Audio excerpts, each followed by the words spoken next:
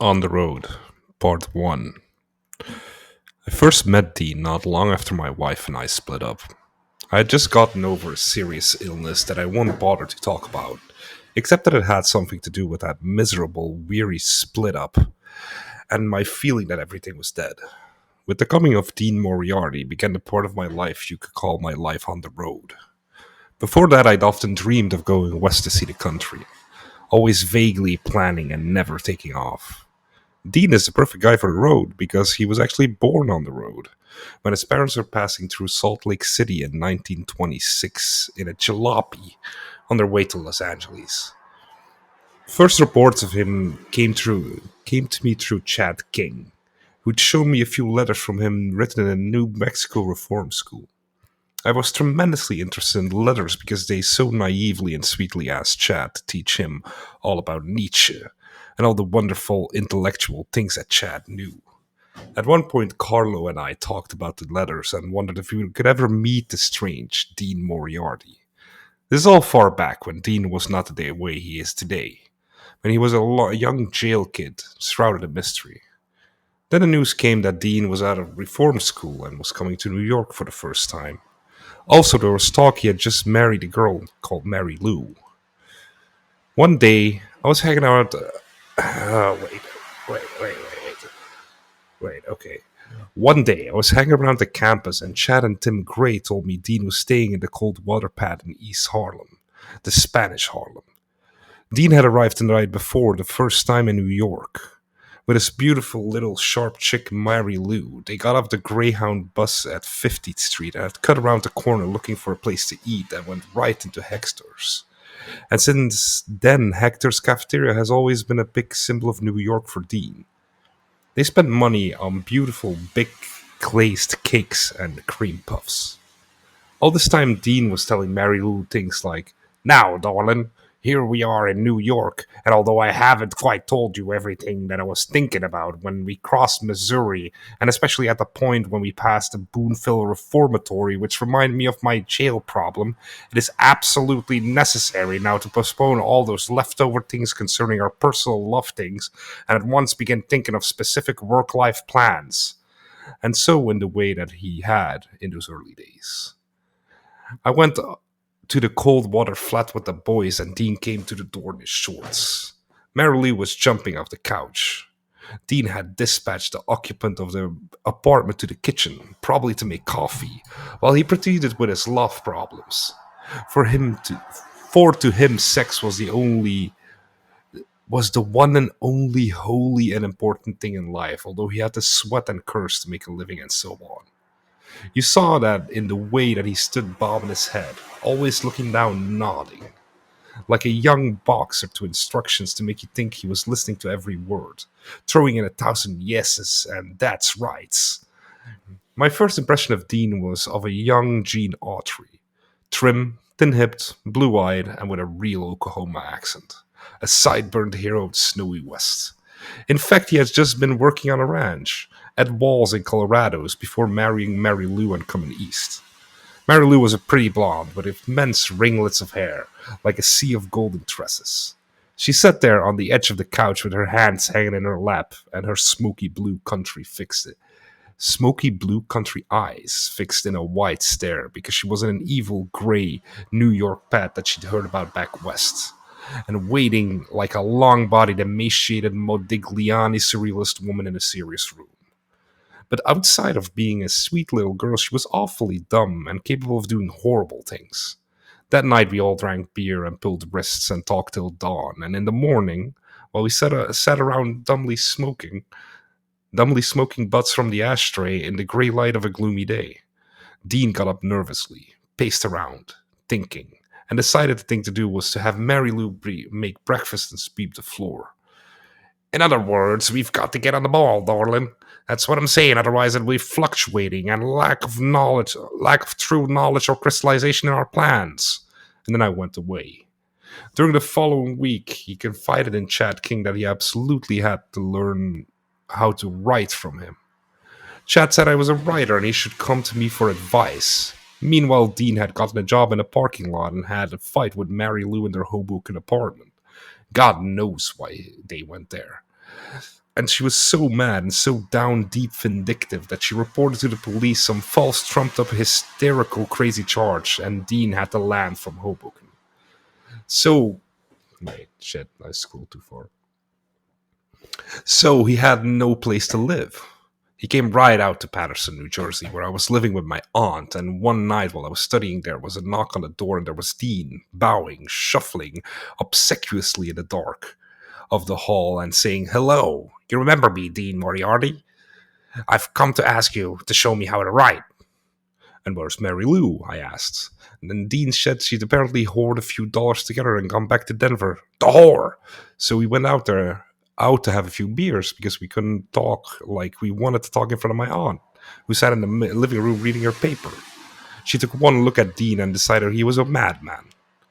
In the bar, I told Dean, "Hell, man, I know very well you didn't come to me only want to become a writer, and after all, what do I really know about it except you've got to stick with it, the energy of a Benny addict?" And he said, "Yes, of course. I know exactly what you mean, and in fact, all those problems have occurred to me. But the thing I want is the realization of those factors, and that should one depend on Schopenhauer's dichotomy for any inwardly realized blah, blah, blah, and so on in that way. Things I understood not one bit, and he himself didn't. In those days, he really didn't know what he was talking about. That is to say, he was a young jail kid all hung up on the wonderful possibilities of becoming a real intellectual, and he liked to talk in the tone of and using the words, but in a jumbled way that he had heard from quote unquote real intellectuals. Although, mind you, he wasn't so naive that in all other things. No, he wasn't so naive as that in all other things, and it took him just a few months with Karl Marx to become a completely in there with all the terms and all the jargon. Nonetheless, we understood each other on the levels of madness, and I agreed he could stay at my house till he found a job, and furthermore, we agreed to go out west sometime. That was the winter of 1947. One night, Dean ate supper at my house. He already had the parking lot job in New York. He leaned over my shoulder and I typed rapidly away and said, "Come on, man. Those girls won't wait. Make it fast." I said, "Hold on just a minute. I'll be right with you as I finish this chapter." And it was one of the best chapters in the book. Then I dressed off and we flew to New York to meet some girls. As we rode the bus in the weird phosphorescent void of the Lincoln Tunnel, we leaned on each other with fingers waving and yelled and talked excitedly, as I was beginning to get the bug like Dean. He was simply a youth, tremendously excited with life. Although he's a con man, he was only conning because he wanted so much to live and to get involved with people who would otherwise pay no attention to him. He was conning me, and I knew it, for room and board and how to ride, etc. And he knew I knew. This has been the basis of our relationship. But I didn't care, and we got along fine. No pestering, no catering. We tiptoed around each other like heartbreaking new friends. I began to learn from him as much as he learned from me. As far as my work was concerned, he said, "Go ahead." No, let me do the voice. "Go ahead. Everything you do is great." He watched over my shoulders and I wrote stories yelling, "Yes, that's right. Wow, man," and "Phew," and wiped his face with his handkerchief. "Man, wow. There's so many things to do, so many things to write. How to even begin to get it all down and without modified restraints and all hung up on literary inhibitions and grammatical fears." "That's right, man. Now you're talking." And the kind of holy lightning I saw flashing from his excitement and his visions, which he described so torrentially that people in buses looked around to see the overexcited nut. In the West, he'd spend a third of his time in the pool hall, a third in jail, and a third in the public library. They'd seen him rushing eagerly down the winter streets, bareheaded, carrying books to the pool hall, or climbing trees to get into attics of buddies where he spent days reading or hiding from the law. Okay, I'm going to pause it here. Dude, this takes a lot of effort. It's 10 minutes for 2 pages? Holy shit. Yeah, I completely underestimated that. Okay, that was a side note. Okay. Man, I've had to redo this one a few times. I went way too hard on my workout and I'm absolutely pooped. But look, I'm gonna get through it. We went to New York. I forgot what the situation was. 2 colored girls. There were no girls there. They were supposed to meet him in a diner and didn't show up. We went to his parking lot where he had a few things to do. change his clothes in the shack and back, and spruce up a bit in front of a cracked mirror and so on. And then we took off. And that was the night Dean met Carlo Marx. A tremendous thing happened when Dean met Carlo Marx. Two keen minds that they are, and they took each other at the drop of a hat. Two piercing eyes glanced into two piercing eyes, the holy conman with the shining mind, and the sorrowful poetic conman with the dark mind that is Carlo Marx. From that moment on, I saw very little of Dean, and I was a little sorry too. The energies met head on. I was a lout compared. I couldn't keep up with him. The whole mad swirl of everything that was to come began then. It would mix up all my friends and all I had left of my family in a big dust cloud over the American night. Carlo told him of Old Bull Lee, Elmer Hassel, Jane, Lee in Texas growing weed, Hassel on Rikers Island, Jane wandering on on Times Square in a Benzedrine hallucination, with her baby girl in her arms and ending up on Bellevue, and Dean told Carlo of unknown people in the West like Tommy Snark, the club-footed pool hall rotation shark and card player and queer saint. He told him of Roy Johnson, Big Ed Dunkel, his boyhood buddies, his street buddies, his innumerable girls and sex parties and pornographic pictures, his heroes, heroines, adventures. I need a quick sip.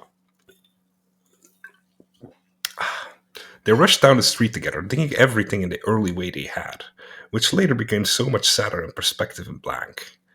But then they danced down the streets like dingle toadies, and I shambled after as I've been doing all my life after people who interest me. Because the only people for me are the mad ones. The ones that are mad to live, mad to talk, mad to be saved, desirous of everything at the same time. The ones who never yawn or say a commonplace thing but burn, burn, burn like fabulous yellow Roman candles and exploding like spiders across the stars. And in the middle you see the blue center light pop and everybody goes, oh. What did they call such young people in Goethe's Germany? Wanting dearly how to learn how to write like Carlo, the first thing you know, Dean was attacking him with a great amorous soul such as only a conman can have. Now, Carlo, let me speak. Here's what I'm saying. I didn't see them at all for 2 weeks, during which time they cemented their relationship to fiendish all-day, all-night talk proportions. Then came spring, the great time of traveling, and everybody in the scattered gang was getting ready to take one trip or another. I was busily at work on my novel when I came to the halfway mark, after a trip down south with my aunt to visit my brother Rocco. I got ready to travel west for the first time. Dean had already left. Carlo and I saw him off at the 34th Street Greyhound station. Upstairs they had a place where you could make pictures for a quarter. Carlo took off his glasses and looked sinister. Dean made a profile shot and looked coyly around. I took a straight picture that made me look like a 30-year-old Italian who'd kill anybody who said anything against his mother. This picture Carlo and Dean neatly cut down the middle with a razor and saved a half each in their wallets. Dean was wearing a real Western business suit for a big trip back to Denver. He'd finished his first fling in New York. I say fling, but he only worked like a dog in parking lots. The most fantastic parking lot attendant in the world, he can back a car 40 miles an hour into a tight squeeze and stop at the wall, jump out, race him on fenders, leap into another car, circle at 50 miles an hour into a random space, back swiftly into a spot, hump, snap the car with the emergency so you see it bounce as he flies out and then clear to the ticket check. Sprinting like a track star, hand a ticket and leap into a newly arrived car before the owner's half out, leap literally under him as he steps out, start the car with the door flapping and roar off to the next available spot, arc, pop in, brake out, run, working like that without pause, 8 hours a night, evening rush hours and after theater rush hours in greasy wino pants with a frayed fur-lined jacket and beach shoes that flap. Now he'd bought a new suit to go back in, blue with pencil stripes, vest and all, $11 on 3rd Avenue, with a watch and a watch chain, and a portable typewriter which he was going to start writing with in a Denver rooming house as soon as he got a job there. We had a farewell meal of franks and beans in a 7th Avenue's Rikers, and then Dean got on the bus that said Chicago and roared off into the night. There went our Wrangler. I promised myself to go the same way. Let me restart that. There went our Wrangler. I promised myself to go the same way when spring really bloomed and opened up the land. And this was really the way to tell my whole road experience began. and the things that were to come are too fantastic not to tell. Okay, I need a lot of sip, man. My throat is dry. Yes, it wasn't only because I was a writer and needed new experience that I wanted to know Dean more, and because my life hanging around the campus had reached the completion of its cycle and I was stultified. But because somehow, in spite of our difference in character, he reminded me of some long lost brother. The sight of his suffering, bony face with the long sideburns and his straining, muscular, sweating neck made me remember my boyhood in those dye dumps and swim holes and riversides of Patterson and the Pasiac. His dirty work clothes clung to him so gracefully, as though you couldn't buy a better fit from a custom tailor but only earn it from the natural tailor of natural joy, as Dean had in his dresses. And in his excited way of speaking, I heard again the voices of old companions and brothers under the bridge, among the motorcycles, along the wash-lined neighborhood and the drowsy doorsteps of afternoon where boys played guitars while their older brothers worked in the mills. All my other current friends were intellectuals. Chad, the Nietzschean anthropologist, Karl Marx and his nutty surrealist low-voiced serious staring talk, Old Bill Lee and his critical anti-everything drawl, or else they were slinking criminals like Elmer Hassel with a hip sneer, Jane Lee the same, sprawled on the oriental cover of her couch, sniffing at the New Yorker. But Dean's intelligence was every bit as formal and shining and complete without the tedious intellectualness. And his criminality was not something that sulked and sneered. It was wild, yearning, saying overburst of American joy. Wait, this is okay. The PDF is kind of wrong here, but okay. It was Western, the West Wind, an ode from the plains, something new, long prophesied, long a coming. He only stole cars for joyrides.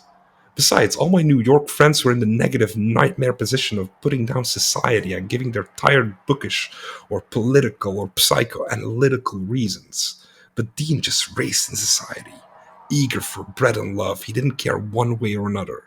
So long as I could get that little old gal with that little something down there between her legs, boy. So long as we could eat, son, you hear me? I'm hungry. I'm starving. Let's eat right now. And off we'd rush to eat, whereof, as Saint Ecclesiastes, it is your portion under the sun. A western kinman of the sun, Dean. Although my aunt warned me that he would get me in trouble, I could hear a new call and see a new horizon, and believe it at my young age. And a little bit of trouble, or even Dean's eventual rejection of me as a buddy, putting me down as he would later, on starving sidewalks and sick beds. What did it matter? I was a young writer and I wanted to take off. Somewhere along the line, I knew there'd be girls, visions, everything. Somewhere along the line, the pearl will be handed to me.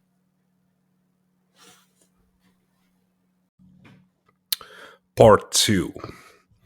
In the month of July 1947, having saved about $50 from old veteran benefits, I was ready to go to the West Coast.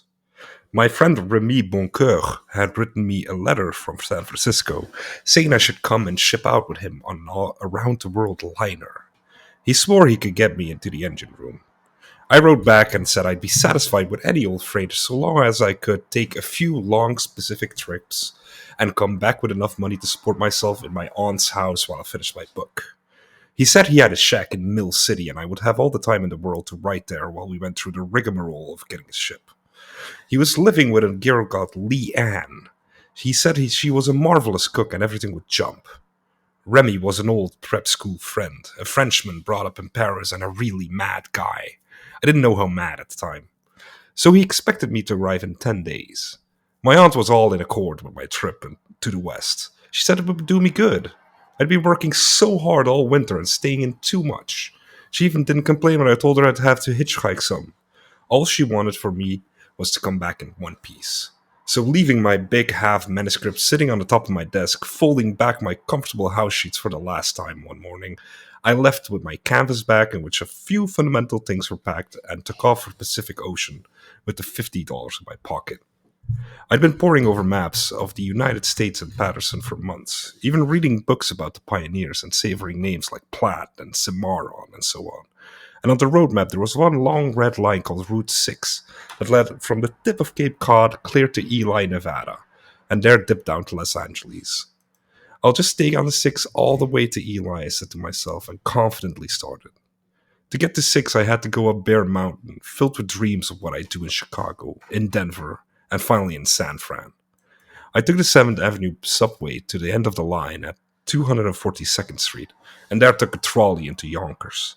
In downtown Yonkers, I transferred to an outgoing trolley and went to the city limits on the east bank of the Hudson River.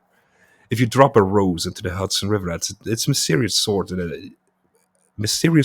the Adirondacks. Yeah, Adirondacks. Think of all the places it journeys by as it goes to sea forever. Think of that wonderful Hudson Valley. Okay, I need a little sip.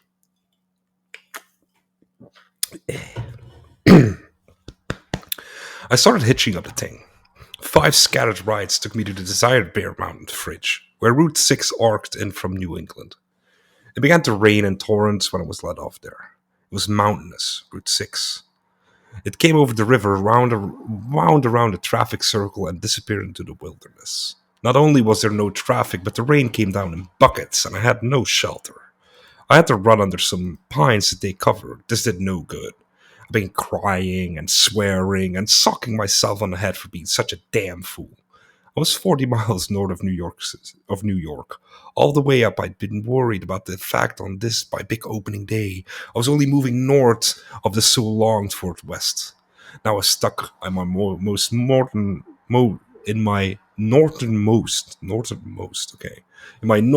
hang up. I ran a quarter mile to an abandoned cute English-style filling station and stood under the dripping eaves. High up over my head, the great hairy Bear Mountain sent down thunderclaps that put the fear of God in me. All I could see were smoky trees and dismal wilderness rising to the skies. What the hell am I doing up here? I cursed. I cried for Chicago. Even now, they're all having a big time. They're doing this. I'm not there. When will I get there? And so on. Finally, a car stopped at an empty filling station. The man and the 2 women in it wanted to study a map.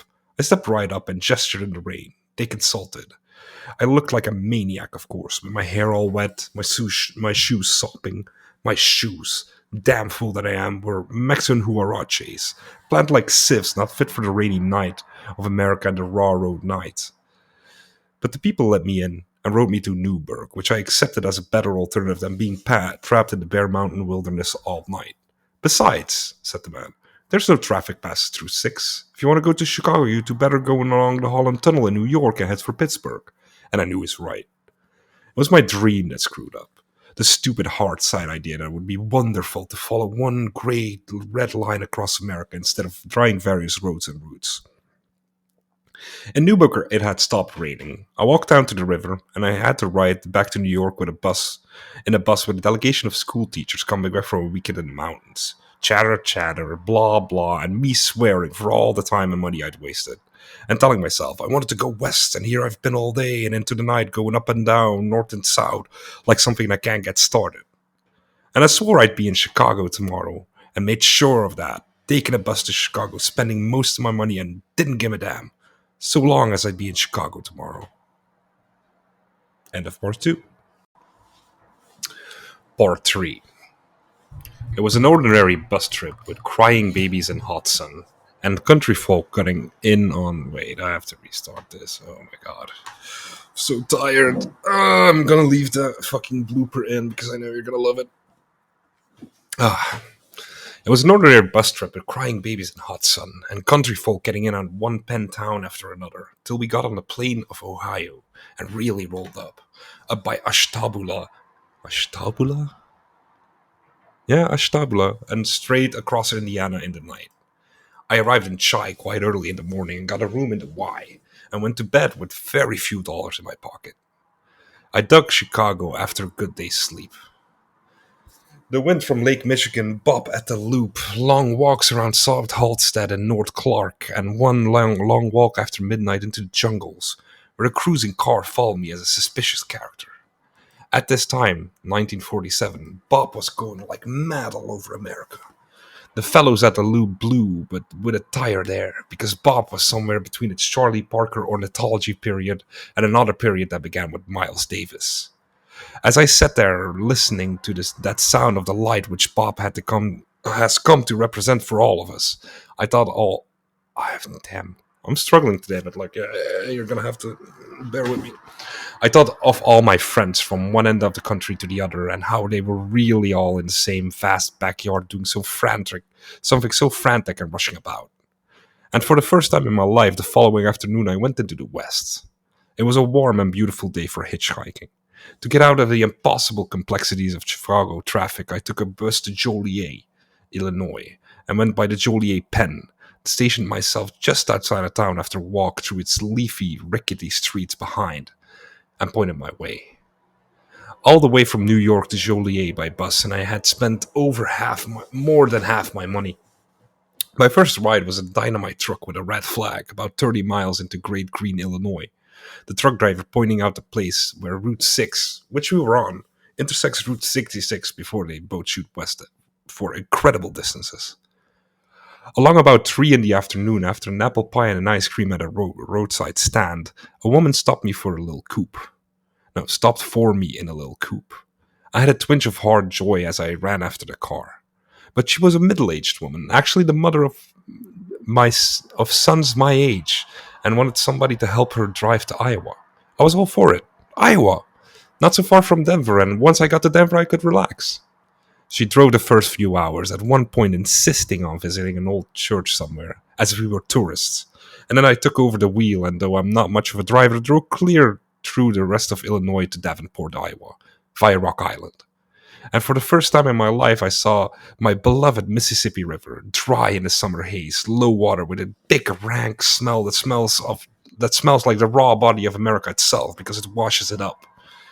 Rock Island, railroad tracks, shacks, small downtown section, and over the bridge to Davenport, some kind of town, all smelling of sawdust in the warm Midwest sun.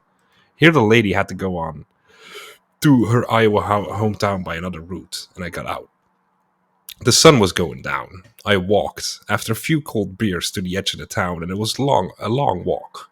All the men were driving home from work, wearing railroad hats, baseball hats, all kinds of hats, just like after work in any town, anywhere. One of them gave me a ride up the hill and left me at a lonely crossroads on the edge of the prairie. It was beautiful there. The only cars that came by were farmer cars, and they gave me suspicious looks. They clanked along. The cows were coming home. Not a truck. A few cars zipped by. A hot rod kid came by with his sword flying.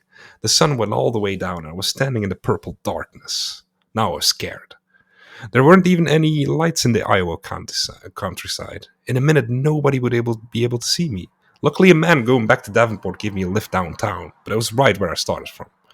I went to sit in the bus station and think this over. I ate another apple pie and ice cream. That's practically all I ate, all the way across the country. I knew it was nutritious and delicious, of course. I decided to gamble. I took a bus in downtown Davenport after spending the half an hour watching a waitress in the bus station cafe, and rode to the city limits, but this time near the gas stations. Here the big trucks roared, wham, and inside 2 minutes one of them cranked to a stop for me. I ran for it with my soul whooping.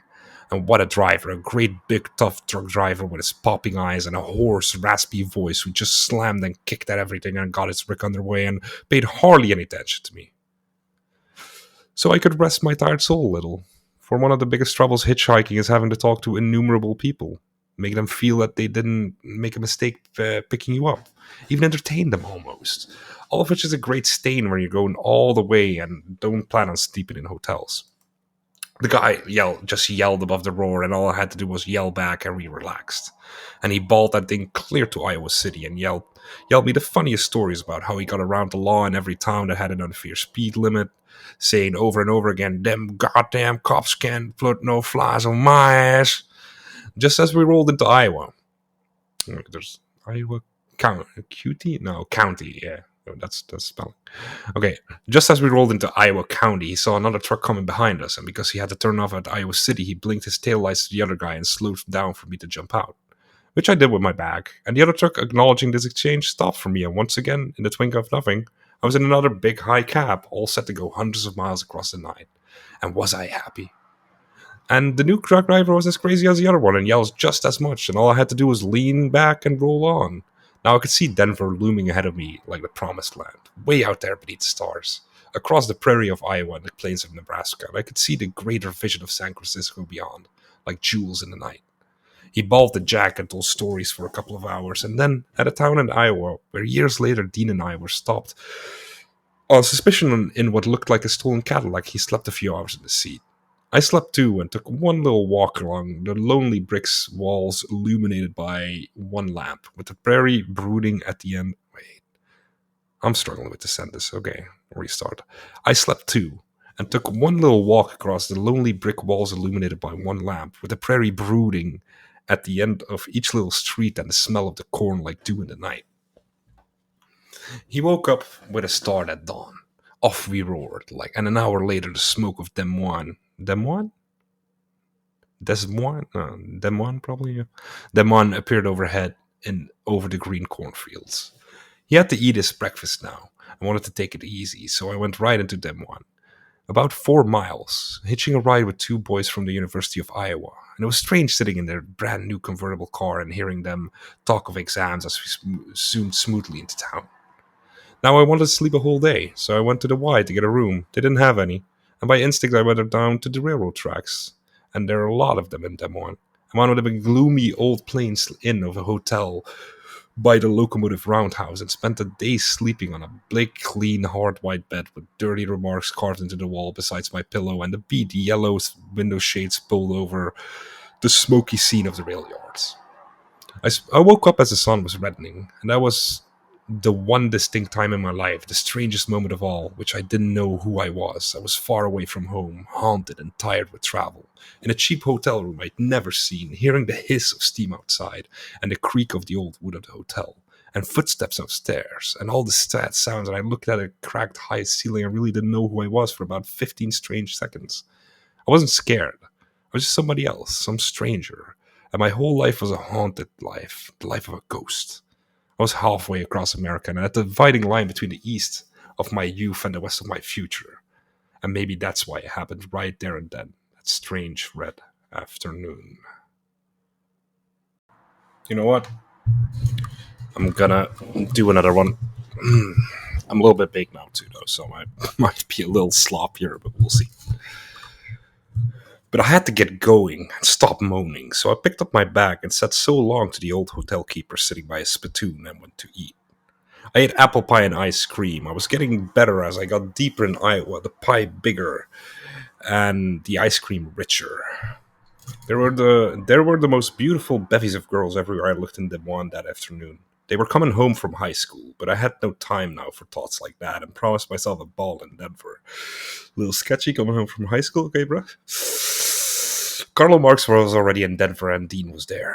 Chad King and Tim Gray were there. It was their hometown. Mary Lou was there, and there was mention of a mighty gang, including Ray Rawlins and his beautiful blonde sister Babe Rawlins, two waitresses Dean knew, the Betancourt sisters, and even Roland Major, my old college writing buddy, was there. Looked forward to all of them with joy and anticipation. So I rushed past the pretty girls, and the prettiest girls in the world live in Des Moines. A guy with a kind of tool shack on wheels, a truck full of tools that he drove standing up like a modern milkman, gave me a ride up the long hill where I immediately got a ride from a farmer and his son heading out for Ado in Iowa.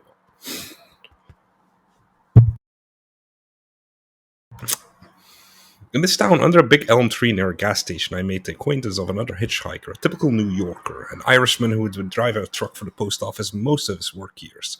I was now headed for a girl in Denver and a new life.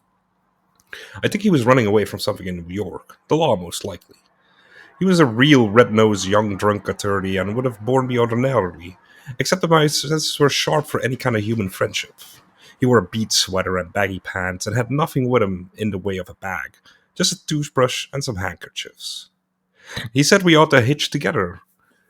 I should have said no, but he looked pretty awful on the road, but we stuck together and got a ride in with a taciturn man to Stewart, Iowa, a town in which we were really stranded. We stood in front of the railroad ticket shack in Stewart, waiting for the westbound traffic till the sun went down, a good 5 hours, dawdling away the time at first telling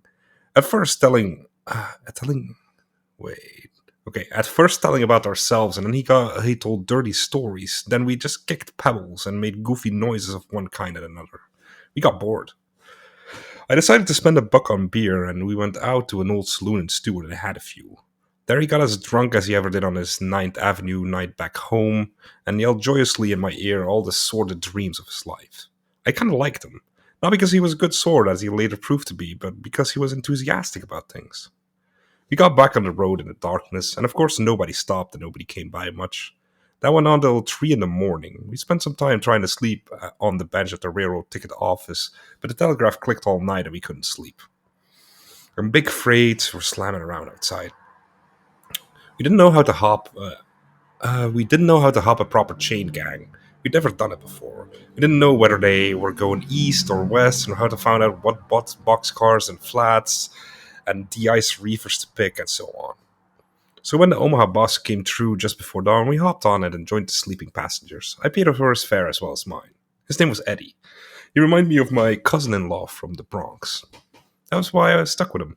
It was like having an old friend along, a smiling, good-natured sort to goof along with. We arrived at Council Bluffs at dawn. I looked out. All winter I'd been reading of the great wagon parties that held council there before hitting the Oregon and Santa Fe trails. And of course now it was only cute suburban cottages of one damn kind or another. Oh, sorry. All laid out in dismal grey dawn. Then Omaha, and by God, the first cowboy I saw, walking around the bleak walls of the wholesale meat warehouses in a 10-gallon hat and Texas boots, looked like any beat character of the brick wall dawns of the East, except for the getup. We got off the bus and walked clear up the hill, the long hill formed over millennia by the mighty Missouri, alongside which Omaha is built, and got out to the country and stuck our thumbs out.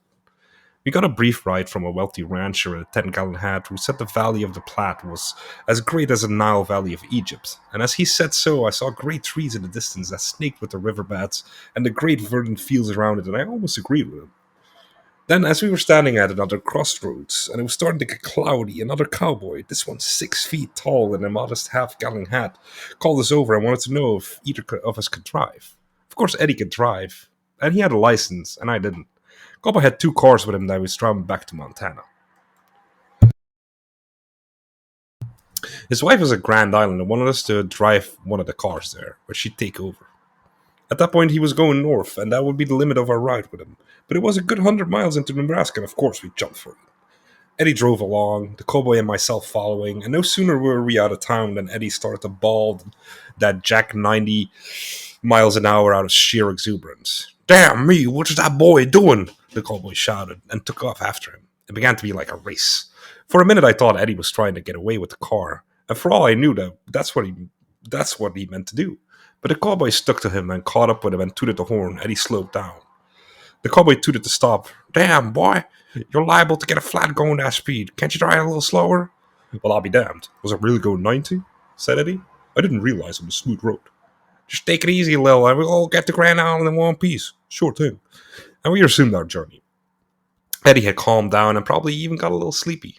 So we drove 100 miles across Nebraska, following the winding Platte with its verdant fields.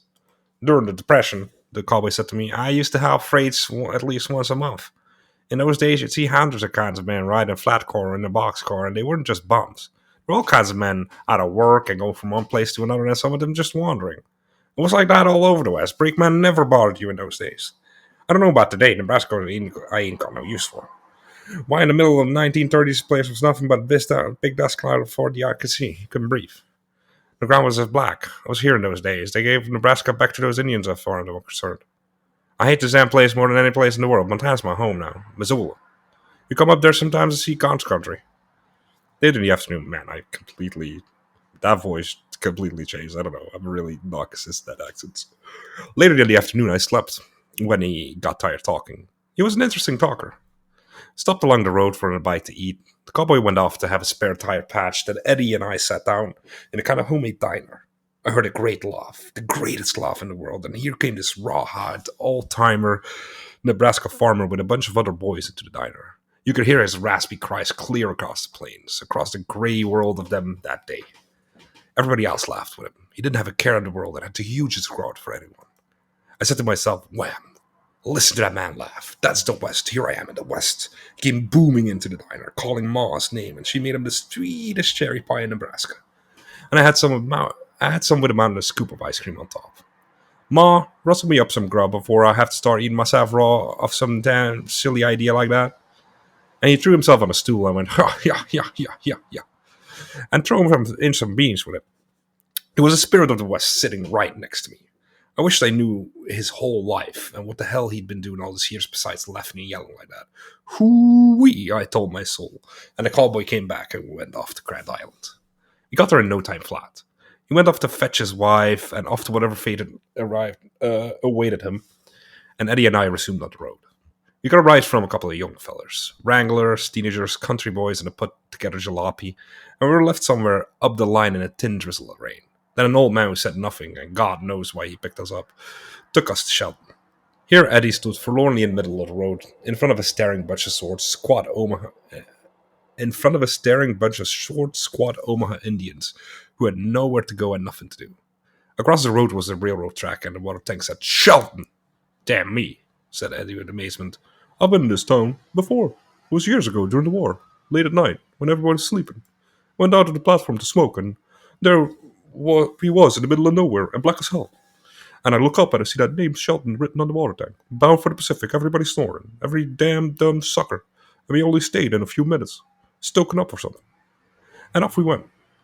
Damn me this, Shelton. I hated this place ever since." And we were stuck in Shelton.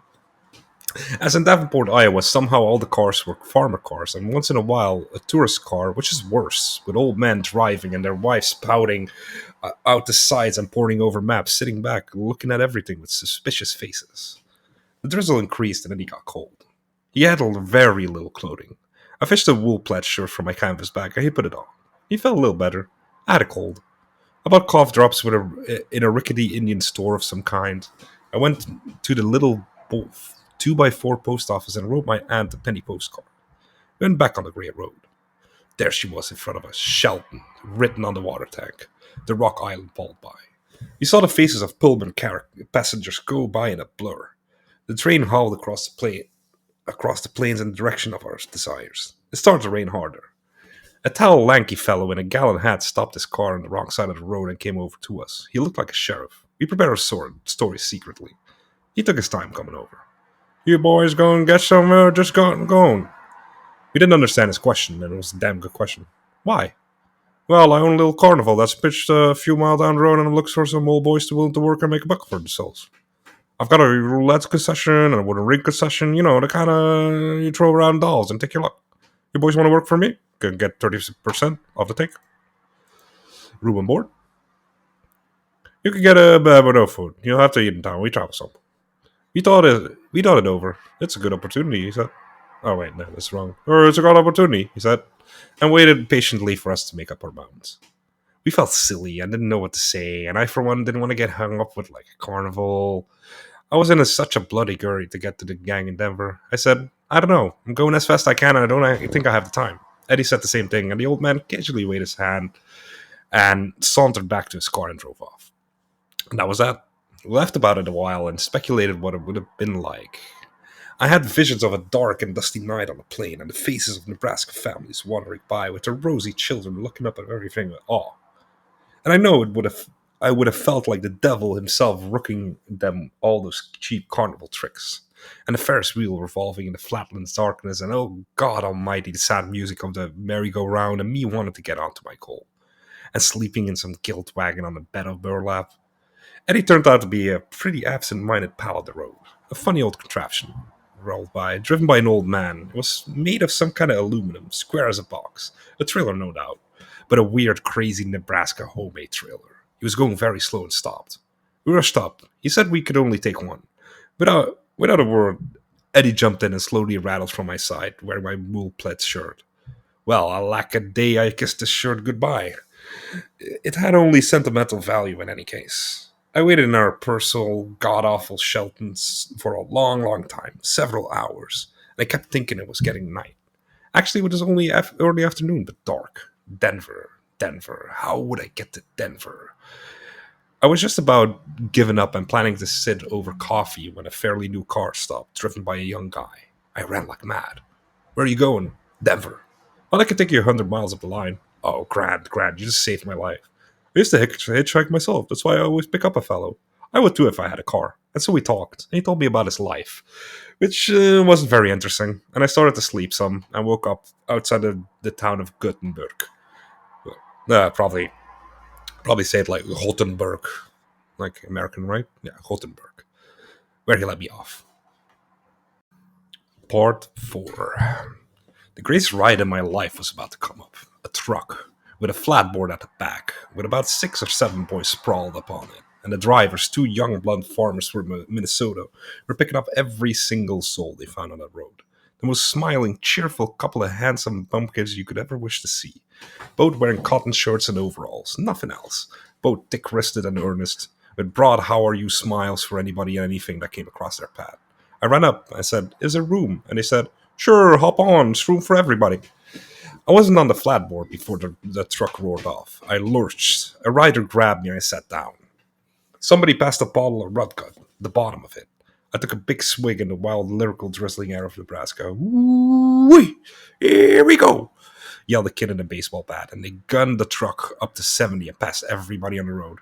"We've been riding this son of a bitch since day one. These guys never stop. Every now and then you have to yell out for piss call, otherwise you have to piss off in the air. And hang on, brother, hang on." I looked at the company. There were two young farmer boys from North Dakota in rest baseball caps, which is the standard North Dakota farmer boy hat, and they were headed for the harvest. Their old men had given them leave to hit the road for summer. There were two young city boys from Columbus, Ohio, high school football players, chewing gum, winking, singing in the breeze, and they said they were hitchhiking around the United States for the summer. "We're going to LA," they yelled. "What are you going to do there?" "Hell, we don't know. Who cares?" Then there was a slim fellow who had a sneaky look. "Where are you from?" I asked. I was lying next to him on the platform. You couldn't sit without bouncing off. It had no rails. And he turned slowly to me and opened his mouth and said, "Montana." Finally, there were Mississippi Gene and his charge. And Mississippi Gene was a dark little guy who rode freight trains around the country. A 30-year-old hobo with a youthful look, so you couldn't tell exactly what age he was. And he sat on the boards cross-legged, looking out over the fields without saying anything for hundreds of miles. And finally, at some point, he turned to me and said, "Where are you headed?" I said, "Denver. I got a sister there, but I ain't seen her for several couple of years."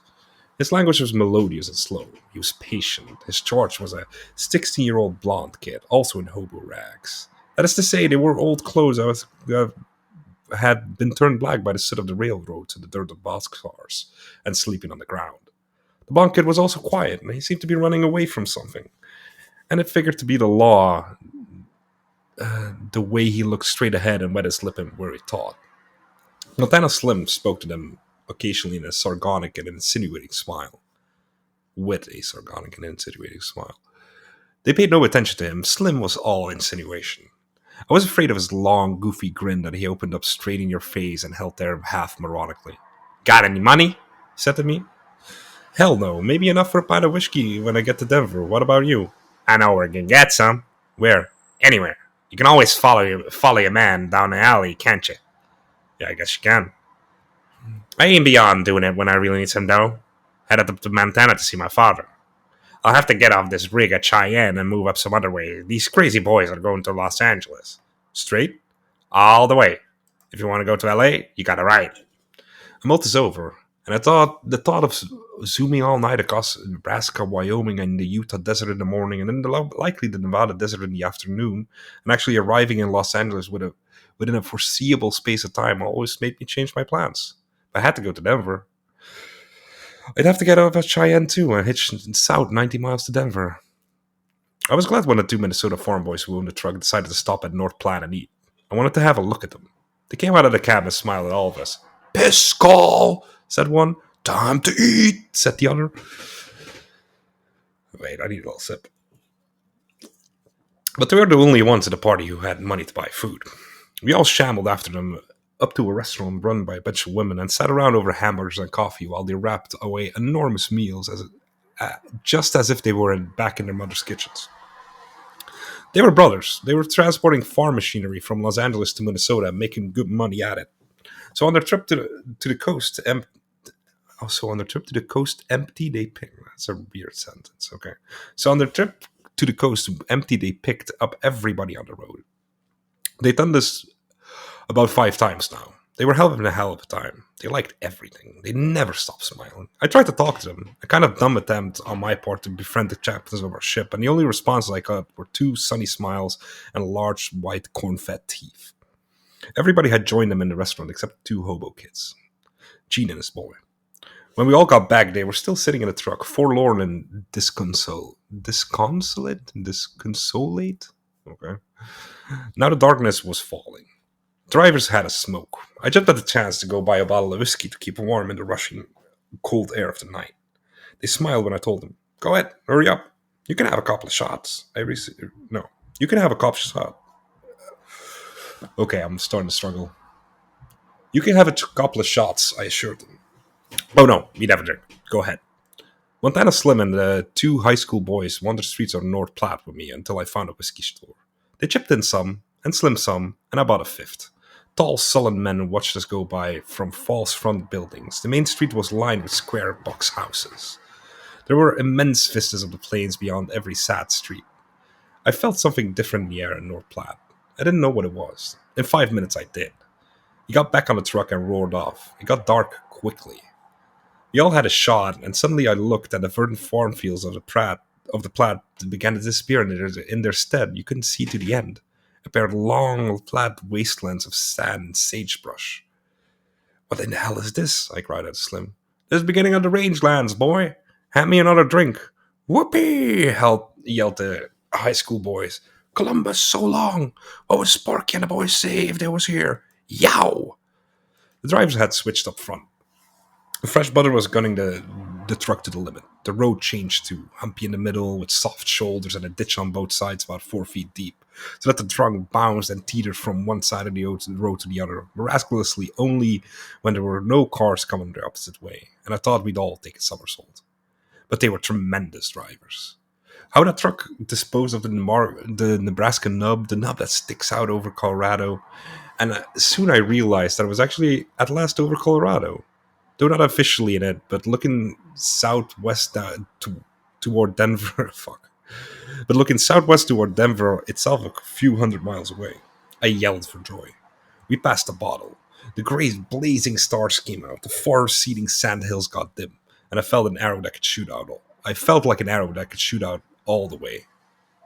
And suddenly Mississippi Gene turned to me from his cross-legged patient reverie and opened up his mouth, leaned close, and said, "These planes put me in the mind of Texas."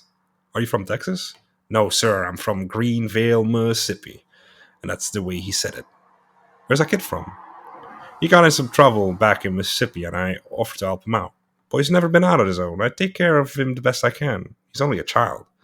Although Gene was white, there was something of the wise and tired old Negro in him, and something very much like Elmer Hassel, the New York dope addict, in him. But a railroad hassle, a traveling epic hassle, crossing and recrossing the country every year, south in the winter and north in the summer, and only because he had no place he could stay, without getting tired of it, because there was nowhere to go but everywhere, keep rolling under the stars, generally the western stars. I've been up to Ogden a couple of times. If you want to ride down to Ogden, I got some friends there we could hole up with. I'm going to Denver from Cheyenne. Hell, go right straight through. You don't need a ride like this every day. This too was a tempting offer. What was in Ogden? "What's Ogden?" I said. "It's a place where most of the boys pass through, and we always meet there. You're liable to see anybody there." In my earlier days, I'd been to sea with a tall, red, raw-boned fellow from Louisiana called Big Slim Hazard, Williams Holmes Hazard, who was hobo by choice. As a little boy, he'd seen a hobo come up to ask his mother for a piece of pie, and she had given it to him. When the hobo went up to down the road, the little boy had said, "Ma, what is that fellow?" "Why, that's a hobo." "Ma, I want to be a hobo someday." "Shut your mouth, that's not for like on hazards." But he never forgot that day, and when he grew up after a short spell playing football at LSU, he did become a hobo. Big Slim and I have spent many nights telling stories and spitting tobacco juice in paper containers. There was something so indubitably reminiscent of Big Slim Hazard and Mississippi Gene's demeanor that I said, "Do you happen to have met a fellow named Big Slim Hazard somewhere?" "You mean the tall fellow with the big laugh?" "Well, it sounds like him. He came from Ruston, Louisiana." "That's right, Louisiana Slim, he's sometimes called." "Yes, sir, I sure have met Big Slim. He used to work in East Texas oil fields." "East Texas, right. And now he's punching cows." And I was exactly right. I still couldn't believe Gene had really known Slim, whom I've been looking for more or less for years. I used to work on tugboats in New York. Well, now I don't know about that. I actually only knew him in the West. I reckon. I ain't never been to New York. Well, damn me, I'm amazed you know him. This is a big country. Yet I knew you must have known. Yes, sir, I knew Big Slim pretty well. Always generous with his money when he's got some. Mean, tough fellow, too.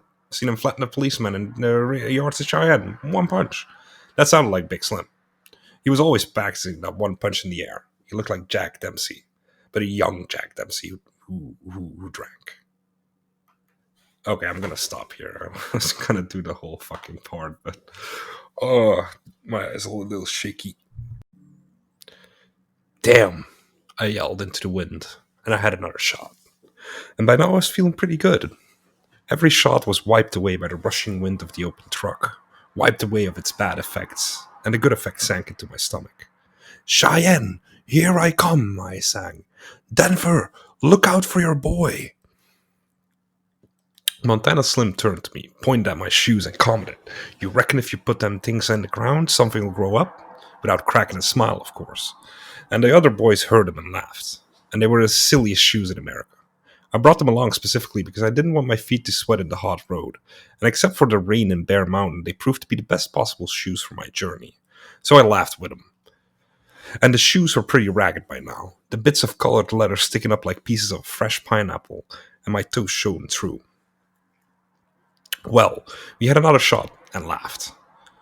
As in a dream, we zoomed through small crossroads towns, smack out of the darkness, and past long lines of lounging harvest hands and cowboys into the night. They watched us pass in one motion of the head, and we saw them slap their thighs from continuing dark the other side of town.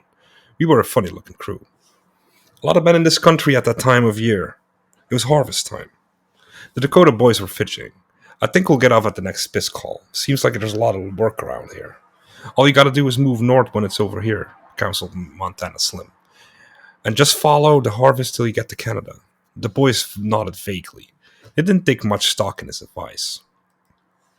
Meanwhile, the blonde young fugitive sat the same way. Every now and then, Gene leaned out of his Buddhistic trance over the rushing dark plains and said something tenderly in the boy's ear. The boy nodded. Gene was taking care of him, of his moods and his fears. I wondered where the hell they would go and what they would do. They had no cigarettes. I squandered my pack on them. I loved them so. They were grateful and gracious. They never asked. I kept offering. Montana Slim had his own, but never passed a pack. We zoomed through another crossroads town, past another line of tall, lanky men in jeans clustered in dim light like moths on the desert, and returned to the tremendous darkness, and the stars overhead were pure and bright because of the increasingly thin air as we mounted the high hill of the western plateau. About a foot a mile, so they say, and no trees obstructing any low-level stars anywhere. And once I saw a moody, white-faced cow in the sage by the road as we flitted by. It was like riding a railroad train, just as steady and just as straight. By and by, we came into a town, slowed down, and Montana Slim said, Biscol. But the Minnesotans didn't stop and went right on through. Damn, I gotta go, said Slim. Go over the side, said somebody. Well, I will, he said. And slowly, as we all watched, he inched to the back of the platform on his haunch, holding as best as he could till his legs dangled over.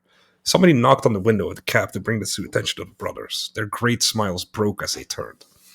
And just as Slim was ready to proceed, precarious as it was already to begin zigzagging the truck at 70 miles an hour, he fell back a moment. We saw a whale spout into the air. He struggled back into a sitting position. They swung the truck. Wham! Over he went on his side, watering all over himself. In the roar, he could hear him faintly cursing, like the whine of a man far across the hills. Damn! Damn. He never knew we were doing this deliberately. He just struggled as grim as Job.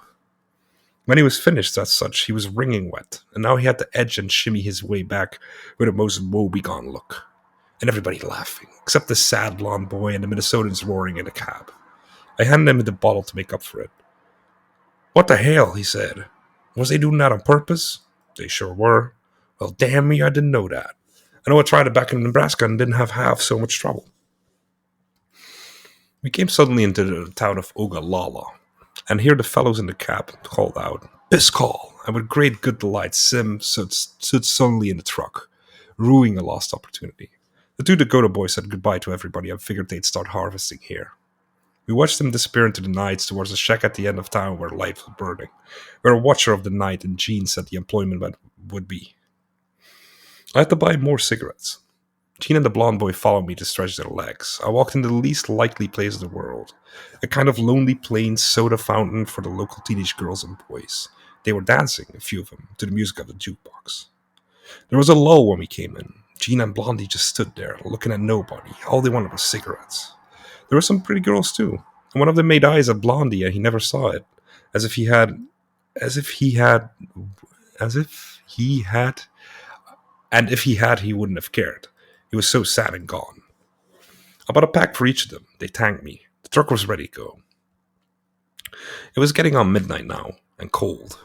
Gene, who'd been around the country more times than he could count on his fingers and toes, said the best thing to do now was for all to bundle up under the big tarpaulin or would freeze. In this manner, with the rest of the bottle, we kept warm as the air grew ice cold and pinged our ears. The stars seemed to get brighter the more we climbed the high plains. We were in Wyoming now. Flat on my back, I stared straight up at the magnificent firmament, glorying in the time I was making, in how far I had come from Sad Bear Mountain after all, and tingling with kicks at the thought of what lay ahead of me in Denver. Whatever. Whatever it would be. And Mississippi Gene began to sing a song. He sang it in a melodious, quiet voice with a river accent. It was simple. Just, I got a pretty little girl, she's sweet 16, she the prettiest thing you ever seen. Repeating it with other lines thrown in. All concerning how far he'd been and how he wished he could go back, but he done lost her. I said, Gene, that's the prettiest song. It's as sweet as I know, he said with a smile. I hope you get where you're going, and be happy when you do. I always make out and move along on one way or the other. Montana Slim was asleep. He woke up and said to me, Hey, Blackie, how about you and me investigating Cheyenne together tonight before you go to Denver? Sure thing. I was drunk enough to go for anything.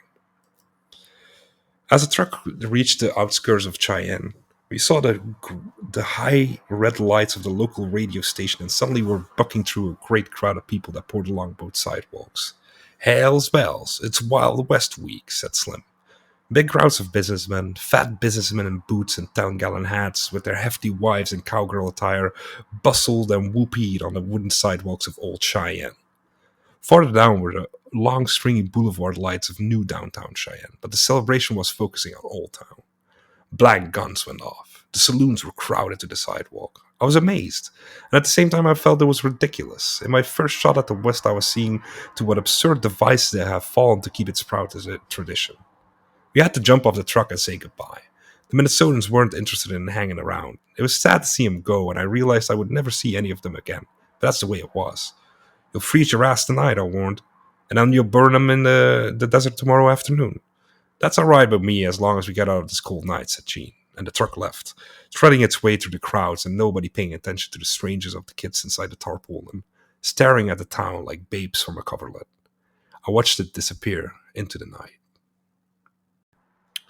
Part 5. I was with Montana Slim and we started hitting the bars. I had about $7, 5 of which I foolishly squandered that night. First we milled with all the cowboy-dutted tourists and the oilmen and the ranchers, at bars, in doorways, on the sidewalk. And then for a while I shook Slim, who was wandering a little slap-happy on the street from all the whiskey and beer. He was that kind of drinker. His eyes got glazed and in a minute he'd be telling an absolute stranger about things. I went into a chili joint and the waitress was Mexican and beautiful.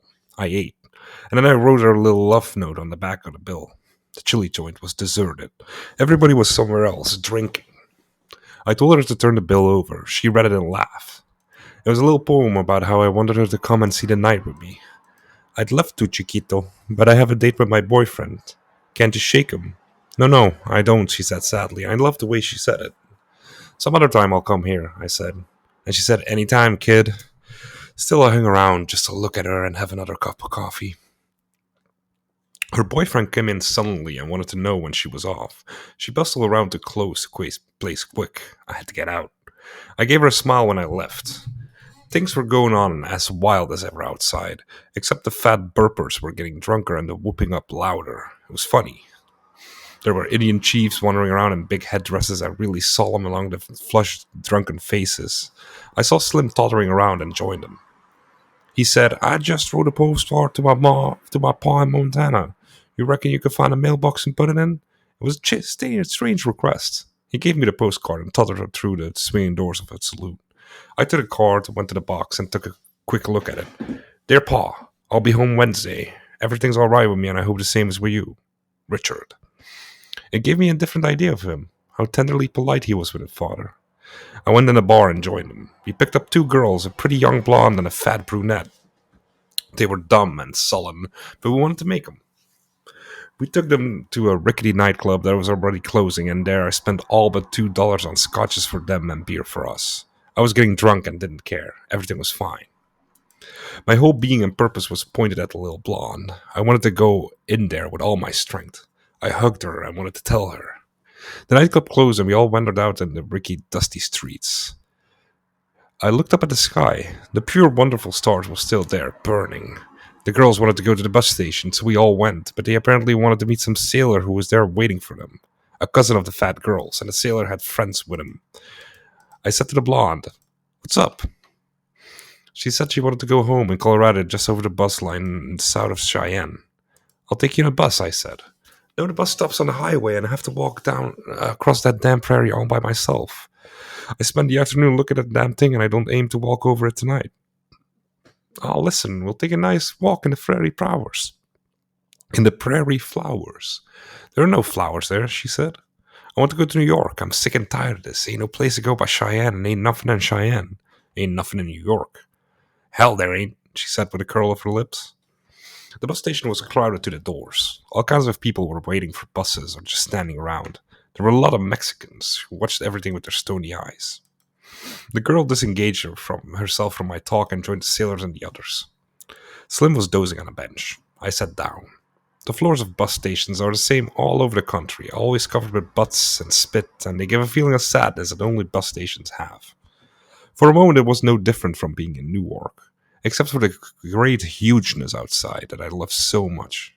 I rued the way I had broken up the purity of my entire trip, not saving every dime and dawdling and not really making time, fooling around with this sullen girl and spending all my money. It made me sick.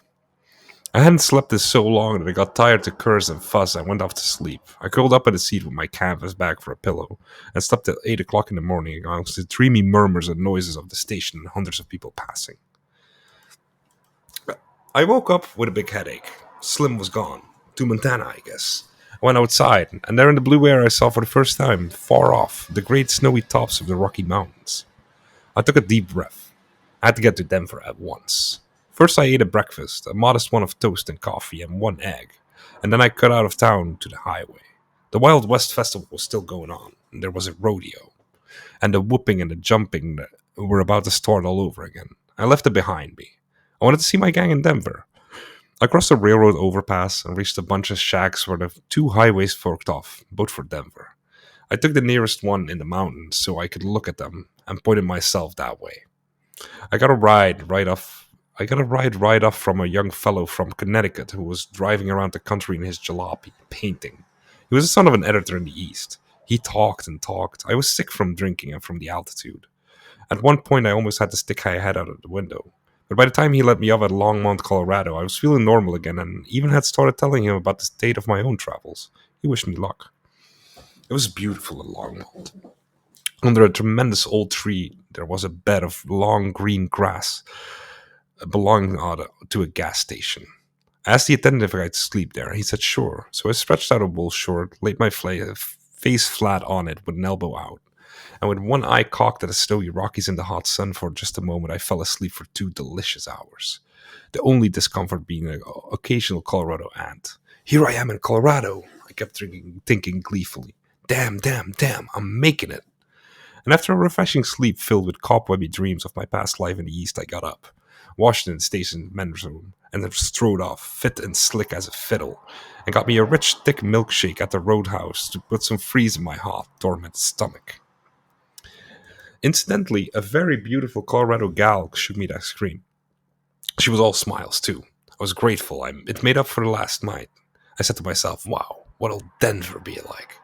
I got on that hot road and off I went in a brand new car driven by a Denver businessman of about 35. Excuse me? He went 70. I tinkled all over.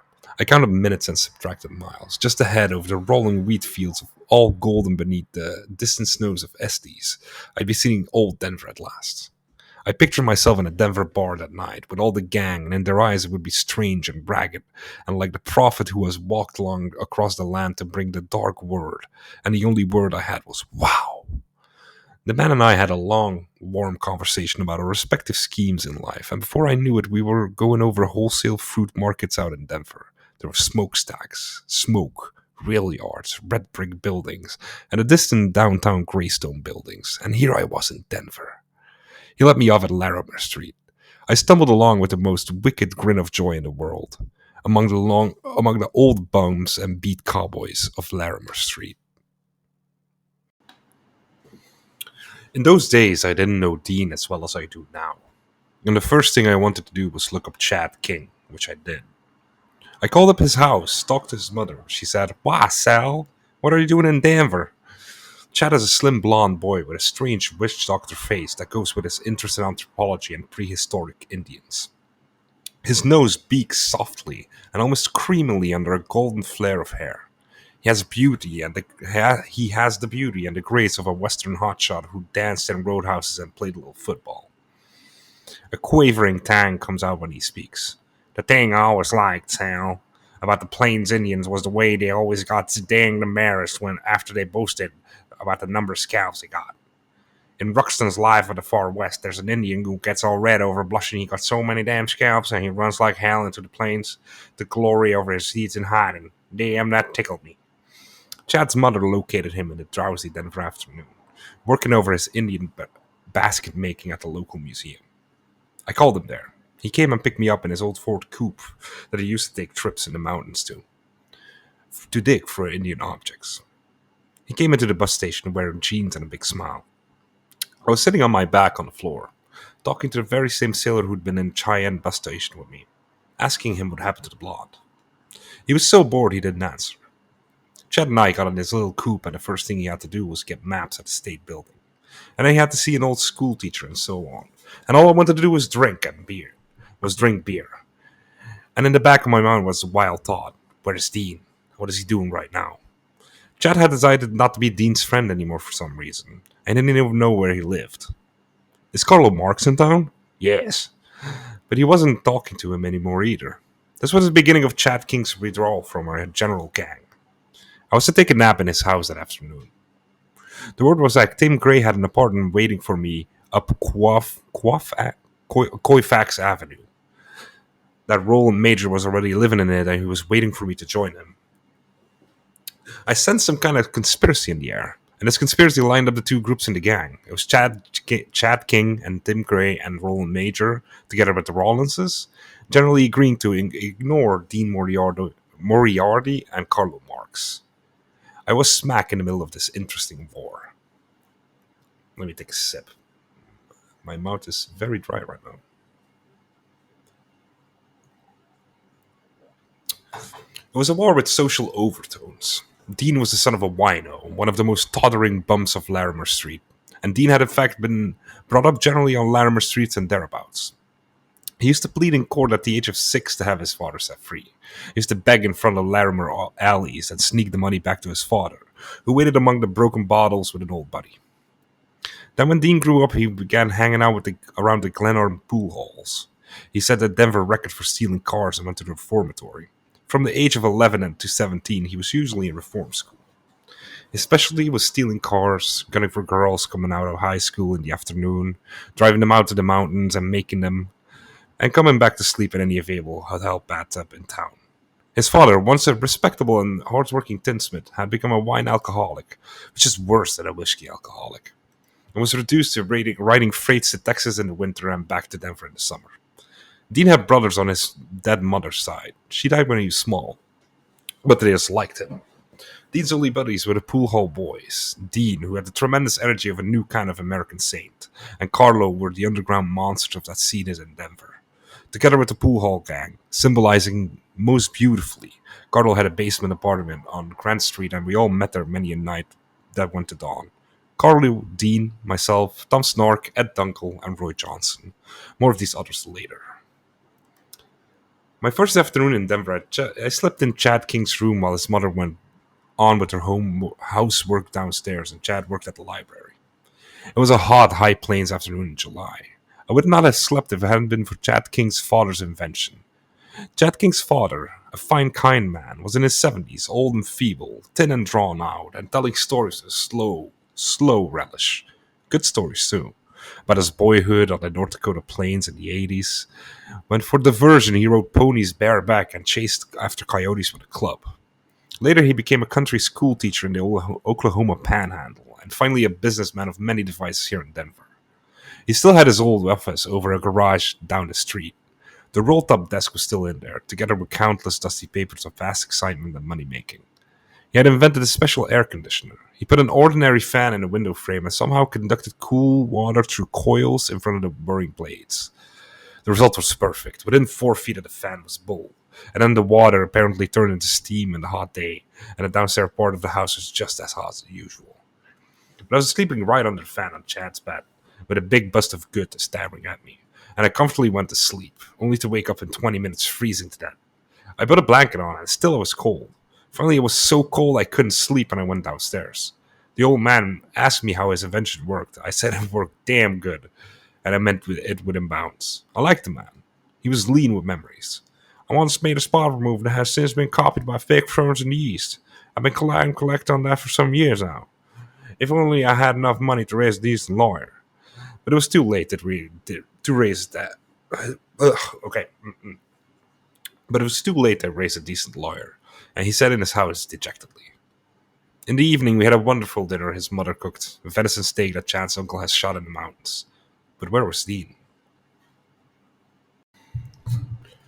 The following 10 days were, as W.C. Fields said, fraught with imminent peril and mad. I moved in with Roland Major in the really swank apartment that belonged to Tim Gray's folks. We each had a bedroom, and there was a kitchenette with food in the icebox, and a huge living room where Major sat in his silk dressing gown, composing his latest Hemingwayan short story.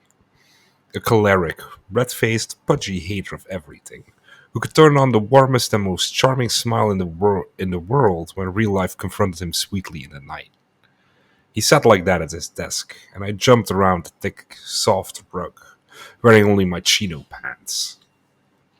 He'd just written a story about a guy who comes to Denver for the first time. His name is Phil. His traveling companion is a mysterious and quiet fellow called Sam. Phil goes out to dig Denver and gets hung up with Artie types. He comes back to the hotel room, lugubriously. I've never seen that word before. Lugubriously? Yeah, lugubriously, he says, Sam, they're here too. And Sam is just looking out the window sadly. Yes, says Sam, I know. And the point was that Sam didn't have to go and look to notice. The Artie types were all over America, sucking up its blood. Major and I were great pals. He thought I was the farthest thing from an Artie type. Major liked good wines, just like Hemingway. He reminisced about his recent trip to France. Ah, Sal, if you could sit with me high in the Basque country with a cool bottle of Poignon de Neuf, then you'd know that there are other things besides boxcars. I know that. It's just that I love boxcars, and I love to read the names of them, like Missouri Pacific, Great Northern, Rock Island Line. By God, Major, if I could tell you everything that happened since happened to be hitching here. The Rollinses lived a few blocks away. This was a delightful family. A youngish mother, part of an owner of a decrepit ghost town hotel, with 5 sons and 2 daughters.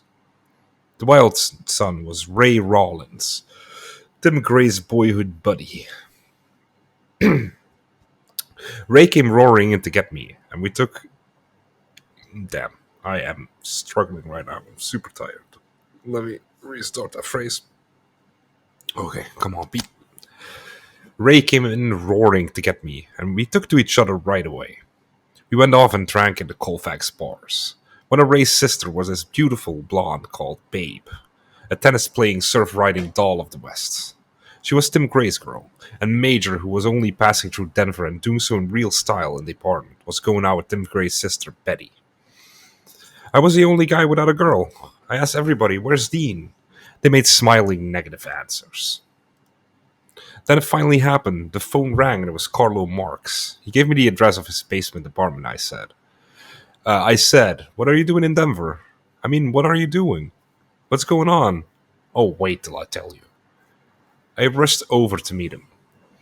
He was working in May's department store nights. Crazy Ray Rollins has called him up there from a bar, getting janitors to run after Carlo with a story that somebody had died. Carlo immediately thought it was me who had died, and Rollins said over the phone, "Sal's in Denver," and gave him my address and phone. "Where's Dean?" "Dean is in Denver, let me tell you." And he told me that Dean was making love to two girls at the same time. They being Mary Lou, his first wife, who waited for him in a hotel room, and Camille, a new girl, who waited for him in a hotel room. Between the two of them, he rushes to me of our own. Between the two of them, he rushes to me for our own unfinished business. And what business is that? Dean and I are embarked about a tremendous season together. We're trying to communicate with absolute honesty and absolute completeness everything on our minds. We've had to take Benzedrine. We sit on the bed, cross-legged, facing each other. I finally taught Dean that he can do anything he wants: become mayor of Denver, marry a millionaires, or become the greatest poem since Rimbaud. But he keeps rushing out to see the midget auto races. I go with him. He jumps and yells, excited. "You know, Sal, Dean is really hung up on things like that," Mark said. In his soul, and thought about this. "What's the schedule?" I said. There was always a schedule in Dean's life. The schedule was this. I came off work a half an hour ago. In that time, Dean is bawling Mary Lou at the hotel and gives me time to change and dress. At 1 sharp, he rushes from Mary Lou to Camille. Of course, neither of them knows what's going on. And banks at once give me time to arrive at 1:30. Then he comes out with me. First, he has to bag with Camille, who's already started hating me. And we come here to talk till 6 in the morning. We usually spend more time than that, but it's getting awfully complicated and he's pressed for time. Then at 6, he goes back to Marilou, and he's going to spend all day tomorrow running around to get the necessary papers for their divorce. Marilou's all for it, but she insists on banging him in the interim. She says he loves him. So does Camille. Then he told me how Dean had met Camille. Roy Johnson, the pool hall boy, had found her up in a bar and took her to a hotel. Pride taking over his sense, he invited the whole gang to come up and see her. Everybody sat around talking with Camille. Dean did nothing but look out the window. Then when everybody left, Dean merely looked at Camille, pointed at his wrist, and made the sign 4, meaning he'd be back at 4, and went out. At 3, the door was locked to Roy Johnson. At 4, it was open to Dean. I wanted to go right out and see the madman. Also, he had promised to fix me up. He knew all the girls in Denver. Okay, I'm gonna stop here. Carlo and I went through rickety streets in the Denver night. The air was soft, the stars so fine, the promise of every cobbled alley so great that I thought I was in a dream. We came into the rooming house where Dean haggled with Camille. It was in a old red brick building surrounded by wooden garages and old trees that stuck up behind fences. We went up a carpeted stairs. Carlo knocked. Then he darted to the back to hide. He didn't want Camille to see him. I stood at the door. Dean opened it stark naked. I saw a brunette on the bed, one beautiful creamy thigh covered with black lace, look up with mild wonder. Sorry, I had to take a sip. "Why, Sal," said Dean. "Well now, yes, of course, you've arrived. You old sumbitch, you finally got on that old road. Well now, look here, we must, yes, once, we really must. Now, Camille," he swirled on her. "Sal is here. This is my old buddy from New York, and this is his first time in Denver, and it's absolutely necessary for me to take him out and fix him up with a girl." "But what time will you be back?" "It is now," looking at his watch, "exactly 1:14. I shall be back at exactly 3:14 for our hour of reverie together. Real sweet reverie, darling. And then, as you know, Then, as you know, as I told you and as we agreed, I have to go to see the one legged lawyer about those papers.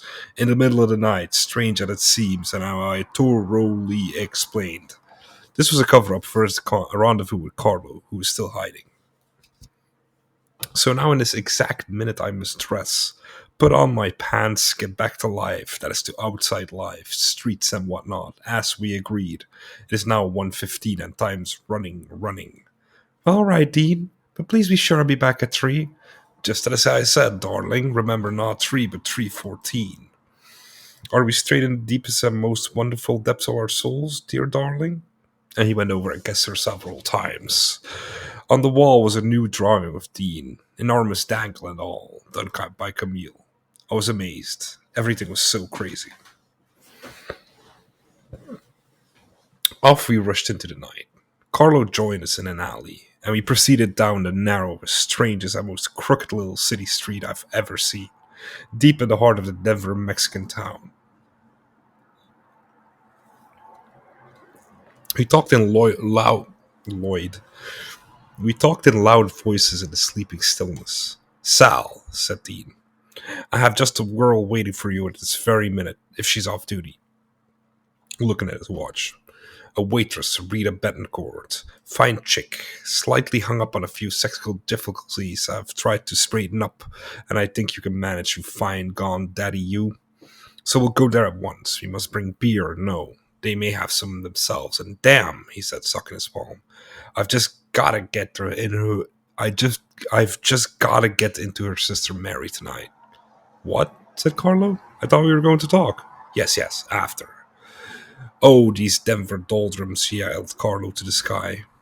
Isn't he the finest, sweetest fellow in the world, said Dean, punching me in the ribs. Look at him, look at him.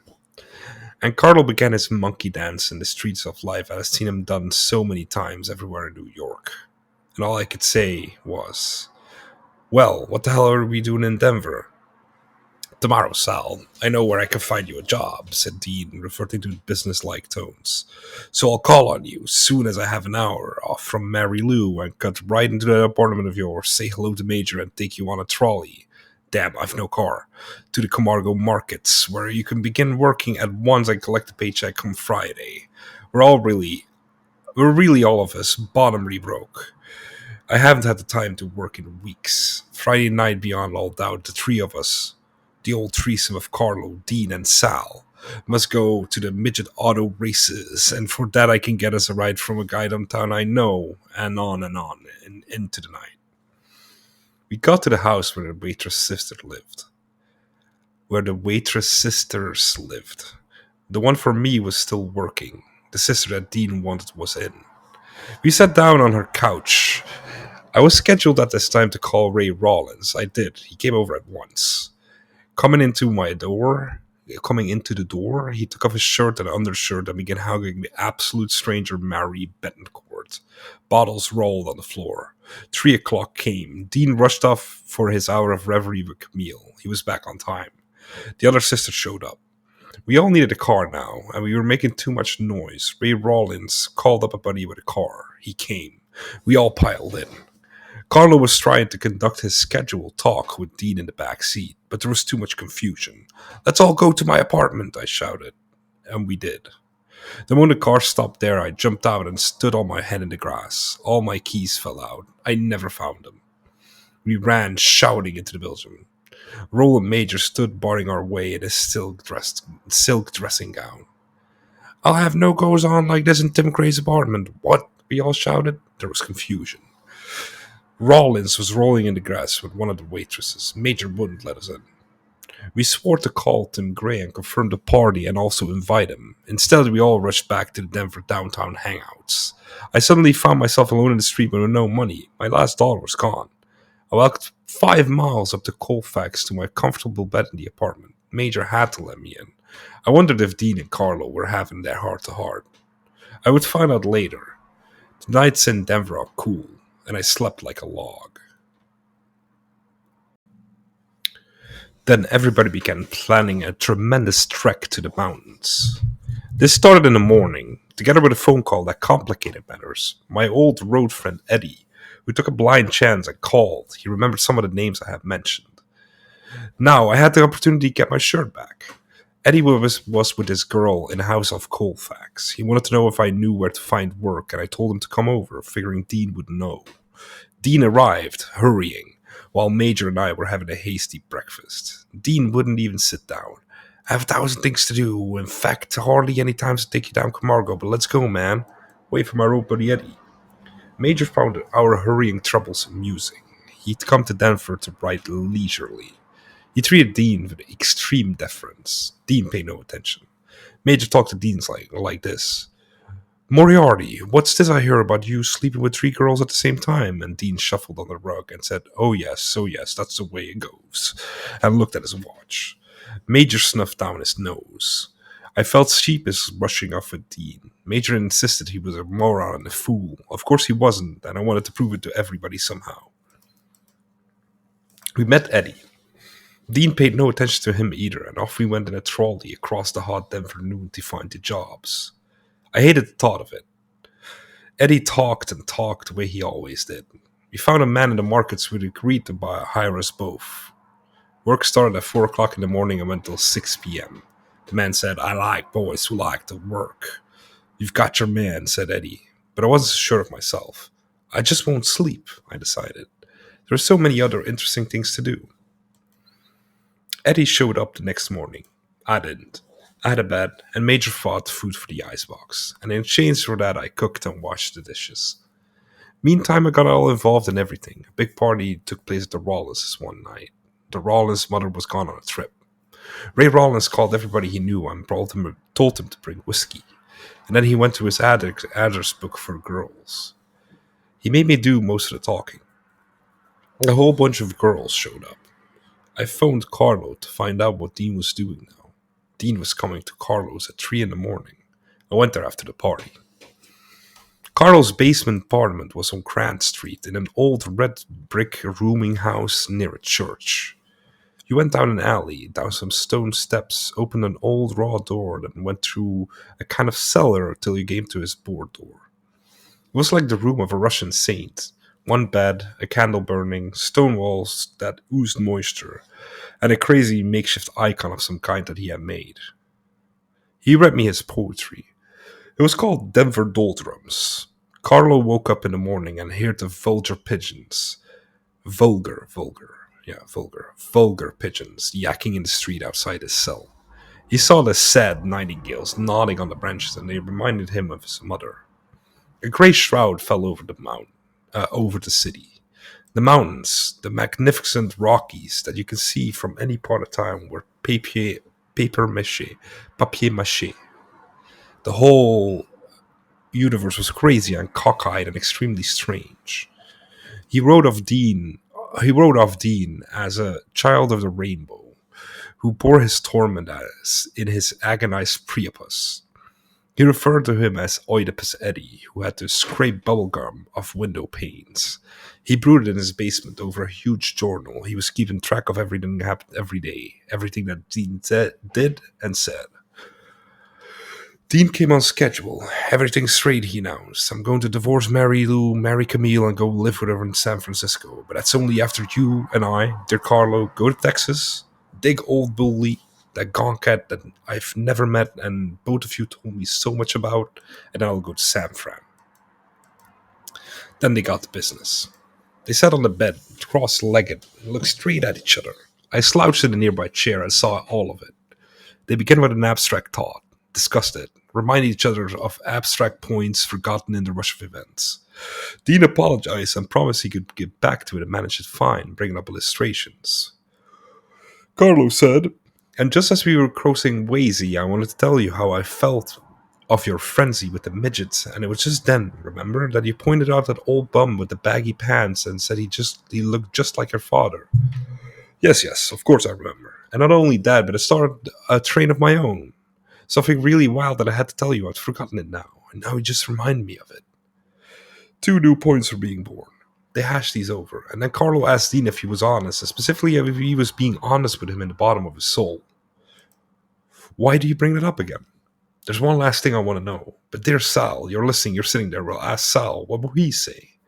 And I said, that last thing is what you can't get, Carlo. Nobody can get to that last thing. We keep on living on in hopes of catching it once after all. No, no, no. You're talking absolute bullshit and Wolfian romantic posh, said Carlo.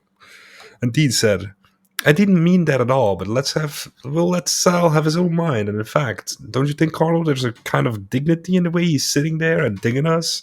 Crazy Cat came all the way across the country. Old Sal won't tell. Old Sal won't tell. It isn't that I won't tell, I protested. I just don't know what you're both driving at or trying to get at. I know it's too much for anybody. Everything you say is negative. Then what is it you're trying to do? Tell him. No, you tell him. There's nothing to tell, I said, and laughed.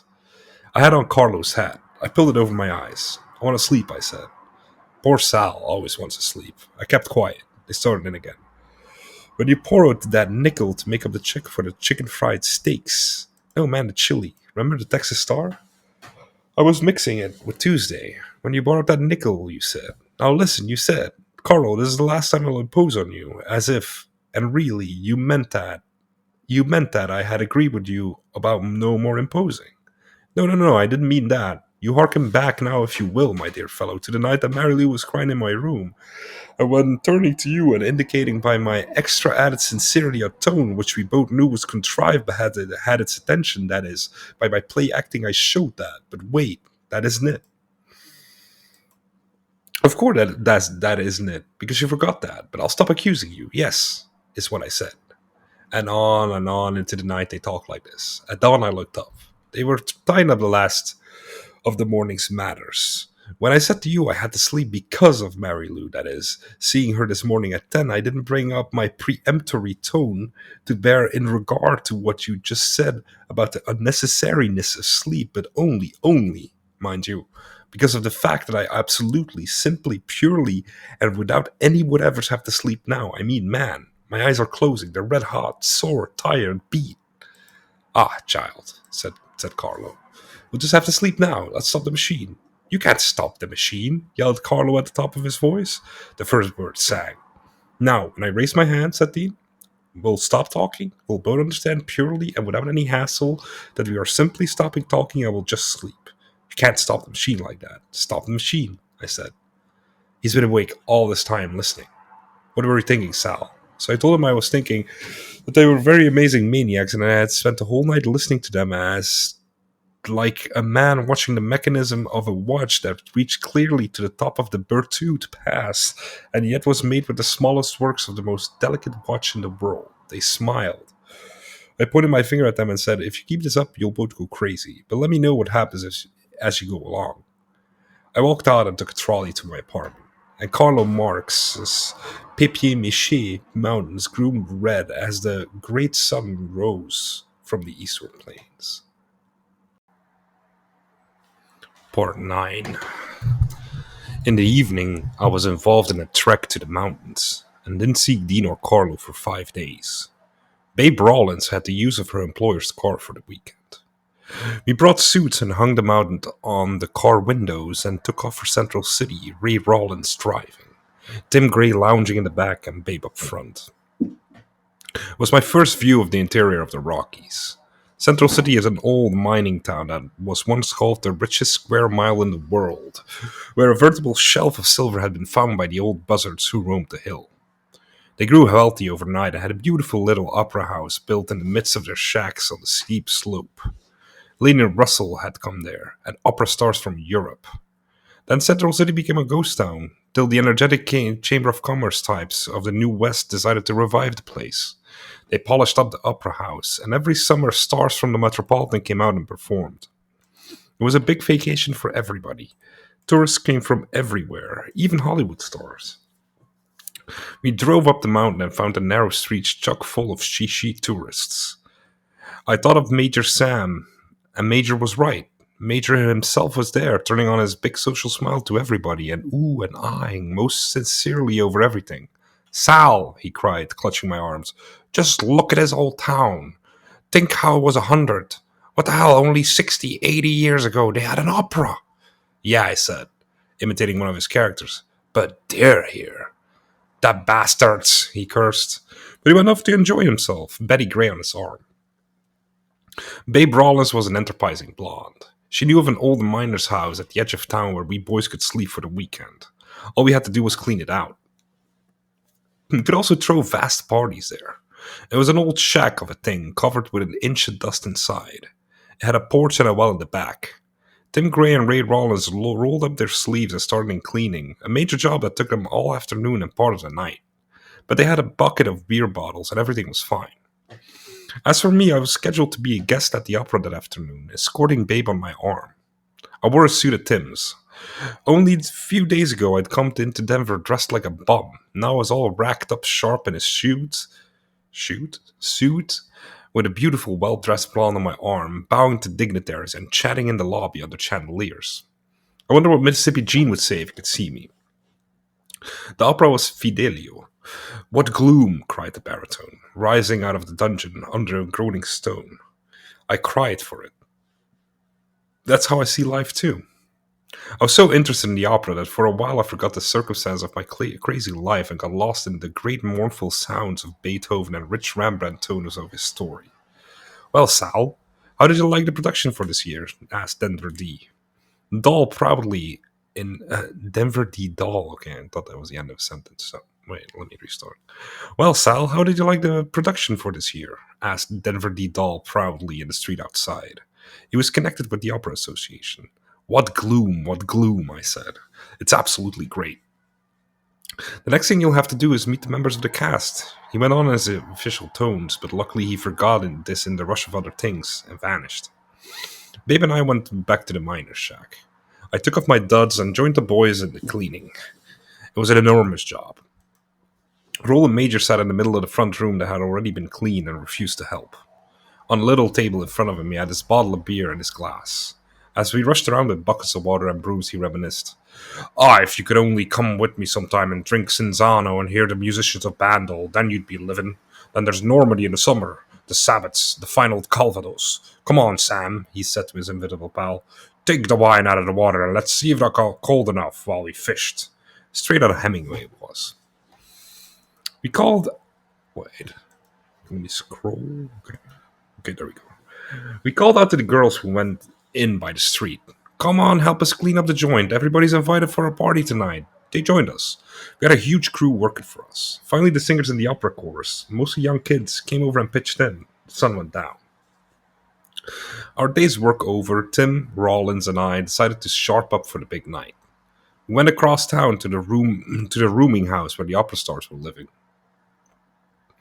Across the night, we heard the beginning of the evening performance. Just right, said Rawlings. Latch onto some of these razors and towels and we'll spruce up a bit. We also took hairbrushes, cologne, shaving lotions, and went laden up to the bathroom.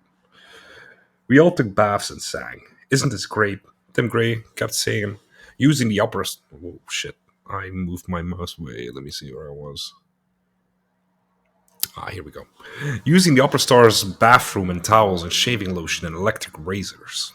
It was a wonderful night. Central City is 2 miles high. At first you get drunk on the altitude, then you get tired, and there's a fever in your soul. We approached the lights around the opera house down the narrow, dark street. Then we took a sharp right and hit some old saloons with swinging doors. Most of the tourists were in the opera. We started off with a few extra-sized beers.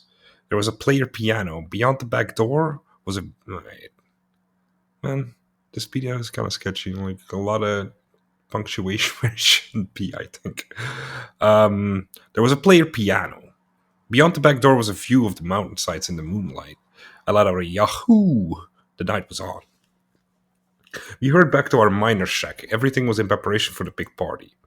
The girls, Babe and Betty, cooked up a snack of beans and franks, and then we danced and started on the beer for fair. The opera over, great crowds of young girls came piling into our place. Rollins and Tim and I licked our lips. We grabbed them and danced. There was no music, just dancing. The place filled up. People began to bring bottles. We rushed out to hit the bars and rushed back. The night was getting more and more frantic. I wished Dean and Carla were there, and then I realized they'd be out of place and unhappy.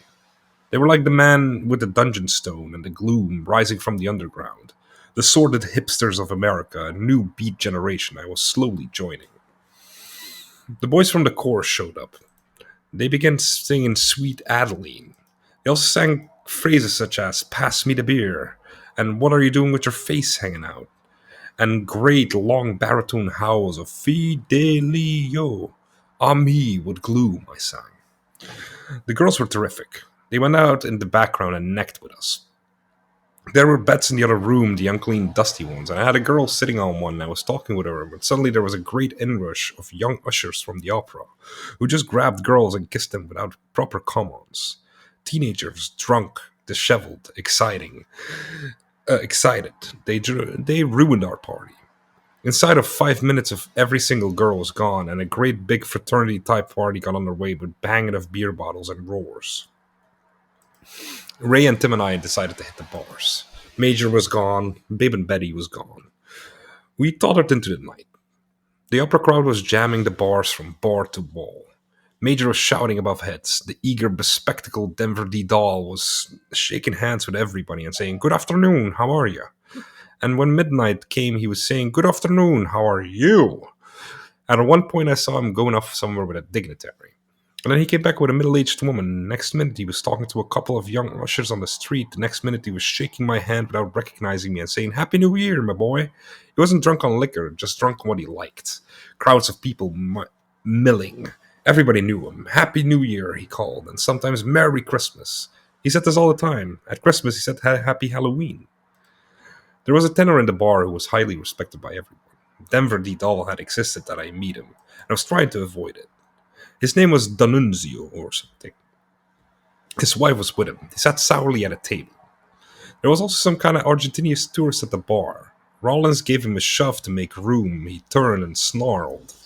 Rollins handed me his glass and knocked him down on the brass rail with one punch. The man was momentarily out. There were screams. Tim and I scooted Rollins out. There was so much confusion the sheriff couldn't even thread his way through the crowd to find the victim. Nobody could identify Rollins. We went on to other bars. Major staggered up a dark street. "What the hell's the matter? Any fights? Just call on me." Great laughter rang from all sides. Damn, that was like so British. Laughter? Great laughter rang from all sides. I wondered what the spirit of the mountain was thinking. I looked up and saw jack pines in the moon. I saw ghosts of old miners and wondered about it. In the whole eastern dark wall of the divide this night there was silence and the whisper of wind, except in the ravine where we roared. And on the other side of the divide was the great western slope and the big plateau that went to the Steamboat Springs and dropped, and led you to the western Colorado desert and the Utah desert, all in darkness now as we fumed and screamed in our mountain nook, mad drunken Americans in the mighty land. We were on the roof of America, and all we could do is yell, I guess. Across the night, eastward over the plains, where somewhere an old man with white hair was probably walking towards us with the word, and would arrive any minute to make us silent. Rollins insisted on going back to the bar where he'd fought. Tim and I didn't like him, but stuck to him. We went up to D'Annunzio, the tenor, and drew a highball in his face. We dragged him out. A baritone singer from the chorus joined us, and we went to a Central City bar. Here Ray called the waitress a whore. A group of sullen men were ranged along the bar. They hated tourists. One of them said, "You boys better be out of here by the count of 10. We were. We staggered back to the shack and went to sleep. In the morning I woke up and turned over. A big cloud of dust rose from the mattress. I yanked at the window. It was nailed. Tim Gray was in the bed too. We coughed and sneezed. Our breakfast consisted of stale beer. Babe came back from her hotel and we got our things together to leave. Everything seemed to be collapsing. As we were going out the car, Babe slipped and fell flat on her face. Poor girl was overwrought. Her brother and Tim and I helped her up. We got in the car, Major and Betty joined us, and the sad ride to back to Denver began. Suddenly we came down from the mountain and overlooked this great seaplain of Denver. Heat rose as from an oven. We began to sing songs. I was itching to get on to San Francisco. Part 10. That night I found Carlo, and to my amazement he told me he'd been in Central City with Dean. "Oh, what'd you do?" "Oh, we ran around the bars, and then Dean stole a car, and we drove back to the mountain curves 90 miles an hour. "I didn't see you. We didn't know you were there." "Well, man, I'm going to San Francisco." Dean had Rita lined up for you tonight. Well then, I'll put it off. I had no money. I sent my aunt an airmail letter asking her for $50, and it would be the last money I'd ask. After that, she would be getting money back from me as soon as I got that ship. Then I went to. Wait, let me take a little sippy. Then I went on to meet Rita Betancourt and took her back to the apartment. I got her in my bedroom after a long talk in the dark in the front room. She was a nice little girl, simple and true, and tremendously frightened of sex. I told her it was beautiful. I wanted to prove this to her. She let me prove it, but I was too impatient and proved nothing. She sighed in the dark. What do you want of life? I asked. I used to ask that all the time of girls. I don't know, she said. Just wait on tables, try to get along, she yawned. I put my hand over her mouth and told her not to yawn. I tried to tell her how excited I was about life and the things we could do together, saying that. I'm planning to leave Denver in 2 days. She turned away warily. We lay on our backs, looking at the ceiling and wondering what God had wrought when he made life so sad. Made fake plans to meet in Frisco. Little side note, like telling somebody not to yawn and putting your hand over their mouth. What the hell? Anyways, my moments in Denver were coming to an end, and I could feel it when I walked her home. On the way back, I stretched out on the grass of an old church with a bunch of hobos, and their talk made me want to go back on that road. Every now and then, one could get up and hit a passerby for a dime. They talked of harvests moving north. It was warm and soft. I wanted to go and get Rita again and tell her more things and really make love to her this time, and calm her fears about men. Boys and girls in America have such a sad time together. Sophistication demands that they submit to sex immediately without the proper preliminary talk. Not courting talk, real, straight talk about souls, for life is holy and every moment is precious. I heard the Denver Rio Grande locomotive howling off into the mountains. I wanted to pursue my star further. Matron and I sat sadly talking in the midnight hours. Have you ever read The Green Hills of Africa? It's Hemingway's best. We wish each other luck. We meet again in Frisco. I saw Rollins on a dark tree in the street. Dark tree in the street. Goodbye, Ray. When do we meet again? I went to look for Carlo and Dean. Nowhere to be found. Tim Gray shot his hand up in the air and said, "So you're leaving? Yo." We called each other Yo. Yep, I said. The next few days I wandered around Denver. It seemed to me that every bum on Larimer Street was maybe Dean Moriarty's father. Old Dean Moriarty, they called him, the tinsmith. I went into the Windsor hotel, where father and son had lived and where one night Dean was frightfully waked up by the legless man on the rollerboard who shared the room with him. He came thundering across the floor on his terrible wheels to touch the boy. I saw the little midget newspaper selling woman with the short legs on the corner of Curtis and 15th. I walked around the sad honky-tonks of Curtis Street. Young kids in jeans and red shirts, peanut shells, movie marquees, shooting parlors. Beyond the glittering street was darkness, and beyond the darkness, the west. I had to go. At dawn I found Carlo. I read some of his enormous journal, slept there, and in the morning, drizzly and grey, tall, 6-foot Dunkel came in with Roy Johnson, a handsome kid, and Tom Snarg, the club-footed pull shark. They sat around and listened with abashed smiles as Carlo Marx read them his apocalyptic mad poetry. I slumped in my chair, finished. "Oh ye Denver birds," cried Carlo. We all filed out and went up a typical cobbled Denver alley between incinerators smoking slowly. "I used to roll my hoop up this alley," Chad King had told me. I wanted to see him do it. I wanted to see Denver 10 years ago when they were all children and in the sunny cherry blossom morning of springtime in the Rockies, rolling their hoops up the joyous alleys full of promise, the whole gang. And Dean, ragged and dirty, prowling by himself in his preoccupied frenzy. Roy Johnson and I walked in a drizzle. I went to Eddie's girl's house to get back my wool plate shirt, the shirt of Shelton, Nebraska. It was there, all tied up, the whole enormous sadness of a shirt. Roy Johnson said he'd meet me in Frisco. Everybody was going to Frisco. I went and found my money had arrived. The sun came out and Tim Gray rode a trolley with me to the bus station. I bought my ticket to San Fran, spending half of the 50, and got on at 2 o'clock in the afternoon. Tim Gray waved goodbye. The bus rolled out of the storied, eager Denver streets. By God, I gotta come back and see what else will happen, I promised. In a last minute phone call, Dean said he and Carlo might join me on the coast. I pondered this. I realized I hadn't talked to Dean for more than 5 minutes in the whole time. Part 11. This one's really long. Like 4 or 5 times as long as the other ones. Kind of crazy.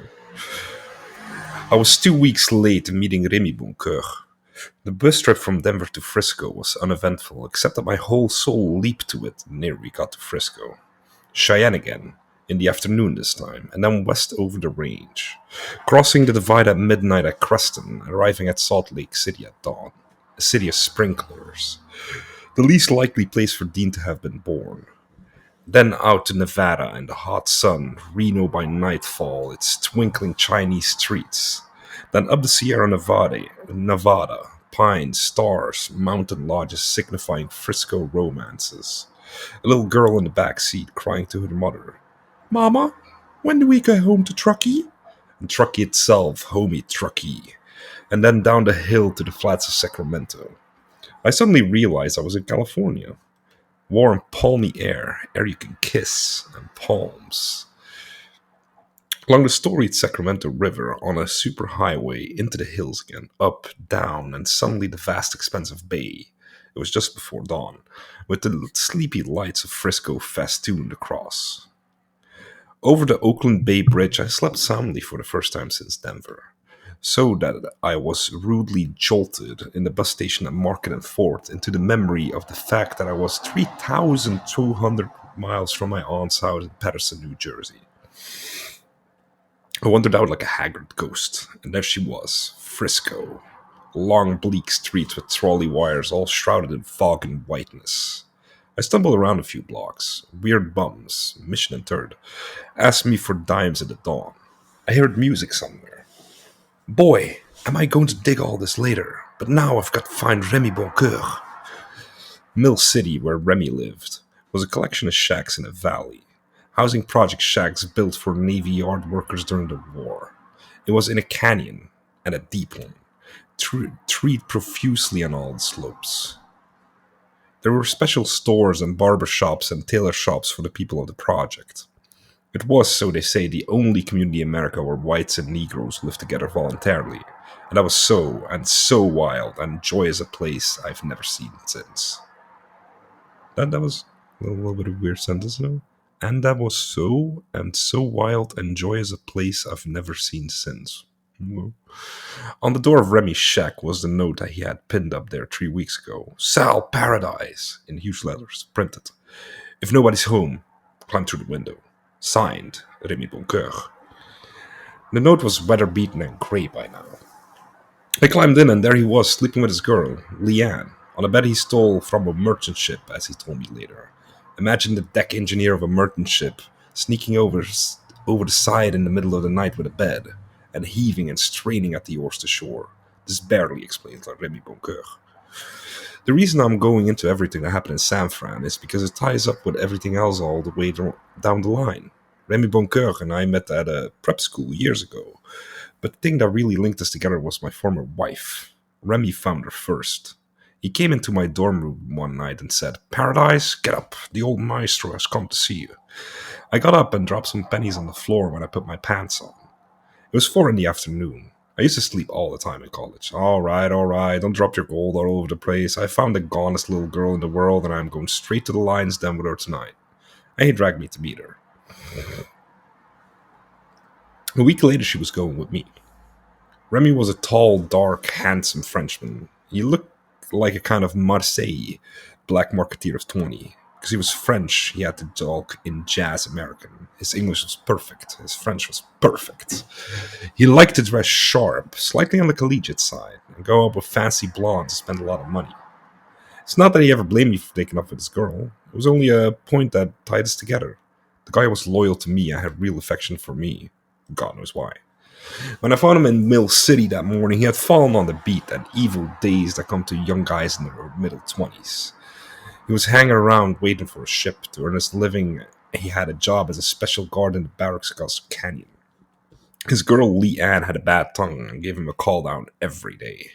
They spent all week saving pennies and went out on Saturdays to spend $50 in 3 hours. Remy wore shorts around the shack with a crazy army cap up his head. Leanne went around with her hair up in pin curls. Thus attired, they yelled at each other all week. I never saw so many snarls in all my born days. But on Saturday night, smiling graciously at each other, they took off like a pair of successful Hollywood characters and went on the town. Remy woke up and saw me come in the window.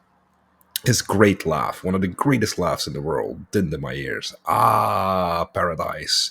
He comes in through the window. He follows instructions to a T. Where have you been? You're 2 weeks late.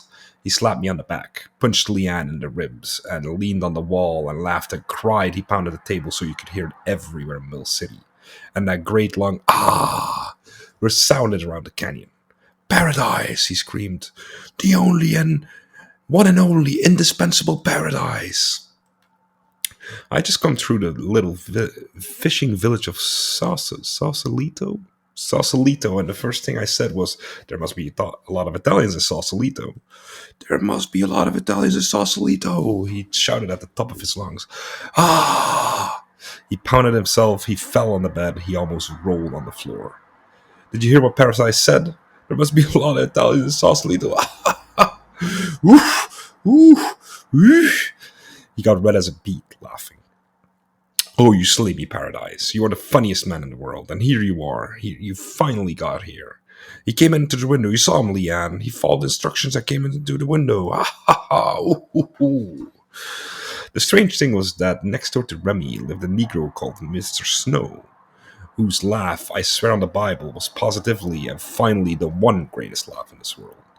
This Mr. Snow began his laugh from the supper table when his old wife said something casual. He got up, apparently choking, leaned up on the wall, looked up to heaven and started. He staggered through the door, leaning on neighbors' walls. He was drunk with it. He reeled throughout Mill City in the shadows, raising his whooping, triumphant call to the demon god that must have prodded him to do it. I don't know if he ever finished supper. There is a possibility that Remy, without knowing it, was picking up from this amazing man, Mr. Snow. And though Remy was having work-life problems and a bad love life with a sharp-tongued woman, he at least learned how to laugh almost better than anyone in the world. And I saw all the fun we were going to have in Frisco. The pitch was this. Remy slept with Leanne in the bed across the room, and I slept in the cot by the window. I was not to touch Leanne. Remy at once made a speech concerning this. I don't want to find you two playing around when you think I'm not looking. You can't teach the old maestro a new tune. This is an original saying of mine. I looked at Leanne. She was a fetching hunk, a honey-colored creature, but there was hate in her eyes for the both of us. Her ambition was to marry a rich man. She came from a small town in Oregon. She ruled the day she ever took up with Remy. On one of his big show-off weekends, he spent $100 on her, and she thought she'd found an heir.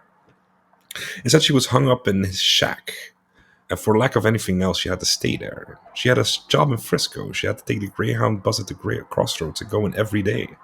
She never forgave Remy for it. I was to stay in his shack and write a shining original story for a Hollywood studio.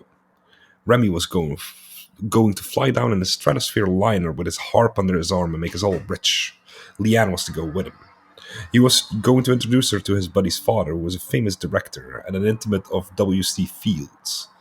So the first week, I stayed in the shack in Mill City, writing furiously at some gloomy tale about New York that I thought would satisfy a Hollywood director. And the trouble with it was too sad. Remy could barely read it, so he just carried it down to Hollywood a few weeks later. Leanne was too bored and hated us too much to bother reading it. I spent countless rainy hours drinking coffee and scribbling. Finally, I told Remy I wouldn't do. It wouldn't do. I wanted a job. I had to depend on them for cigarettes. A shadow of disappointment crossed Remy's brow. He was always disappointed about the funniest things. He had a heart of gold. He arranged me to get the same kind of job he had, as a guard in the barracks. I went through the necessary routine, and to my surprise, the bastards hired me. I was sworn in by the local police chief, given a badge, a club, and I was a special policeman. I wonder what Dean Carlo and old Bull Lee would say about this. I had to have navy blue trousers to go with my black jacket and a cop cap. For the first 2 weeks, excuse me, for the first 2 weeks I had to wear Remy's trousers since he was so tall. I had a pot belly from eating voracious meals out of boredom, and flapping around like Charlie Chaplin on my first night at work. Remy gave me a flashlight and his 32 automatic. Where'd you get this gun? I asked. On my way to the coast last summer, I jumped off the train at North Platte, Nebraska, to stretch my legs, and what did I see in the window but this unique little gun, which I promptly bought, barely made the train. And I tried to tell him what North Platte meant to me. By, by, okay, that's is spelling. By buying the whiskey with the boys. And he slapped me on the back and said I was the funniest man in the world. With the flashlight to illuminate my way, I climbed up the steep walls of the South Canyon, got up on the highway streaming. With cars Frisco bound in the night, I scrambled down the other side, almost falling, and came to the bottom of a ravine where a little farmhouse stood near a creek, and where every blessed night the same dog barked at me.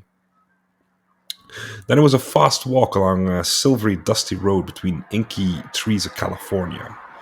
A road like in the Marco Zorro, and a road like all the roads you see in Western B movies. I used to take out my gun and play cowboys in the dark. Then I climbed another hill, and there were the barracks. These barracks were for the temporary quartering of overseas construction workers, the men who came through stayed here, waiting for their ship. Most of them were bound for Okinawa. Most of them were running away from something, usually the law. There were tough 9 groups from Alabama, shifty men from New York, all kinds of Jays from all over. And knowing full well how horrible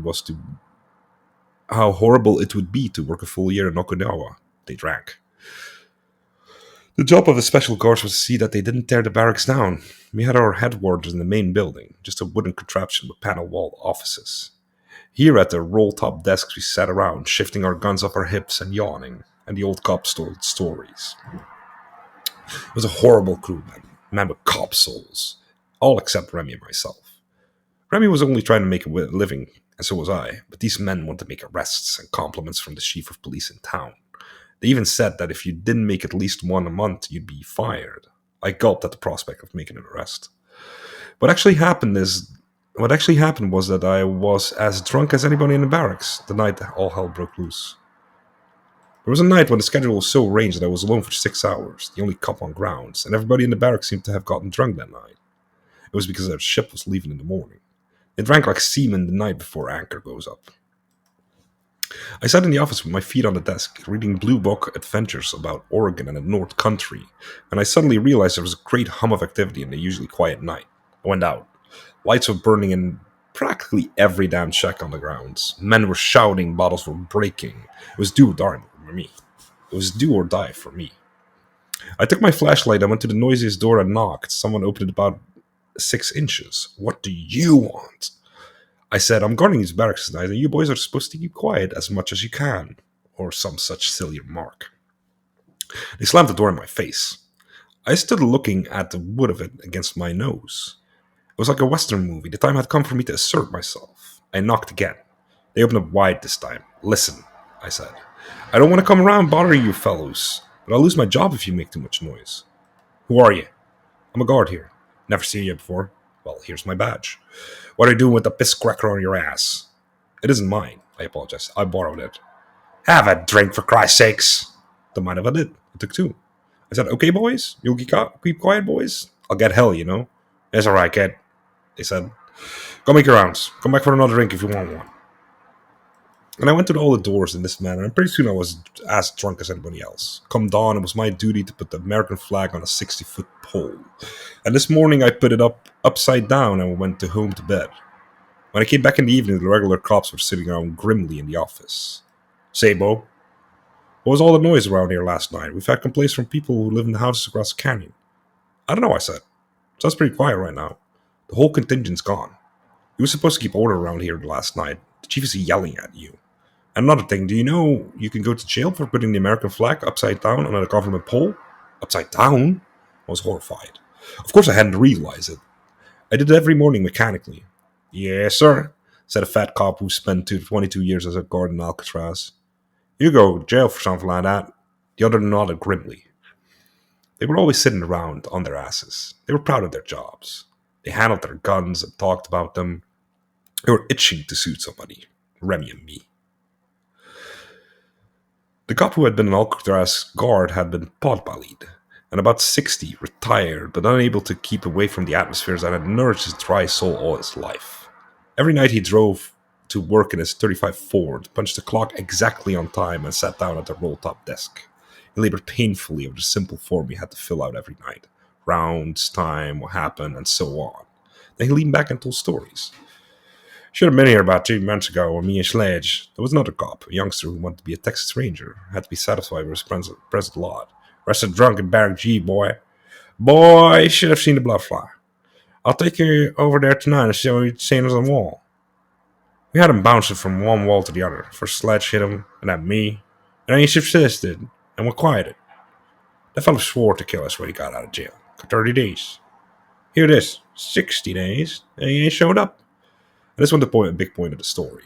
But such a fear in him, it was too yellow to come back and kill them. Okay, I'll pause here. My throat is dry. Okay, hope you're having a good time. Miss you. The old cop went on, sweetly reminiscing about the horrors of Alcatraz. Used to march him like an army patrol to breakfast. Wasn't one man out of step. Everything went like clockwork. Should have seen it. I was a guard there for 22 years, never had any trouble. Those boys know me meant business. A lot of fellows get soft for guarding prisoners, and they're the ones that usually get in trouble. Now you take you. From what I've been observing about you, you seem me a bit too lenient with the men. He raised his pipe and looked at me sharp. Take advantage of that, you know? I knew that. I told him I wasn't cut out to be a cop. Yeah, but that's the job you apply for. Now you gotta make up your mind one way or the other, or you'll never get anywhere. It's your duty. Sworn in. Can't compromise with things like this. Law and order's got to be kept. I didn't know what to say, he was right. But all I wanted to do was sneak out into the night and disappear somewhere. And go out, find out what everybody was doing all over the country. The other cop, Sledge, was tall, muscular, with a black-haired crew cut and a nervous twitch in his neck. Like a boxer who was always punching one fist into another. He rigged himself out like a Texas Ranger of old. He wore a revolver. Okay, he wore a revolver down low, with ammunition belt, and carried a small squirt of some kind. Small quirt? What the fuck is a quirt? It's like squirt without an S. I'm like, what?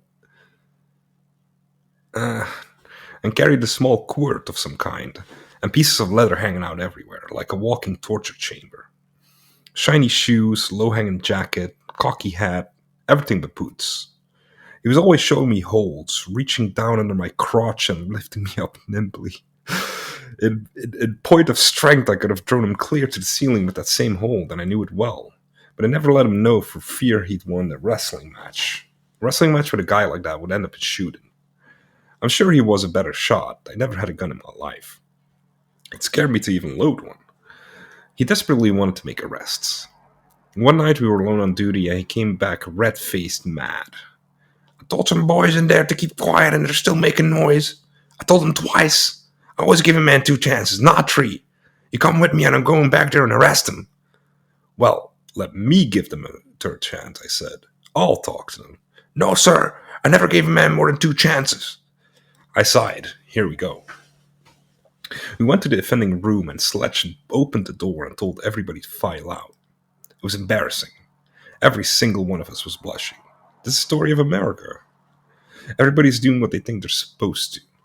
So what if a bunch of men talking loud voices and drinking the night? But Sledge wanted to prove something. He made sure to bring me along in case they jumped him. They might have. They were all brothers, all from Alabama. We strolled back into the station, Sledge in front and me in back. One of the boys said to me, "Tell that cross-eared mean-ass take it easy on us. We might get fired for this and never get to Okinawa." I'll talk to him. In the station, I told Sledge to forget it. He said for everybody to hear, I'm blushing, "I don't give anybody more than 2 chances." What the hell? Is that the Alabaman? Alabaman? That's the way you say it? Okay. What difference does it make? Might lose our jobs. Sledge said nothing and filled out the arrest forms. He arrested only one of them. He called the prowl car in town. They came and took him away. The other brothers walked off sullenly. What's ma gonna say? They said. One of them came back to me. You tell that Texas son of a bitch if my brother ain't out of jail tomorrow night, he gonna get his ass fired. I told Sledge in a neutral way, and he said nothing. The brother was let off easy and nothing happened. The contingent shipped out. A new wild bunch came in. If it hadn't been for Remy Boncoeur, I wouldn't have stayed at this job 2 hours. But Remy Boncoeur and I were on duty many a night. And that's when everything jumped. We made our first round of evening in a leisurely way. Leisurely? Remy trying all the doors to see if they were locked and hoping to find one unlocked. He'd say, for years I've had an idea to develop a dog into a super thief who'd go out of these guys' rooms and take dollars out of their pockets. I'd trade him to take nothing but green money. I'd make him smell it all day long. If there was any humanly way possible, I'd train him to take only 20s. Remy was full of mad schemes. He talked about that walk for weeks. Once he found an unlocked door. Only once he found an unlocked door. I didn't like the idea, so I sauntered down the hall. Remy stealthily opened it up. He came face to face with the barracks supervisor. Remy hated that man's face. He asked me, what's the name of that Russian author you're always talking about? The one who put the newspapers in his shoe and walked around with a stovepipe hat he found in a garbage pail. This was an exaggeration of what I told Remy of Dostoevsky. Oh, that's it. Yeah, Dostoevsky. A man with a face like that supervisor can only have one name, and it's Dostoevsky. The only locked door he ever found belonged to Dostoevsky. D was asleep when he heard somebody fiddling with his doorknob. Got up in his pajamas. Came to the door looking twice as ugly as usual. When Remy opened it, he saw a haggard face suppurated with hatred and dull fury. What's the meaning of this? I was only trying this door. I thought this was the mop room. I was looking for a mop. What do you mean you were looking for a mop? Well, And I stepped down and said, one of the men puked in the halls upstairs. You have to mop it up. This is not the mop room. This is my room. Another incident like this and I'll have you fellows investigated and thrown out. Do you understand me clearly? Fellow puked upstairs, I said again. The mop room is down the hall. Down there. And he pointed and waited for us to get him up, which we did, and foolishly carried him downstairs. I said, God damn it, Remy, you're always getting us into trouble. Why don't you leave off? Why do you have to steal all the time? The world owes me a few things, that's all. You can't teach the old maestro in you too. You go on talking like that, I'm gonna start calling you Dostoevsky. Remy was just like a little boy. Somewhere in his past, in his lonely school days in France. Shit. Should have given him another accent, right? Forgot this was a Frenchman. They'd taken everything from him. His step-parents just stuck him in schools and left him there. He was browbeaten and thrown from one school to the other. He walked the French roads at night, devising curses out of his innocent stock of words. He was out to get back everything he lost, and there was no end to his loss. This thing would drag on forever. The barracks cafeteria was our meat. We looked around to make sure nobody was watching, and especially if any of our cop friends were lurking about to check on us. I squatted down, and Remy put a foot on each shoulder, and up he went. He opened the window, which was never locked, since he saw to it in the evenings, scrambled through, and came down on the floor table. The flower table. I was a little more agile and just jumped in and crawled in. Then we went to the soda fountain. Here, realizing a dream of mine from infancy, hold up, I took the cover of the chocolate ice cream and stuck my hand in wrist deep and hauled me up a skewer of ice cream and licked at it. Then we got ice cream boxes and stuffed them, poured chocolate syrup over, and sometimes strawberry stew, and then we walked into kitchens, opened ice boxes to see what we could take home in our pockets. I often tore off a piece of roast beef and wrapped it in a napkin. You know what? You know what President Truman would say? Remy would say. We must cut down on the cost of living. One night, I waited a long time as he filled a huge box full of groceries. And we couldn't get it through the window. Remy had to unpack everything and put it back. Later in the night, when he went off duty and I was all alone in the base, a strange thing happened. I was taking a walk along the old canyon trail, hoping to meet a deer. Remy'd seen deer around, like country wild, even in 1947. That country being wild, yeah. When I heard a frightening noise in the dark, it was a huffing and puffing. I thought it was a rhinoceros coming for me in the dark. I grabbed my gun. A tall figure appeared in the canyon gloom. It had an enormous head.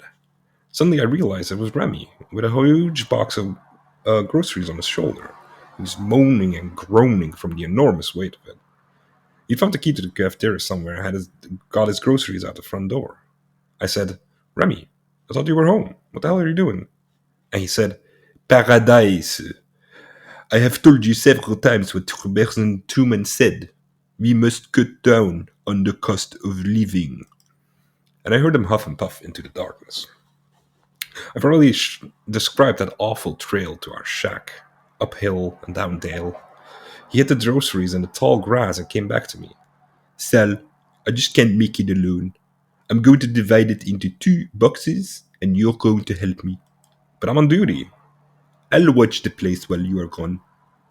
Nah, I'm slipping. I'm not good at a French accent. Things are getting rough all around. We've just got to make it the best way we can, and that's all there is to it. He wiped his face. Ooh, I've told you time and time again, Sal, that we're buddies. We're in this thing together. There's just no two ways about it. The Dostoevskys, the cops, the Lians, all the evil skulls of this world are out for our skin. It's up to us to see that nobody pulls any schemes on us.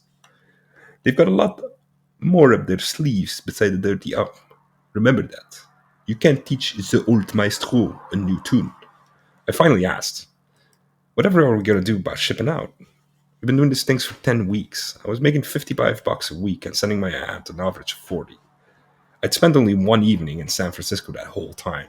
My life was wrapped in the shack, in Remy's battle with Leanne, and in the middle of the night at the barracks.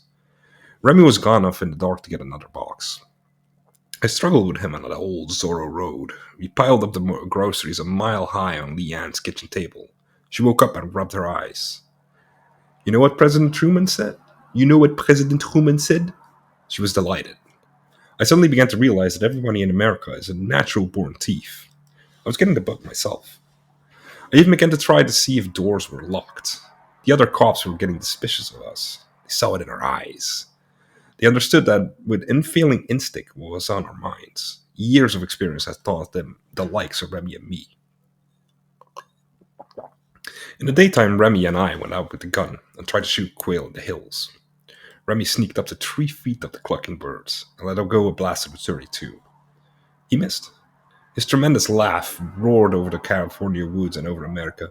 The time has come for you and me to go see the Banana King. It was Saturday.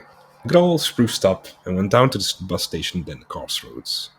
We rode to San Francisco and strolled through the streets. Remy's huge laugh resounded everywhere we went. You must write me a story about the Banana King, he warned me. Don't pull any tricks on the old maestro and write about something else. The Banana King is your meat. There stands the Banana King. Banana King was an old man selling bananas on the corner. I was completely bored. But Remy kept punching in the ribs and even dragging me along on the collar. When you write about the Banana King, you write about the human interest things of life. I told him I didn't give a damn about the Banana King. Until you realize the importance of the Banana King, you will know absolutely nothing about the human interest things of the world, said Remy emphatically. There was an old rusty freighter in the back that was used as a buoy. Buoy? Yeah, a buoy. Remy was all for rowing out to it, so one afternoon Leanne packed a lunch and we hired a boat and went out there. Remy bought some tools. Leanne took her clothes off and lay down to sun herself on the flying bridge. I watched her from the poop. Remy went clear down to the boiler rooms below where rats scurried around and began hammering and banging away for copper lining that wasn't there. I sat in the dilapidated officer's mess. It was an old ship, and it had been beautifully appointed, with scrollwork in the wood and built-in sea chests. This was the ghost of San Francisco, the ghost of the San Francisco of Jack London. I dreamed of the sunny mess boards, Rats ran in the pantry. Once upon a time, there had been a blue-eyed sea captain dining here. I joined Remy in the bowels below. He yanked at everything loose. Not a thing. I thought there'd be copper. I thought there'd be an old wrench or two. This ship has been stripped by a bunch of thieves. I've been standing in the bay for years. The copper had been stolen by a hand that was a hand no more. I said to Remy, I'd love to sleep in this old ship some night when the caw comes in, and the thing creaks and you hear the big BO of the buoys. Remy was astounded. His admiration for me doubled. Sal, I'll pay you $5 if you have the nerve to do that. Don't you realize this thing might be haunted by the ghosts of old sea captains? I'll not only pay you five, I'll row you out and pack you a lunch and lend you blankets and a candle. Agreed, I said. Remy ran to tell Leanne. I wanted to jump down from a mast and land right in her, but I kept my promise to Remy. I averted my eyes from her. Meanwhile, I began going to Frisco more often. I tried everything in the books to make a girl.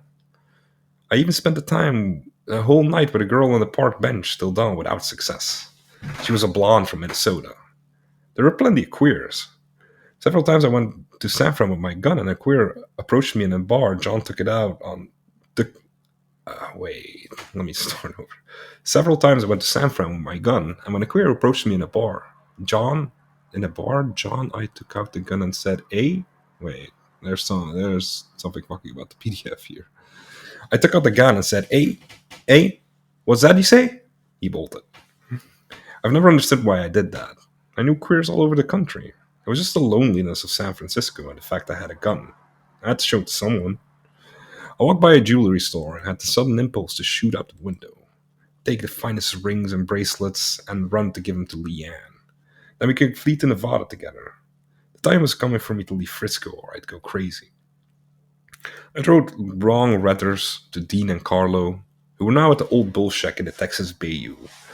They said they were ready to come join me in San Fran as soon as this and that was ready. Meanwhile, everything began to collapse with Remy, Leanne, and me. The September rains came, and with them harangues. Remy had flown down to Hollywood with her, taking my sad, silly movie original, and nothing had happened. The famous director was drunk. I paid no attention to them. They hung out in his Malibu beach cottage. They started fighting in front of other guests, and they flew back. The final topper was a racetrack. Remy saved all his money, about $100, and spruced me up in some clothes, put Leanne on his arm, and off we went to the Golden Gate racetrack near Richmond across the bay. To show you what a heart that guy had, he put half of our stolen groceries into a tremendous pound paper bag and took them to a poor widow he knew in Richmond in a housing project much like our own, wash flapping in the California sun. We went with him. They were sad, ragged children. The woman thanked Remy. She was the sister of some seamen he vaguely knew. Think nothing of it, Mrs. Carter, said Remy in his most elegant and polite tones. There's plenty more where that came from. We proceeded to the racetrack. He made incredible $22 bets to win, and before the seventh race he was broke. With our last two food dollars, he still placed another bet and lost. He had to hitchhike back to San Francisco. I was on the road again. A gentleman gave us a ride in a snazzy car. I sat up front with him. Remy was trying to put a story down that he'd lost his wallet in the back of the grandstand at the track. The truth is... No. The truth is, I said, we lost all our money on the races, and to forestall any more hitching from the racetracks, from now on we go to a bookie. Eh, Remy? Remy blushed all over. The man finally admitted he was an official for the Golden Gate track. He let us off at the Elegant Palace Hotel. We watched him disappear along the chandeliers, his pockets full of money, his head held high. Wahoo! Howled Remy in the evening streets of Frisco. Paradise rides with the man who runs the racetrack, and swears he's switching to bookies. Leanne. He punched and mauled her. Positively the funniest man in the world. There must be a lot of Italians at Sausalito. Ahoo! He wrapped himself around the pole to laugh. That night it started raining as Leanne gave dirty looks to the both of us. Not a cent left in the house. The rain drummed on the roof. It's going to last for a week, said Remy. He had taken off his beautiful suit. He was back in his miserable shorts and army cap and t-shirt. His great brown sad eyes stared at the planks of the floor. The gun lay on the table. You could hear Mr. Snow laughing his head off across a rainy night somewhere. I get so sick and tired of that son of a bitch, snapped Leanne. She was on the go to start trouble. She began needling Remy. He was busy going through his little black book, which were names of people, mostly seamen, who owed them money. Besides her name, he wrote curses in red ink. I dreaded the day I'd ever find my way into that book. Lately, I've been spending so much money on my aunt that I only bought that I only bought $4 or $5 worth of groceries a week. In keeping with what President Truman said, I added a few more dollars worth, but Remy felt it wasn't my proper share. So he'd taken to hanging the grocery slips, the long ribbon slips with itemized prices, on the wall of the bathroom for me to see and understand. Leanne was convinced Remy was hiding money from her, and I was too for that matter. She threatened to leave him. Remy curled his lip. Where do you think you'll go? Jimmy. Jimmy? A cashier at the racetrack? Do you hear that, Sal? Leanne is going to go and put the latch on a cashier at the racetrack. Be sure to bring your broom, dear. The horses are going to eat a lot of oats this week with my $100 bill. Things grew to worse proportions. The rain roared. Leanne originally lived in the place first, so she told Remy to pack up and get out. He started packing. I pictured myself all alone in this rainy shack with that untamed shrew. I tried to intervene. Remy pushed Leanne. She made a jump for the gun. Remy gave me the gun and told me to hide it. There was a clip of 8 shells in it. Leanne began screaming, and finally she put on a raincoat and went out in the mud to find a cop. And what a cop! If it wasn't our old friend, Alcatraz. Luckily he wasn't home. She came back all wet. I hid in my corner with my head between my knees. God, what was I doing 3,000 miles from home? Why had I come here? Where was my slow boat to China? And another thing, you dirty man, yelled Leanne. Tonight was the last time I'll ever make you your filthy brains and eggs and your filthy lamb curry, so you can fill your filthy belly and get fat and sassy right before my eyes. It's all right, Remy just said quietly. It's perfectly all right.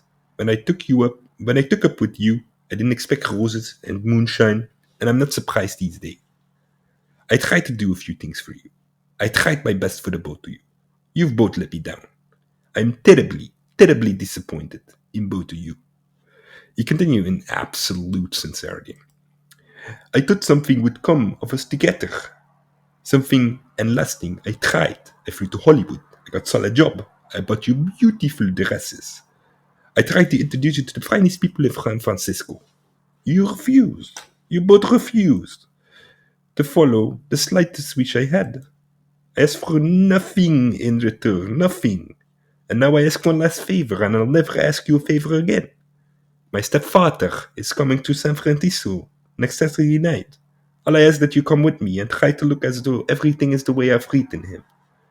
In other words, you, Leanne, are my girl and you, Stella, my friend. I've arranged to borrow $100 for Saturday night. Fuck, I'm done with the French accent. Holy shit. I'm going to see that my father has a good time and can go away without any reason in the world to worry about me. This surprised me. Remy's stepfather was a distinguished doctor who practiced in Vienna, Paris, in London. I said, you mean to tell me you're going to spend $100 on your stepfather? He's got more money than you'll ever have. You'll be in debt, man. That's all right, said Remy quietly, and with defeat in his voice. I ask only one last thing of you, that you try to at least make things look all right and try to make a good impression. I love my stepfather, and I respect him. He's coming with his young wife. You must show him every courtesy. There were times when Remy was really the most gentlemanly person in the world. Leanne was impressed and looked forward to meeting his stepfather. She thought he might be a catch if his son wasn't. Saturday night rolled around. I'd already quit my job at the cops just before being fired for not making enough arrests, and this was going to be my last Saturday night. Remy and Leanne went to meet his stepfather at the hotel room first. I had traveling money and got crocked in the bar downstairs. Then I went up to join them all, late as hell. His father opened the door, a distinguished, tall man in pince nez. Ah, I said on seeing him. Monsieur Boncoeur, how are you? Je suis haut.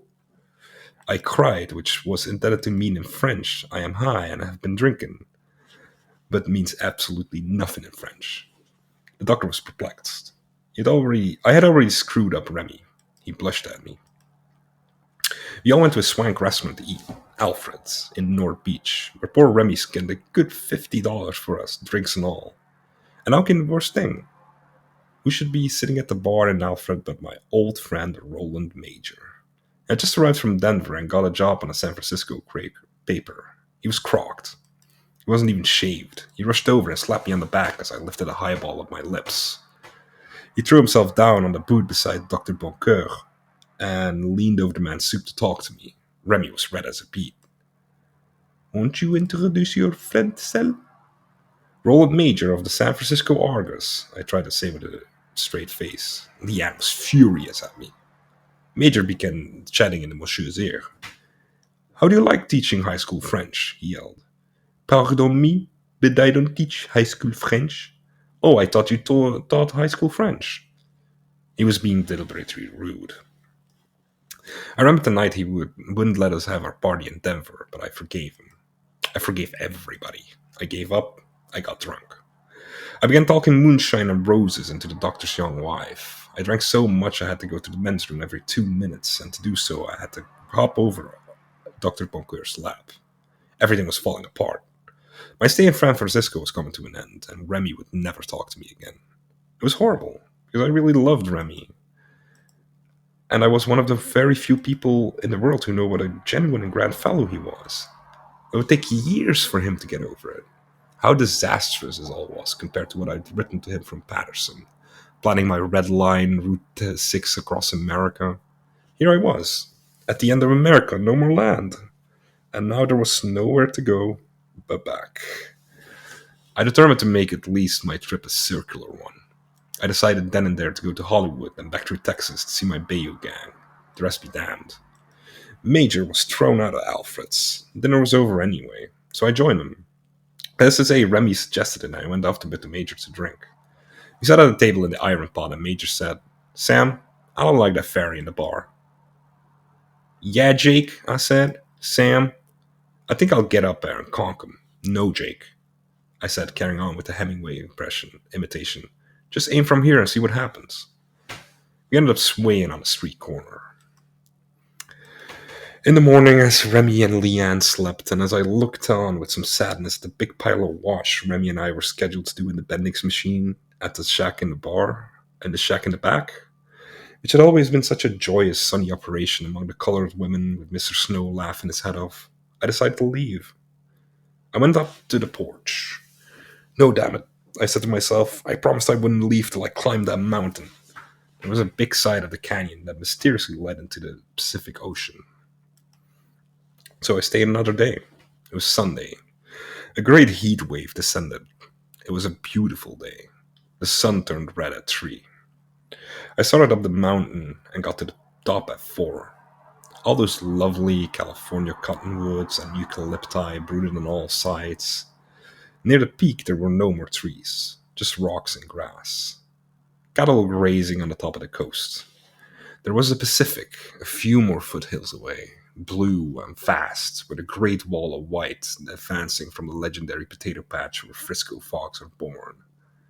Another hour, and it would come streaming through the Golden Gate to shroud the romantic city in white, and a young man would hold his girl by the hand and climb slowly up a long white sidewalk with a bottle of Tokay in his pocket. That was Frisco. And beautiful women standing in white doorways waiting for their men, and Quad Tower and the Embarcadero and Market Street with the 11 teeming hills. I spun around till I was dizzy. I thought I'd fall down as in a dream, clear of the precipice. Oh, where is the girl I love? I thought, and looked everywhere, as I had looked everywhere in the little world below. And before me was a great raw bulge and bulk of my American continent. Somewhere far across, gloomy, crazy New York was thrown up its cloud of dust and brown steam. There's something brown and holy about the East, and California is white like wash lines and empty-headed. At least, that's what I thought then. In the morning, Remy and Leanne were asleep as I quietly packed and slipped out the window the same way I'd come in, and left Mill City with my canvas bag. And I never spent that night on the old ghost ship, the Admiral Freebie, as it was called, and Remy and I were lost to each other. In Oakland, I had a beer amongst the bums of a saloon with a wagon wheel in front of it, and I was on the road again. Oh my god, it's the title. I walked clear across Oakland to get on the Fresno Road. 2 rides took me to Bakersfield, 400 miles south. The first was the mad one, with a burly blonde kid in a souped up rod. See that toe? He said as he gunned the heap to 80 and passed everyone on the road. Oh my god, a title again. Look at it. It was swathed in bandages. I just had it amputated this morning. The bastards wanted me to stay in the hospital. I packed my bag and left. What's a toe? Yes, indeed, I said to myself. Look out now. And I hung on. You never saw a driving fool like that. He made Tracy in no time.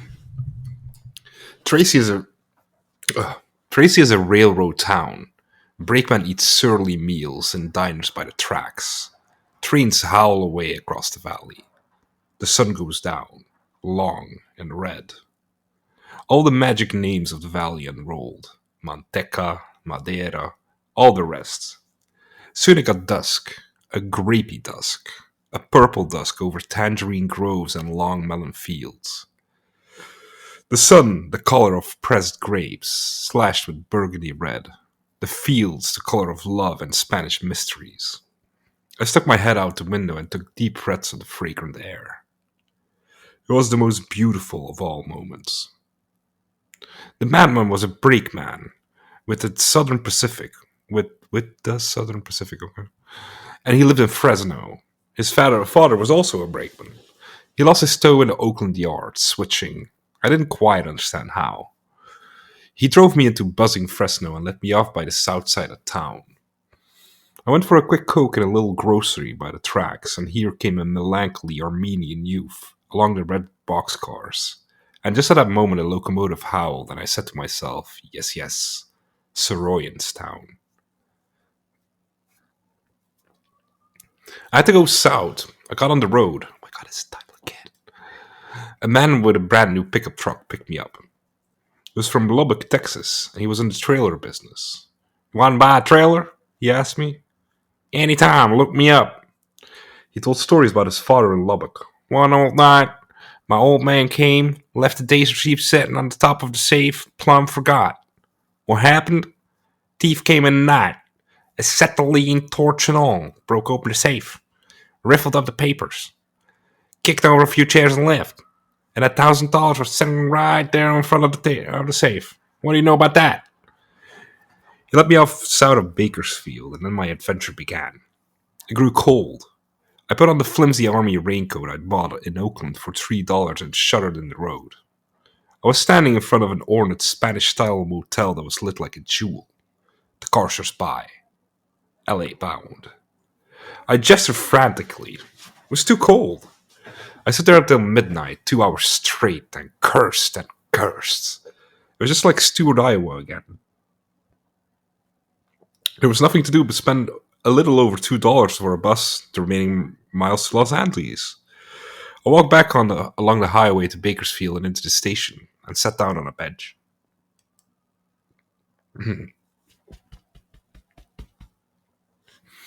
I had bought my ticket and was waiting for the LA bus when all of a sudden I saw the cutest little Mexican girl with slacks come cutting across my sight. She was one of the buses that had just pulled in with a big sigh of air brakes. It was discharging passengers for a rest stop. Her breast stuck out, straight and through. Her little flanks looked delicious.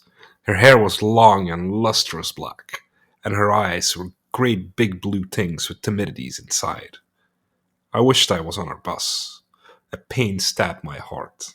as I did every time I saw a girl I loved who was going the opposite direction in this too big world. The announcer called the LA bus. I picked up my bag and got on. And who should be sitting right there alone but the Mexican girl? I dropped right opposite of her and began scheming right off. I was so lonely, so sad, so tired, so quivering, so broken, so beat, that I got up my courage, the courage necessary to approach a strange girl and acted. Even then, I spent 5 minutes beating my thighs in the dark as the bus rolled down the road. You got it. You got her, you'll die. Damn fool. Talk to her. What's wrong with you? Aren't you tired enough? By being by yourself by now?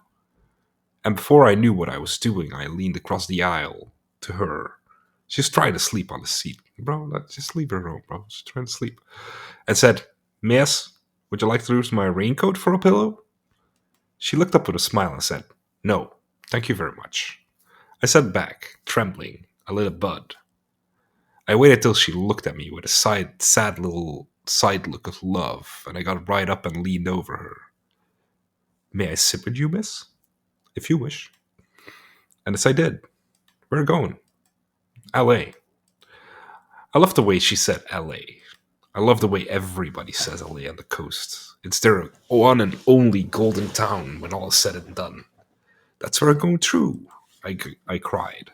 I'm very glad you let me sit with you. I was very lonely and I've been traveling a hell of a lot. And we settled down telling our stories. Her story was this. She had a husband and child. The husband beat her, so she left him back at Sabinal, south of Fresno, and was going to LA to live with her sister for a while. She left a little son with her family, who were grape pickers and lived in a shack by the vineyards. She had nothing to do but brood and get mad. I felt like putting my arms around her right away. We talked and we talked. She said she loved to talk with me. Pretty soon she was saying she wished she could go to New York too. Maybe we could, I laughed. The bus groaned up the green grapevine pass, and then we were coming down into great sprawls of light. Without coming to any particular agreement, we began holding hands. In the same way, it was mutely and beautifully and purely decided that when I got to my hotel room in LA, she would be beside me. I ached all over for her. I leaned my head in her beautiful hair. Her little shoulders drove me mad. I hugged her, and she loved it. I love, she said, closing her eyes. I promised her beautiful love. I gloated over her. Our stories were told. We subsided in silence and sweet anticipatory thoughts. It was as simple as that. You could have all your Peaches and Bettys and Mary Lou's and Ritas and Camille's and Inez's in this world. This was my girl, and my kind of girl soul, and I told her that. She confessed she saw me watching her in the bus station. Thought she was a nice college boy. Oh, I am a college boy, I assured her.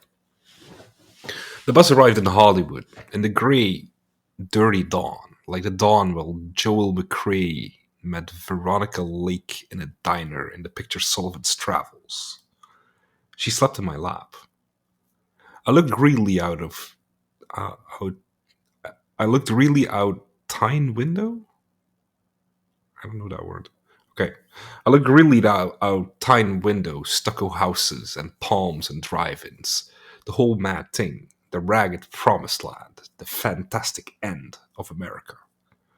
We got off the bus at Main Street, which was no different from where you get off a bus in Kansas City or Chicago or Boston. Red brick, dirty, characters drifting by, trolleys grating in the hopeless dawn, the hoary smell of a big city. And here my mind went haywire. I don't know why. I began getting the foolish, paranoid visions that Teresa, or Terry, her name, was a common little hustler who worked the buses for a guy's bucks by making an appointment like ours in LA, where she bought the sucker first to a breakfast place where a pimp waited, and then to a certain hotel to which he had access with his gun or his whatever. I never confessed this to her. We ate breakfast and a pimp kept watching us. I fancied Terry was making secret eyes at him. I was tired and felt strange and lost in a faraway, disgusting place. The goof of terror took over my thoughts and made me act petty and cheap. Do you know that guy? I said. What guy you mean, honey? I let it drop. She was slow and hung up about everything she did. It took her a long time to eat. She chewed slowly and stared into space and smoked a cigarette and then kept talking. And I was like a haggard ghost, suspicioning every move she made, thinking she was stalling for time. This was all fit of sickness. I was sweating as we went down the street hand in hand. The first hotel we hit had a room, and before I knew, I was locking the door behind me and she was sitting on the bed, taking off her shoes. I kissed her meekly. Better she'd never know. To relax our nerves, I knew we needed whiskey, especially me. I ran out and fiddled all over 12 blocks, hurrying till I found a pint of whiskey for sale in a newsstand. I ran back, all energy. Terry was in the bathroom fixing her face. I poured one big drink in a water glass and we had slugs. Oh, it was sweet and delicious and worth my whole lugubrious for a voyage. Okay. I sat behind her at a mirror and we danced in the bathroom that way. I began talking about my friends back east.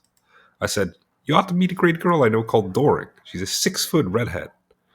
If you came to New York, she'd show you where to get work." "Who is this 6-foot redhead?" she demanded suspiciously. "Why do you tell me about her?" In her simple soul, she couldn't fathom my kind of glad, nervous talk. I let it drop. She began to get drunk in the bathroom. "Come on to bed," I kept saying. "6-foot redhead. Hey, and I thought you were a nice college boy. I saw your lovely sweater and I said to myself, ain't he nice? No, and no, and no. You have to be a goddamn pimp like the rest of them. What on earth are you talking about? Don't stand there and tell me that your 6-foot redhead ain't a madame. Because I know a madame when I hear about one, and you're just a pimp like the rest I meet. Everybody's a pimp." "Listen, Terry, I'm not a pimp. I swear to you on the Bible I'm not a pimp. Why should I be a pimp? My only interest is you. All the time I thought I met a nice boy. I was so glad. I hugged myself and I said, a real nice boy instead of a pimp. Terry, I pleaded with all my soul. Please listen to me and understand I'm not a pimp. An hour ago I thought she was a hustler. How sad I was. Our minds with their store of madness had diverged. Oh, gruesome life, how I moaned and pleaded, and then I got mad and realized I was pleading with a dumb little Mexican wench, and I told her so. And before I knew it, I picked up her red pumps and hurled them at the bathroom door and told her to get out. Go on, beat it. I'd sleep and forget it. I had my own life, my own sad, ragged life forever. There was a dead silence in the bathroom. I took off my clothes and went to bed. Terry came out with tears of sorriness in her eyes. In her simple and funny little mind had been decided the fact that a pimp does not throw a woman's shoes against the door and does not tell her to get out. In reverent and sweet little silence, she took off all her clothes and slipped her tiny body into the sheets with me. It was brown as grapes. I saw her poor belly where there was a cesarean scar. Her hips were so narrow she couldn't bear a child without getting gashed open. Her legs were like little sticks. She was only 4'10". I made love to her in the sweetness of the weary morning. Then, two tired angels of some kind hung up forlornly in an LA shelf, having found the closest and most delicious thing in life together. We fell asleep and slept till late afternoon. Chapter 13. For the next 15 days, we were together for better or for worse. I'm only 2 weeks, my boy. When we woke up, we decided to hitchhike to New York together. She was going to be my girl in town. I envisioned wild complexities with Dean and Mary Lou and everybody. A season. A new season. First, we had to work to earn enough money for the trip. Terry was all for starting at once with the $20 I had left. I didn't like it. And like a damn fool, I considered the problem for 2 days, and we read the wanted ads of wild LA papers I'd never seen before in my life. Cafeterias and bars. Until my 20 dwindled to just over 10. We were very happy in our little hotel room. In the middle of the night, I got up because I couldn't sleep. Pulled the cover over baby's bare brown shoulder and examined the LA night. What brutal, hot, siren whining nights they are. Right across the street there was trouble. An old, rickety, rundown, rooming house was the scene of some kind of tragedy. Tragedy? Tragedy.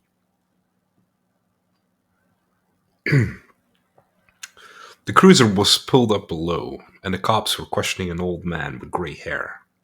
Sobbings came from within. I could hear everything, together with the hum of my hotel neon. I never felt sadder in my life. LA is the loneliest and most brutal of American cities. New York gets awful cold in the winter, but there's a feeling of wacky comradeships somewhere in some streets. LA is a jungle. South Main Street, where Terry and I took strolls with hot dogs, was a fantastic carnival of lights and wildness. Buddha cops frisked people on practically every corner. The beatest characters in the country swarmed on the sidewalks. All of it under those soft Southern California stars that are lost in the brown halo of the huge desert encampment LA really is. You could smell tea, weed, marijuana, floating in the air together with the chili beans and beer. That grand wild soup of bop floated from beer parlors. It mixed in medleys with every kind of cowboy and boogie woogie in the American night. Everybody looked like Hassel. Wild Negroes with bob cars and goatees came laughing by. And then the long-haired, broken-down hipsters straight out of Route 66 from New York. And then old desert rats carrying packs and heading for a park bench at the plaza. Then Methodist ministers with raveled sleeves and an occasional nature boy saint in beard and sandals. I wanted to meet them all, talk to everybody, but Terry and I were too busy to get a buck together. We went to Hollywood to try to work in a drugstore at Sunset and Vine. Now there was a corner. Great families of jalopies from the hinterland stood around the sidewalk, gaping in the sight for sight of some movie star, and the movie star never showed up. When a limousine passed, they rushed eagerly to the curb and ducked a look. Some character in dark glass sat inside with a bejeweled blonde. Donna Meche, Donna Meche. No, George Murphy, George Murphy. They milled around, looking at one another. Handsome queer boys who had come to Hollywood to be cowboys walked around, wetting their eyebrows with hinkty fingertips. Hinkty? Man, I don't know that word either. What the hell? Hinkty. Okay. The most beautiful little gone gals in the world could buy in slacks. They came to be starlets. They ended up in drive-ins. Tara and I tried to find work at the drive-ins. There was no soap anywhere.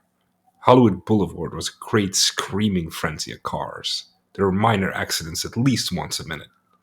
Everybody was rushing off towards the farthest palm, and beyond that was a desert and nothingness. Hollywood Sam stood in front of swank restaurants, arguing exactly the same way Broadway Sams argue at Jacobs Beach, New York. Only here they wore lightweight suits and their talk was cornier. Tall, cadaverous preachers shuddered by. Fat, screaming woman ran across the boulevard to get in line for the quiz shows. I saw Jerry Colonna, buying a car at Buick Motors. He was inside the vast plate glass window fingering his pistachio. Terry and I ate at a cafeteria downtown which was decorated to look like a grotto, with metal tits spurting everywhere and great impersonal stone buttocks belonging to deities and soapy Neptune. People ate lugubrious meals around the waterfalls, their faces green with marine sorrow. All the cops in LA looked like handsome gigolos. Obviously, they'd come to LA to make the movies. Everybody had come to make the movies, even me. Terry and I were finally reduced to trying to get jobs on South Main Street among the beat corner countermen and disc girls who made no bones about their beatness. Even there was a no-go. Still had $10. Man, I'm going to get my clothes from Sis, and we'll hitchhike to New York, said Terry. Come on, man, let's do it. If you can't boogie, I know I'll show you how. The last part was a song of hers she kept singing. We hurried to her sister's house in the sliverous Mexican shack somewhere beyond Alameda Avenue. I waited in a dark alley behind Mexican kitchens because her sister wasn't supposed to see me.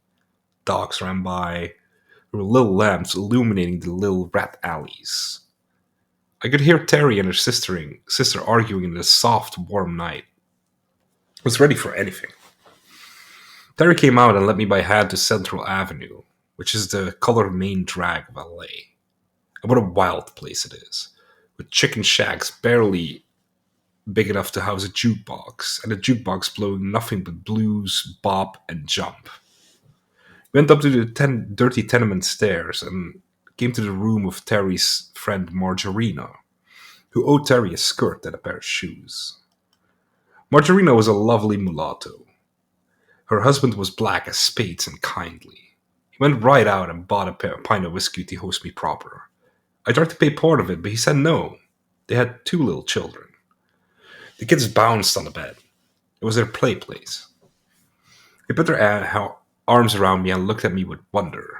The wild humming night of Central Avenue, the night of Hamp's Central Avenue breakdown, howled and boomed along outside.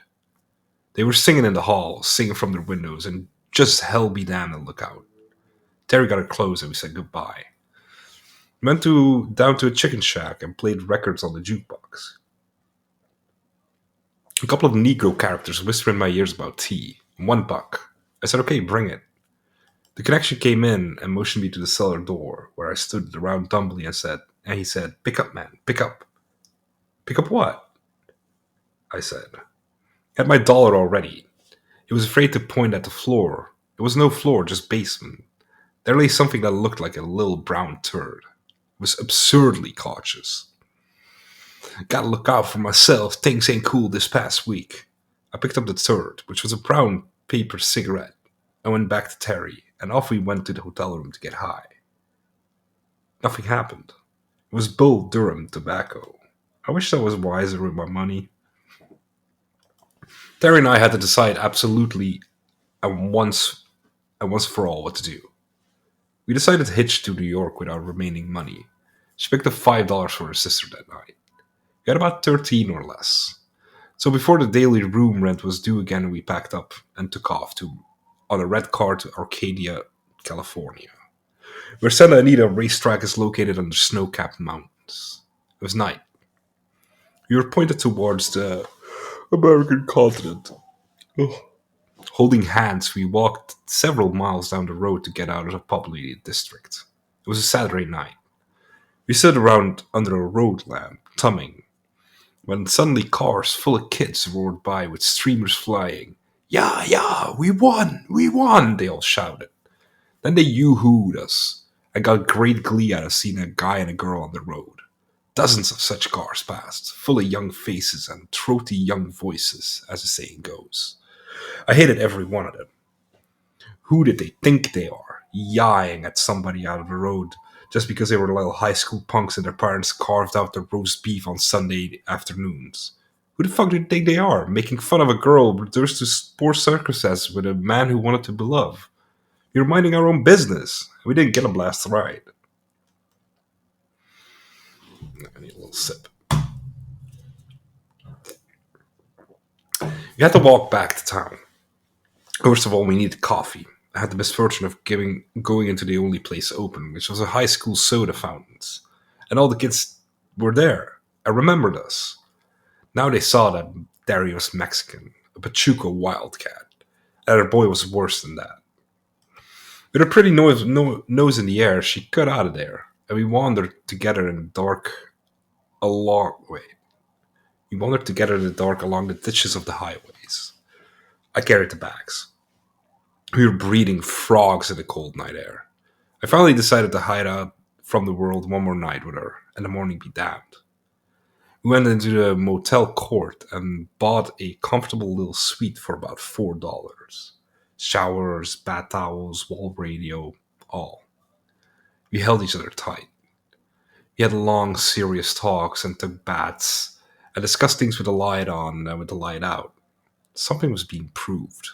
I was convincing her of something, which she accepted. And we concluded the path, packed in the dark, breathless, and then pleased like little lambs. In the morning, he boldly struck out on our new plan. We were going to take a bus to Bakersfield and work picking grapes. After a few weeks of that, we were headed to New York for the proper way by bus. It was a wonderful afternoon, riding up to Bakersfield with Terry. We sat back, relaxed, talked, watched the the countryside roll by, and didn't worry about a thing. We arrived in Bakersfield in the late afternoon. The plan was to hit every fruit wholesaler in town. Terry said we could live in tents on the job. The thought of living in a tent and picking grapes in the cool California mornings hit me right. But there were no jobs to be had, and much confusion, with everybody giving us innumerable tips and no job materialize. Nevertheless, we ate in a Chinese diner and set out with reinforced bodies. We went across the SP tracks to Mexican town. Terry jabbered with the brethren, looking for jobs. It was night now, and the little Mextown street was one blazing bulb of lights. Movie marquees, fruit stands, penny arcades, 5 and 10s, and hundreds of rickety trucks and mud-spattered jalopies parked. Whole Mexican fruit-picking families wandered around eating popcorn. Terry talked to everybody. I was beginning to despair. What Terry needed too, was a drink. So we bought a quart of California port for 35 cents and went to the railroad yards to drink. We found a place where hobos had drawn up crates to set over fires. We sat there and drank the wine. On our left were freight cars, sad and sooty red beneath the moon. Straight ahead, the lights and the airport pokers of Bakersfield proper. To our right, a tremendous aluminium Quonset warehouse. Ah, it was a fine night. A warm night, a wine drinking night, a moony night, and a night to hug your girl and talk and spit and be heaven going. This we did. She was a drinking little fool and kept up with me and passed me and went right on talking till midnight. We never budged from those crates. Occasionally bums passed, Mexican mothers passed with children, and the prowl car came by and the got out to leak. But most of the time we were alone and mixing up our souls ever more and ever more, till it would be terribly hard to say goodbye. At midnight we got up and goofed towards the highway. Terry had a new idea. We would hitchhike to Sabinal, her hometown, and live in her brother's garage. Anything was alright with me. On the road, oh my god, this title again. I made Terry sit down on my back to make her look like a woman in distress. And right off a truck stopped and we ran for it, all glee giggles. The man was a good man. His truck was poor. He rolled and crawled up the valley. We got to Seminole in the wee hours before dawn. I had finished the wine while Terry slept and I was proper stoned. We got out and roamed the quiet leafy square of the little California town. A whistle stop on the SP. We went to find our brother's buddy, who would tell us where he was. Nobody home. As dawn began to break, I lay flat on my back in the lawn of the town square and kept saying over and over again, you won't tell what he done up in weed, will you? What do you do up in weed? You won't tell, will you? What do you do up in weed? This was from the picture of Mice and Men, with Burgess Meredith talking to the foreman of the ranch. Terry giggled. Anything I did was all right with her. I could lie there and go on doing that till the ladies came out of church and she wouldn't care. But finally, I decided we'd be all set soon because of her brother. And I took her to the old hotel by the tracks and went to bed comfortably. Hey, Jackie. We had our conversation yesterday.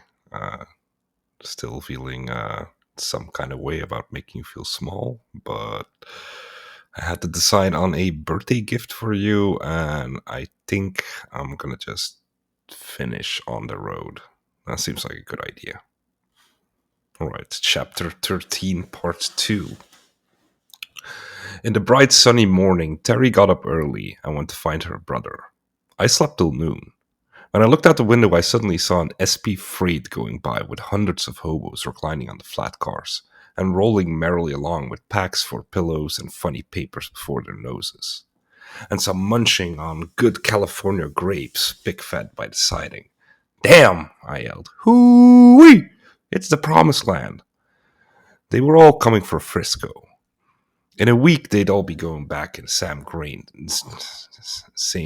style. Terry arrived with her brother, his buddy, and her child.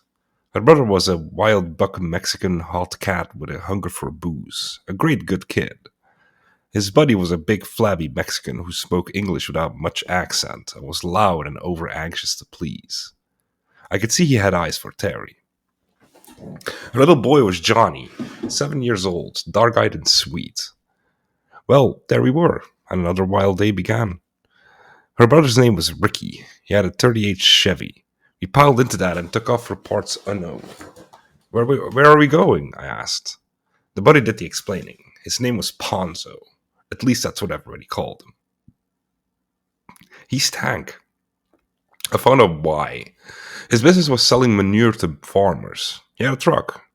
Ricky always had $3 or $4 in his pocket and was happy-go-lucky about things. He always said, "That's right, man. There you go. There you go. There you go."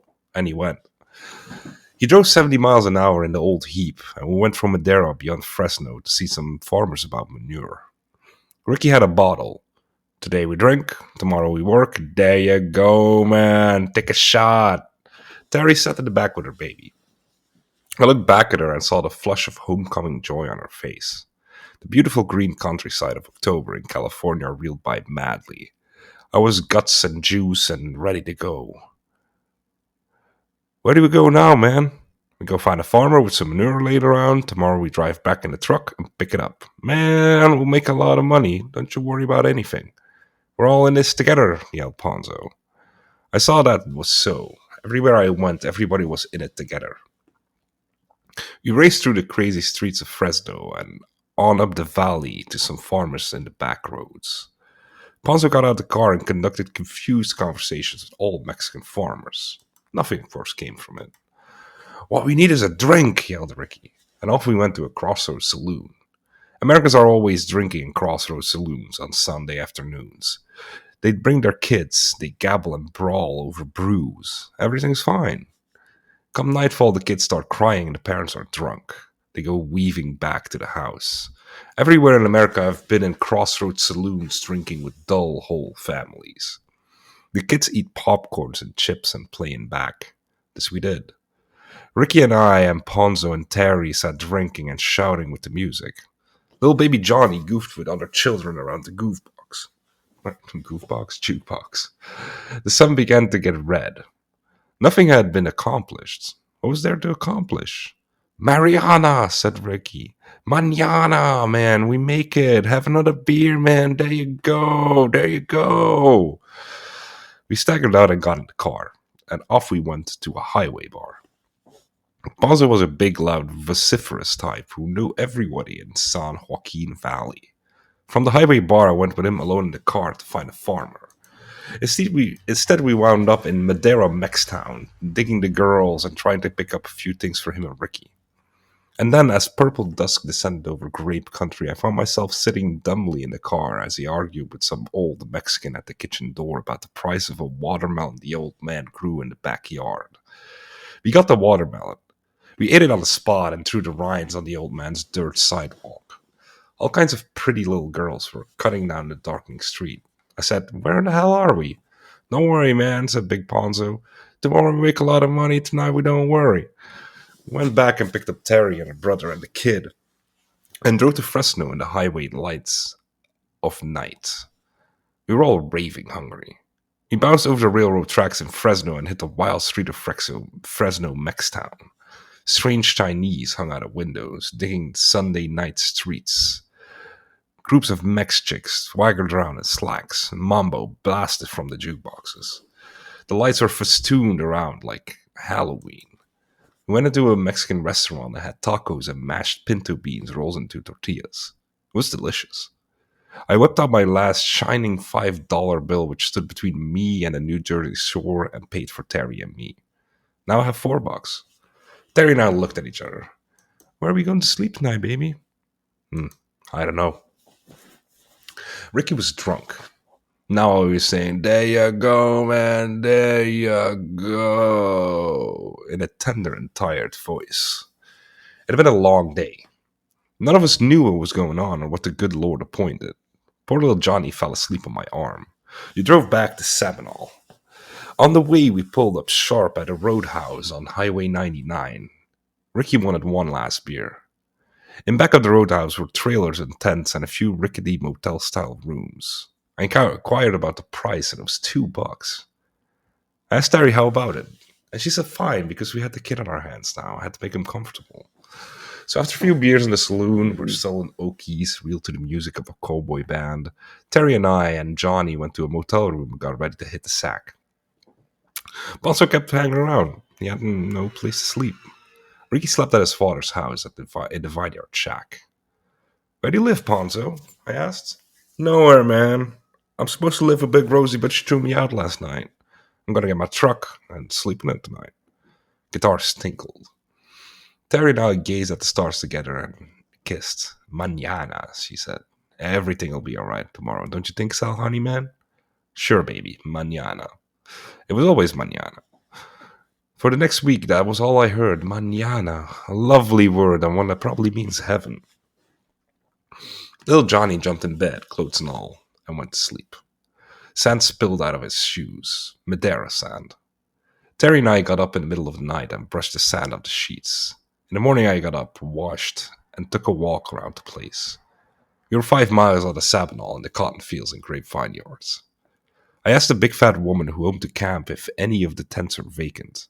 The cheapest one, $1 a day, was vacant. Fished up $1 and moved into it.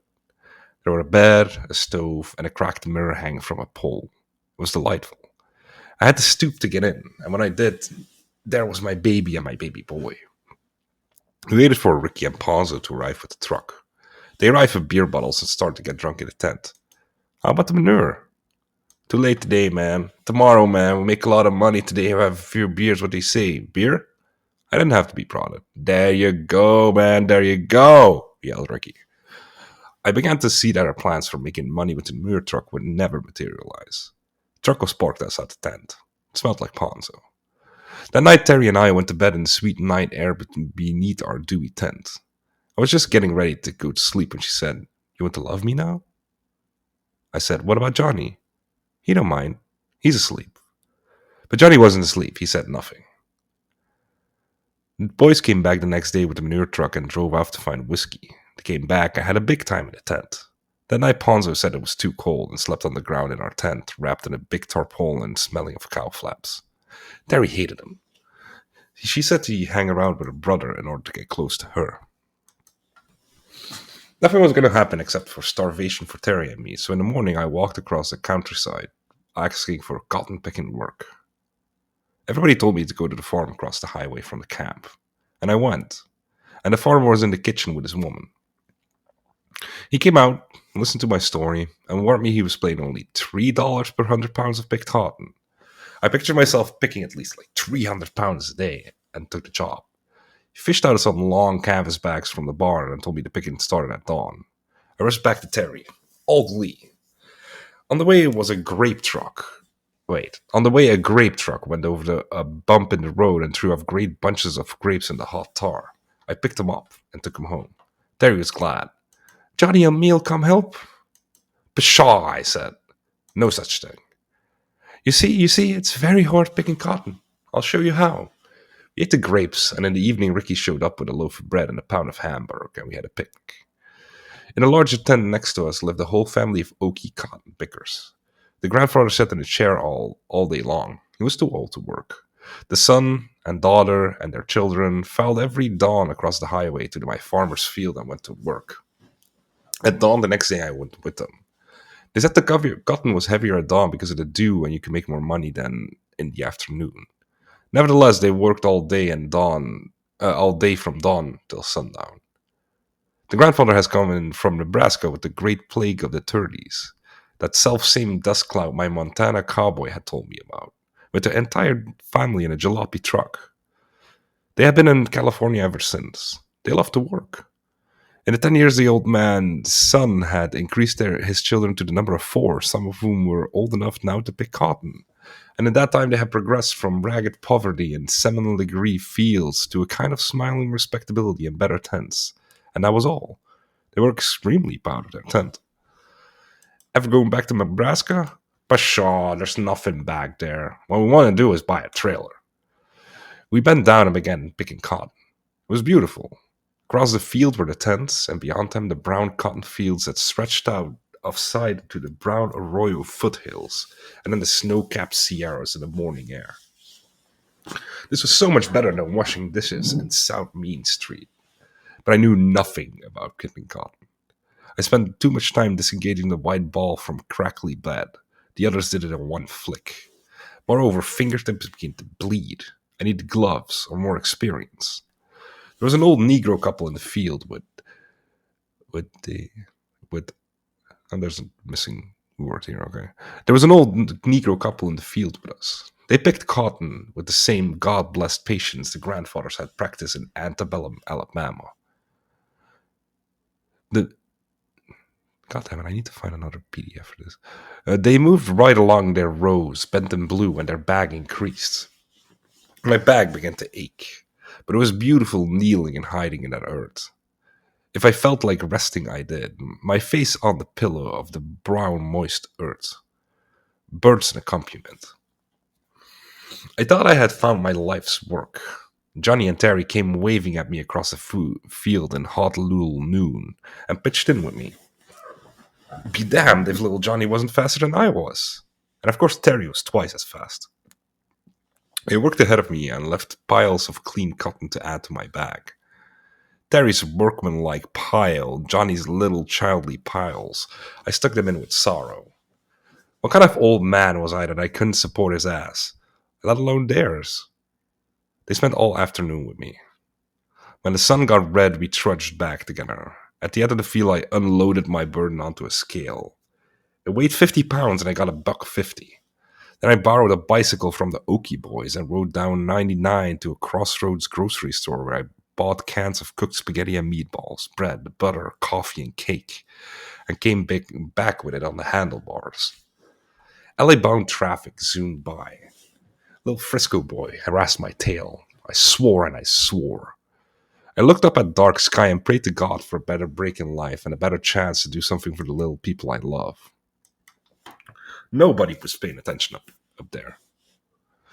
I should have known better. It was Terry who brought my soul back. On the tent stove, she warmed up the food, and it was one of the greatest meals in my life. I was so hungry, so tired. Sighing like an old Negro cotton picker, I reclined on the bed and smoked a cigarette. Dogs barked in the cool night. Ricky and Ponzo had given up calling in the evenings. I was satisfied with that. Terry curled up beside me, Johnny sat on my back, and they drew pictures of animals in my notebook. The light of our tent burned on the frightful plain. The cowboy music twanged in the roadhouse and carried across the fields, all sadness. It was all right with me. I kissed my baby, and we put out the lights. In the morning, the dew made the tent sag. I got up with my towel and toothbrush and went to the general motel toilet to wash. Then I came back, put on my pants, which were all torn from kneeling in the earth and had been sewed by Terry in the morning, put on my ragged straw hat, which has originally served as Johnny's toy hat, and went across the highway with my canvas cotton bag. Every day I earned approximately $1.50. It was just enough to buy groceries in the evening on the bicycle. The days rolled by. I forgot all about the East and about Dean and Carlo and the bloody road. Johnny and I played all the time. He liked me to throw him up in the air and down on the bed. Terry sat mending clothes. I was a man of the earth, precisely as I had dreamed I would be in Patterson. There was talk that Terry's husband was back in Seminole and out for me. I was ready for him.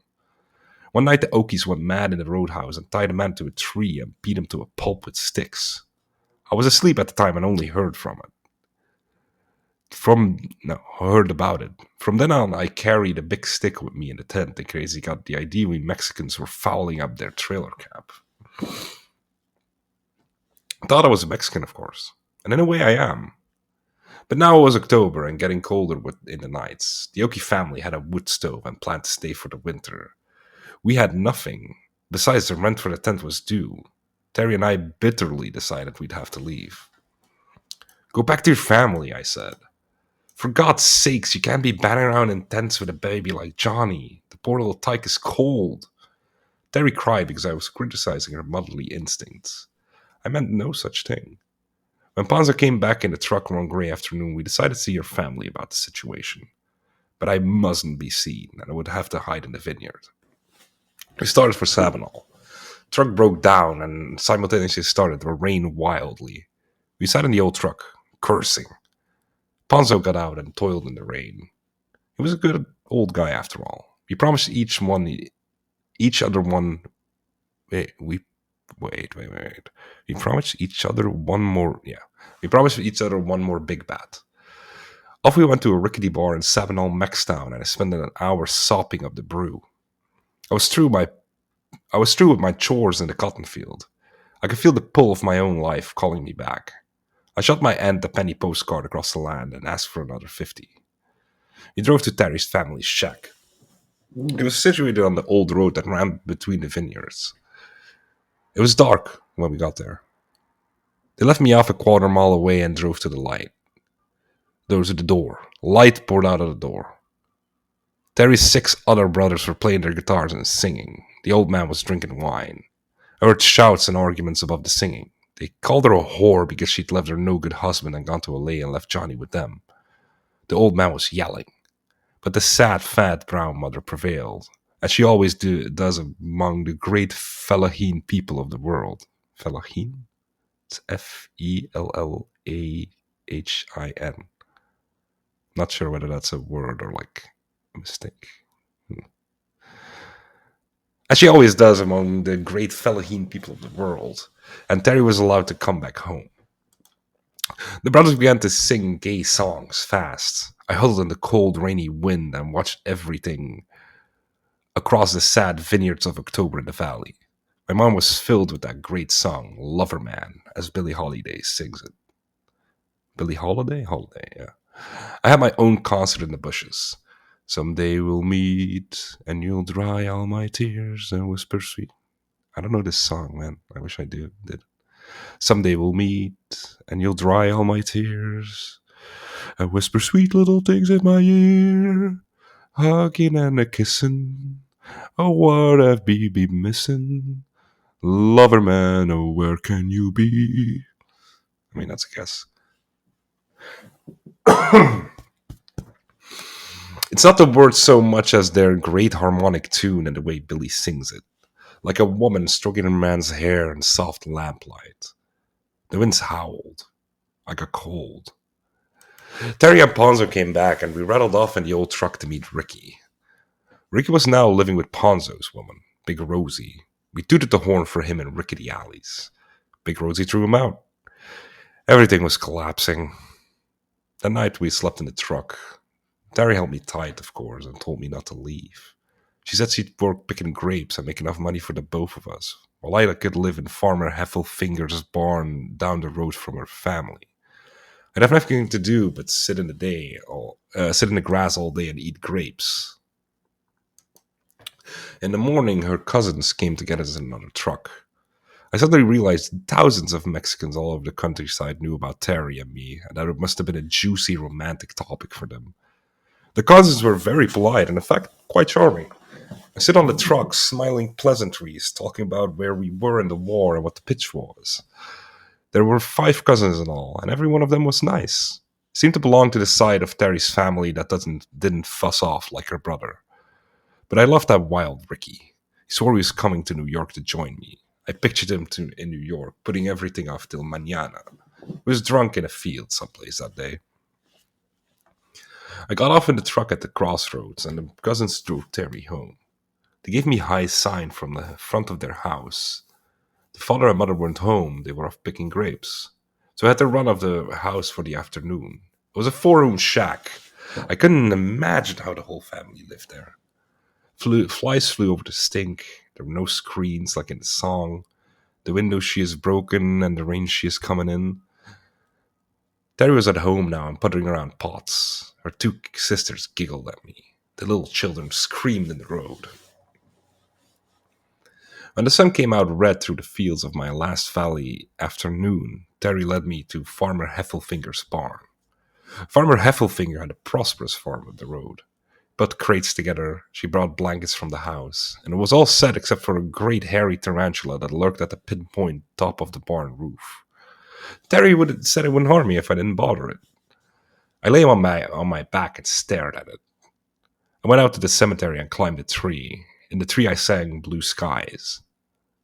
Terry and Johnny sat in the grass. We had grapes. In California, you chewed the juice out of the grapes and spit the skin away. A real luxury. Nightfall came. Terry went home for supper and came out to the barn at 9 o'clock with delicious tortillas and mashed beans.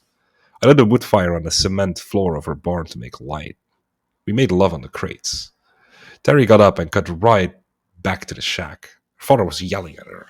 I could hear him from the barn. She left me a cape to keep warm. I threw it on my shoulder and skulked through the moonlit vineyard to see what was going on. I crept to the end of a row and knelt in the warm dirt. 5 brothers were singing melodious songs in Spanish. The stars bent over a little roof. Smoke poked up from the stovepipe chimney. I smelled mashed beans and chili. The old man growled. The brothers kept on yodeling. The mother was silent. Johnny and the kids were giggling in the bedroom. California home. I hid in the grapevines, digging it all. I felt like $1,000,000. I was adventuring in the crazy American night. Terry came out, slamming the door behind her. I accosted her on the dark road. What's the matter? Oh, we fight all the time. He wants me to go to work tomorrow. He said he don't want me fooling around. Sally, I want to go to New York with you. But how? I don't know, honey. I'll miss you. I love you. But I have to leave. Yes, yes. We lay down one more time, then you leave. Went back to the barn. I made love to her under the tarantula. What was the tarantula doing? He slept a while on the crates as the fire died. She went back at midnight. Her father was drunk. I could hear him roaring, and then there was silence as he fell asleep. The stars folded over the sleeping countryside. In the morning, Farmer Heffelfinger stuck his head through the horse gate and said, "How are you doing, young fella?" "Fine. I hope it's all right I'm staying here." "Sure thing. You going with that little Mexican floozy?" "She's a very nice girl." "Very pretty, too. Think the bull jumped the fence. She's got blue eyes." He talked about his farm. Terry brought my breakfast.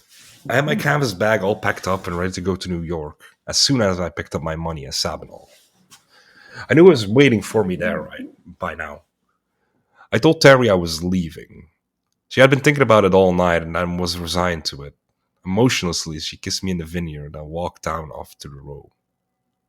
We turned at a dozen paces, for love is a duel, and looked at each other for the last time. Love is a duel is a crazy one-liner. "See you in New York, Terry," I said. She was supposed to drive to New York in a month with her brother, but we both knew she wouldn't make it. At 100 feet, I turned to look at her. She just walked on, back to the shack, carrying my breakfast plate in one hand. I bowed my head and watched her. Well, like a daddy, I was on the road again. It's like the title of the book, oh my god. I walked on the highway to Sabinal, eating black walnuts from the walnut tree. I went on the SP tracks and balanced along the trail. I passed a water tower and a factory. This was the end of something. I went to the telegraph office of the railroad for my money order from New York. It was closed. I swore and sat on the steps to wait. The ticket master got back and invited me in. Money was in. My aunt had saved my lazy butt again. "Who's gonna win the World Series next year?" said the gaunt old ticketmaster. I suddenly realized it was fall and I was going back to New York.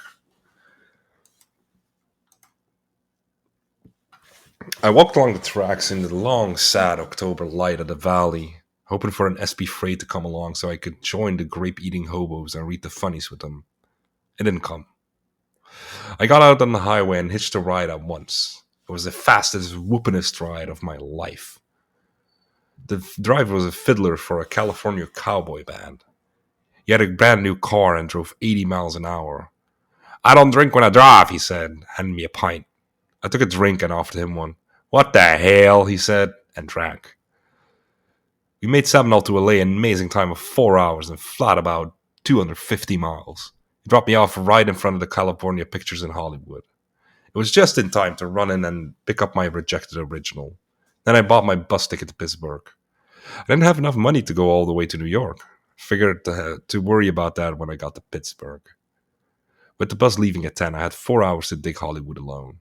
First, I bought a loaf of bread and salami. I made myself 10 sandwiches to cross the country on.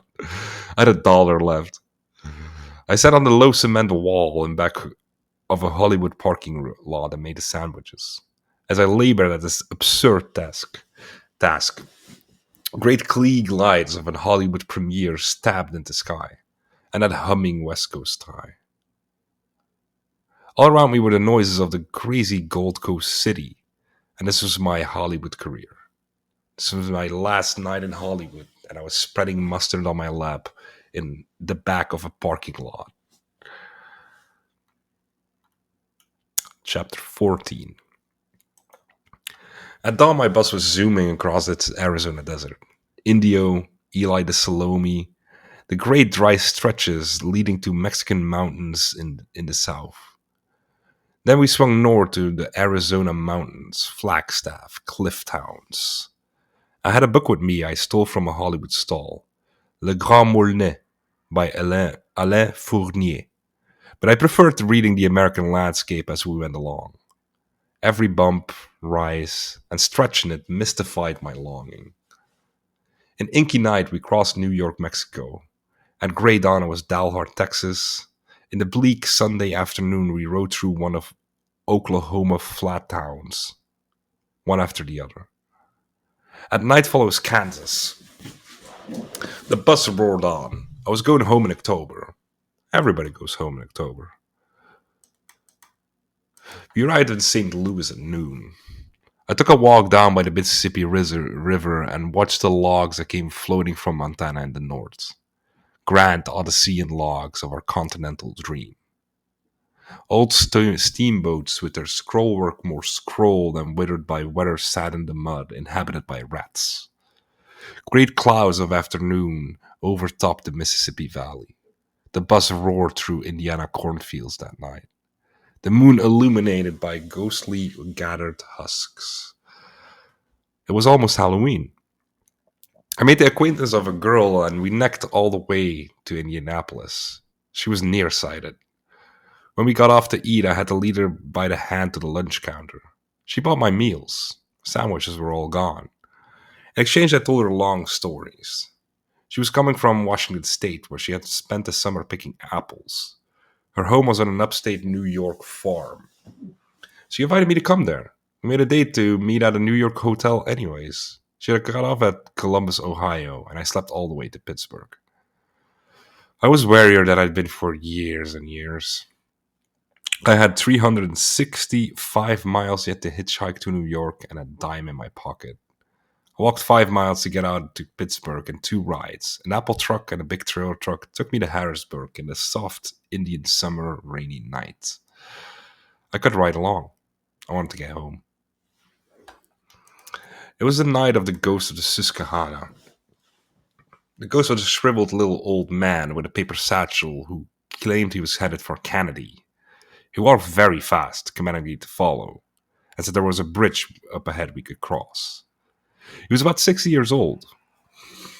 He talked incessantly of the meals he had had, how much butter they gave him for pancakes, how much slices of bread, how the old man had called him in from a porch of a charity home in Maryland and invited him to stay for the weekend, how he took a nice warm bath before he left, how he found a brand new hat by the side of the road in Virginia, and that was on his head, how he hit every Red Cross in town and showed him his World War I credentials, how the Harrisburg Red Cross was now worthy of the name, how he managed in this hard, cold world. But as far as I could see, he was just a semi-respectable walking hobo of some kind who covered the entire eastern wilderness on foot, hitting Red Cross offices and sometimes bumming on Main Street corners for a dime. We were bounced together. He walked 7 miles among the mournful Susquehanna. It is a terrifying river. It has bushy cliffs on both sides that lean like hairy ghosts over the unknown waters. Inky night covers all. Sometimes from the rail yards across the river rises a great red locomotive flare that illuminates the horrid cliffs. The little man said he had a fine belt in his satchel, and we stopped for him to fish it out. Got me a fine belt here somewhere. Got it in Frederick, Maryland. Damn, now did I leave that thing on the counter at Fredericksburg? You mean Frederick? No. Fredericksburg, Virginia. He was always talking about Frederick, Maryland, and Fredericksburg, Virginia. He walked right in the road in the teeth of advancing traffic and almost got hit several times.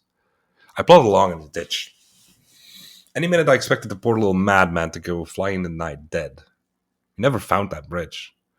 I left him at the railroad underpass because I was so sweaty from the hike I changed shirts and put on 2 sweaters. A roadhouse illuminated my sad endeavors. A whole family came walking down the dark road and wondered what I was doing. Strange thing of all, a tenderman was blowing very fine blues in this Pennsylvania hick house. I listened and moaned. It began to rain hard. A man gave me a ride back to Harrisburg and told me I was on the wrong road. I suddenly saw the little hobo standing under a sad street lamp with a stump stuck out. Poor forlorn man. Poor lost sometime boy. Now a broken ghost of the penniless wilds. I told my driver the story, and he stopped to tell the old man. Look here, fella. You're on your way west, not east. Huh? Said the little ghost. Can't tell me I don't know my way around here. Been walking this country for years. I'm headed up for Canada. But this ain't the road to Canada.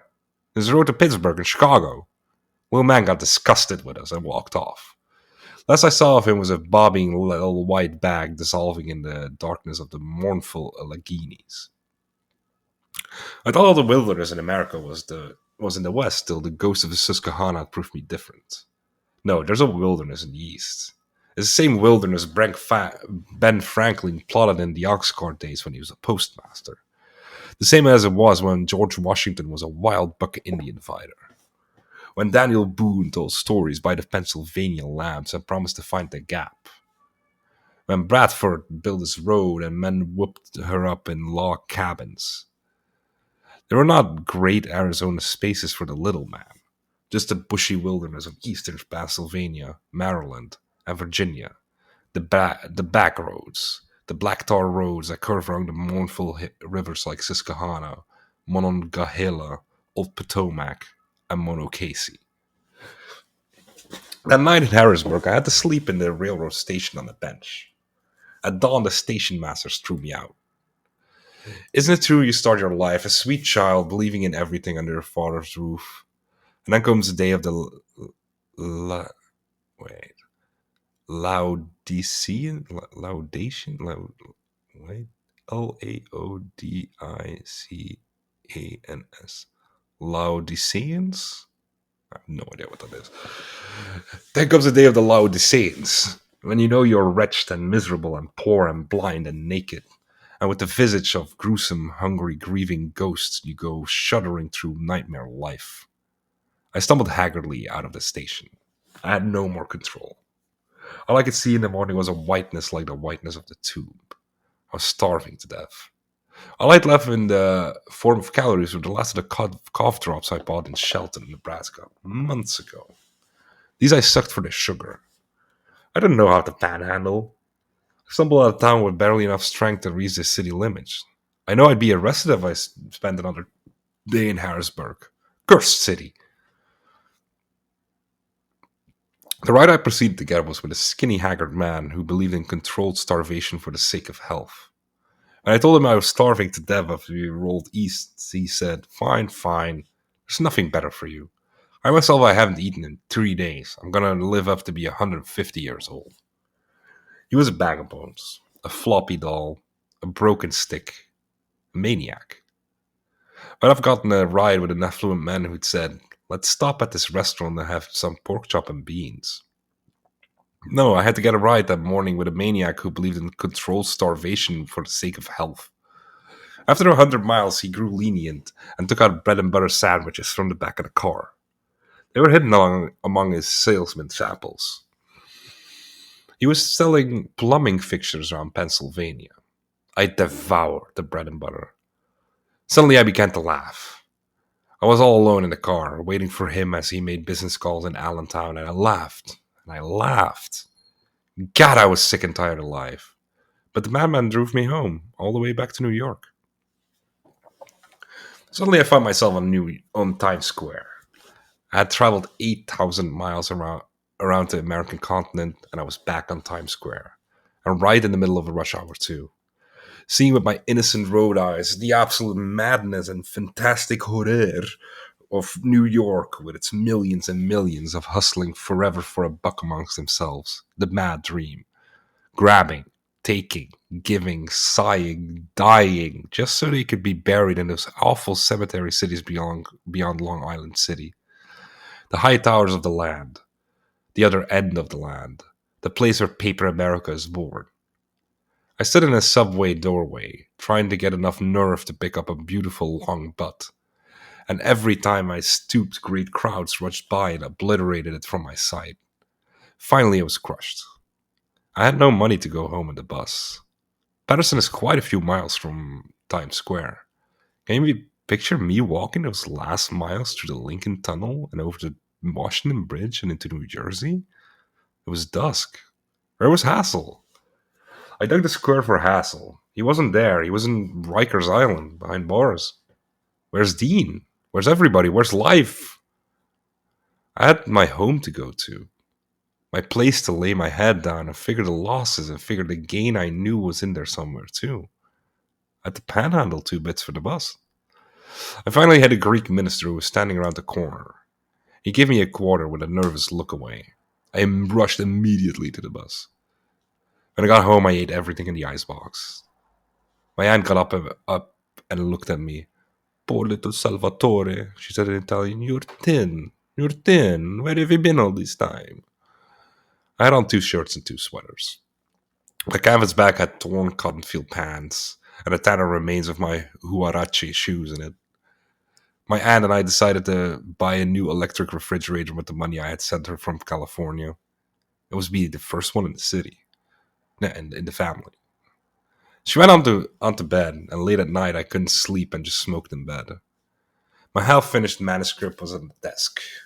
It was October, home, and work again. The first cold winds rattled the window pane. I had made it just in time. Dean had come to my house and slept several nights there waiting for me. Spent afternoons talking to my aunt as she worked on the great rag rug woven from all the clothes in my family for years, which was now finished and spread on my bedroom floor, as complex and as rich of the passage of time itself. Then he had left, 2 days before I arrived, crossing my path probably somewhere in Pennsylvania or Ohio to go to San Francisco. He had his own life down there. Camille had just get an apartment. It never occurred to me to look her up when I was in Mill City. Now it was too late, and I'd also missed Dean.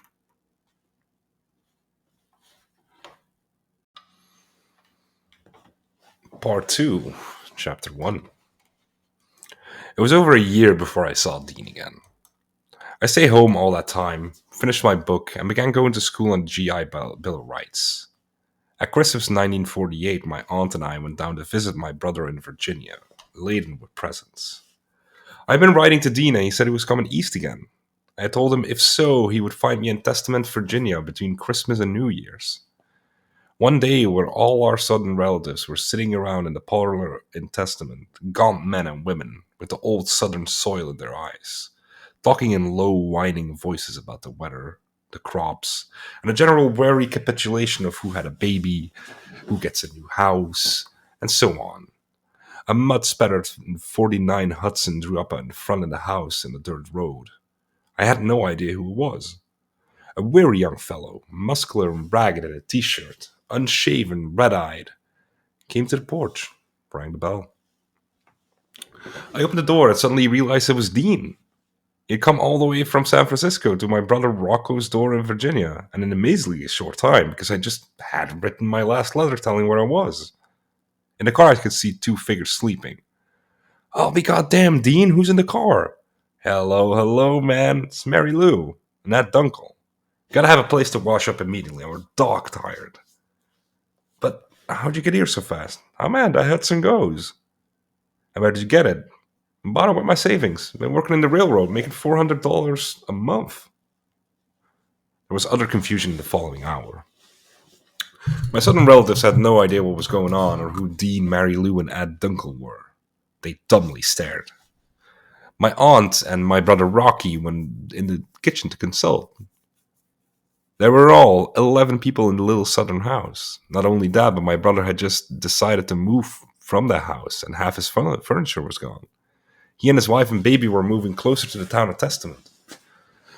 They had bought a new parlor set, and their old one was going to my aunt's house in Patterson, although he hadn't decided how. But Dean heard this. He had once offered his service with the Hudson. Give me a moment. He and I would carry the furniture to Patterson in 2 fast trips and bring my aunt back at the end of the second trip. This is going to save us a lot of money and trouble. It was agreed upon. My sister-in-law made a spread, and the 3 battered travelers sat down to eat. Mary Lou had not slept since Denver. I thought she looked older and more beautiful now. I learned that Dean had lived happily with Camille in San Francisco ever since the fall of 1947. He got a job on the railroad and made a lot of money. Became the father of a cute little girl, Amy Moriarty. Then he suddenly blew a stop while walking down the street one day. He saw a 49 Hudson for sale and rushed back to the bank for his entire roll. Bought the car on the spot. Ed Dunkelwood was with him. Now they were broke. Dean calmed Camille's fears and told her he'd be back in a month.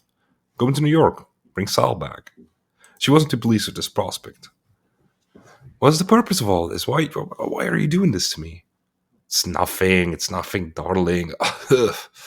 Sal has pleaded and begged for me to come get him. It's absolutely necessary for me to. But we won't go into all these explanations, and I'll tell you why. No, listen, I'll tell you why. And he told her why, and of course it made no sense. Big, tall Ed Dunkel also worked in the railroad. He and Dean had just been laid off during a seniority lapse because of a drastic reduction in crews. Ed had met a girl called Galatea, who was living in San Francisco on her savings. His 2 mindless cats decided to bring the girl along east and have her foot a bill. Ed cajoled and pleaded. She wouldn't go unless he married her. In a whirlwind few days, Ed Dunkel married Galatea, with Dean rushing around to get the necessary papers. And a few days before Christmas, they rolled out to San Francisco at 70 miles per, headed for LA at a snowless southern road. In LA, they picked up a sailor at a travel bureau and took him along for $15 worth of gas. He was bound to Indiana. They also picked up a woman with her idiot daughter for $4 gas fare to Arizona.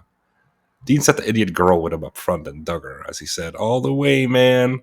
Such a gone little sweet soul. We talked up fire, and the desert turned into a paradise, and a parrot that swore in Spanish."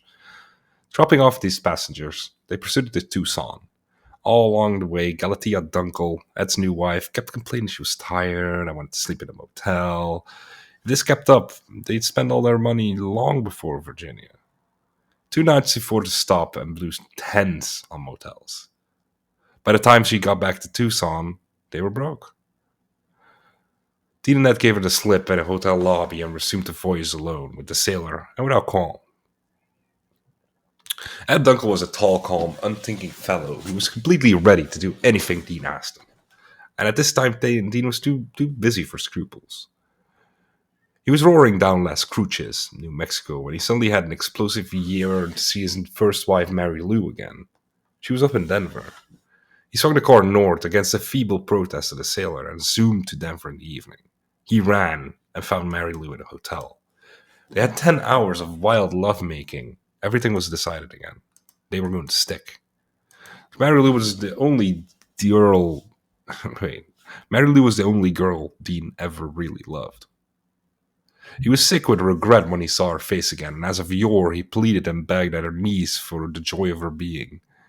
She understood Dean, stroked his hair, and she knew he was mad. To suit the sailor, Dean fixed him up with a girl in a hotel room over the bar where the old pool hall gang always drank. But the sailor refused the girl and in fact walked off into the night. Never saw him again. He evidently took a bus to Indiana. Dean, Mary Lou, wait, Dean, Mary Lou, and Ed Dunkel roared east along the Colfax out to the Kansas plains. Great snowstorms overtook them. In Missouri at night, Dean had to drive with a scarf-wrapped head stuck out the window, with snow glasses that made him look like a monk peering into the manuscripts of the snow, because the windshield was covered with an inch of ice. He drove by the birth country of his forebears without a thought. In the morning, the car skidded on an icy hill and flapped into a ditch. A farmer offered to help him out. They got hung up when they picked up a hitchhiker who promised them $1 if they'd ride him to Memphis. In Memphis, he went into his house, put around looking for $1, got drunk, and said he couldn't find it. They resumed across Tennessee. The bearings were beat from the accident. Dean had been driving 90, now he stuck to a steady 70, or the whole motor would go whirring down the mountainside. They crossed the Great Smoky Mountains in midwinter. When they arrived at my brother's door, they had not eaten for 30 hours, except for candy and cheese crackers. They ate voraciously as Dean, sandwich in hand, stood bound and jumping before the great phonograph, listening to a wild bop record I had just bought called The Hunt, with Dexter Gordon and Wardell Gray blowing their tops before a screaming audience that gave the record fantastic, frenzied volume. Southern folk looked at one another and shook their heads in awe. What kind of friends does Sal have anyways? They said to my brother. He was stumped for an answer. Southerners don't like the madness the least bit, not Dean's kind. He paid absolutely no attention to them. The madness of Dean had bloomed into a weird flower. I didn't realize till he and I and Mary Lou and Dunkel left the house for a brief spin to Hudson, when for the first time we were alone and could talk about everything we wanted. Dean grabbed the wheel, shifted second, and mused a minute. Rolling, now suddenly seeming to decide something, and shot the car full jet down the road in a fury of decision. "All right now, children," he said, rubbing his nose and bending down to feel the emergency and pulling cigarettes from the compartment, and swaying back and forth as he did these things and drove. "Time has come for us to decide what we're going to do next week. Crucial. Crucial!" He dodged a mule wagon. It had an old Negro prodding along. "Yes!" yelled Dean. "Yes! Dig him! Now consider his soul! Stop a while and consider!" And he slowed down the car for all of us to turn and look at the old jazz bow moaning along. "Oh yes, dig him sweet! Now there's thoughts like that in the mind that what I would give my last arm to know, to climb in there, and find out just what he's poor ass is pondering about this year's turnip greens and ham. Sal, you didn't even know it, but I once lived with a farmer in Arkansas for a whole year when I was 11. I had awful chores. I had to skin a dead horse once. I haven't been to Arkansas since Christmas 1943, 5 years ago, where Ben Gavin and I were chased by a man with a gun who owned a car we were trying to steal. I say all this to show you of the South I can speak. I have known. I mean, man, I dig the South. I know it in and out. I've dug your letters to me about it. Oh yes, he said, trilling off and stopping altogether, and suddenly jumping the car back to 70 and hunching over the wheel. He stared doggedly ahead. Mary was smiling serenely. This was the new and complete Dean, grown to maturity, I said to myself. My God, he's changed. Fury spat out of his eyes when he talked about the things he hated. Great glows of joy replaced this when he suddenly got happy.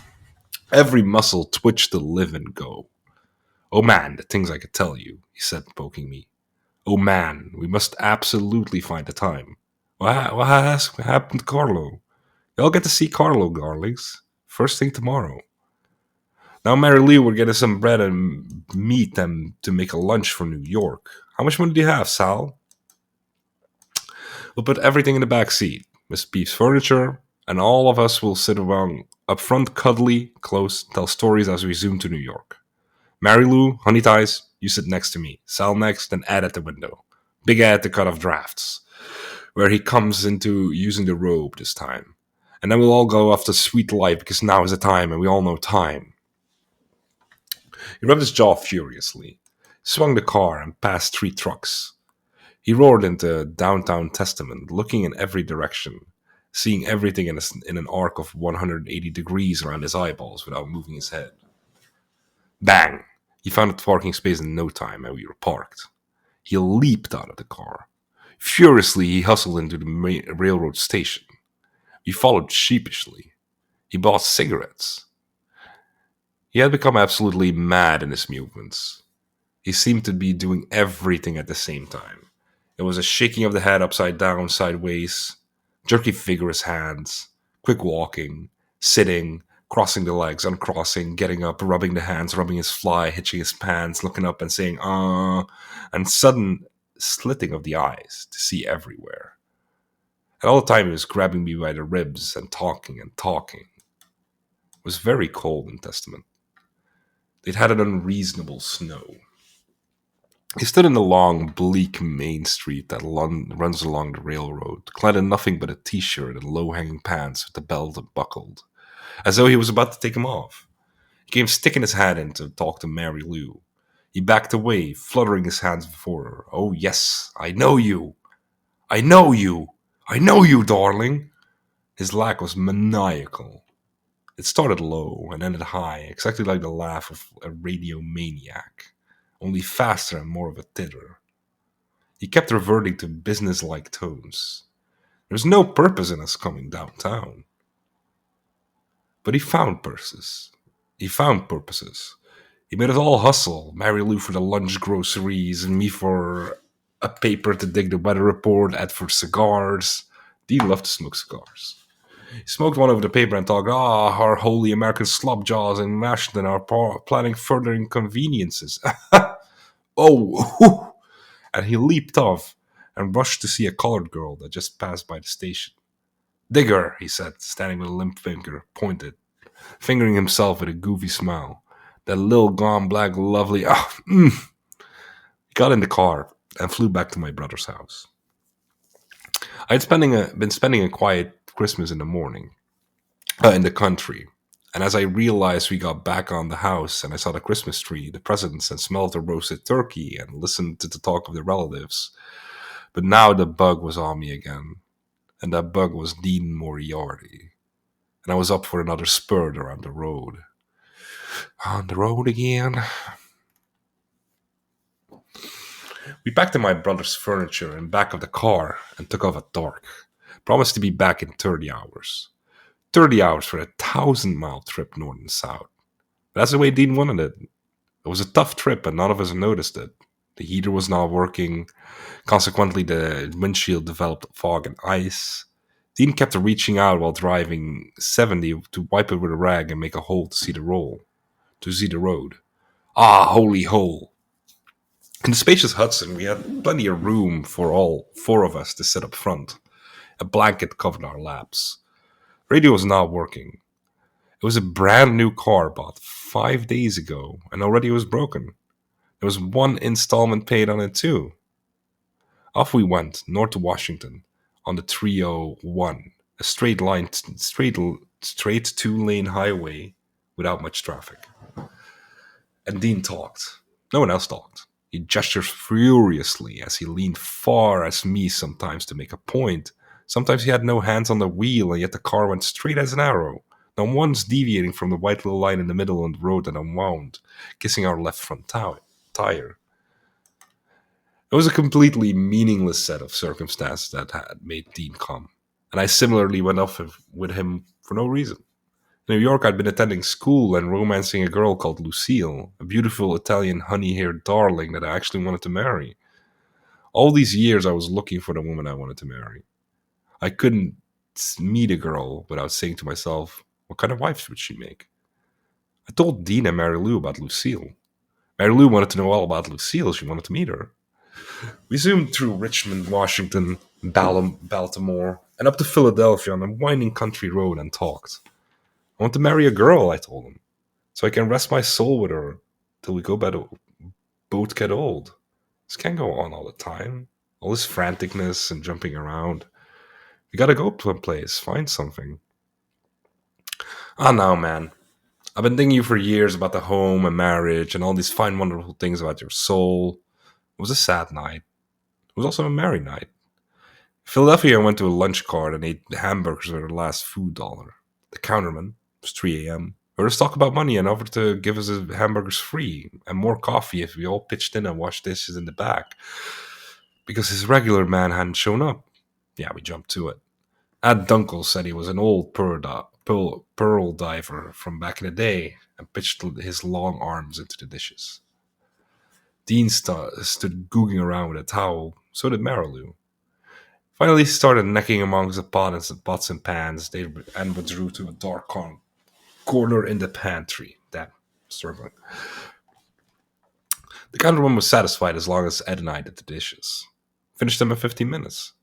When daybreak came, we were zooming through New Jersey with a great cloud of metropolitan New York rising before us in the snowy distance. Dean had a sweater wrapped around his ears to keep warm. He said we were a band of Arabs coming in to blow New York.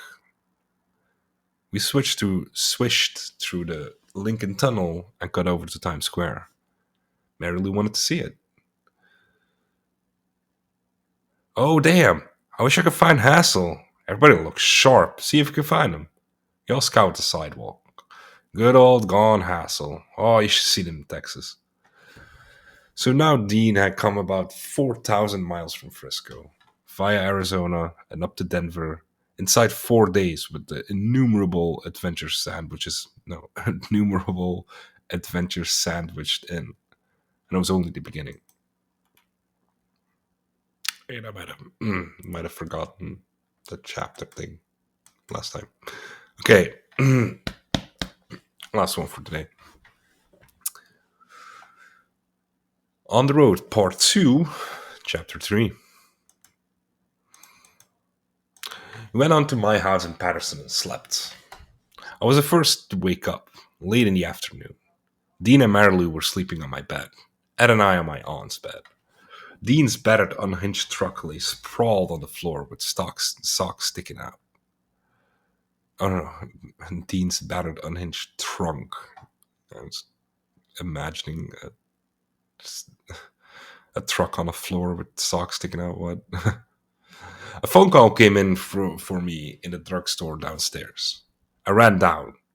It was from New Orleans. It was old Bill Lee who moved to New Orleans. Old Bill Lee, in his high, whining voice, was making a complaint.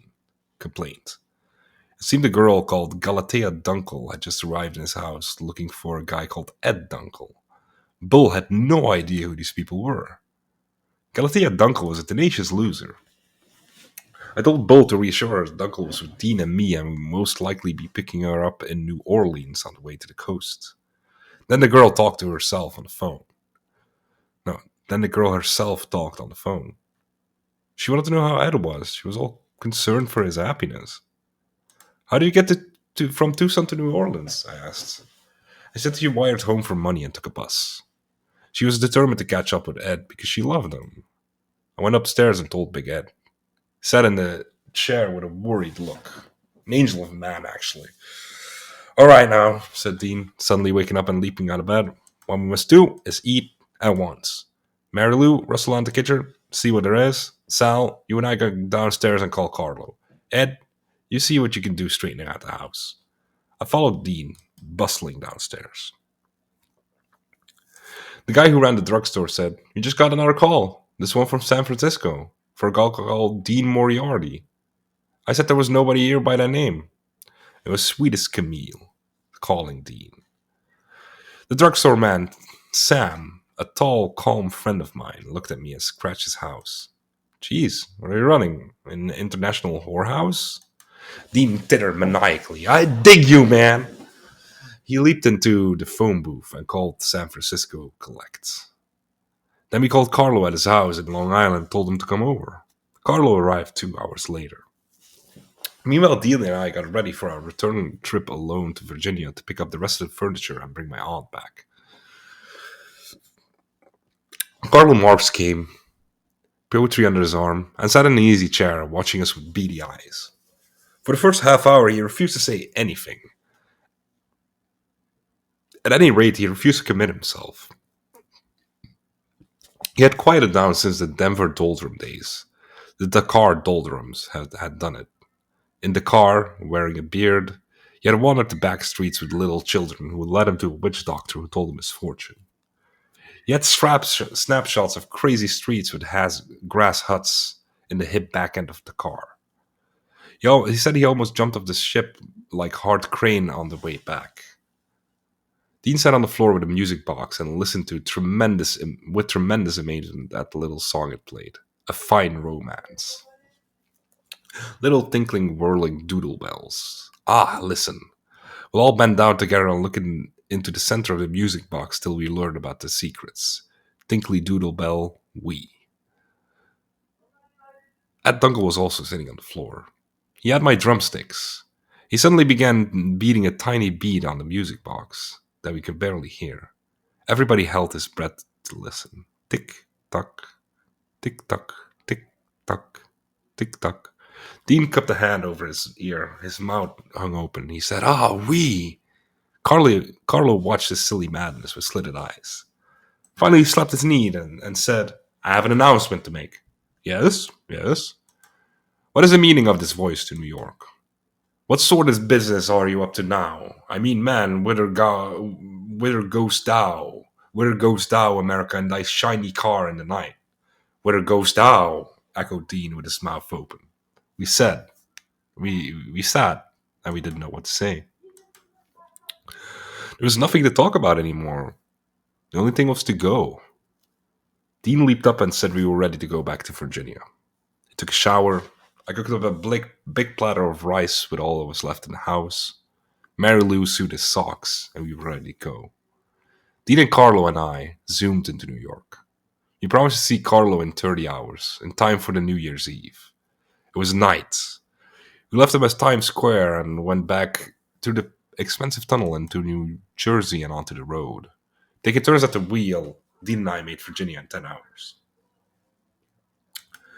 "Now, this is the first time we've been alone and in a position to talk for a year," said Dean. And he talked all night. As in a dream, we were zooming back through sleeping Washington and back into the Virginia wilds, crossing Appomattox the Appomattox River at daybreak, pulling up at my brother's door at 8 a.m. And all this time, Dean was tremendously excited about everything he saw, everything he talked about, every detail of every moment that passed. He was out of his mind with real belief. And of course, now no one could tell us that there's no God. We've passed through all forms. You remember, Sal, when I first got to New York and I wanted Chad King to tell me about Nietzsche? You see how long ago? Everything is fine. God exists. We know time.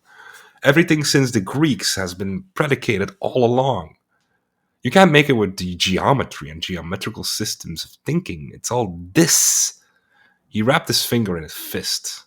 The car hugged the line straight and true. And not only that, but we both understand that I couldn't have time to explain why I know, and you know, God exists. At one point I moaned about life's troubles, how poor my family was, how much I wanted to help Lucille, who's also poor, had a daughter. Troubles, you see, is a generalization word for what gods existed. The thing is not to get hung up. "My head rings," he cried, clasping his head. He rushed out of the car like Groucho Marx gets cigarettes. That furious, ground-hugging walks with the coattails flying. Except he had no coattails. Since Denver, Sal, a lot of things. Oh, the things I've taught. And I taught. I used to be in a reform school all the time, and I was a young punk asserting myself, stealing cars.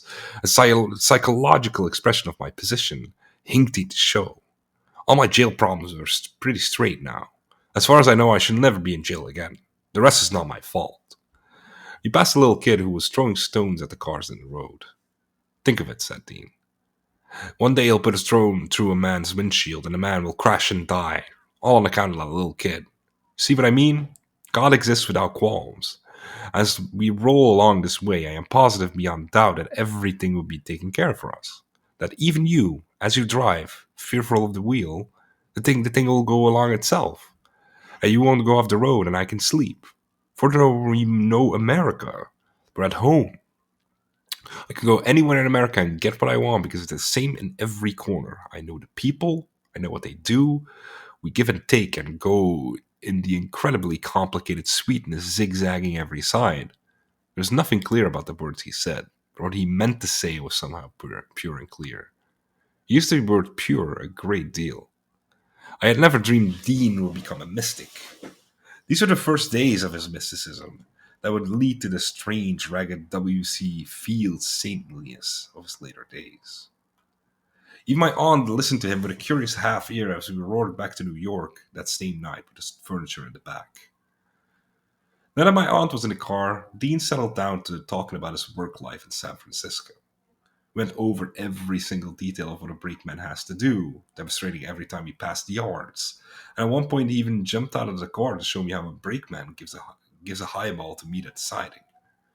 My aunt retired into the back seat and went to sleep. In Washington at 4 a.m., Dean again called Camille, collect in Frisco. Shortly after this, we pulled into Washington. A cruising car overtook us with a siren going, and we had a speeding ticket in spite of the fact that we were going about 30. It was a California license plate that did it. You guys can think you can rush now here as fast as you want just because you come from California? Said the cop. I went with Dean to the sergeant's desk and we tried to explain to the police that we had no money. They said Dean would have to spend the night in jail if we didn't round up the money. Of course, my aunt had it $15. She had 20 in all. It's going to be just fine. And in fact, when we were arguing with the cops, one of them went out to take a peek at my aunt, who was wrapped in the back of the car. She saw him. Don't worry, I'm not a gun mall. If you want to come and search the car, go right ahead. I'm going home with my nephew, and this furniture ain't stolen. It's my niece's. She just had a baby. I'm moving into her new house. This flabbergasted Sherlock, and he went back to the station house.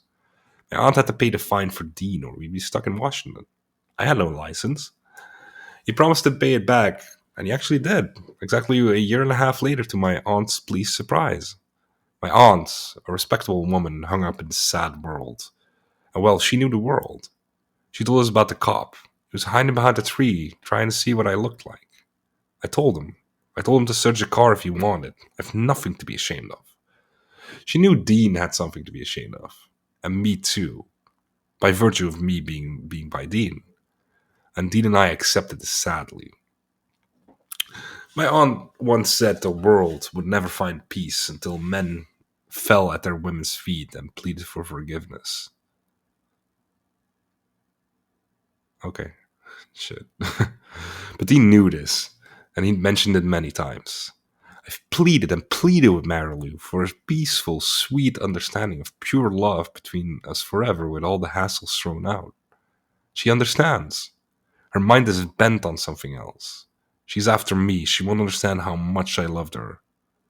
She's knitting my doom. The truth of the matter is we don't understand our woman. We blame on them, and it's all our fault. And it isn't as simple as that, warned Dean. Peace will come suddenly, and we won't understand when it does. See, ma'am? Doggedly, bleakly, he pushed the car through New Jersey. At dawn, I drove into Patterson as he slept in the back. We arrived at the house at 8 in the morning to find Mary Lou and Ed Dunkel sitting around smoking butts from the ashtrays. They hadn't eaten since Dean and I left. My aunt brought groceries and cooked up a tremendous breakfast. Part 2, Chapter 4. Now it's time for the Western threesome to find some new living quarters in Manhattan proper. Carlo had a pad on York Avenue.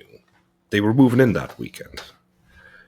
We slept all day, Dean and I, and woke up as a great snowstorm ushered in New Year's Eve, 1948. Ed Dunkel was sitting in my easy chair, telling about the previous New Year's. I was in Chicago, I was broke, I was sitting at the window of my hotel room on North Clark Street, and the most delicious smell rose to my nostrils from the bakery downstairs.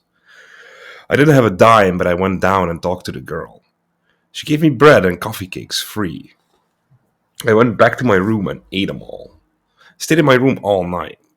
In Farmington, Utah once, here I went to work with Ed Wall. You know Ed Wall, the rancher's son in Denver. I was in my bed and all of a sudden I saw my dead mother standing in the corner with light all around her. I said, "Mother!" She disappeared. "I have visions all the time," said Ed Uncle, nodding his head. "What are you going to do about Galatea?" "Oh, we'll see. When we get to New Orleans, don't you think so, huh?" He was starting to turn to me as well for advice. One Dean wasn't enough for him. But he was already in love with Galatea, pondering it. "What are you going to do with yourself, Ed?" I asked. "I don't know," he said. "I just go along. I dig life." He repeated it, following Dean's line. He had no direction. He sat reminiscing about that night in Chicago and the hot coffee cakes in his lonely room. The snow whirled outside. A big party was on hand in New York. We were all going. Dean packed his broken trunk, put it in the car, and we all took off for the big night. My aunt was happy with the thought that my brother would be visiting her the following week. She sat with her paper and waited for the midnight New Year's Eve broadcast from Times Square. We roared into New York, swerving on ice. I was never scared when Dean drove. He could handle a car under any circumstances. The radio had been fixed, and now he had wild bop to urge us along the night. I didn't know where all of this was leading. I didn't care. Just about the time a strange thing began to haunt me. It was this. I had forgotten something. There was a decision that I was about to make before Dean showed up, and I was driven clear out of my mind, but still hung on the tip of my mind's tongue. I kept snapping my fingers, trying to remember it. I even mentioned it, and I couldn't even tell if it was a real decision or just a thought I had forgotten. It haunted and flabbergasted me, made me sad. It had to do somewhat with the shrouded traveler. Carlo Marx and I once sat down together knee to knee in two chairs facing, and I told him a dream I had about a strange Arabian figure that was pursuing me across the desert, and I tried to avoid. That finally overtook me just before I reached the protective city. "Who is this?" said Carlo. We pondered it. I proposed it was myself wearing a shroud. Nah, that wasn't it. Something, someone, some spirit was pursuing all of us across the desert of life and was bound to catch us before we reached heaven. Naturally, now that I look back on it, this is only death. Will overtake us before heaven. The one thing that we yearn out in our living days that makes us sigh and groan and undergo sweet nauseas of all kinds is the remembrance of some lost bliss that was probably experienced in the womb and can only be reproduced, though we hate it, in death. Who wants to die? In the rush of events, I kept thinking about this in the back of my mind. I told it to Dean, and he instantly recognized it at the mere simple longing for pure death. And because we're all of us in life never again, he rightly would have nothing to do with it. And I agreed with him then. We went looking for my New York gang of friends. The crazy flowers bloomed there too. We went to Tom Saybrook's first. Tom is a sad, handsome fellow, sweet, generous, and amenable. Only once in a while when he suddenly has fits of depression and rushes out without saying a word to anyone. This night he was overjoyed. "Sal, where did you find these absolutely wonderful people? I've never seen anyone like them." Found them in the West. Dean was having kicks. He put on a jazz record, grabbed Mary Lou, held her tight, and bounced against her with the beat of the music. She bounced right back. It was a real love dance. Ian MacArthur came in with a huge gang. The New Year weekend finally began and lasted 3 days and 3 nights. Great gangs got into Hudson and swerved in the snowy New York streets from party to party. I brought Lucille and her sister to the biggest party. When Lucille saw me with Dean and Marilu, her face darkened. She sensed the madness they put in me. "I don't like it when we're with them." "Ah, it's all right. It's just kicks. We only live once. We're having a good time." "No, it's sad, but I don't like it." Then Marilee began making love to me. She said Dean was going to stay with Camille and she wanted me to go with her.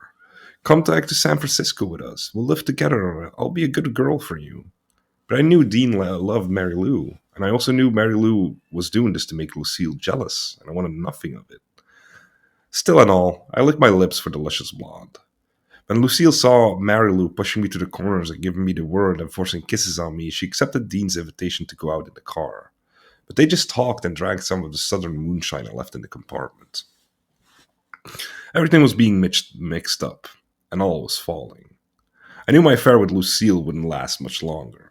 She wanted me to be her way. She was married to a longshoreman who treated her badly.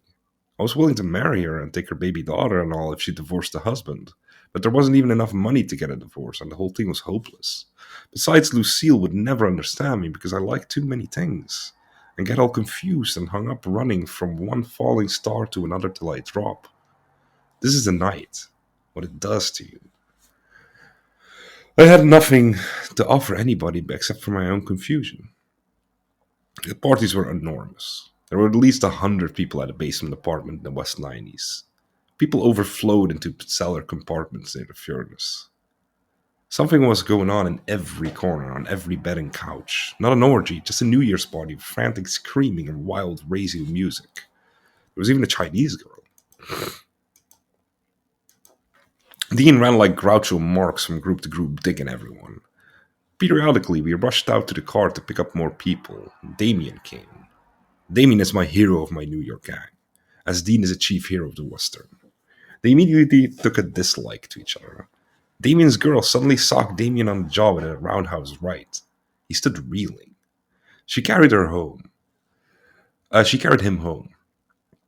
Some of our mad newspaper friends came in the office with bottles.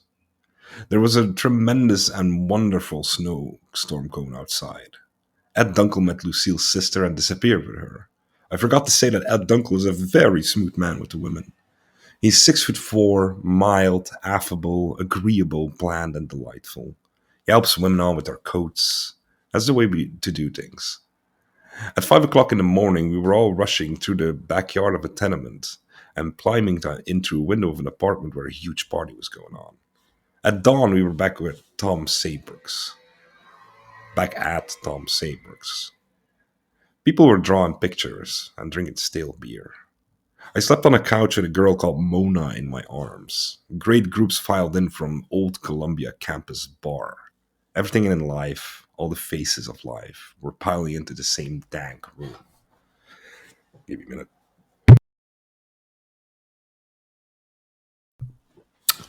I had to take a sip. At Ian MacArthur's, the party went on. Ian MacArthur is a wonderful, sweet fellow who wears glasses and peers out of them with delight. He began to learn yes to everything, just like Dean at this time, and he hasn't stopped since.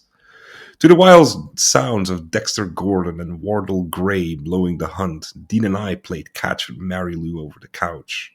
She was no small doll either. Dean went around with no overshirt, no undershirt, just his pants, barefoot, till it was time to hit the car and fetch more people. Everything happened. We found a wild, ecstatic Roll Greb and spent the night at his house in Long Island. Roll lives in a nice house with his aunt. When she dies, the house is all his. Meanwhile, she refused to comply with any of his wishes and hates his friends. He brought this ragged gang of Dean, Mary Lou, Ed, and me and began a roaring party. The woman prowled upstairs. She threatened to call the police. "Oh, shut up, you old bag!" yelled Greb. I wonder how he could live with her like this.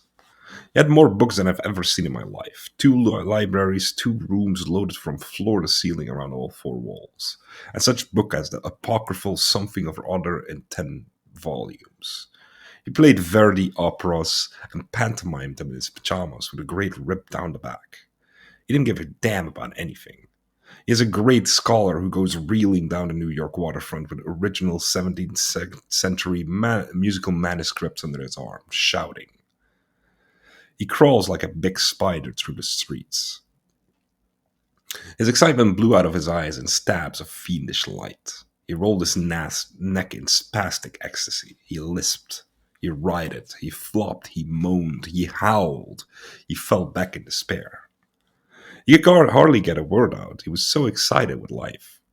Dean stood before him with his head bowed, repeating over and over again, "Yes, yes, yes." He took me into a corner. That Roll Grab is the greatest, most wonderful of all. That's what I was trying to tell you. That's what I want to be. I want to be like him. He's never hung up. He goes in every direction. He lets it all out. He knows time. He has nothing to do but rock back and forth. Man, he's the end. You see, if you go like him all the time, you finally get it. Get what? It. It. I'll tell you now. No time. No time. You have no time now. Dean rushed back to watch Roll Grab some more. George Shearing, the great jazz pianist, he said, was exactly like Roll Grab. Dean and I went to see Shearing at Bird lands in the middle of the long, mad weekend. The place was deserted. We were the first customers. 10 o'clock. Shearing Shearingle came out, blind, led by the hand to his keyboard. He was a distinguished English-looking gentleman, with a stiff white collar, slightly beefy, blond, with a delicate English summer's night air about him that came out at the first rippling sweet number. He played as the bass player leaned to him reverently and thrummed the beat. The drummer, Denzel Best, sat motionless, except for his wrists snapping the brushes. And Shearing began to rock. A smile broke over his ecstatic face. He began to rock in the piano seat, back and forth, slowly at first, and then the beat bend went up, and he began rocking fast. His left foot jumped with every beat. His neck began to rock crookedly. He brought his face down to the keys. He pushed his hair back. His combed hair dissolved, and he began to sweat. The music I picked up. The bass player hunched over and socked it in, faster and faster. It seemed faster and faster, that's all. Shearing began to play his chords. They rolled out of the piano in great, rich showers, and you'd think the man wouldn't have time to line them up. They rolled and rolled like the sea. Folks yelled for him to go. Dean was sweating. The sweat poured down his collar. There he is. That's him. Old God Shearing. Yes, yes, yes. As Shearing was conscious of the madman behind him, he could hear every single one of Dean's gasps and imprecations. Imprecations. Yeah, that's a new one. He could sense it through, though he couldn't see. That's right, Dean said. Yes, Shearing smiled. He rocked. Shearing rose from the piano, dripping with sweat. These were his great 1949 days before he became cool and commercial. When he was gone, Dean pointed to the empty piano seat. God's empty chair, he said. On the piano, a horn sat. Its golden shadow made a strange reflection among the desert caravan painted on the wall behind the drums. God was gone. It was the silence of his departure. It was a rainy night. It was the myth of the rainy night. Dean was pop-eyed with awe. This madness would lead nowhere. I didn't know what happening. I didn't know what was happening to me. And I suddenly realized it was only the tea that we were smoking. Dean had bought some in New York. It made me think that everything was about to arrive. The moment you know all and everything is decided forever. Part 2, Chapter 5. I left everybody and went home to rest. My aunt said I was wasting my time hanging around with Dean and his gang. I knew that was wrong too. Life is life and kind is kind. What I wanted was to take one more magnificent trip to the West Coast and get back in time for the spring. Damn, get back in time for the spring semester in school. I need to slow down a little bit. And what a trip it turned to be! I only went along for the ride and to see what else Dean was gonna do. And finally, also knowing Dean would go back to Camille in Frisco, I wanted to have an affair with Mary Lou. Shit, okay, bro. We got ready to cross on the groaning continent again. I drew my GI check and gave Dean $18 to mail to his wife. She was waiting for him to come home, and she was broke. What was on Mary Lou's mind that I didn't know? No. What was on Mary Lou's mind, I don't know. A dunkel, as ever, just followed. There were long, funny days spent in Carlo's apartment before we left. He went around in his bathrobe and made semi-ironical speeches. Now, I'm not trying to take your hinkty sweets from you, but it seems to me the time has come to decide what you are and what you're going to do. Carlo was working as a typist in an office. I want to know what all this sitting about the house all day is intended to mean, what all this talk is, and what you're proposed to do. Dean, why did you leave Camille and pick up Mary Lou? No answer. Giggles. Mary Lou, why are you traveling around the country like this, and what are your womanly intentions concerning the shroud? Same answer. Ed Dunkel, why did you abandon your new wife in Tucson? And what are you doing here sitting on your big fat ass? Where's your home? What's your job? Ed Dunkel bowed his head in genuine befuddlement. Sal, how comes that you've fallen on such sloppy days? And what have you done with Lucille? He adjusted his bathrobe and sat facing us all. The days of wrath are yet to come. The balloon won't sustain you much longer. And not only that, it is an abstract balloon. You all go flying to the West Coast and come staggering back in search of your stone. In these days, Carlo had developed a tone of voice which he hoped sounded like what he called this. Damn. Okay, wait, that's a hard sentence. In these days, Carlo had developed a tone of voice which he hoped sounded like what he called the voice of rock. The whole idea was to stun people into the realization of the rock. You pin a dragon to your hats, he warned us. You're up in the attic with the bats. His mad eyes glittered at us. Since the Dakar doldrums, he had gone through a terrible period which he called the Holy Doldrums, or Harlem Doldrums. When he lived in Harlem in midsummer and at night woke up in his lonely room and heard the great machine descending from the sky. And when he walked on 12th Fifth Street, underwater with all the fish. It was a riot of radiant ideas that had come to enlighten his brain. He made Mary Lou sit on his lap and commanded her to subside. He told Dean, "Why don't you just sit down and relax? Why do you jump down so much? Jump around so much?"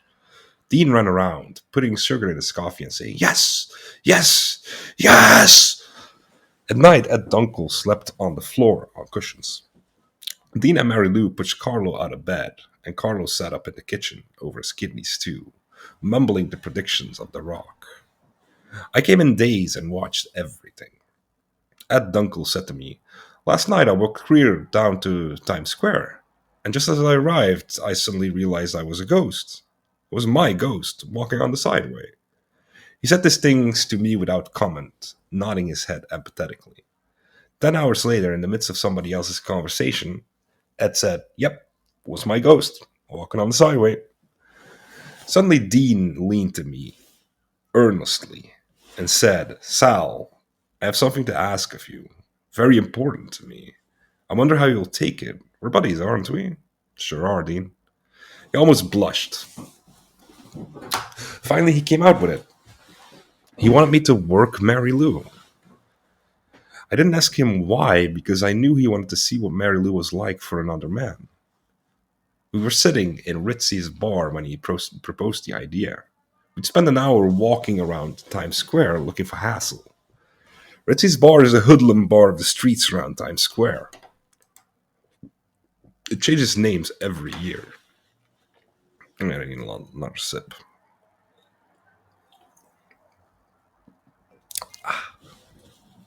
You walk in there and you don't see a single girl, even in the boots. Just a great mob of young men dressed in all varieties of hoodlum cloth, from red shirts to zoot suits. It's also the hustlers' bar, the boys who make a living among the sad old homos of the 8th Avenue night.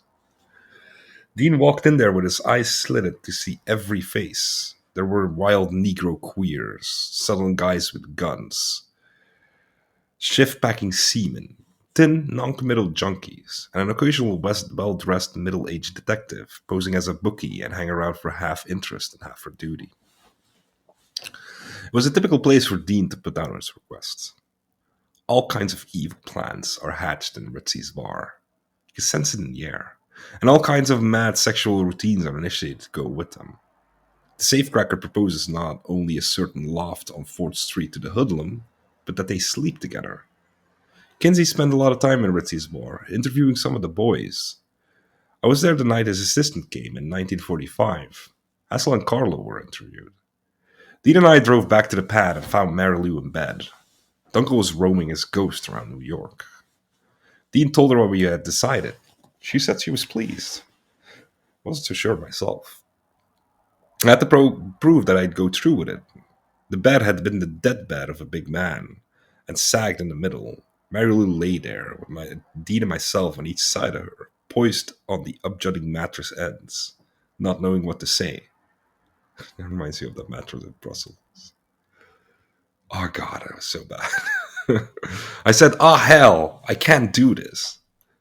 "Go on, man, you promised." "No, come on, man, you promised."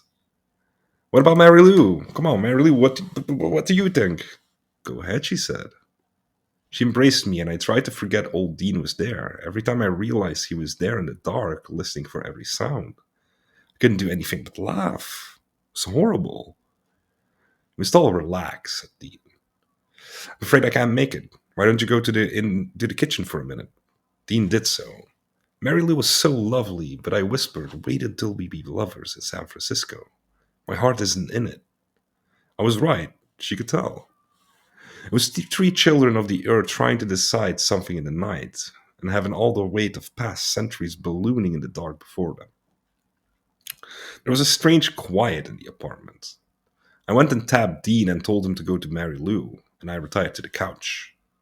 I could hear Dean blissful and blabbering and frantically rocking. Only a guy who spent 5 years in jail can go on to such maniacal, helpless extremes, beseeching at the portals of the soft source, mad with a completely physical realization of the origins of life bliss, blindly seeking to return the way he came. This is the result of years of looking at sexy pictures behind bars, looking at the legs and breasts of women in popular magazines, evaluating the hardness of the steel halls and the softness of the woman who is not there. Prison is where you promise yourself the right to live. Dean had never seen his mother's face. Every new girl, every new wife, every new child was an addition to his bleak impoverishment. Where was his father? Old bum Dean Moriarty, the tinsmith, riding freights, working as a scullion in railroad cook shacks, stumbling, down crashing in wino alley nights, expiring on coal piles, dropping his yellow teeth one by one in the gutters of the West. Dean had every right to die the sweet deaths of complete love of his Mary Lou. I didn't want to interfere. I just wanted to follow. Carl came back at dawn and put on his bathrobe. He wasn't sleeping anymore these days. Ah! He screamed. He was going out of his mind from the confusion of jam on the floor, pants and dresses thrown around, cigarette butts, dirty dishes, open books. It was a great forum we were having. Every day the world groaned to turn, and we were making our appalling studies of the night. Mary Lou was black and blue from a fight with Dean about something. His face was scratched. We drove to my house, a whole gang of 10, to get my bag and to call Old Bull Lee in New Orleans. Wait, no, I thought I'd... God damn it, this PDF's kind of fucked up sometimes. We drove to my house, a whole gang of 10, to get my bag and call Old Bill Lee in New Orleans from the phone in the bar where Dean and I had our first talk years ago, when he came to my door to learn to write.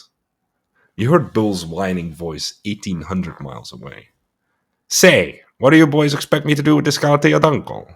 She's been here for 2 weeks now, hiding in a room and refusing to talk to either Jane or me. Have you got this character at Dunkel with you? For Christ's sakes, bring him down. Get rid of her. She's sleeping in her best bedroom, alone, clear out of money. This ain't a hotel. He assured Bull with whoops and cries out of the phone. There was Dean, Marilu, Carlo, Dunkel, me, Ian MacArthur, his wife, Tom Saybrook, God knows who else, all yelling and drinking beer over the phone at befuddled Bull, who above all things hated confusion. Well, he said, maybe you'll make better sense when you get down here if you gets down here. I said goodbye to my aunt and promised to be back in 2 weeks and took off for California again. Part 2, Chapter 6. It was drizzling and mysterious at the beginning of our journey. I could see that all it was going to be was one big saga of the mist. Hoo-wee! Yelled Dean. Here we go! And he hunched over the wheel and gunned her. He was back in his element. Everybody could see that. We were all delighted. We all realized we were leaving confusion and nonsense behind and performing our one and noble function of the time. Move. And we moved. We flashed past the mysterious white signs in the night somewhere in New Jersey that say South with narrow and West with narrow, and took the South one, New Orleans. It burned in our brains, from the dirty snow of frosty Facktown, New York, as Dean called it, all the way to the greeneries and the river smells of New Orleans at the washed-out bottom of America, and then west. Ed was in the back seat. Marilu and Dean and I sat in front, and he had the warmest talk about the goodness and joy of life. Dean suddenly became tender. Now, damn it, look here, all of you. You must admit that everything's fine, and there's no need to worry, and in fact we should realize that it would mean for us to understand that we're not really worried about anything. Am I right? We all agreed. Here we go, we're all together. What did we do in New York? Let's forgive. We all had our spats back then. That's behind us, merely by miles and inclinations. Now we're heading off to New Orleans to dog old Bull Lee. And ain't that gonna be kicks? And listen you will to this old tenorman blow his top. He shot up the radio volume till the car shuddered, and listened to him tell the story and put down true relaxation and knowledge. We all jumped to the music and agreed. The purity of the road. The white line in the middle of the highway unrolled and hugged our left front tire as if glued to our curve. Dean hunched his muscular neck, t-shirted in the winter night, and blasted the car along. He insisted that I drive through Baltimore for traffic practice. That was all right, except he and Marilu insisted on steering while they kissed and fooled around. It was crazy. The radio was on full blast. Dean beat drums on the dashboard till a great sag developed in it. I did too. The poor Hudson, the slow boat to China, was receiving her beating. "Oh man, what kicks!" yelled Gene. "Now, Marilu, listen really, honey. You know that I'm a hot rock capable of everything at the same time and I have unlimited energy. Now, in San Francisco, we must go on living together. I know just a place for you. At the end of the regular chain gang run. I'll be home just a cut hair less than every 2 days and for 12 hours at a stretch. And man, you know what we can do in 12 hours, darling. Meanwhile, I'll go right on living at Camille's like nothing, see? She won't know. We can work it. We've done it before." It was all right with Mary Lou. She was really out for Camille's cap. The understanding had been that Mary Lou would switch to me in Frisco, but I now began to see they were going to stick, and I was going to be left all alone on my butt at the other end of the continent. But why think about all that when the Golden Land's ahead of you, and all kinds of unforeseen events wait lurking to surprise you and make you glad you're alive to see? We arrived in Washington at dawn. It was a day of Harry Truman's inauguration for his second term. Great displays of war were lined along the Pennsylvania Avenue as we rolled by in our battered boat. There were 6 295 PT boats, artillery, all kinds of war material that looked murderous in the snowy grass. The last thing, maybe I should read it like British style, you know. The last thing was a regular, ordinary lifeboat that looked pitiful and foolish. Dean slowed down to look at it. He kept shaking his head in awe. "What are these people up to? Harry's sleeping somewhere in this town. Good old Harry. Man from Missouri, as I am. That must be his own boat." No, I'm gonna stop. Dean went to sleep in the back seat and Dunkel drove. Gave him specific instructions to take it easy. No sooner were we snoring than he gunned the car up to 80, bad bearings and all. And not only that, but he made a triple pass at a spot where a cop was arguing with a motorist. He was in the fourth lane of a 4-lane highway, going the wrong way. Naturally, the cop took after us with a siren whining. We were stopped. He told us to follow him to the station house. There was a mean cop in there who took an immediate dislike to Dean. He could smell jail all over him. He sent his cohort outdoors to question Mary Lou and me privately. They wanted to know how old Mary Lou was. They were trying to whip up a Man Act idea. But she had a marriage certificate. And they took me aside alone and wanted to know who was sleeping with Mary Lou. "Her husband," I said quite simply. They were curious. Something was fishy. They tried some amateur Sherlocking by asking the same questions twice, expecting us to make a slip. I said, "Those two fellows are going back to work on the railroad in California. This is the short one's wife, and I'm a friend on a 2-week vacation from college." The cop smiled and said, "Yeah? This is really your own wallet?" Finally, the mean one inside fined Dean $25. We told him how we had only 40 to go all the way to the coast. They said it made no difference to them. When Dean protested, the mean cop threatened to take him back to Pennsylvania and slap a special charge on him. "What charge?" "Never mind what charge. Don't worry about that, wise guy." We had to give them the 25. First, at Dunkel, that culprit, offered to go to jail. Dean considered it. The cop was infuriated. He said, "If you let your partner go to jail, I'm taking you back to Pennsylvania right now, you hear that? All we want to go is go." "Another speeding ticket in Virginia and you'll lose your car," said the mean cop as a parting volley.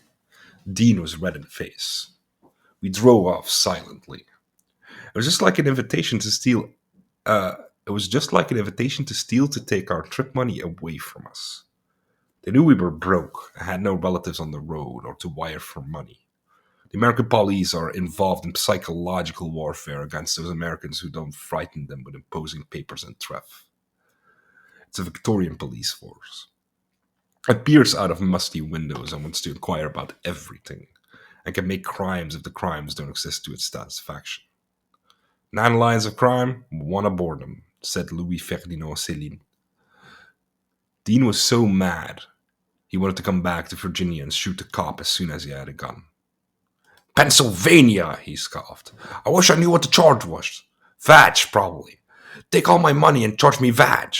Those guys have it so damn easy, they'll out shoot you if you complain too. There was nothing to do but get happy with ourselves again and forget about it. When we got through Richmond, we began forgetting about it, and soon everything was okay. Then we had $15 to go all the way. We'd have to pick up hitchhikers and bum quarters of them for gas. In the Virginia wilderness, we suddenly saw a man walking on the road. Dean zoomed to a stop. I looked back and said he was only a bum and probably didn't have a cent. Well, just pick him up for kicks, Dean laughed.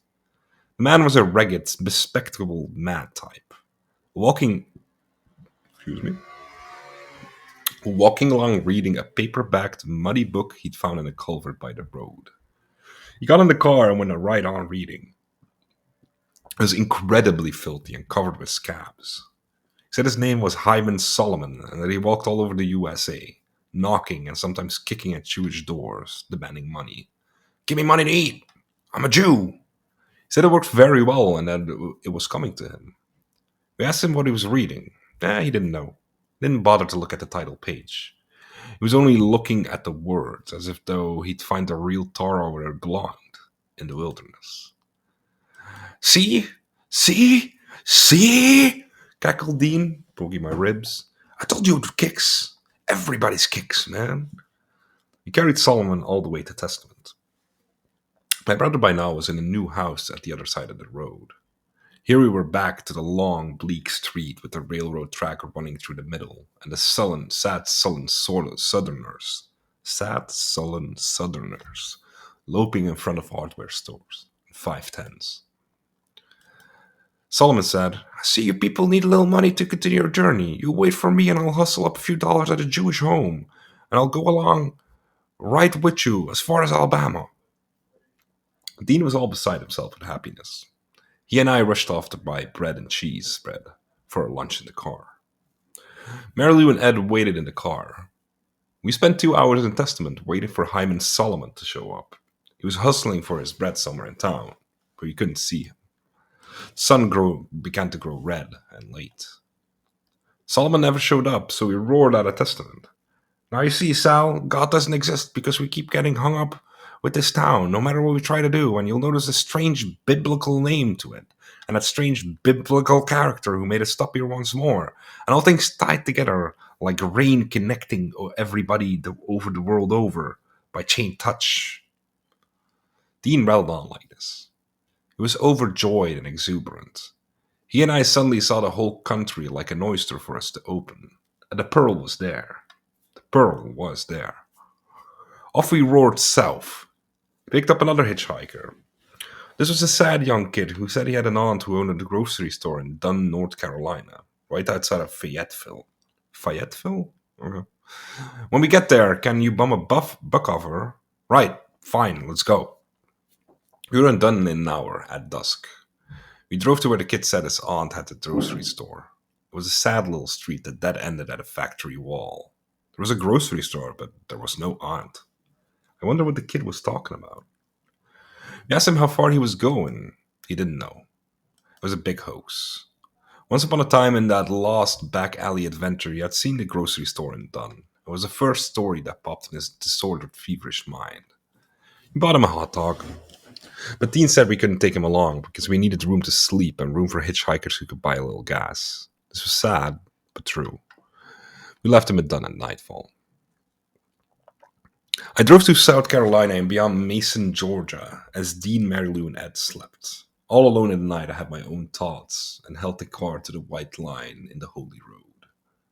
What was I doing? Where was I going? Soon find out. I got dog tired beyond making, and I woke up Dean to resume. We got out of the car for air, and suddenly both of us were stoned with joy to realize that the darkness all around us was fragrant free green grass and the smell of fresh manure and warm waters. We're in the south! We've left the winter! Faint daybreak illuminated green shoots by the side of the road. I took a deep breath. A locomotive howled across the darkness, bound. So were we. I took off my shirt and exulted. 10 miles down the road, Dean drove into a filing station with the motor off, noticed that the attendant was fast asleep at the desk, jumped out, quietly filled the gas tank, saw to it the bell didn't ring, and rolled off like an Arab with a $5 tank full of gas for a pilgrimage. I slept and woke up to the crazy exultant sounds of music and Dean and Mary Lou talking and the great green land rolling by. Where are we? Just past the tip of Florida, man. Flomaton, it's called. Florida. We were rolling down to the coastal plain and Mobile. Up ahead were the great soaring clouds of the Gulf of Mexico. It was only at 32 hours since that we'd said goodbye to everybody in the dirty snows of the north.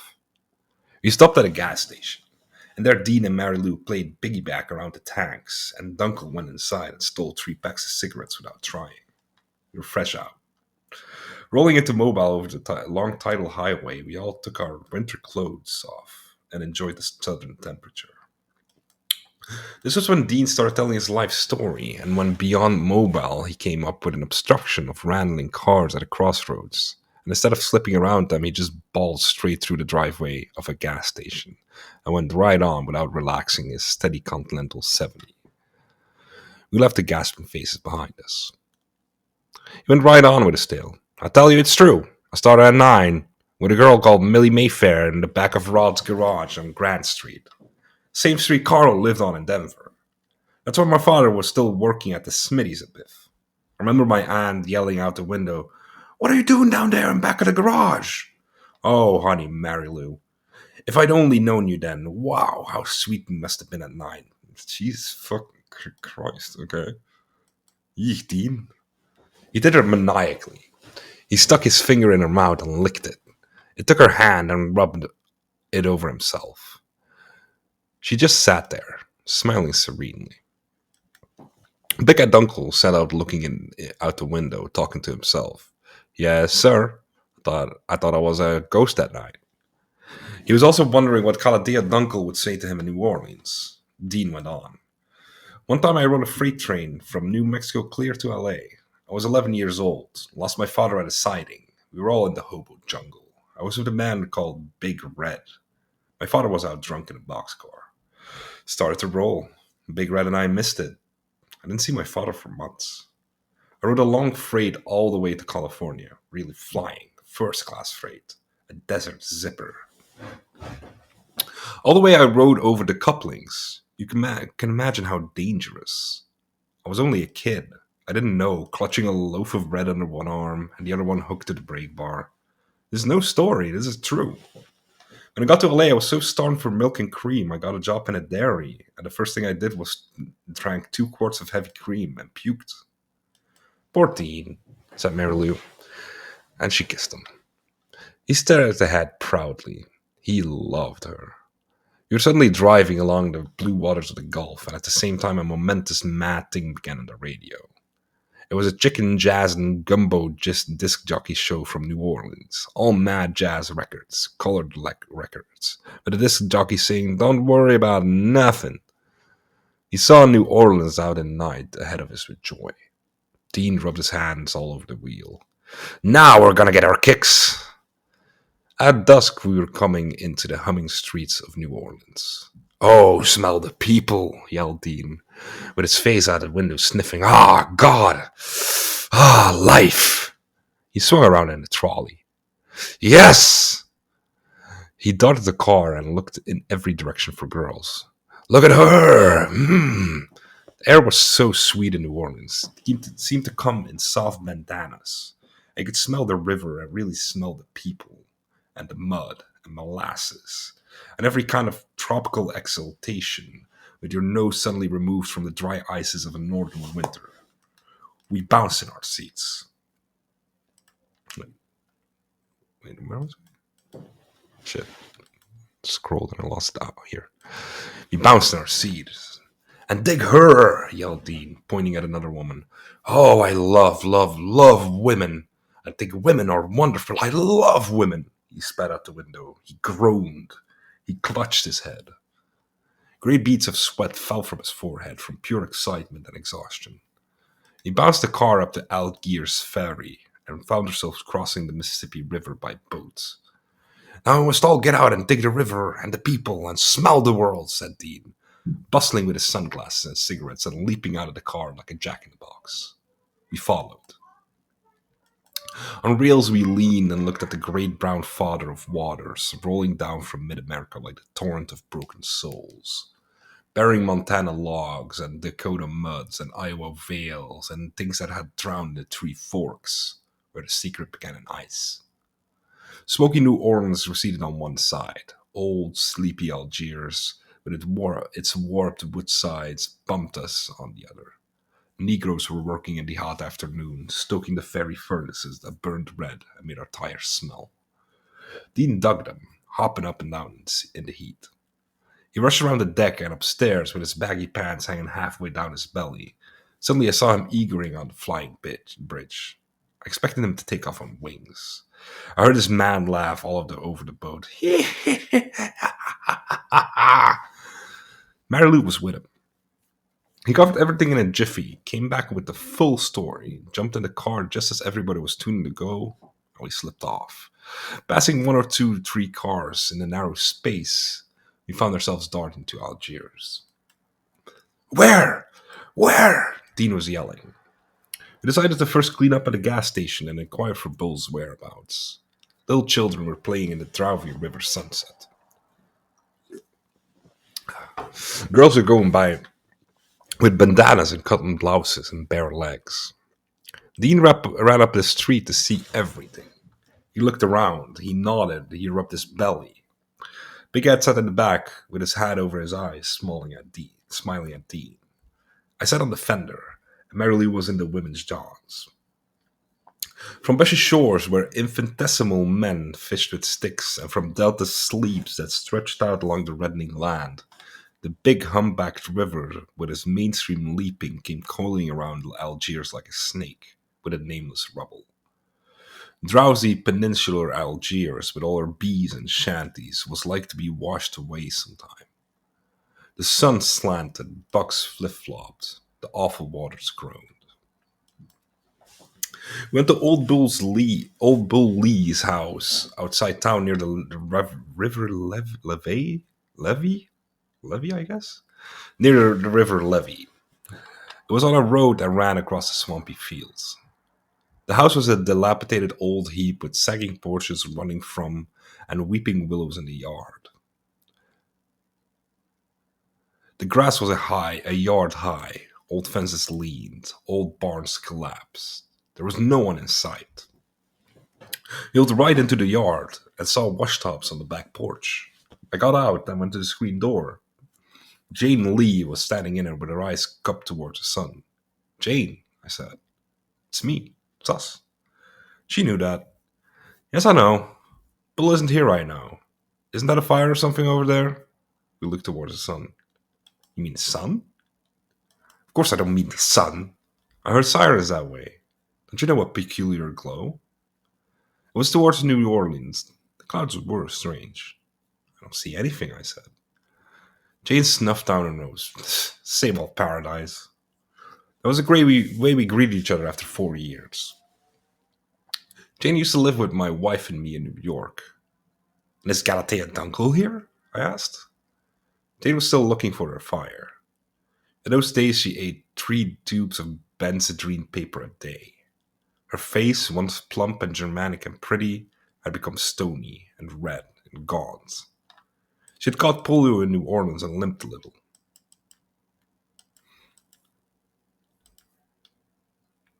God damn it. think my mouse is kind of broken. Sometimes it just scrolls and then sometimes it's like it passes over like two papers. Gotta get a new one. Where the fuck was I? Oh, here. Sheepishly, Dean and the gang came out of the car and more or less made themselves at home. Galatea Dunkel came out of her stately retirement in the back of the house to meet her tormentor. Galatea was a serious girl. She was pale and looked like tears all over. Big Ed passed his hand through her hair. No, passed his hand through his hair and said hello. She looked at him steadily. Where have you been? Why did you do this to me? And she gave Dean a dirty look. She knew the score. Dean paid absolutely no attention. What he wanted now was food. He asked if there was anything. Confusion began right there. Poor Bo came home in his Texas Chevy and found his house invaded by maniacs. But he greeted me with a nice warmth that I hadn't seen in him for a long time. He had bought this house in New Orleans with some money that he made growing black-eyed peas in Texas with an old college schoolmate whose father, a mad parasitic, has died and left a fortune. Bill himself only got $50 a week from his own family, which wasn't too bad except that he spent most of that per week on his drug habit. And his wife was also expensive, gobbling up about $10 of worth of Benny tubes a week. Their food bill was the lowest in the country. They hardly ever ate, nor did the children. Didn't seem to care. They had two wonderful children, Dodie, 8 years old, and little Ray, 1 year. Ray ran around stark naked in the yard, a little blonde child of the rainbow. Bull called him the little beast after W.C. Fields. Bull came driving into the yard and unrolled himself from the car bone by bone and came over warily, wearing glasses, a felt hat, a shabby suit, long, lean, strange, and laconic, saying, "Why, Sal, you finally got here. Let's go into the house, have a drink." It would take you all night to tell about old Bull Lee. Let's just say now he was a teacher, and it may be said that he had every right to teach because he spent all his time learning. And the things he learned were what he considered to be and called the facts of life, which he learned not only out of necessity, but because he wanted to. He dragged his long, thin body around the United States and most of Europe and North Africa at this time, only to see what was going on. He married a white Russian countess in Yugoslavia to get her away from the Nazis in the 30s. There are pictures of him with the international cocaine set of the 30s. Gangs with wild hair leaning on each other. There are other pictures of him in a Panama hat, surveying the streets of Algiers. He never saw the white Russian countess again. He was an exterminator in Chicago, a bartender in New York, a summon server in Newark. In Paris, he sat at cafe tables, watching the sullen French faces go by. In Athens, he looked up from his ouzo at what he called the ugliest people in the world. In Istanbul, he threaded his way through crowds of opium addicts and drug sellers looking for the facts.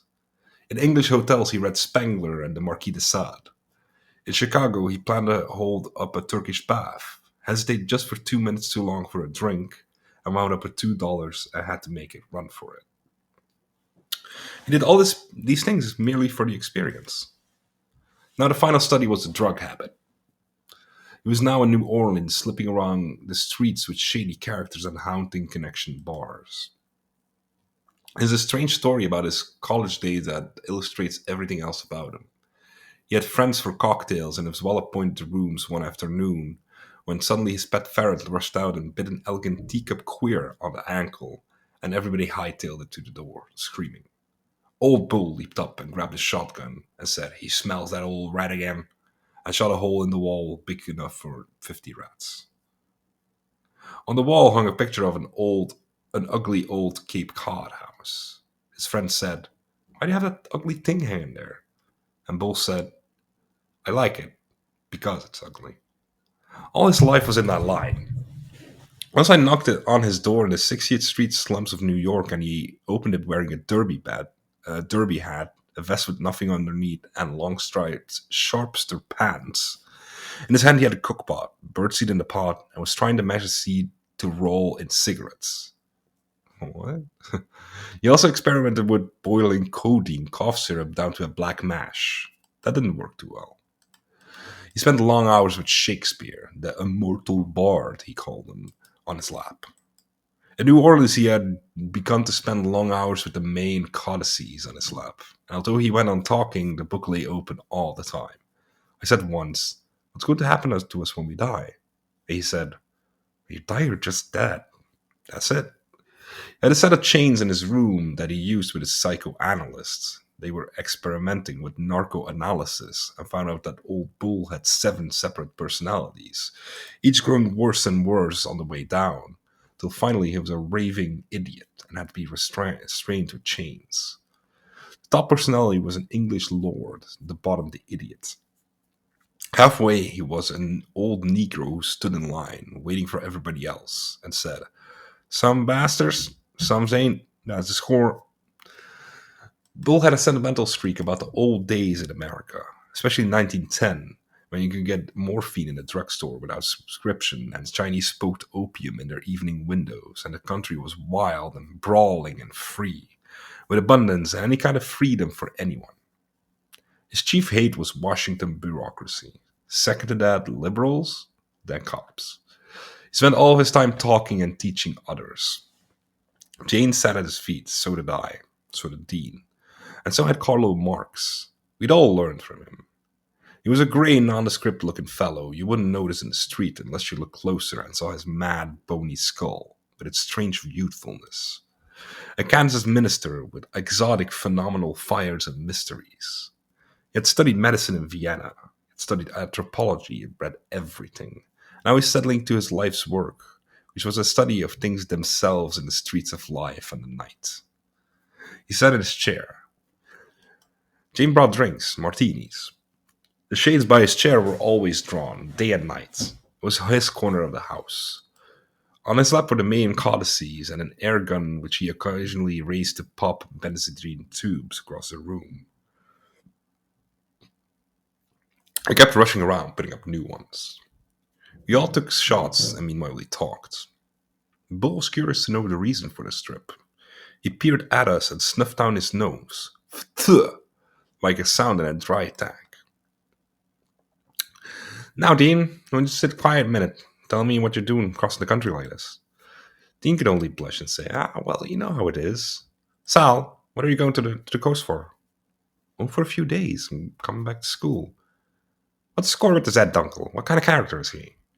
At that moment, Ed was making up to Galatea in the bedroom. Didn't take him long. We didn't know what to tell Bull about Ed Dunkel. Seeing as we didn't know anything about him ourselves, he whipped up 3 sticks of tea and said to go ahead. Supper be ready soon.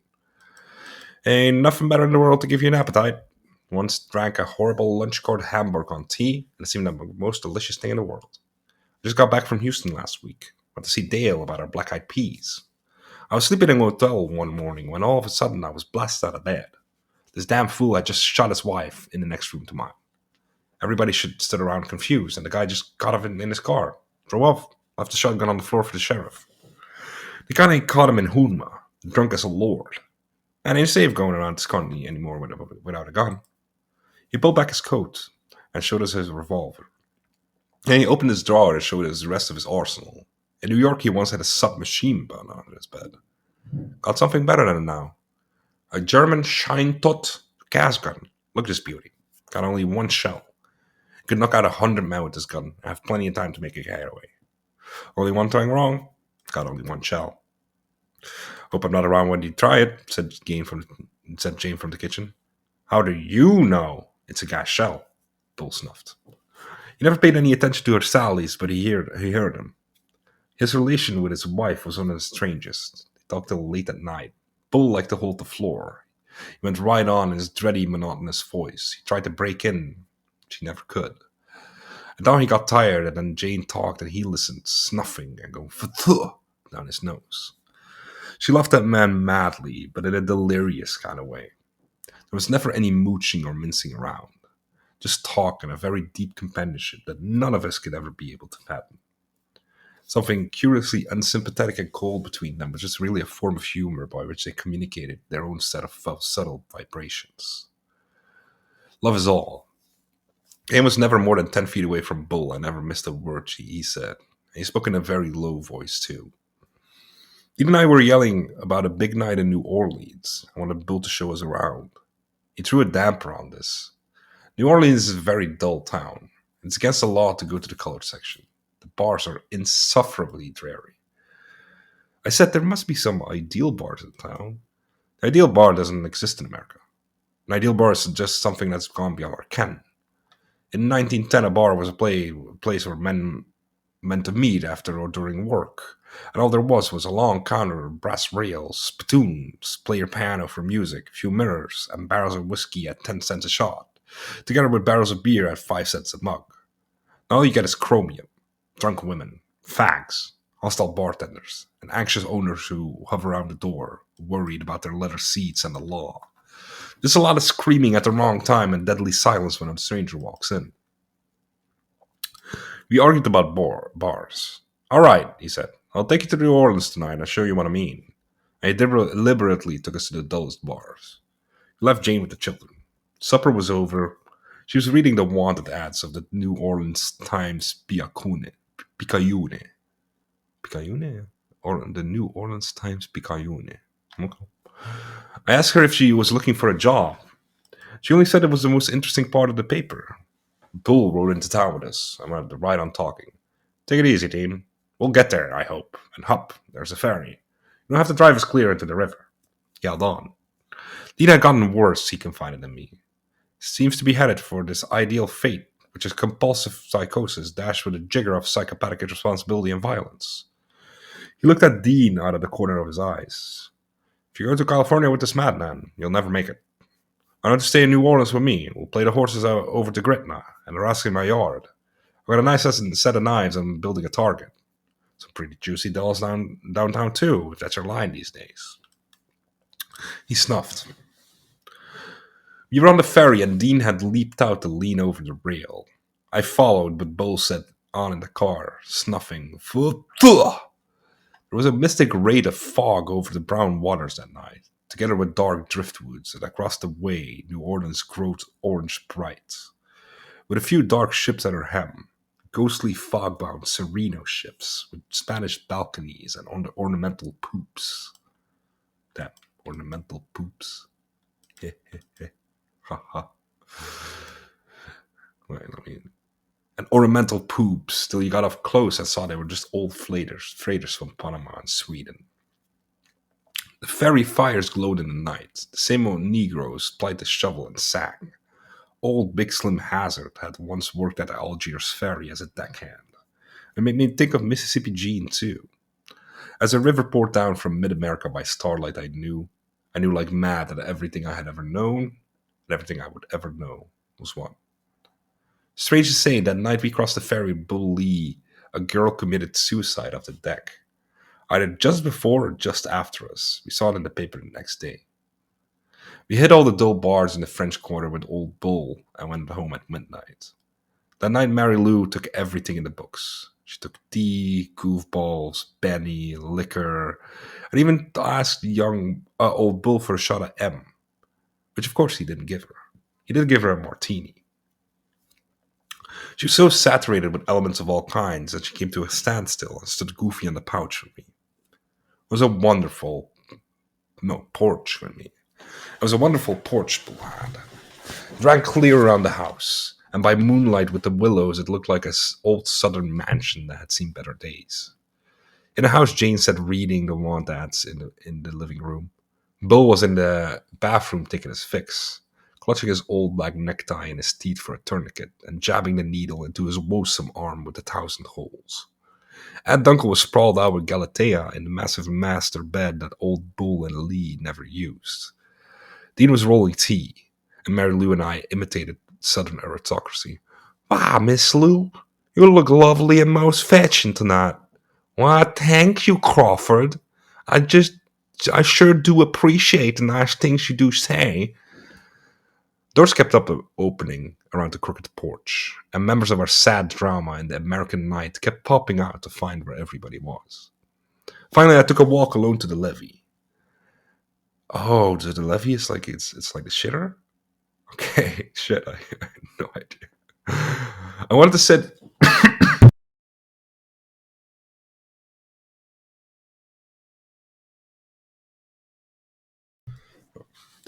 I bet.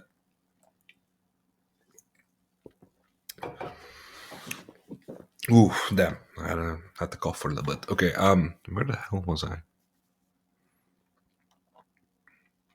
Finally, I took a walk alone to the levee. I wanted to sit on the muddy bank and dig the Mississippi River. Instead of that, I had to look at it with my nose against a wire fence.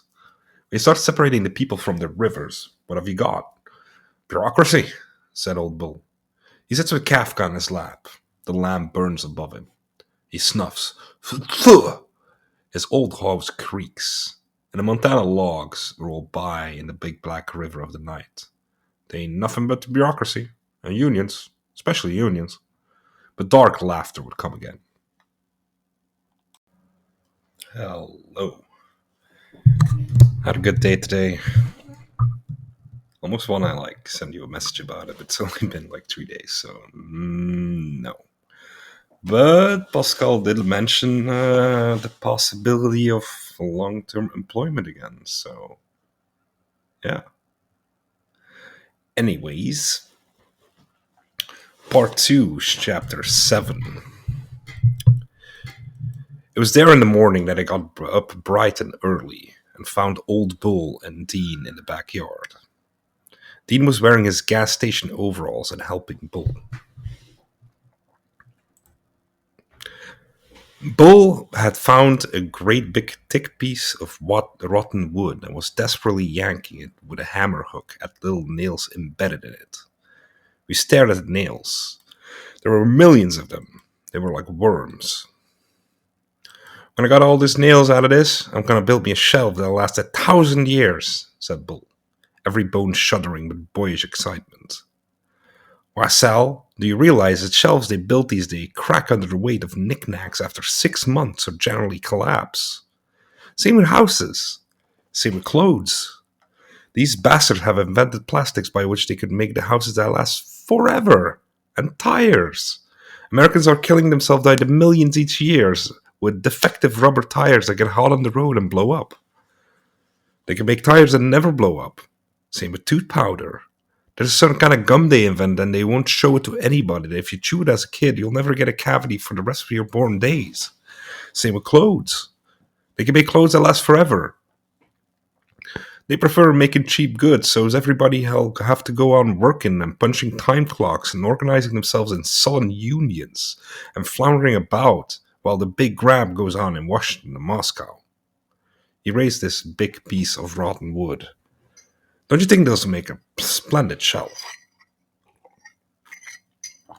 It was early in the morning. His energy was at its peak.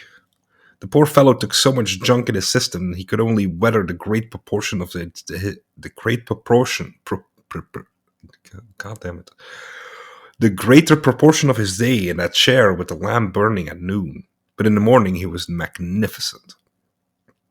He began throwing knives at the target. He said he'd seen an Arab in Tunis who could stick a man's eye from 40 feet. This got him home on his aunt, who went to the Casbah in the 30s. She was with a party of tourists led by a guide. She had a diamond ring on her little finger. She leaned on a wall to rest a minute, and an Arab rushed up and appropriated her ring finger before she could let out a cry, my dear. She suddenly realized she had no little finger. When he laughed, he compressed his lips together and made it come out from his belly, from far away, and doubled up to lean on his knees. He laughed a long time. "Hey, Jane," he yelled gleefully. "I was just telling Dean and Sal about my aunt in the Casbah." "I heard you," she said across the lovely warm Gulf morning from the kitchen door.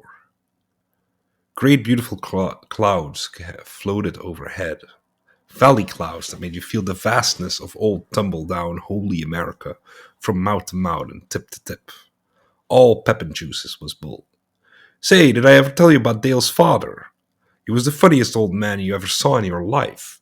He had paresis, which eats away at the forehead of part of your brains, and you get so's you're not responsible for anything that comes to your mind. He had a house in Texas and had carpenters working 24 hours a day putting up new wings. He'd leap up in the middle of the night and say, I don't want that goddamn wing. Put it over there.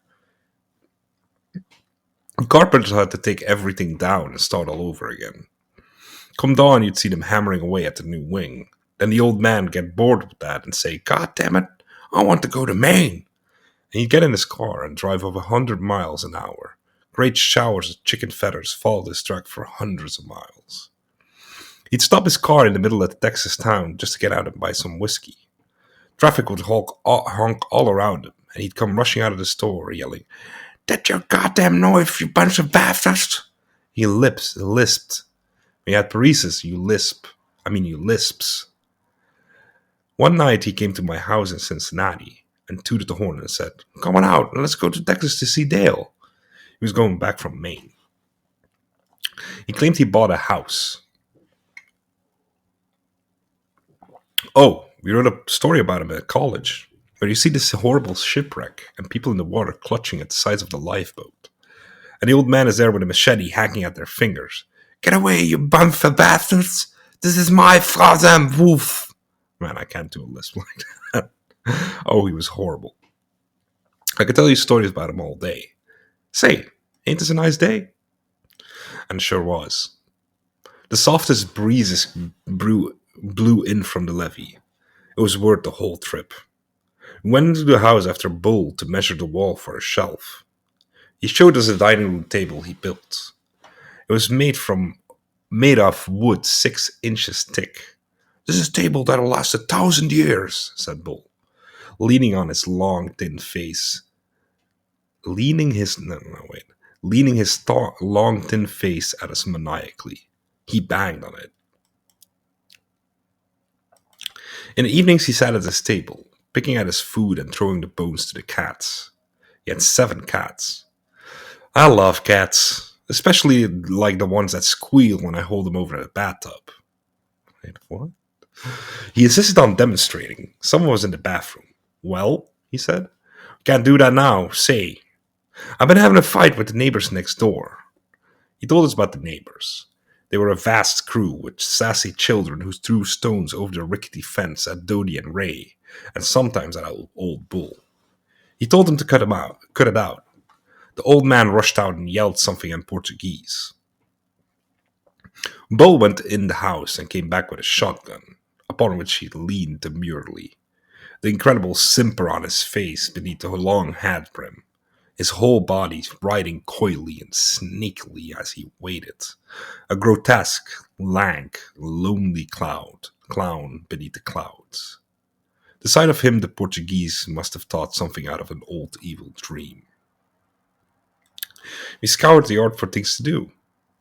There was a tremendous fence Bull had been working on to separate him from the obnoxious neighbors. It would never be finished. The task was too much. He rocked it back and forth to show how solid it was. Suddenly he grew tired and quiet and went in the house and disappeared in the bathroom for his pre-lunch fix. He came out glassy-eyed and calm and sat under his burning lamp. The sunlight poked feebly behind the drawn shade. "Say, why don't you fellas try my orgone accumulator? Put some juice in your bones. Always rush up and take off 90 miles an hour for the nearest whorehouse." This was his laugh, when he wasn't really laughing. The orgone accumulator is an ordinary box big enough for a man to sit inside on a chair. A layer of wood, a layer of metal, and another layer of wood gathers in orgones from the atmosphere and holds him captive long enough for the human body to absorb more than its usual share. According to Reich, orgones are vibratory atmospheric atoms of the life principle. People get cancer because they run out of orgones. All Bull thought his orgone accumulator would be improved if the wood he used was as organic as possible. So he tied bushy bayou leaves and twigs to his mystical outhouse. It stood there in the hot, flat yard, an exfoliate machine clustered and bedecked with maniacal contrivances. Old Bull slipped off his clothes and went to sit and moon over his navel. "Say, Sal, after lunch, let's you and me go play the horses over the bookie joint in Gretna." He was magnificent. He took a nap after lunch in his chair, the air gun on his lap, and a little Ray curled around his neck, sleeping. It was a pretty sight, father and son. A father who would definitely never bore his son when it came to finding things to do and talk about. He woke up with a start and stared at me. It took him a minute to recognize who I was. "What are you going to the coast for, Sal?" he asked. I went back to sleep in a moment. In the afternoon, we went to Gretna. Just Bull and me. He drove in his old Chevy. Dean Hudson. Dean's Hudson was low and sleek. Bull's Chevy was high and rattly. It was just like 1910. The bookie joint was located near the waterfront in a big chromium leather bar that opened up in the back to a tremendous hall where entries and numbers were posted on the wall. Louisiana characters lounged around with racing forms. Bull and I had a beer, and casually Bull went over to the slot machine and threw a $50 piece in. The counters I clicked. Jackpot, jackpot, jackpot, and at last, jackpot. Bull hung for just a moment and slipped back to Cherry. No, and the jackpot, wait. The counters I clicked, jackpot, jackpot, jackpot, and the last, jackpot, hung for just a moment and slipped back to Cherry. He had lost $100 or more just by a hair. "Damn!" yelled Bull. "They got these things adjusted. You could see it right then. I had a jackpot, and the mechanism clicked it back." "Well, what you gonna do?" We examined their racing form. I hadn't played the horses in years and was bemused with all the new names. There was a horse called Big Pop that sent me into a temporary trance of thinking about my father, who used to play the horses with me. I was about to mention it to old Bull when he said, "Well, I think I'll try this Ebony Corsair over here." Then I finally said it. "Big Pop reminds me of my father."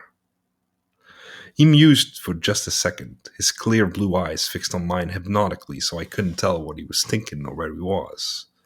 They went over to bet on Ebony Corsair. Big Pop won and paid 50 to 1. "Damn," said Bull. "I should have known better. I've had experience with this before. Oh, when will we ever learn?" "What do you mean?" "Big Pop is what I mean. You had a vision, boy, a vision. Only damn fools pay no attention to visions. How do you know your father, who was an old liberal horse player, didn't momentarily communicate it to you that Big Pop was going to win the race? The name brought up the feeling in you.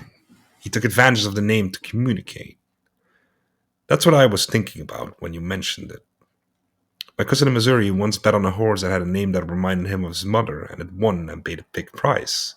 Same thing happened this afternoon." He shook his head. Let's go. This is the last time I'll ever play the horses with you around. All these visions drive me to distraction." In the car as we drove back to his old house, he said, "Mankind will someday realize that we're actually in contact with the dead and with the other world, whatever it is. Right now we could predict, if only we exerted enough mental will, what is going to happen within the next 100 years and be able to take steps to avoid all kinds of catastrophes. When a man dies, he undergoes a mutation in his brain that we know nothing about now, but which will be very clear some days if scientists get on the ball. The bastards right now are only interested in seeing if they can blow up the world." I told Jade about it. She sniffed. "Sounds silly to me." She plied the broom around the kitchen. Bull went in the bathroom for his afternoon fix. Out on the road, Dean and Ed Dunkel were playing basketball with Dodie's ball and a bucket nailed to a lamppost. I joined in. Then we turned 10 feats of athletic prowess. Dean completely amazed me. He had Ed and me hold a bar of iron up to our waists. Just standing there, he popped right over it, holding his heels. "Go ahead, raise it." We kept raising it till it was chest high. Still, he jumped over it with ease. Then he had tried the running broad jump and did at least 20 or more. Then I raced him down the road. I could do the 110.5. He passed me like the wind. As we ran, I had a mad vision of Dean running through all of like that. his bony face outthrust to life, his arms pumping, his brow sweating, his legs twinkling like Groucho Marx, yelling, "Yes, man! Yes, you sure can go!" But nobody could go as fast as he could, and that's the truth. Then Bill came out with a couple of knives and started showing us how to disarm a would-be shiver in a dark alley. I, for my part, showed him a very good trick, which is falling on the ground in front of your adversary and gripping him with your ankles and flipping him over on his hands and grabbing his wrists in a full Nelson. He said it was pretty good. He demonstrated some jujitsu. Little Dodie called her mother to the porch and said, "Look at the silly man." She was such a cute, sassy little thing that Dean couldn't take her eyes off her. Wow, wait till she grows up. Can you see her cutting down Canal Street with her cute eyes? Ah, oh, he hissed through his teeth. Dude, Dean's a creepy dude. It reminds me, actually. I was on the phone with Pascal today, and his daughter was sick, so he was home. And at some point, she asked who it was on the phone, and Pascal said, "It's Peter. He has long hair and a mustache." That I heard her say it like I think she's like 5 or 4, like, "Ooh, long hair, pretty." It was the cutest thing. Like I was melting. Anyways, we spent a mad day in downtown New Orleans walking around with the Dunkles. Dean was out of his mind that day. When he saw the TNNO freight trains in the yard, he wanted to show me everything at once. "You'll be a brakeman for I'm through with you." He and I and Ed Dunkel ran across the tracks and hopped the freight at 3 individual points. Marilu and Galatea were waiting in the car. He rode the train a half-mile into the piers, waving at the switchman and flagman. They showed me the proper way to get off a moving car. The back foot first, and let the train go away from you, and come around and place the other foot down. They showed me the refrigerator cars, the ice compartments. Good for a ride on any winter night in a string of empties. "Remember what I told you about New Mexico to LA?" cried Dean. This was the way I hung on.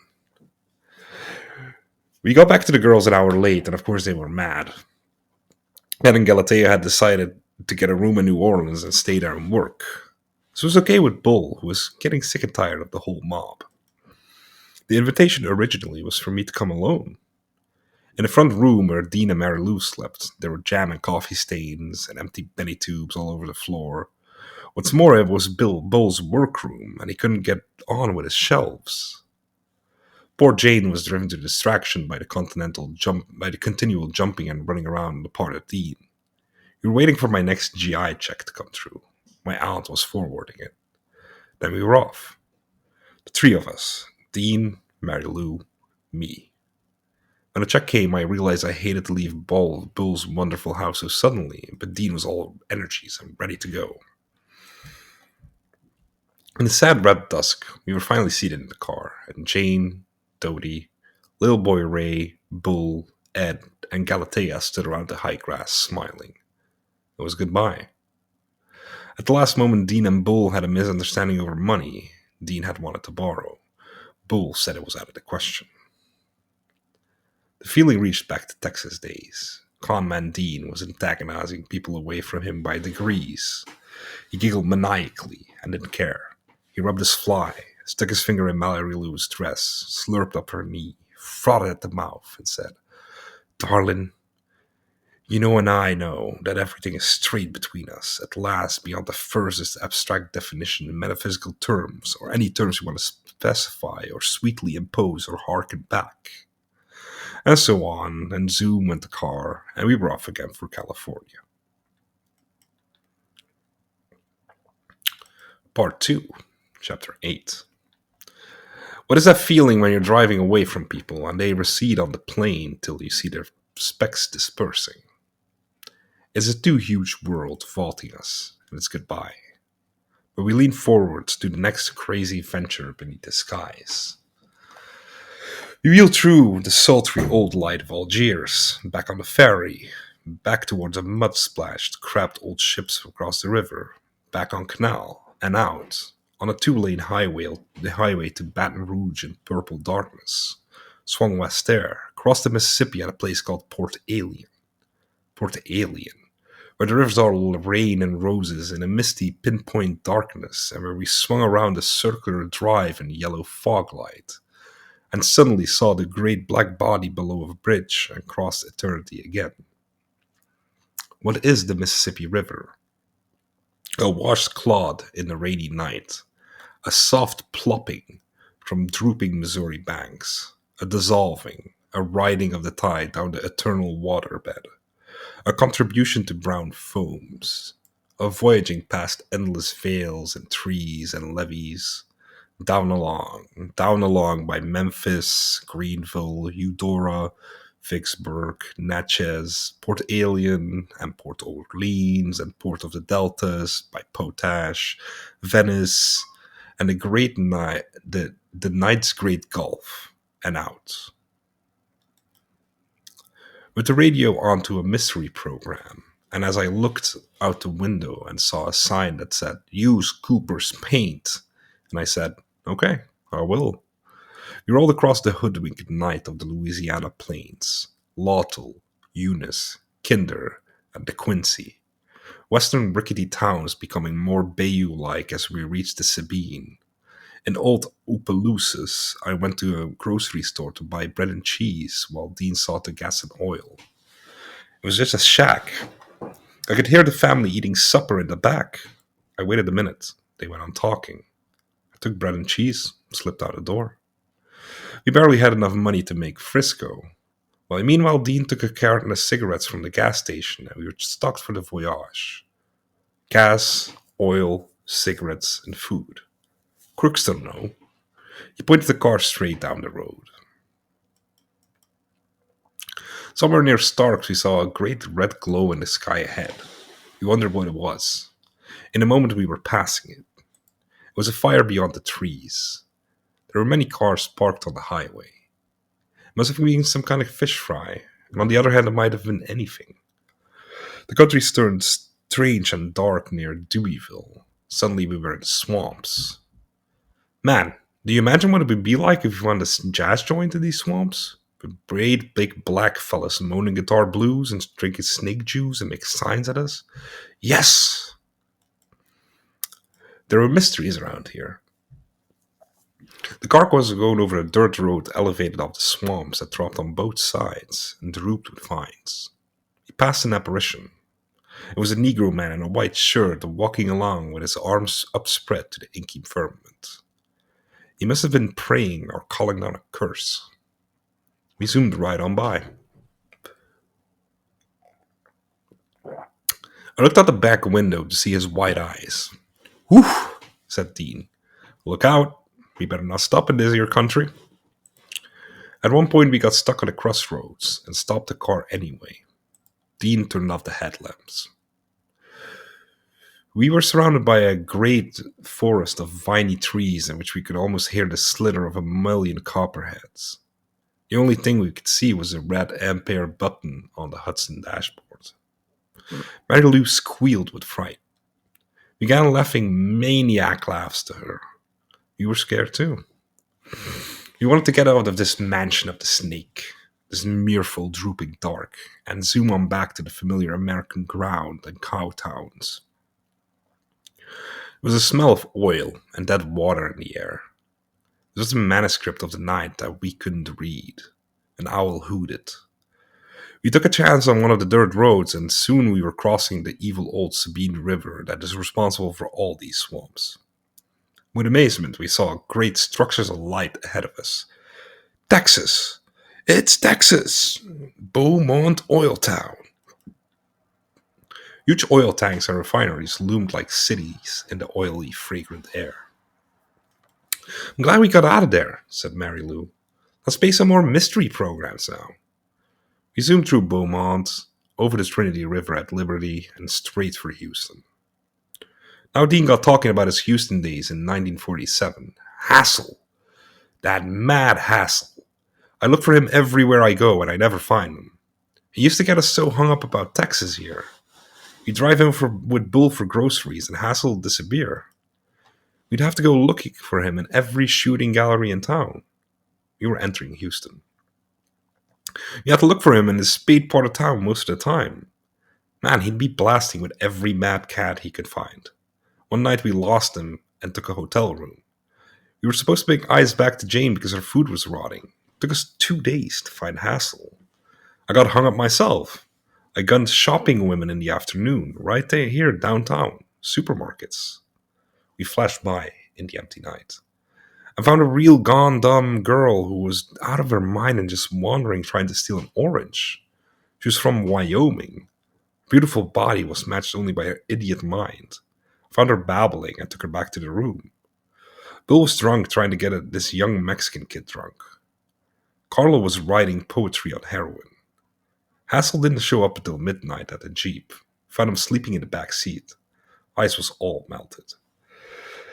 Hassel said he took about 5 sleeping pills. Man, if my memory can only serve me right the way my mind works, I could tell you every detail of the things we did. But we know time. Everything takes care of itself. I could close my eyes and this old car would take care of itself.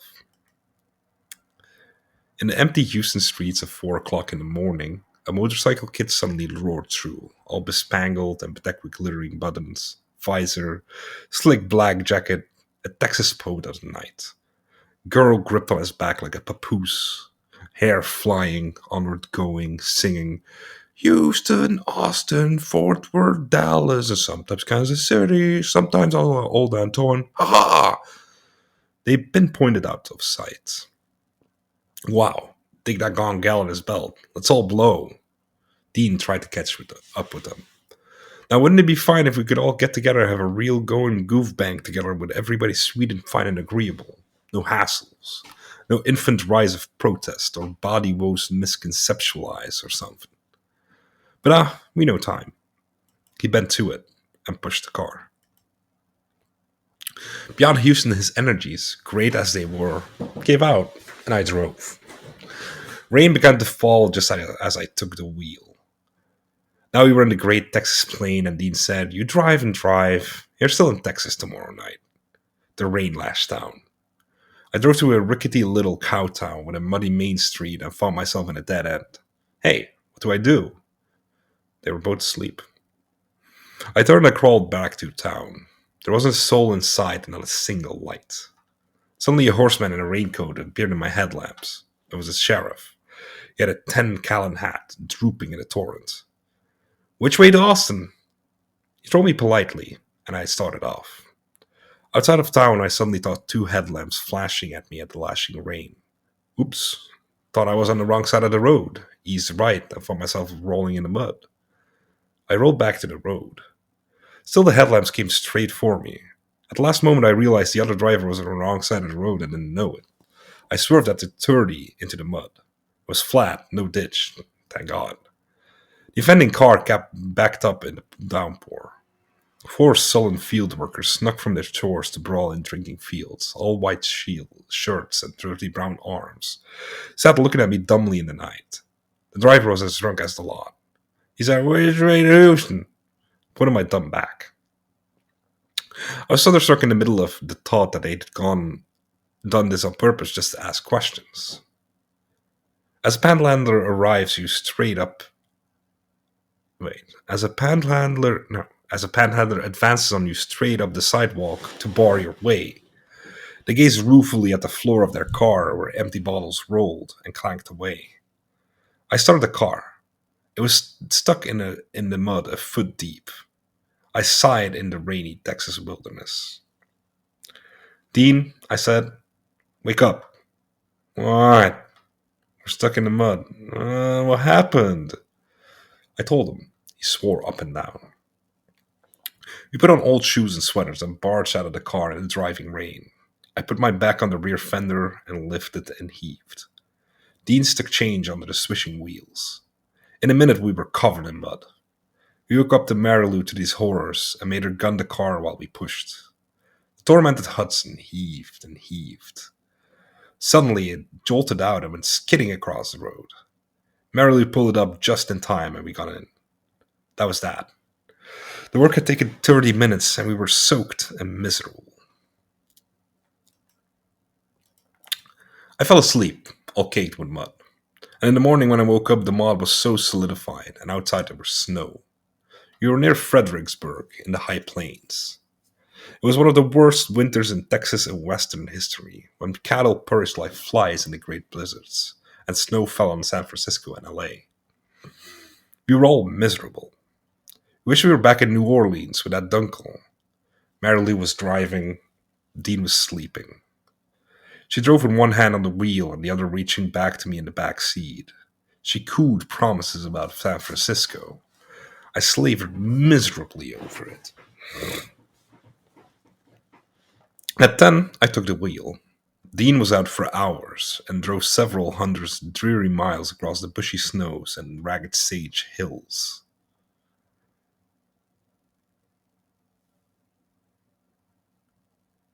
Wait. Cowboys went by in baseball caps and earmuffs, looking for cows. Comfortable little homes with chimneys smoking appeared along the road at intervals. I wish we could go in for buttermilk and beans from the fireplace. At Sonora, I again helped myself to free bread and cheese while the proprietor chatted with a big rancher on the side of the store. Dean huzzaed when he heard it. He was hungry. He couldn't spend a cent on food. Yes. Yes, said Dean, watching the ranchers loping up and down Sonora Main Street. Every one of them is a bloody millionaire. 1,000 head of cattle, work hands, buildings, money in the bank. If I lived around here, I'd go be an idiot in the sagebrush. I'd be the jackrabbit. I'd lick up the branches. Look for a pretty cowgirl. Damn, bam, he socked himself. Right, oh me. We didn't know what he was talking about anymore. He took the wheel and flew the rest of the way across the state of Texas, about 500 miles, clear to El Paso, and arriving at dusk. Not stopping except once when he took all of his clothes off near Arizona and ran yipping and leaping naked in the sage. Car zoomed by, I didn't see him. He scurried back into the car and moved on. Now, Sal, now, Mary Lou, I want to see you both do as I'm doing. Disemburden yourself of all them clothes. Now, what's the sense of clothes? Now, that's what I'm saying. And some of your pretty bellies with me. Come on. We're driving west into the sun. It fell in through the windshield. Open your belly as we drive into it. Mary Lou complied, unfuddy-duddied, and so did I. We sat in the front seat, all three. Mary Lou took out cold cream and applied it to us for kicks. Every now and then a big truck zoomed by. The driver in the high cab glimpsed a moment of a golden beauty sitting naked with two naked men. You could see them swerve a moment as they vanished into our rearview window. Great sage plains, snowless now, rolled on. Soon we were in orange-rocked Pecos Canyon country. Blue distances opened up the sky. We got out of the car to examine an old Indian ruin. Dean did so stark naked. Marlou and I put on our overcoats. We wandered along the old stones, hooting and howling. Certain tourists caught sight of Dean naked in the plain, but they couldn't believe their eyes and wobbled on. Dean and Mary Lou parked the car near Van Horn and made love while I went to sleep. I woke up just as we were rolling down the Rio Grande Valley through Glint and Isleta to El Paso. Mary Lou jumped to the back seat, I jumped to the front seat, and we rolled along. To our left across the vast Rio Grande spaces were the Moorish red mounds of the Mexican border, the land of the Tarahumare. A soft dusk played on the peaks. Straight ahead lay the distant lights of El Paso and Juarez, sown in a tremendous valley so big you could see several railroads puffing at the same time in every direction, as though it was the valley of the world. We descended into it. Clint, Texas, said Dean. He had the radio on the Clint station. Every 15 minutes it played a record. The rest of the time it was commercials about a high school correspondence course. This program is beamed all over the West, cried Dean excitedly. Man, I used to listen to it day and night in reform school and prison. All of us used to ride in. You get a high school diploma by mail, facsimile thereof, if you pass the test. All the young wranglers in the West, I don't know who, at one time or another, ride in for this. It's all they hear. Tune the radio to Texas. You tune the radio in Sterling. Bless me. You tune the radio in Sterling, Colorado, Lusk, Wyoming. I don't care where. You get Glynn, Texas. Glynn, Texas. And the music is always cowboy, hillbilly, and Mexican. Absolutely the worst program in the entire history of the world. And nobody can do anything about it. They have a tremendous beam. They've got the whole land hogtied. You saw the high antenna beyond the shack's glint. Oh man, the things I could tell you, cried Dean, almost weeping. Eyes bent on Frisco and the coast. We came into El Paso as it got dark, broke. You absolutely had to get some money for gas or you'd never make it. We tried everything. We buzzed the travel bureau, but nobody was going west that night. Travel bureau is where you go for share the gas rides, legal in the West. Shifty characters wait with battered suitcases. Went to the Greyhound bus station to try to persuade someone to give us money instead of taking a bus for the coast. We were too bashful to approach anyone. We wandered around sadly. It was cold outside. A college boy was sweating at the sight of luscious Mary Lou and trying to look unconcerned. Dean and I consulted, but decided we weren't pimps. Suddenly, a crazy, dumb young kid, fresh out of reform school, attached himself to us, and he and Dean rushed out for a beer. Come on, man, let's go mash somebody on the head and get his money. I dig you, man, yelled Dean. They dashed off. For a moment I was worried, but Dean only wanted to dig the streets of El Paso with the kid and get its kicks. Mary Lou and I waited in the car. She put her arms around me, I said. Damn it, Lou. Wait till we get to Frisco. I don't care. Dean's gonna leave me anyways. And I'm gonna go back to Denver. I don't know. I don't care what I'm doing. Can I go back east with you? I have to get some money in Frisco. I know where you can get a job in a lunch cart behind the counter and I'll be a waitress. I know a hotel where we can stay on credit. We'll stick it out together. Gee, I'm sad. What are you so sad about, kid? I'm sad about everything. Oh, damn. I wish Dean wasn't so crazy now. Dean came twinkling back, giggling, and jumped in the car. What a crazy cat that was. Whew. Did I dig him? Used to know thousands of guys like that. They're all the same. Their minds stuck in uniform clockwork, the infinite ramifications, no time. No time. And he shut up the car, hunched over the wheel, and roared out of El Paso. Just have to pick up hitchhikers. Positive will find some. Up, up, here we go, look out. He yelled at a motorist and swung around him, and dodged a truck and bounced over the city limits. Across the river were the jeweler lights of Juarez and the dry, sad lands and the jewel stars of Chihuahua. Mary Lou was watching Dean as she was watched him clear across the country and back, out of the corner of her eye, with a sullen, sad air, as though she wanted to cut off his head and hide it in her closet. An envious and rueful love of him, so amazingly himself, all raging and sniffy and crazy Wade. A smile of tender dotage, but also sinister envy that had frightened me about her. A love she knew would never bear fruit, because when she looked at his hand-jawed, bony face, with its male self-containment and absent-mindedness, she knew he was too mad. Dean was convinced Mary Lou was a whore. He confided in me, too, that she was a pathological liar. But when she watched him like this, it was love, too.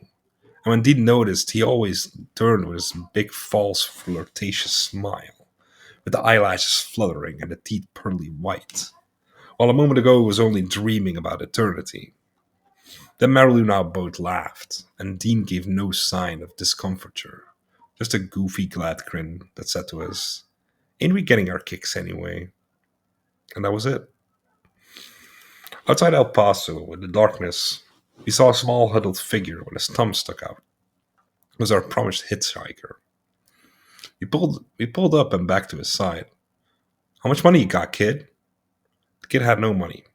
He was about 17, pale, strange, with one undeveloped crippled hand and no suitcase.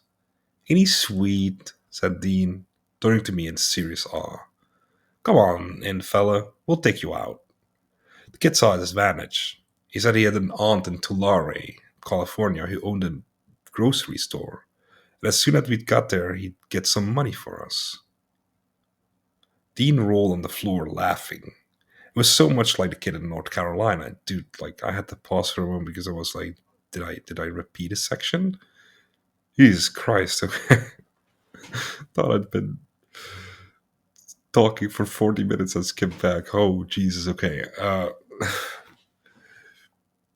Dean rolled on the floor laughing. It was so much like the kid in North Carolina. Yes, yes, he yelled. We've all got aunts. Well, let's go. Let's see the aunts and the uncles and the grocery stores all the way along that road. And we had a new passenger, and a fine little guy he turned out to be too. Didn't say a word, he listened to us. After a minute of Dean's talk, he was probably convinced he'd joined a car of madmen. He said he was hitchhiking from Alabama to Oregon, where his home was. We asked him what he was doing in Alabama. Went to visit my uncle. He said he'd have a job for me in a lumber mill. Job fell through though, so I'm going back home. Going home, said Dean. Going home. Yes, I know. We'll take you home, far as Frisco anyhow.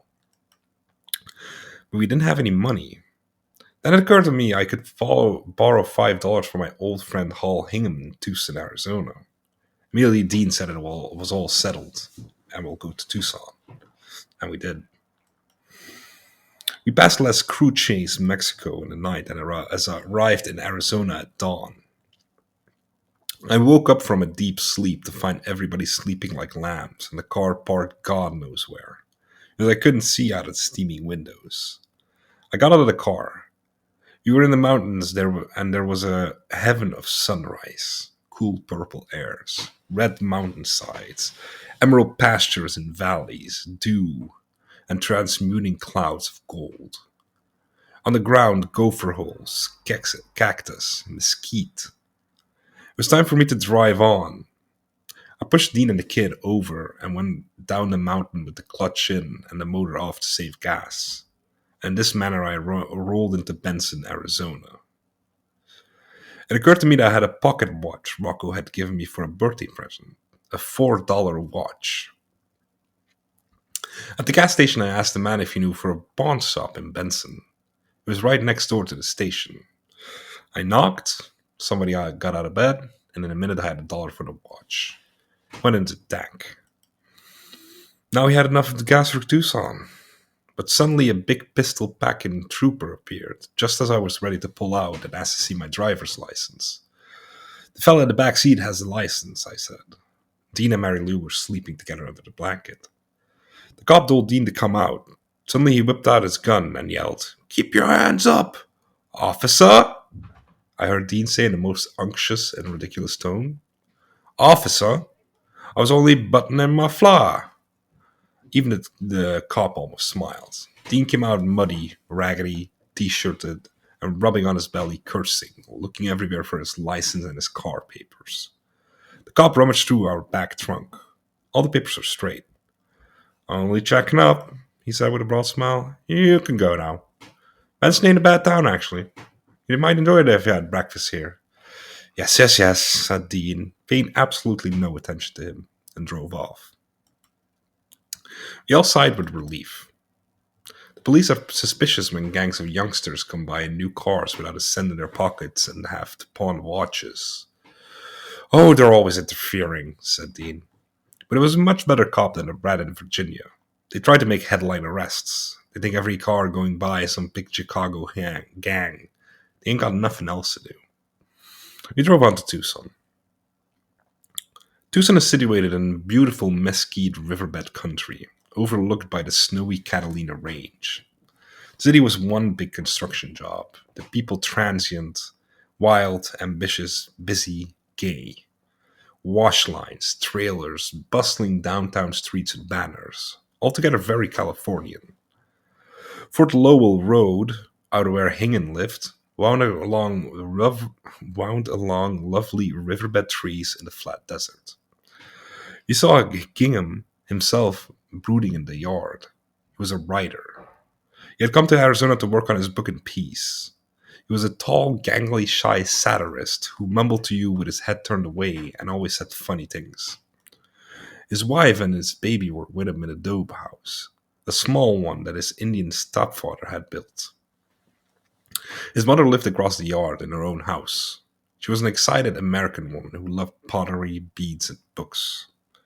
Hingham had heard of Dean through letters from New York. Came down on him like a cloud.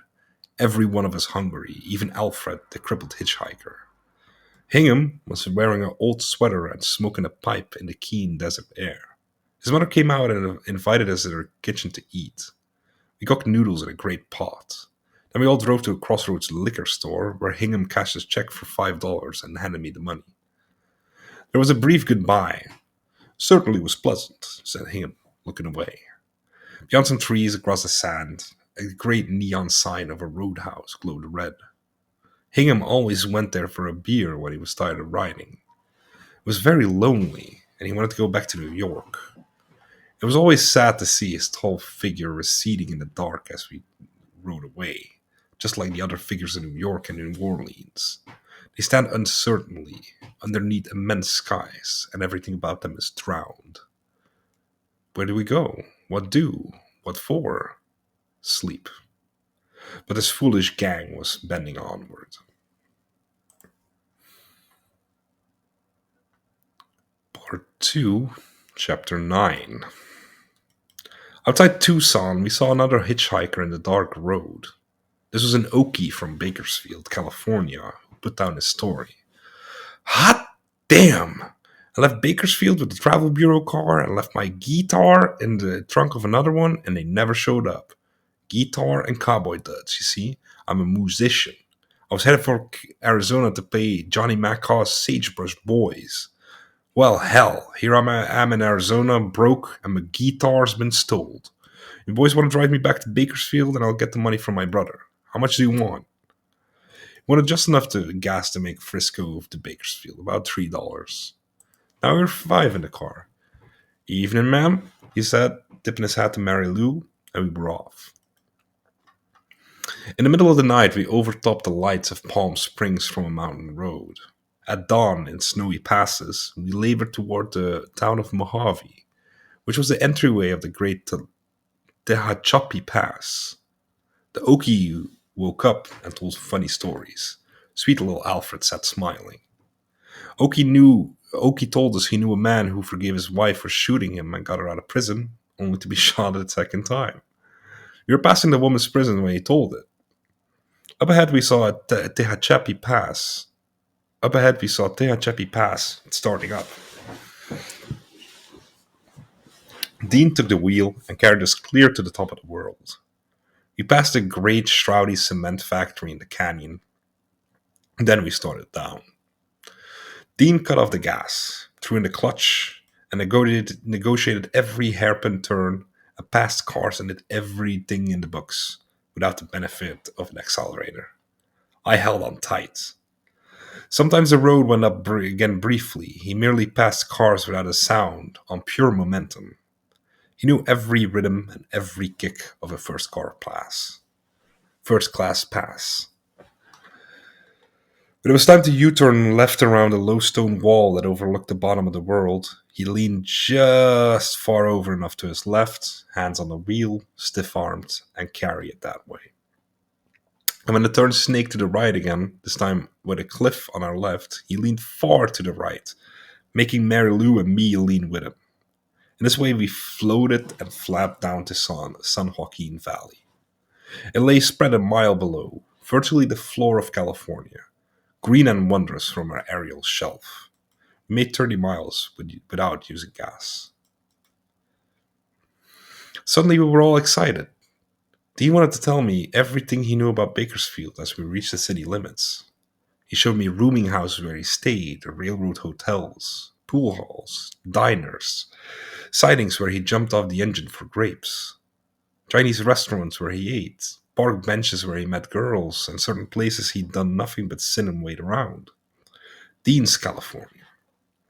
Wild, sweaty, important. The land of lonely and exiled and eccentric lovers to come together to foregather like birds, in a land where everybody somehow looked broken down, handsome, and where everybody somehow looked like broken down, handsome, decadent movie stars. Man, I spent hours on that very chair in front of that drugstore. You remembered it all, every Pinocchio game, every woman, every sad night. And suddenly we were passing the place in the rail yards where Terry and I had sat under the moon, drinking wine on those bum crates in October 1947, and I tried to tell him, but he was too excited. This is where Dunkel and I spent a whole morning drinking beer, trying to make a real gone little waitress from Watsonville. No, Tracy. Yes, yes, Tracy. Her name was Esmeralda. Oh man, something like that. Marilu was planning to do the moment what to do the moment she arrived in Frisco. Alfred said his aunt would give him plenty of money up in Tulare. The Okie directed us to his brother in the flats outside town. We pulled up at noon in front of our little rose-covered shack, and the Okie went in and talked with some women. We waited 15 minutes. I'm beginning to think this guy has no more money than I have, said Dean. We get more hung up. There's probably nobody in the family that will give him a cent after that fool escapade. The Okie came out sheepishly and directed us to town. Hot damn, I wish I could find my brother. He made inquiries. Beverly felt he was our prisoner. Finally, he went to a big bread bakery, and the Okie came out with his brother, who was wearing overalls and was apparently a truck mechanic inside. He talked with his brothers a few minutes. We waited in the car.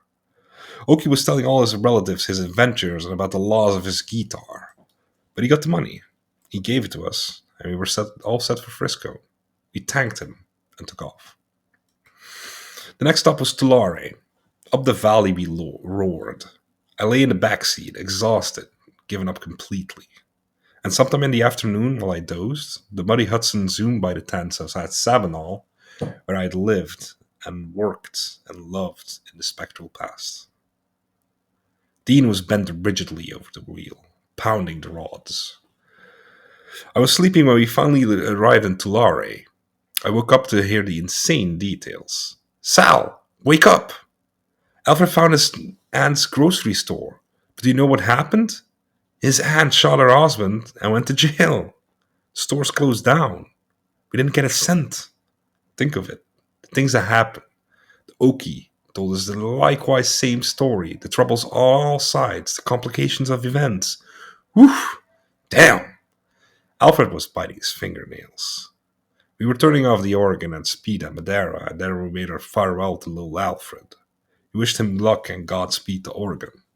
He said it was the best ride he ever had. It seemed like a matter of minutes when we began rolling out in the foothills before Oakland and suddenly reached the height and saw stretched ahead of us the fabulous white city of San Francisco with her 11 mystic hills with the blue Pacific and its advancing wall of potato patch fog beyond and smoke and goldenness in the late afternoon time. There she blows, yelled Dean. Wow, made it. Just enough gas. Give me water, no more land. We can't go any further because there ain't no more land. Now, Marilu, darling, you and Sal immediately go to a hotel and wait for me to contact you in the morning, as I have definite arrangement to wait with Camille and call up Frenchman about my railroad watch. And you and Sal buy the first thing hit town a paper. Wait. And you and Sal buy the first thing hit town a paper. Okay,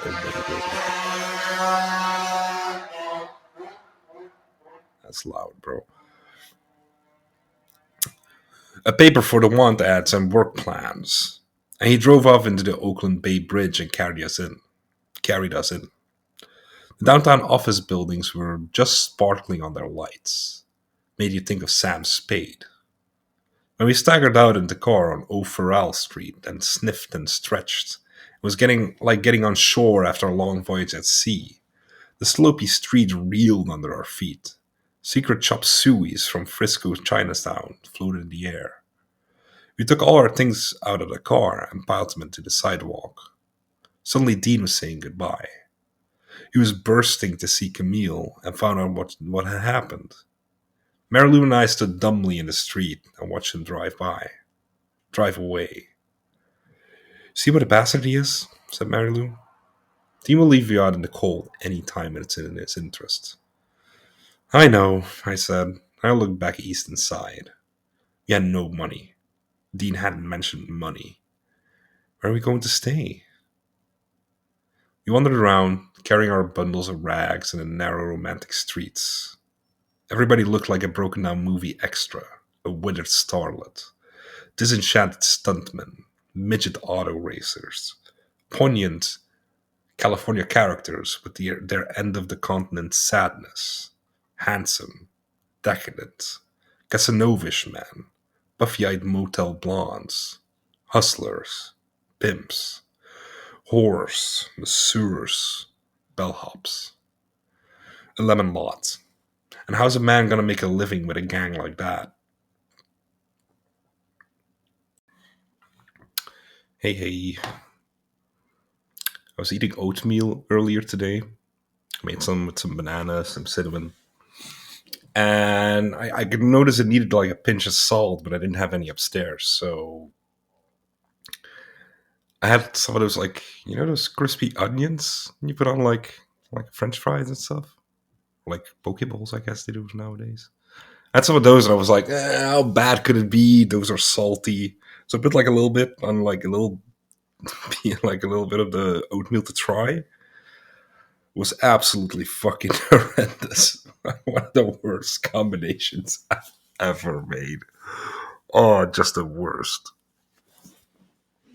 Anyway, part 2, chapter 10. Nevertheless, Mary Lou had been around these people, not far from the Tenderloin, and a grey-faced hotel clerk let us have a room on credit.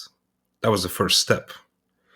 Then we hadn't had to eat, and didn't do so till midnight, when we found a nightclub singer in our hotel room who turned an upside-down coat hanger in the wastebasket and warmed up a can of pork and beans.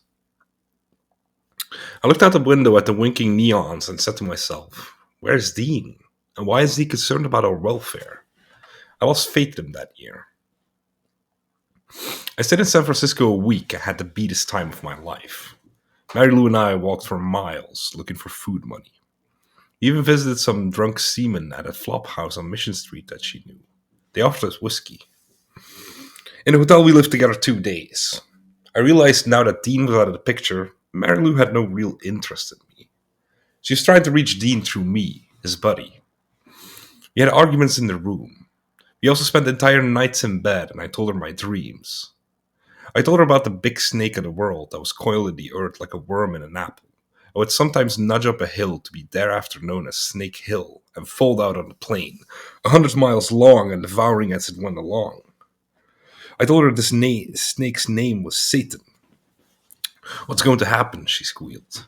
Meanwhile, she held me tight. A saint called Dr. Sachs will destroy it with secret herbs, which he has at this very moment cooking up in his underground shack somewhere in America. It may also be disclosed that the snake is just a husk of doves. When the snake dies, great clouds of seminal grey doves will flutter out and bring tidings of peace around the world. I was out of my mind with hunger and bitterness. One night, Mary Lou disappeared with a nightclub owner. I was waiting for her by appointment in the doorway across the street, at Larkin and Geary, hungry, when she suddenly stepped out of the foyer of the fancy apartment house with her girlfriend, the nightclub owner, and a greasy old man with a roll. Already had she just gone in to see her girlfriend, I saw what a whore she was. She was afraid to give me the sign, though she was afraid to give me the sign, though she saw me in that doorway. She walked on little feet and got in the Cadillac, and off they went. Now I had nobody. Nothing. I walked around picking butts from the street.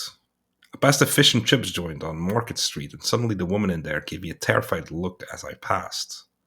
She was a proprietress, and she apparently thought I was coming in there with a gun to hold up the joint. I walked in on a few feet. It suddenly occurred to me that this was my mother of about 200 years ago in England, and that I was her footpath son, returning from jail to haunt her honest labors in the hashery. I stopped, frozen with ecstasy on the sidewalk. I looked down Market Street. I didn't know whether it was that or it was the Canal Street in New Orleans. It led to water, ambiguous, universal water, just as 42nd Street in New York leads to water, and you never know where you are. I thought of Ed Dunkel's ghost on Times Square. I was delirious. I wanted to go back and leer at my strange Dickensian mother in the hash joint. I tingled all over from head to foot. It seemed I had a whole host of memories leading back to 1750 in England, and that I was in San Francisco now only in another life and in another body. No, that woman seemed to say with that terrified glance. Don't go back and plague your honest, hard-working mother. You are no longer like a son to me, and like your father, my first husband. Ere this tiny, kindly Greek took pity on me. The proprietor was Greek, with hairy arms. You are no good, inclined to drunkenness and routs and final disgraceful robbery of the fruits of my humble labors in the hashery. O son, did you not ever go on your knees and pray for deliverance for all your sins and scoundrels' acts? Lost boy, depart. Do not haunt my soul. I have done well forgetting you. Reopen no old wounds. Be as if you had never returned and looked into me, to see my laboring humilities, my few scrubbed pennies, hungry to grab, quick to deprive, sullen, unloved, mean-minded son of my flesh. Son. It made me think of the big Bob vision in Greatman with Old Bull. And for just a moment I had reached a point of ecstasy that I always wanted to reach, which was a complete step across the chronological time into timeless shadows, and wonderment in the bleakness of the mortal realm, and a sensation of death kicking at my heels to move on, with a phantom dogging its own heels, and myself hurrying to a plank where all the angels dove off and flew into the holy void of uncreated emptiness. The potent and inconceivable radiances shining in bright mind essence, innumerable lotus lands falling open in the magic moth's form of heaven. I could hear an indescribable seething roar which wasn't in my ear but everywhere. It had nothing to do with sounds. I realized that I had died and been reborn numberless times, but just didn't remember, especially because the transitions from life to death and back to life are so ghostly easy. A magical action for naught. Like falling asleep and waking up again a million times. The utter casualness and deep ignorance of it. I realized it was only because of the stability of the intrinsic mind that these ripples of birth and death took place, like the action of wind on a sheer of pure, serene, mirror-like water. I felt sweet, swinging bliss, like a big shot of heroin in the mainline vent, like a gulp of wine late in the afternoon, and it makes you shudder. My feet tingled. I thought I was going to die the very next moment, but I didn't die. I walked 4 miles and picked up 10 long butts and took them back to Mary Lou's hotel room and poured their tobacco in my old pipe and lit it up. I was too young to know what happened. In the window, I smelled all the food of San Francisco. There were seafood places out there where the buns were hot and the baskets were good enough to eat too, where the menus themselves were soft with foodie esculents, as though dipped in hot broths and roasted dry and good enough to eat too. Just show me the bluefish spangle on a seafood menu and I'd eat it. Let me smell the drawn butter and lobster claws. There were places where they specialized in thick roast beef au jus, or roast chicken basted in wine. There were places where hamburgers sizzled on grills and the coffee was only a nickel. Oh, that pan-fried chow mein flavored air that flew into my room from Chinatown, vying with the spaghetti sauces of North Beach, the soft-shell crab of Fisherman's Wharf, nay, the ribs of Fillmore turning on spits. Turn in the market, turn, Throw in the Market Street chili, beans, red hot, and French fried potatoes from the Embarcadero Wino Night, and steamed clams from Sausalito across the bay. That's my dream of San Francisco. Add fog, hunger-making raw fog, and the throb of neons in the soft night, the clack of high-heeled beauties, white doves in a Chinese grocery window. Take a little sip.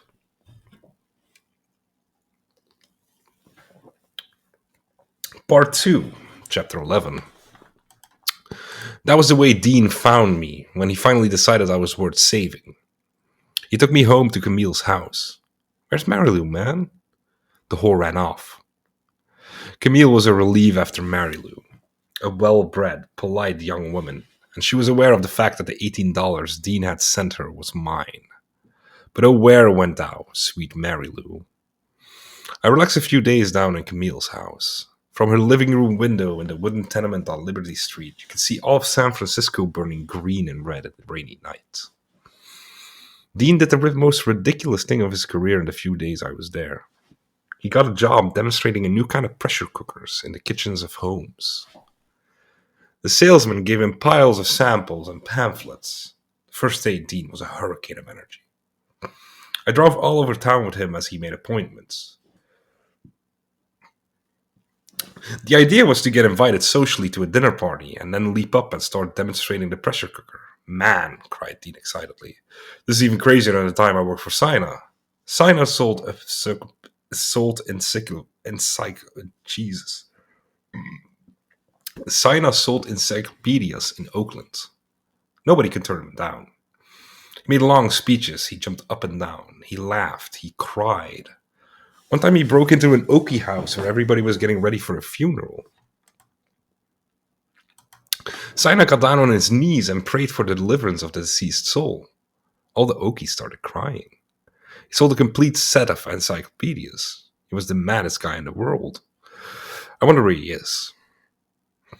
We used to get next to pretty young daughters and fuel them up in the kitchen. This afternoon I had the gonest housewife in her little kitchen, arm around her, demonstrating. Wow. Keep it up, Dean, I said. Maybe someday you'll be mayor of San Francisco. He had the whole cook butt spiel worked out. He practiced on Camille and me in the evenings. One morning, he stood naked, looking at all San Francisco out the window as the sun came up. It looked like someday he'd be the pagan mayor of San Francisco. But his energies ran out. One rainy afternoon, the salesman came around to find out what Dean was doing. Dean was sprawled on the couch. Have you been trying to sell these? No, said Dean. I have another job coming up. Well, what are you going to do about all these samples? I don't know. And in that silence, the salesman gathered up his sad thoughts and left. I was sick and tired of everything, and so was Dean. But one night we suddenly went mad together again. We went to see Slim Gaillard in a little Frisco nightclub. Slim Gaillard is a tall, thin Negro with sad big eyes who's always saying, right to Rooney. And how about a little bourbon-a-Rooney? In Frisco, great eager crowds of young semi-intellectuals sat at his feet and listened to him on the guitar, piano, and bongo drums. When he gets warmed up, he gets off his shirt and his undershirt and really goes. He does assess everything that comes to mind. He'll sing cement mixer, petit petit, and suddenly slows down the beat and brews over his bongos with fingertips barely tapping the skin as everybody leans forward breathlessly to hear. You think he'll do this for a minute or so, but he goes right on for as long as an hour, making an imperceptible little noise with the tips of his fingernails, smaller and smaller, all the time, till you can't hear it anymore and the sound of traffic come up in the open door. Then he slowly gets up and takes the mic and very slowly, Great Rooney, 540, hello Rooney, Burber Rooney, all a Rooney. How are the boys in the front row making out with their girls a Rooney? 40, Rooney a Rooney. Keeps it up for 15 minutes, his voice getting softer and softer till you can't hear. His great sad eyes scan the audience. Dean stands in the back saying, God, yes. Slim knows time. He knows time. Slim sits down at the piano and hits 2 notes, 2 C's, 2 more, then 1, then 2, and suddenly the big burly bass player wakes up from a reverie and realizes Slim is playing C-Jam blues. And he slugs up his big forefinger on the string and a big booming beat begins. And everybody starts rocking and Slim looks up, just as sad as ever. And they blow jazz for half an hour. Then Slim goes mad and grabs the bongos and plays tremendous rapid Cubana beats and yells crazy things in Spanish, in Arabic, in Peruvian dialect, in Egyptian, in every language he knows. And he knows innumerable languages. Finally, the set is over. Each set takes 2 hours. Slim Gaillard goes and stands against a post, looking sadly over everybody's head as the people come to talk to him. A bourbon is slipped in his hand. Bourbonaroni, thank you, vote. Nobody knows where Slim Gaillard is. Dean once had a dream that he was having a baby and his belly was all bloated up blue as he lay on the grass of a California hospital. Under a tree with a group of colored men sat Slim Gaillard. Dean turned the despairing eyes of a mother to him. Slim said, "There you go, Rooney." Now Dean approached him. He approached his god, and he thought Slim was God, and he shuffled and bowed in front of him and asked him to join us. "Right, Rooney," said Slim. "He'll join anybody but he won't guarantee to be there with you in spirit." Dean got a table, bought drinks, and sat stiffly in front of Slim. Slim dreamed over his head. Every time Slim said Rooney, Dean said, "Yes!" I sat there with these two madmen. Nothing happened. The Slim Gaillard, the whole world was just a big Rooney. That same night, I dug Lampshade on Fillmore, and Geary Lampshade is a big colored guy who comes into musical Frisco saloons with oat, hat, and scarves, and jumps on the bandstand and starts singing. Veins pop up in his forehead. He heaves back and blows a big foghorn blues out of every muscle in his soul. He yells at people while he's singing. "Don't go to heaven. Start in on Dr. Pepper and end on whiskey." His voice booms over everything. He grimaces. He rides. He does everything. He came over to our table and leaned over to us and said, "Yes." And then he staggered out the street to hit another saloon. Then there's Connie Jordan, a madman who sings and flips his arms and ends up screaming like a woman. And you see him late at night, exhausted, listening to wild jazz sessions at Jamson's Nook with big round eyes and limp shoulders. A big gooky stage and stare into space, and a drink in front of him. I never saw such crazy musicians. Everybody in Frisco blew. It was the end of the continent. They didn't give a damn. Dean and I goofed around San Francisco in this manner until I got my next GI check and got ready to go back home. What I accomplished by coming to San Francisco, I don't know. Camille wanted me to leave. Dean didn't care one way or the other. I bought a loaf of bread and meats and made myself 10 sandwiches to cross the country with again. They were all going to go rotten to me by the time I got to Dakota. Last night, Dean went mad and found Mary Lou somewhere downtown, and we got in the car and drove all over Richmond across the bay, hitting Negro grass shacks in the oil flats. Hitting Negro grass jazz shacks in the oil flats. Mary Lou and I went to sit down, and a colored guy pulled the chair from under her. The gals approached her in the jaw with propositions. I was approached too. Dean was sweating around. It was the end. I wanted to get out. At dawn, I got my New York bus and said goodbye to Dean and Mary Lou. They wanted some of my sandwiches. I told them no. It was a sullen moment. We were all thinking we'd never see one another again, and we didn't care.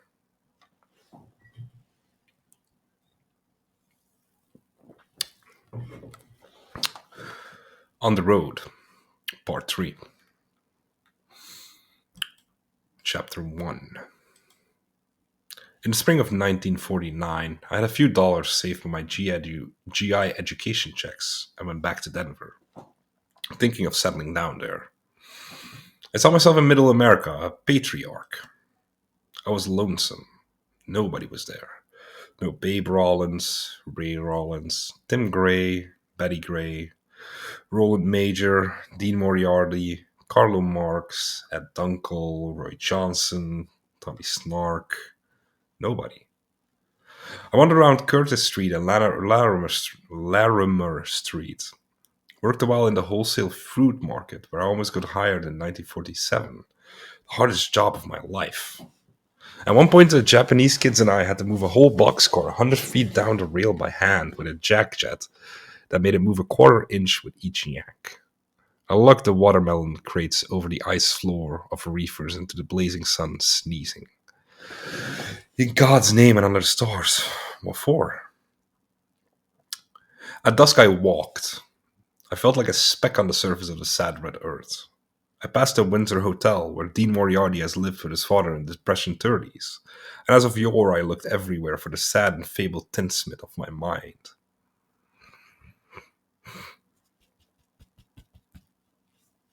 Either you find somebody who looks like your father in places like Montana, or you look for a friend's father where he is no more. At lilac evening, I walked with every muscle aching among the lights of 27 and Welton in the Denver colored section, wishing I were a Negro, feeling that the best white world had offered was not enough ecstasy for me, not enough life, joy, kicks, darkness, music, not enough night. I stopped at a little shack where a man sold hot red chili in paper containers. I bought some and ate it, strolling in the dark, mysterious streets. I wished I were a Denver musician, or even a poor, overworked Jap. Anything but I was so drearily a white man, disillusioned. All my life I'd had white ambitions. That's why I had been a good woman like Terry in the San Joaquin Valley. I had passed the dark porches of Mexican and Negro homes. Soft voices were there. Occasionally the dusky knee of some mysterious sensual gal, and dark faces of the men behind rose arbors. Little children sat like sages in ancient rocking chairs. A gang of colored women came by, and one of the young ones detached herself from mother-like elders and came to me fast. "Hello, Joe!" And suddenly saw it wasn't Joe, and ran back blushing. I wished I were Joe. I was only myself. Cell paradise. Sat strolling in this violet dark, this unbearably sweet night. Wishing I could exchange worlds with the happy, true-hearted, ecstatic Negroes of America. The raggedy neighborhoods reminded me of Dean and Mary Lou, who knew the streets so well from childhood. How I wished I could find them. Down at 23rd and Walton, a softball game was going on under floodlights, which also illuminated the gas tank. A great eager crowd roared at every play. The strange young heroes of all kinds, white, colored, Mexican, pure Indian, were on the field, performing with heart-breaking seriousness. Just sandlot kids in uniform. Never in my life as an athlete had I ever permitted myself to perform in front of families and girlfriends and kids of the neighborhood at night, under lights.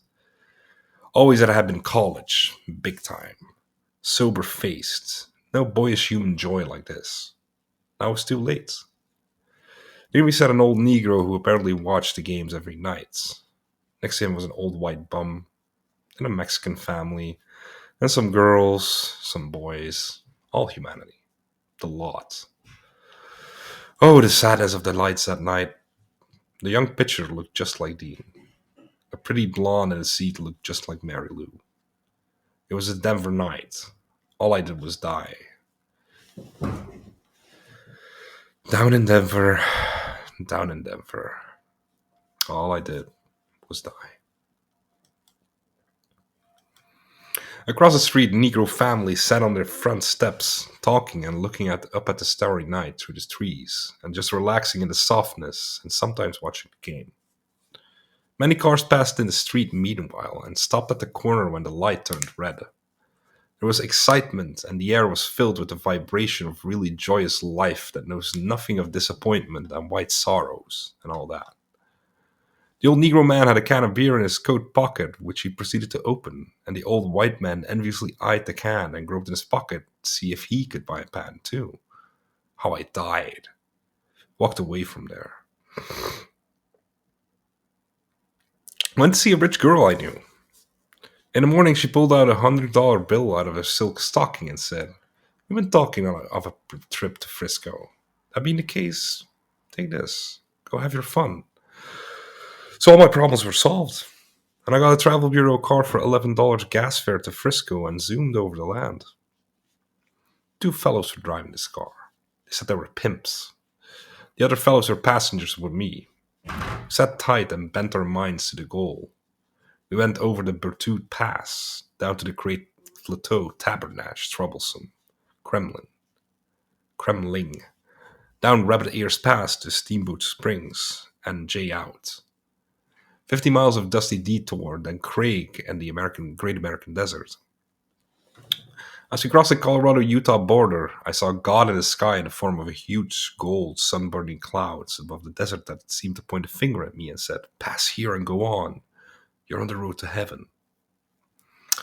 Oh well, alackaday. I was more interested in some old rotted covered wagons and pool tables sitting in the Nevada desert near a Coca-Cola stand, and where the huts with the weather-beaten signs still napping in the haunted shrouded desert wind, saying, "Rattlesnake Bill lived here," or "Broken Jameout Annie holed up here for years." Yes, zoom in. On Salt Lake City, the pimps. In Salt Lake City, the pimps checked on their girls, and we drove off. Before I knew it, once again I was seeing the fabled city of San Francisco stretched on the bay in the middle of the night. I ran immediately to Dean. He had a little house now. I was burning to know what was on his mind and what would happen now, for there was nothing behind me anymore. All my bridges were gone. I didn't give a damn about anything at all. I knocked on his door at 2 in the morning.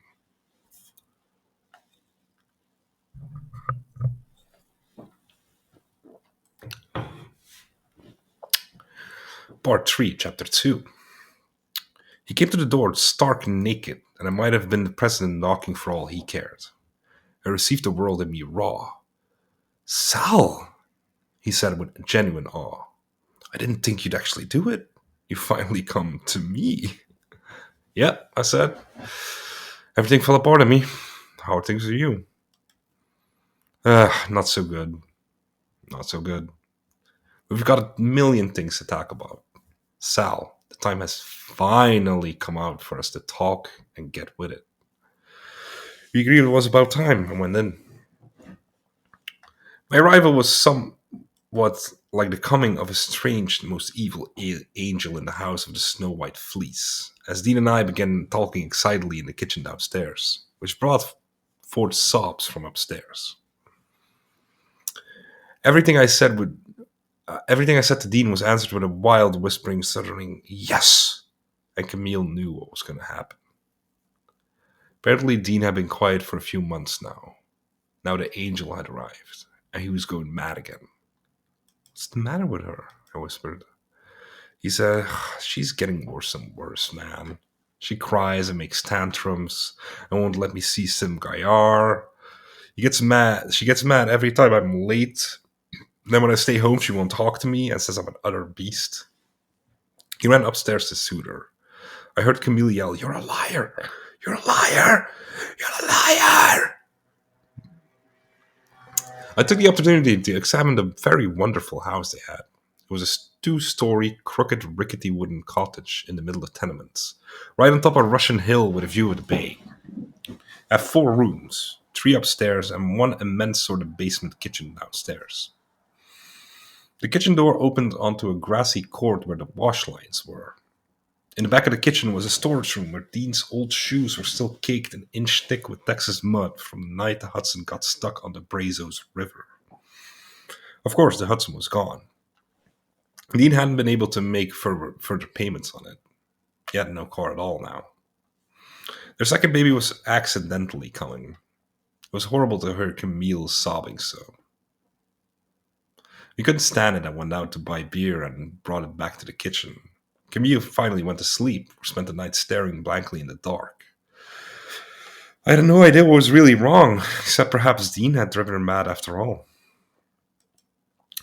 After my last leaving of Frisco, he had gone crazy over Mary Lou again, spent months haunting her apartment of Divisadero, where every night she had a different sailor and he peeked out and in through her mail slot and could see her bed.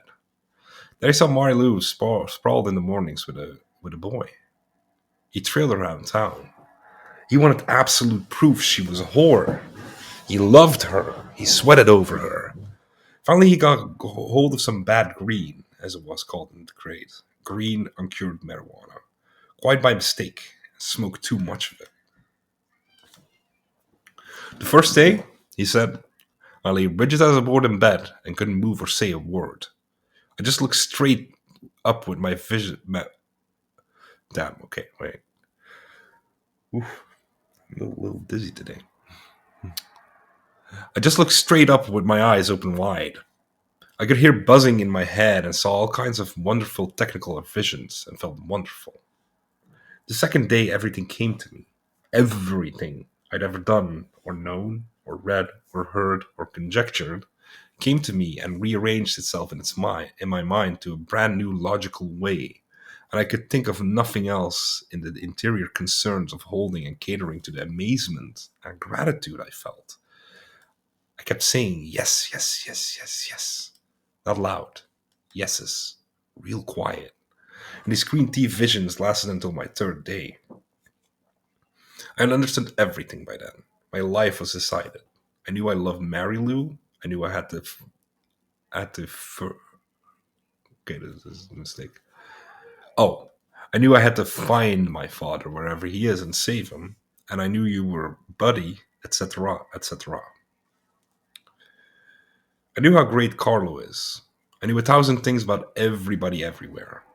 Then the third day began having a terrible series of waking nightmares, and they were so absolutely horrible and grisly and green that I lay there doubled up with my hands around my knees saying, "Oh, oh, ah, oh, ah." Neighbors heard me and sent for a doctor. Camille was away with the baby visiting hot folks. The whole neighborhood was concerned. They came in and found me laying in the bed with my arms stretched out forever. Sal, I ran to Marilu with some of that tea. And do you know what the same thing happened to that dumb little box? The same vision, the same logic, the same decision about everything. The view of all truths in one so painful and leading to nightmares and pain and that I knew I loved her so much I wanted to kill her. I ran home and beat my head on the wall. I ran to Ed Dunkel. He's back in Frisco with Galatea. I asked him about a guy we know has a gun. I went to the guy. I got the gun. I ran to Mary Lou. I looked down the mail slot. She was sleeping with a guy, had to retreat, and he hesitated. Came back in an hour. I barged in. She was alone. I gave her the gun and told her to kill me. She held the gun in her hand for the longest time. I asked her for a sweet death pact. She didn't want it. I said one of us had to die. She said no. Beat my head on the wall, and I was out of my mind. She'll tell me. She talked me out of it. Then what happened? That was months ago, after you left. She finally married a used car dealer. Dumb bastard has promised to kill me if he finds me. If necessary, I shall have to defend myself and kill him, and I'll go to San Quentin. Sal, one more rap of any kind, and I go to San Quentin for life. As the enemy, bad hand and all. Show me his hand. I hadn't noticed in the excitement he had suffered a terrible accident to his hand. I hit Marilu on the brow on February 26th on 6 o'clock in the morning. In fact, 6:10. Because I remember I had to make my hotshot freight in an hour and 20 minutes. The last time we met, and the last time we decided everything. And now listen to this. My thumb only deflected off her brow, and she didn't have a bruise, and in fact laughed. But my thumb broke above the wrist, and a horrible doctor made a setting of bones that was difficult, and it was like 3 separate castings. 23 combined hours of sitting on hard benches waiting, etc. And the final cast had a traction pin stuck through the tip of my thumb.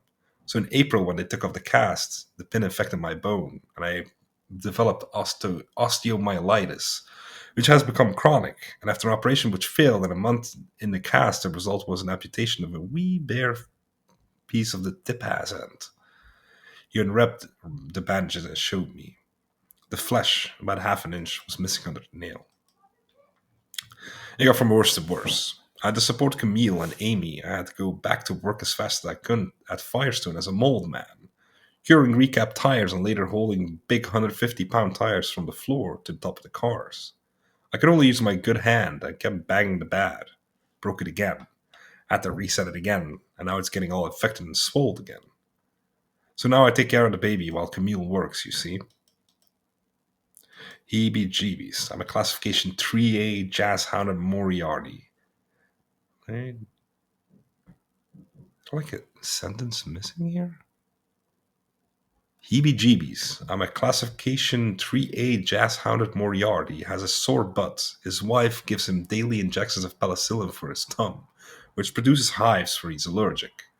He must take 60,000 units of Fleming's juice within a month. He must take one tablet every 4 hours for this month to combat allergies produced from his juice. He must take codeine aspirin to relieve the pain in his thumb. He must have surgery on his leg for an inflamed cyst. He must rise next Monday at 6 a.m. to get his teeth cleaned. He must see a foot doctor twice a week for treatment.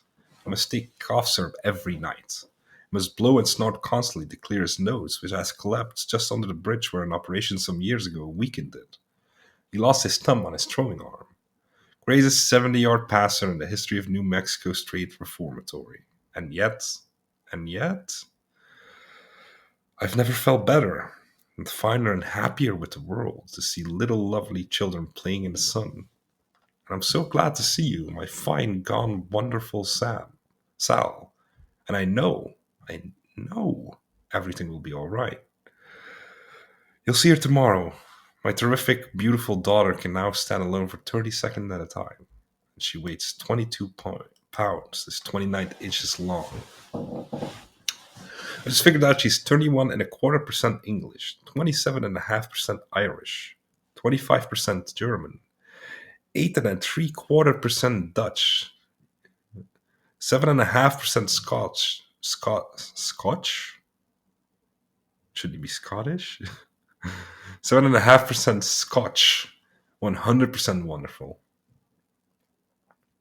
He fondly congratulated me for the book I had finished, which was now accepted by the publishers. We know life, Sal. We're getting older, each of us, little by little, and are coming to know things. What you tell me about your life I understand well. I've always dug your feelings. And now, in fact, you're ready to hook up with a real great girl if you can only find her and cultivate her and make her mind your soul as I have tried so hard with these damn women of mine. Shit. Shit, he yelled. And in the morning, Camille threw out both of us, baggage and all. It began what we called Roy Johnson, old Denver Roy. I had him come over for beer, while Dean minded the baby and did the dishes and the wash in the backyard, but did a sloppy job of it in his excitement. Johnson agreed to drive us to Mill City to look for Rémi Boncoeur. Camille came in from work at the doctor's office and gave us all the sad look of a harassed woman's life. Tried to show this haunted woman that I had no mean intentions concerning her home life by saying hello to her and talking as warmly as I could. But she knew it was a con, and maybe one I'd learned from Dean, and only gave a brief smile. In the morning, there was a terrible scene. She lay on the bed sobbing in the midst of this. She lay in the bed sobbing, and in the midst of this, I suddenly had the need to go to the bathroom. And the only way I could get there was through her room. Dean, I cried. Where's the nearest bar? Bar? He said, surprised. He was washing his hands on the kitchen sink downstairs. He thought I wanted to get drunk.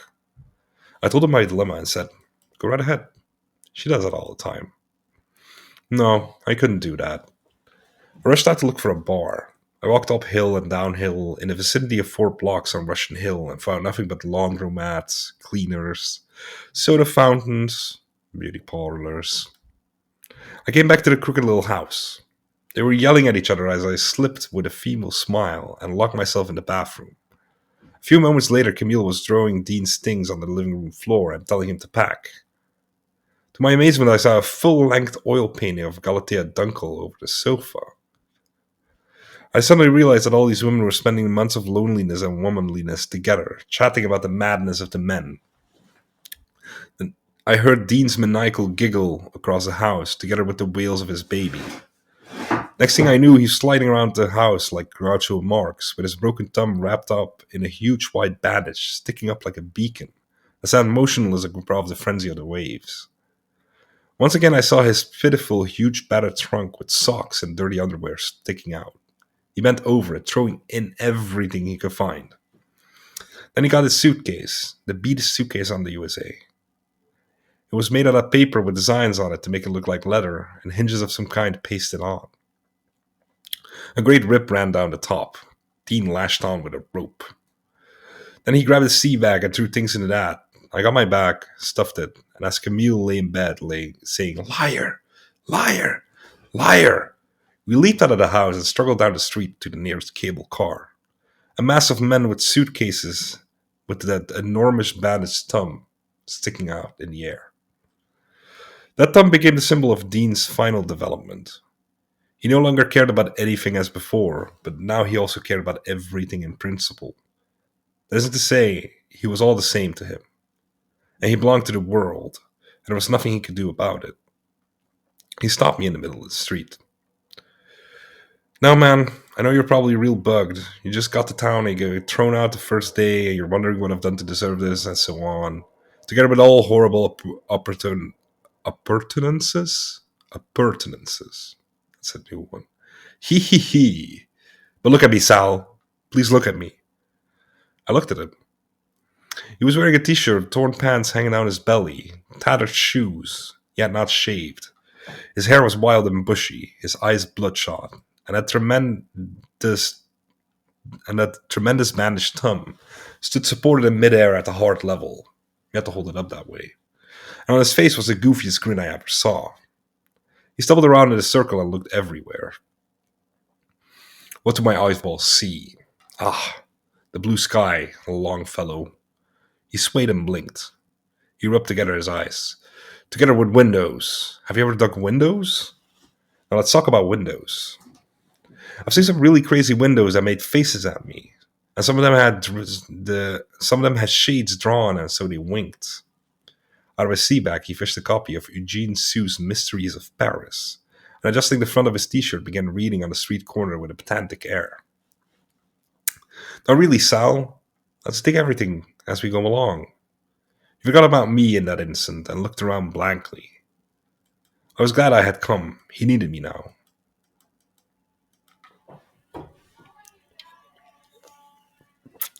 "Why did Camille throw you out? What are you gonna do?" "Eh?" he said. "Eh? Eh?" We racked our brains for where to go and what to do. I realized it was up to me. Poor Dean. Devil himself had never fallen farther. In idiocy, with infected thumb, surrounded by the battered suitcases of his motherless, feverish life across America, and back numberless times. An undone bird. "Let's walk to New York," he said. "As we do so, let's take stock of everything along the way. Yes." I took out my money and counted it. I showed it to him. "I have here," I said, "the sum of $83 and change. And if you come with me, let's go to New York. After that, let's go to Italy." "Italy?" he said. "Italy, yes. How shall we get there, dear Sal?" I pondered this. "I'll make some money. I'll get $1,000 from the publishers. We'll go dig all the crazy women in Rome, Paris, all those places. We'll sit at sidewalk cafes. We'll live in whorehouses. Why not go to Italy?" "Why, yes," said Dean, and then realized I was serious, and looked at me at the corner of his eye for the first time, for I'd never committed myself before with regard to his burdensome existence. And that was the look of a man weighing his chances at the last moment before the bet. There were triumph and insolence in his eyes, a devilish look. He never took his eyes off mine for a long time. I looked back at him and blushed. I said, "What's the matter?" I felt wretched when I asked it. He made no answer, but continued looking at me with the same wary, insolent side eye. I tried to remember everything he'd done in life. Now, everything he'd done in his life. And if there wasn't something back there to make him suspicious of something now. Remotely and firmly, I repeated what I said. "Come to New York with me. I've got the money." I looked at him. My eyes were watering with embarrassment and tears. Still, he stared at me. Now his eyes were blank and looking through me. It was probably the pivotal point of our friendship, when he realized I had actually spent some hours thinking about him and his troubles, and was trying to place that in his tremendously involved and tormented mental categories. Something clicked in the both of us. And me was suddenly the concern for a man who was years younger than I, 5 years, and whose fate was wound with mine across the patches of the recent years. In him, it was a matter that I can ascertain only from what he did afterwards. He became extremely joyful and said everything was settled. Was that a look? I asked. He was pained to hear me say that. He frowned. It was rarely that Dean frowned. We both felt perplexed and uncertain of something. We were standing on top of a hill on a beautiful sunny day in San Francisco. Our shadows fell across a sideway. Out of the tenement next to Camille's house filed 11 Greek men and women who instantly lined themselves up on the sunny pavement, while another backed across the narrow street and smiled at them over a camera. We gaped at these ancient people who were having a wedding party for one of their daughters, probably the 1000th, in an unbroken dark generation of smiling in the sun. They were well dressed, and they were strange. Dean and I might have been a cypress for all that. Gulls flew overhead in the sparkling air. Well, said Dean in a very shy and sweet voice, shall we go? Yes, I said. Let's go to Italy. And so we picked up our bags, he the trunk with his one good arm, and I the rest, staggered to the cable car stop. In a moment rolled down the hill, with our legs dangling to the sidewalk from the jiggling shelf. Two broken down heroes of the Western night. Part 3, Chapter 3. First thing, we went to a bar down on Market Street and decided everything. That we would stick together and be buddies till we died. Dean was very quiet and preoccupied, looking at the old bums in the saloon that reminded him of his father. I think he's in Denver. This time we must absolutely find him. Maybe in county jail, maybe around Larimer Street again, but he's to be found. Agreed? Yes, it was agreed. We were going to do everything we'd never done and had been too silly to do in the past. Then we promised ourselves 2 days of kicks in San Francisco for starting off. And of course the agreement was to go to the travel bureau and share the gas cars and save as much money as possible. Dean claimed he no longer needed Mary Lou, though he still loved her. We both agreed he would make out in New York. Dean put on his pinstripe suit with a sports shirt. We stashed our gear in a Greyhound bus logger for 10 cents. And we took off to meet Roy Johnson, who was going to be our chauffeur for 2-day Frisco kicks. Roy agreed over the phone to do so. He arrived at the corner of Market and Third, and shortly thereafter picked us up. Roy was now living in Frisco, working as a clerk and married to a pretty little blonde called Dorothy. Dean confided that her nose was too long. This was a big point of contention about her. For some strange reason. But her nose wasn't too long at all. Roy Johnson is a thin, dark, handsome kid with a pin-sharp face and combed hair that he keeps shoving from the sides of his head. He had an extremely earnest approach and a big smile.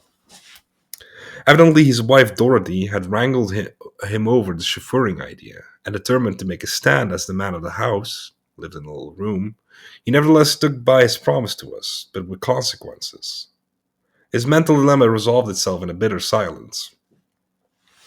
He drove Dean and me all over Frisco at all hours of day and night, and never said a word.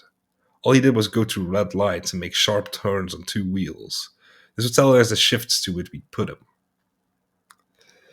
He was midway between the challenge of his new wife and the challenge of his old Denver pool hall leader.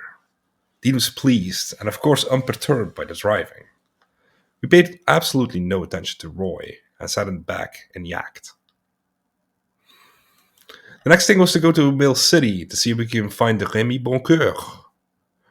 I noticed with some wonder that the old ship Admiral Freebie was no longer in the bay. And then, of course, Remy was no longer in the second-to-last compartment of the shack in the canyon. A beautiful colored girl opened the door instead. Dean and I talked to her a great deal. Roy Johnson waited in the car, reading Eugene Sue's Mysteries of Paris. I took one last look at Mill City and knew there was no sense trying to dig up the uninvolved past. Instead, we decided to go see Galatea Dunkel about sleeping accommodations. Ed had left her again and was in Denver, and damned if she still didn't plot to get him back. We found her sitting cross-legged on the oriental-type rug of her four-room tenement flat on Upper Mission. Wait, let me restart that. We found her sitting cross-legged on the oriental-type rug of her four-room tenement flat on Upper Mission with a deck of fortune cards. Good girl.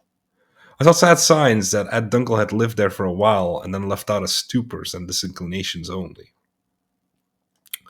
He'll come back, said Galatea. That guy can't take care of himself without me. She gave a furious look at Dean and Roy Johnson. It was Tommy Snork who did it this time. All the time before he came, Ed was perfectly happy and worked, and we went out and had wonderful times, Dean. You know that. And they'd sit in the bathroom for hours, Ed in the bathtub, and Snarky on the seat, and talk and talk and talk. Such silly things. Dean laughed.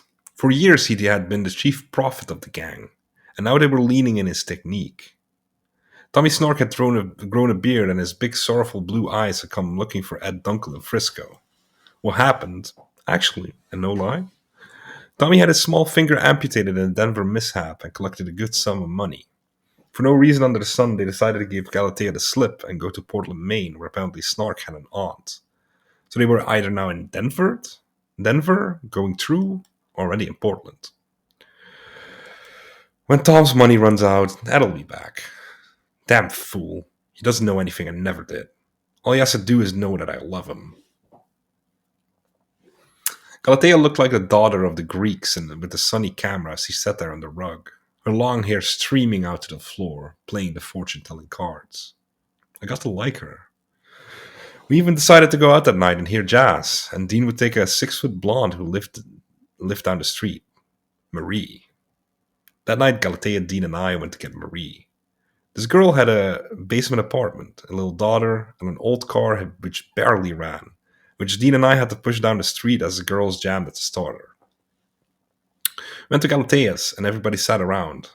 Marie, her daughter, Galatea, Roy Johnson, Dorothy, his wife, all sullen in the overstuffed furniture as I stood in the corner, neutral in Frisco problems. And Dean stood in the middle of the room with his balloon thumb in the air, breast high, giggling. God damn.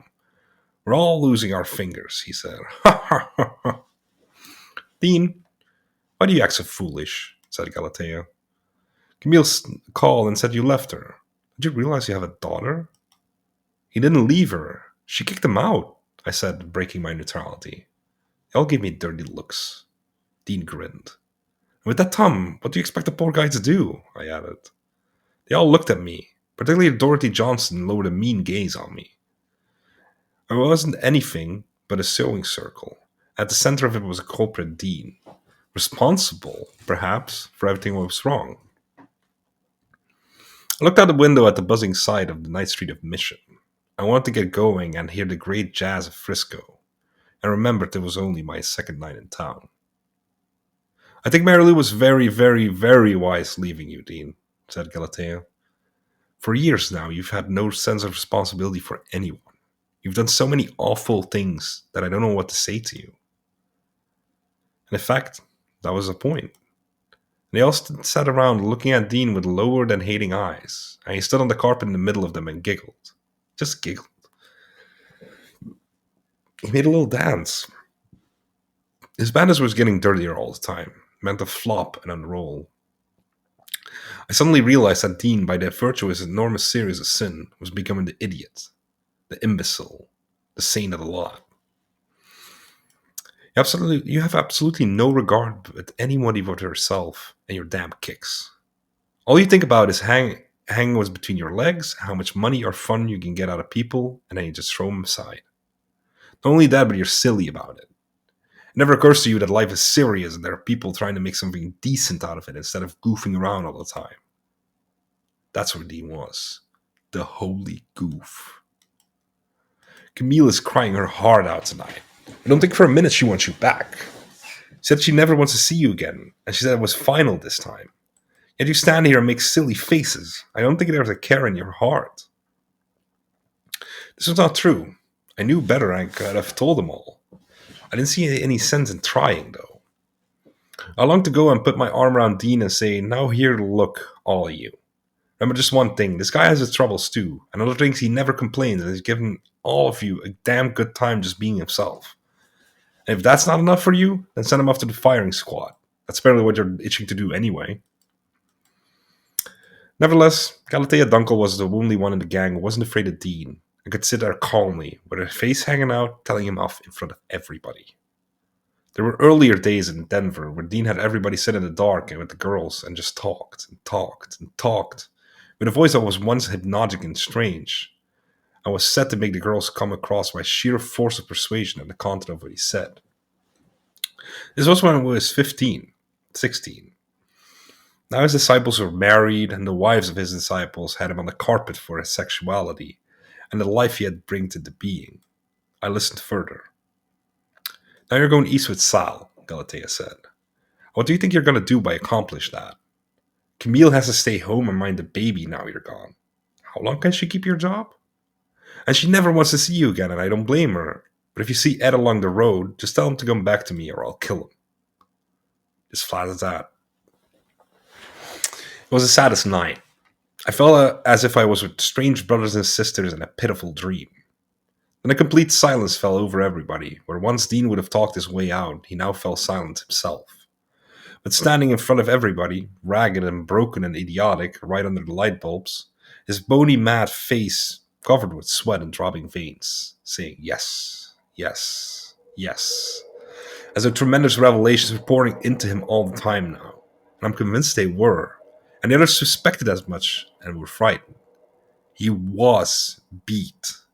The root, the soul of beatific. What was he knowing? He tried all his power to tell me what he was knowing, and they envied that about me. My position at his side, defending him and drinking him in as they once tried to do. Then they looked at me. Was I, a stranger, doing on the west coast this fair night? I recoiled from the thought. We're going to Italy, I said. I washed my hands of the whole matter. Then there, too, was a strange sense of maternal satisfaction in the air, for the girls were really looking at Dean the way mother looks at dearest and most errant child's, and he, with his sad thumb and all his revelations, knew it well, and that was why he was able, in tick-tocking silence, to walk out of the apartment without a word, to wait for us downstairs as soon as we'd made our minds about time. This is what we sense about the ghost in the sidewalk. I looked out the window. He was alone in the doorway, digging the street.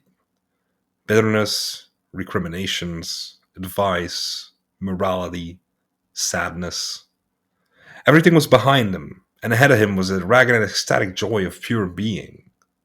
Come on, Galatea, Marie, let's go hit the jazz joints and forget it. Dean will be dead someday. Then what can you say to him? The sooner he's dead, the better, said Galatea. And she spoke officially for almost everybody in the room. Very well, then, I said. But now he's alive, and I'll bet you want to know what he does next. And that's because he's got the secret they're all bustling to find and splitting his head wide open. And if he goes mad, don't worry. It won't be your fault, but the fault of God. They objected to this. They said I really didn't know Dean. They said he was the worst scoundrel that ever lived, and I'd find out someday to my regret. He was amused to hear them protest so much. Roy Johnson rose to the defense of the ladies and said he knew Dean better than anybody, and all Dean was just a very interesting and even amusing con man. I went out to find Dean and we had a brief talk about it. Ah, man, don't worry. Everything's perfect and fine. He was rubbing his belly and licking his lips.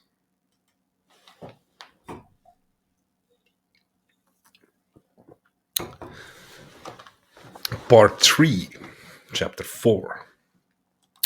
The girls came down and we started out on a big night, once more pushing the car down the street. Whew! Let's go, cried Dean. And we jumped in the back seat and clanked to the little Harlem on Folsom Street. Out we jumped in the warm, mad night, hearing a wild theremin bawling horn from across the way, going, "Ee-yah! Ee-yah! Ee-yah!" and hands clapping to the beat and folks yelling, "Go! Go! Go!" Dean was already racing across the street with his thumb in the air, yelling, "Blow, man, blow!" A bunch of colored men in Saturday night suits were whooping it up in front. It was a sawdust saloon with a small bandstand on which the fellows huddled with their hats on, blowing over people's heads. A crazy place. Crazy floppy spawn run? Spawn? Okay, that's a miscan. Crazy floppy spawn run wandered around, maybe it's not. Wandered around sometimes in their bathrobes. Bottles clanked in alleys. In back of the joint, in a dark corridor beyond the splattered toilet, scores of men and women stood against the wall, drinking wine spadodio and spitting at the stars, wine and whiskey.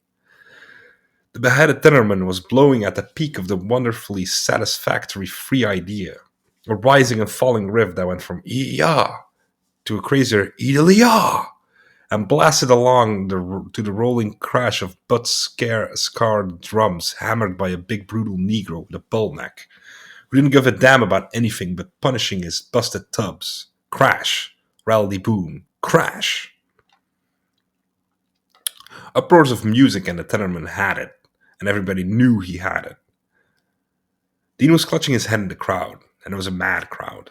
They were all urging that Tenorman to hold it off and keep it with cries and wild eyes, and he was raising himself from a couch and going down again with his horn, looping it up in a clear cry above the juror. A 6-foot skinny Negro woman was rolling her bones at the man's horn bell, and he just stabbed at her. Beep, beep, beep. Everybody's rocking and roaring. Galatea and Marie, with beer in their hands, were standing on their chairs, shaking and jumping. Groups of colored guys stumbled in from the streets, falling over one another to get there. "Stay with it, man!" roared the man with a foghorn voice, out a big groan that must have been heard clear out of the Sacramento. "Aha! Whoo!" said Dean. He was rubbing his chest, his belly, and his sweat splashed from his face. Boom, kick. That drummer was kicking his drums down the cellar and rolling the beat upstairs with his murder sticks. Rattly boom. A big fat man was jumping on the platform, making it sag and creak. Yo! The pianist was only pounding the keys with spread-eyed eagled fingers, chords, at intervals, when the great tenorman was drawing breath for another blast. Chinese chords shuddered the piano in every timbre, chink, and wire. Boing! The tenorman jumped down from the platform and stood in the crowd, blowing around. His hat was over his eyes. Somebody pushed it back for him. He just hauled back and stamped his foot and blew down a hoarse, laughing blast and drew breath. He raised the horn and blew high, wide, and screaming in the air. Dean was directly in front of him, his face lowered to the bell of the horn, clapping his hands, pouring sweat on the man's keys. And the man noticed and laughed his horn in a long, quivering, crazy laugh. And everybody else laughed, and they rocked, and they rocked. And finally the tenorman decided to blow his top and crouched down and held the note in high C for a long time as everything else crashed along. And the cries increased, and I thought the cops would come swarming from the nearest precinct. Dean was in a trance. The tenorman's eyes were fixed straight on him. He had a madman who not only understood but cared and wanted to understand more and much more than there was. And they began dueling for this. Everything came out of the horn. No more phrases, just cries. Brr, down to brr, down to ee, and down to clinkers and over sideways echoing horn sounds. He tried everything. Up, down, sideways, upside down, horizontal, 30 degrees, 40 degrees. And finally he fell back in somebody's arms and gave up. And everybody pushed around and yelled, "Yes, yes, he blowed that one." Dean wiped himself with his handkerchief. Then up stepped the tenorman on the bandstand and asked for a slow beat and looked sadly out of the open door over people's heads and began singing "Close Your Eyes." Things quieted down a minute. The tenorman wore a tattered suede jacket, a purple shirt, cracked shoes, and zoot pants without press. He didn't care. He looked like a Negro hassle.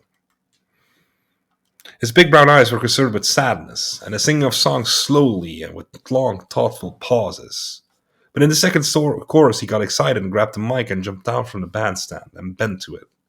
To sing a note, he had to touch his shoe tops and pull it all in to blow, and he blew so much he staggered from the effect, and only recovered himself in time for the next slow note. Music, Play, hey, hey, hey, hey, hey, hey, hey, hey, hey, hey. He leaned back with his face to the ceiling, Mike held down below. He shook, he swayed, and then he leaned in, almost falling with his face against the mic. Make it dreamy for dancing. And he looked at the street outside with his lips curled in scorn. Billie Holiday's hip sneer. While we go romancing. He staggered sideways. Love's holiday. He shook his head with disgust and weirdness on the whole world. We'll make it seem. What would it make seem? Everybody waited. He mourned, okay. The piano kid hit a chord. So baby, come on, just close your pretty little eyes. His mouth quivered. He looked at us, Dean and me, with an expression that seemed to say, hey now, what's this thing we're all doing in this sad brown world? And then he came to the end of his song. And for this there had to be elaborate preparations, during which time he could send all the messages to Garcia around the world 12 times. What difference did it make to anybody anyways? Because here we are dealing with the pit and the prune juice of poor beat life in the god-awful streets of man. So he sat and sang it. Close your... and blew it way up to the ceiling through the stars and on out eyes,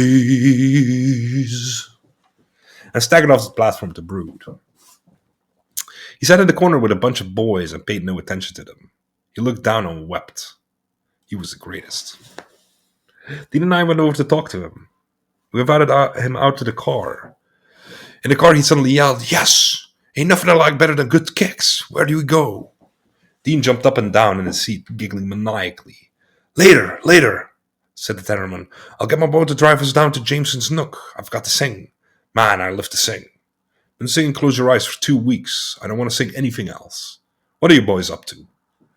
We told him we were going to New York in 2 days.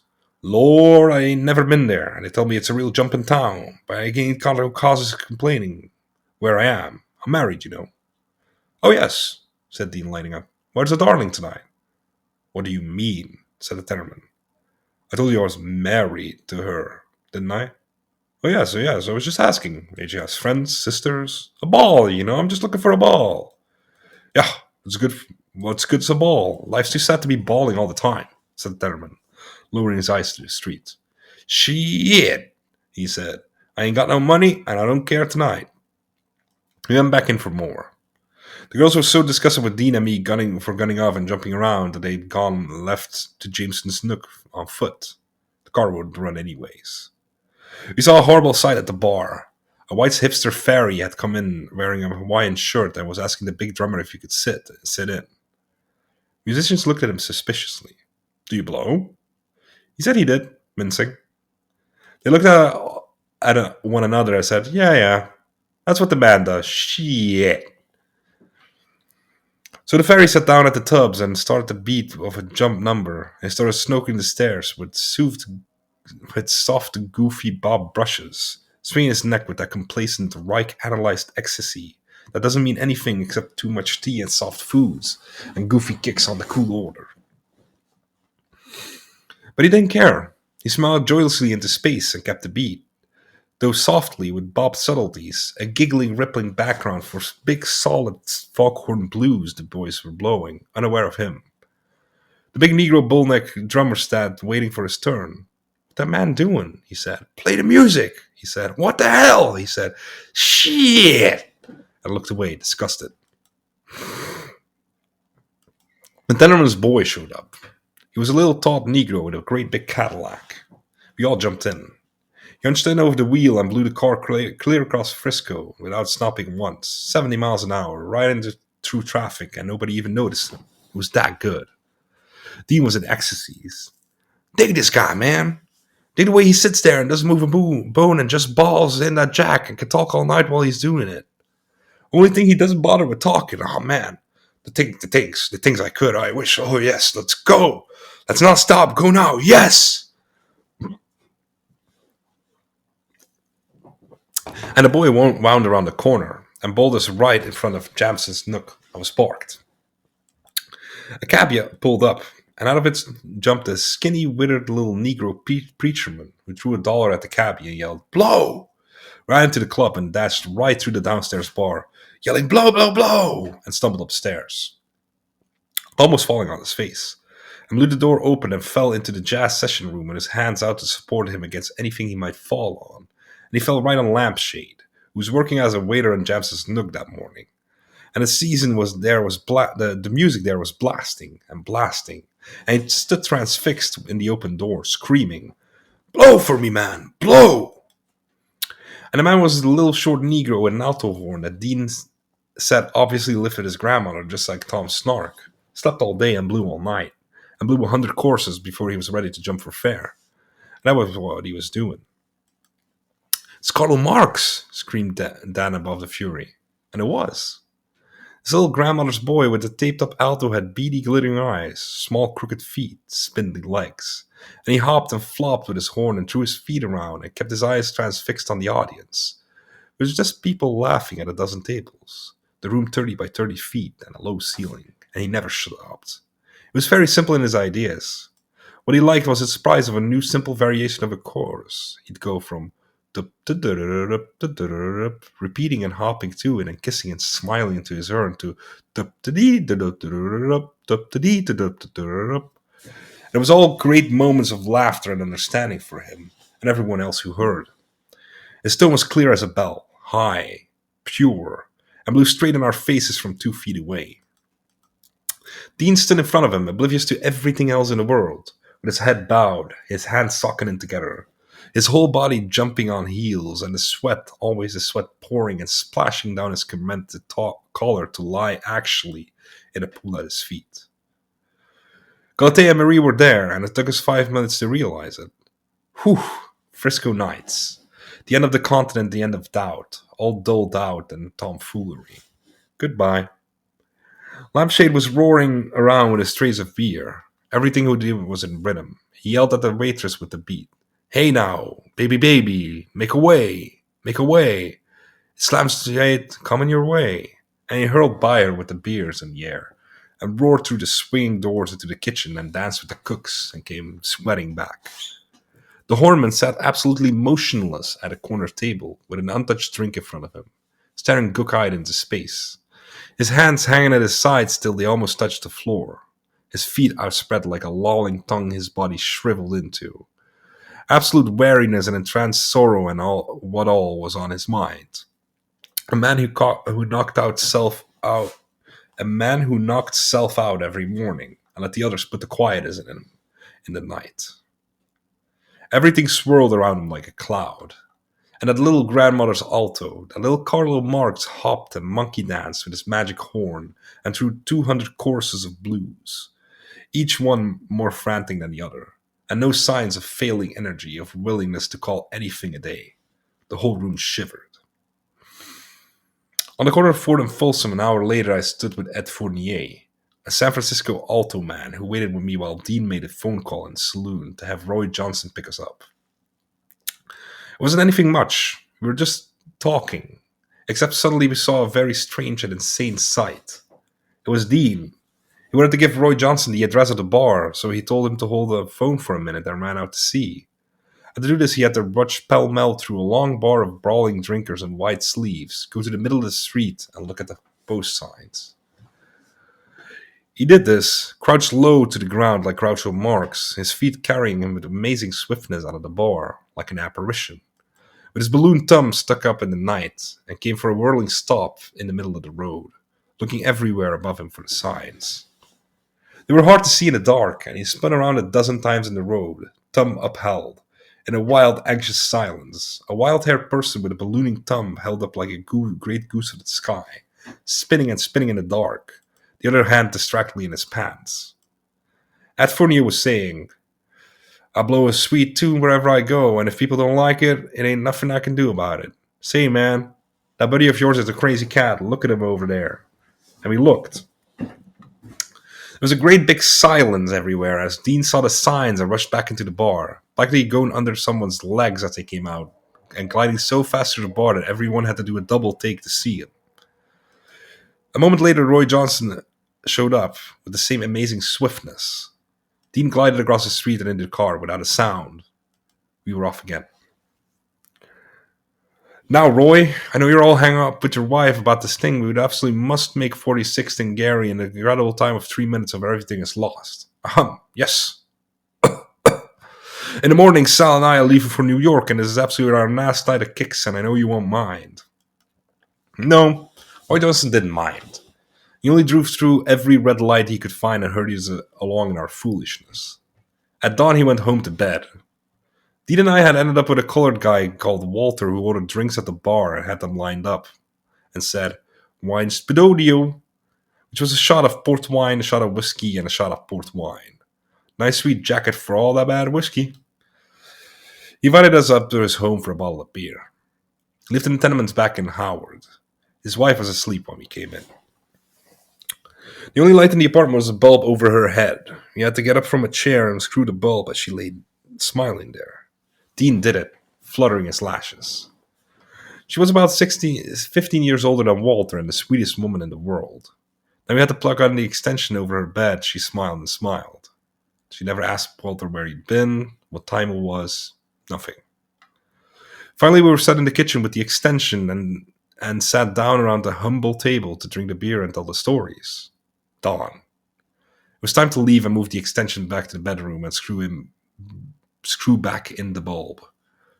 Walter's wife smiled and smiled as we repeated this insane thing over and over again.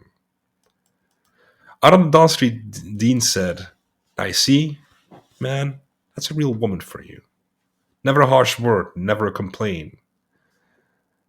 Her old man can come in any hour of the day or any hour of the night with anybody, can have talks in the kitchen and drink the beer and leave any old time.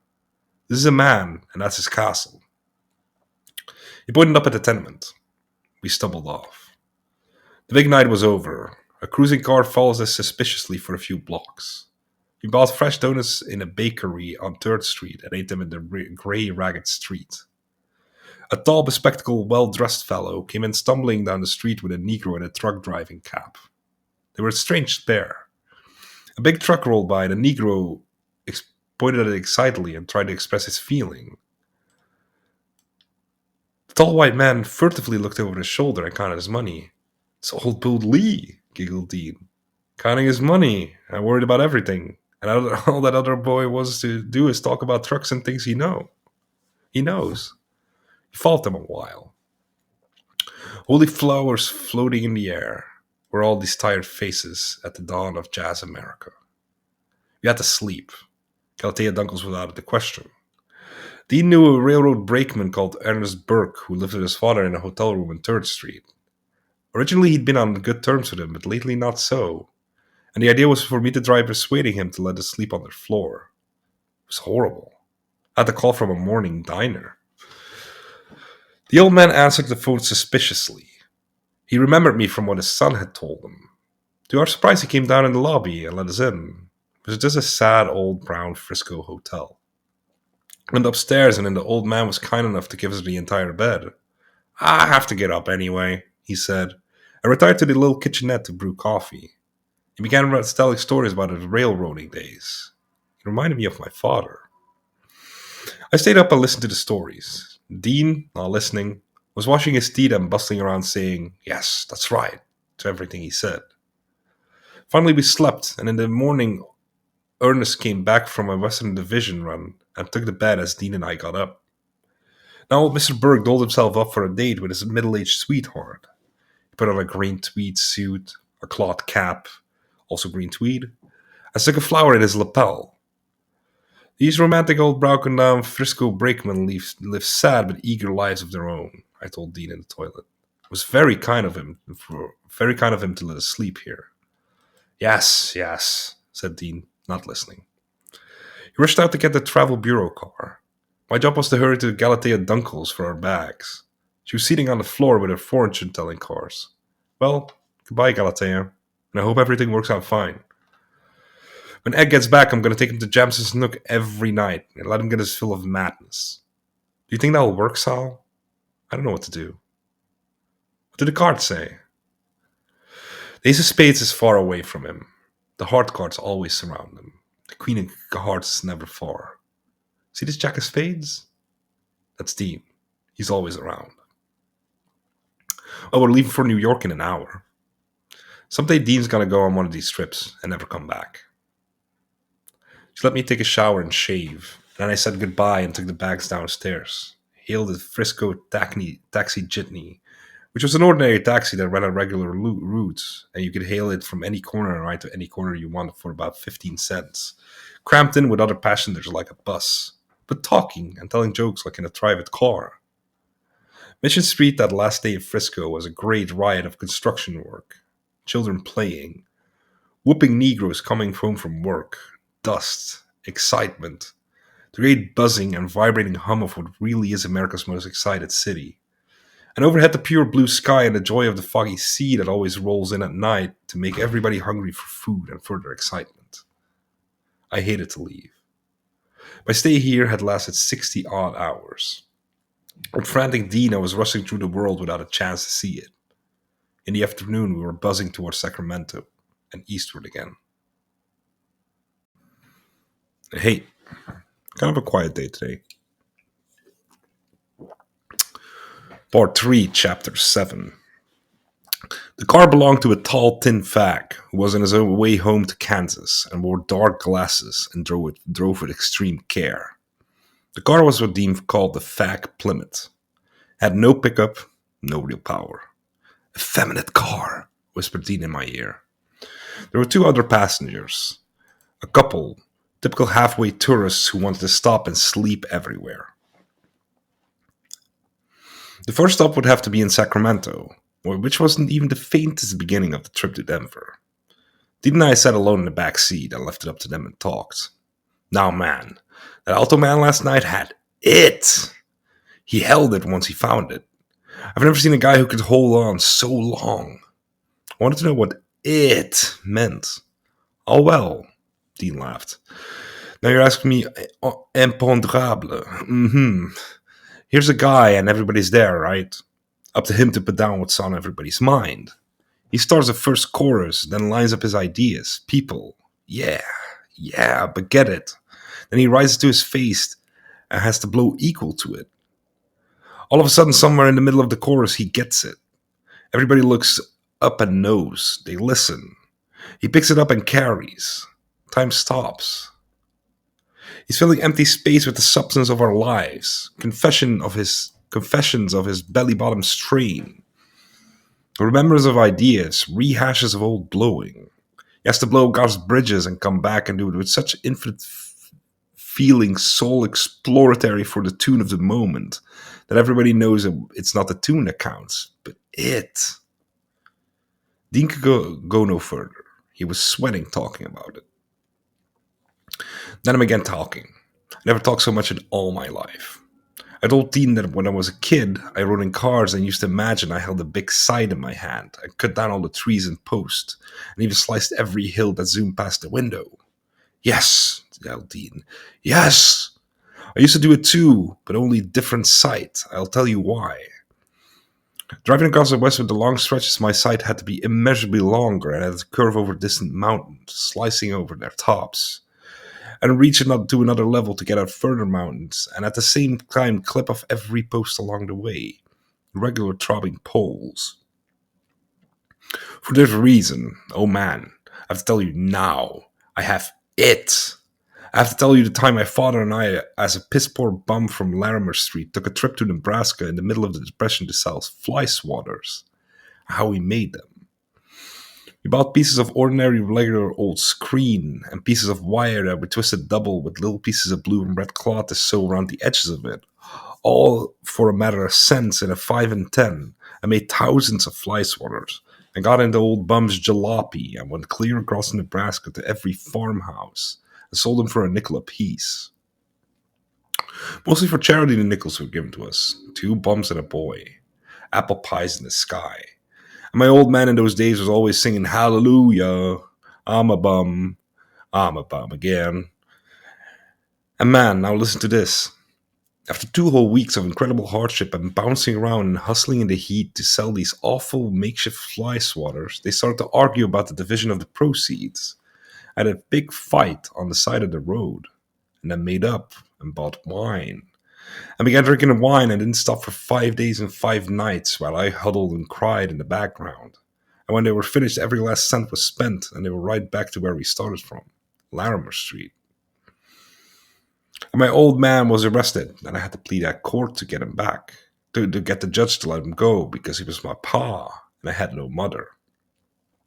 Sal, I made great mature speeches at the age of 8 in front of interested lawyers. We were hot. We were going east. We were excited. Let me tell you more, I said. And as only a parenthesis within what you're saying, and to conclude my last thought. As a child laying back in my father's car in the back seat, I also had a vision of myself on a white horse, riding alongside over every possible obstacle that presented itself. This included dodging posts, hurling around houses, sometimes jumping over when I looked too late, running over hills, across sudden squares with traffic that I had to dodge through incredibly. Yes, yes, yes, breathed Tidine ecstatically. Only different with me was I myself ran. I had no horse.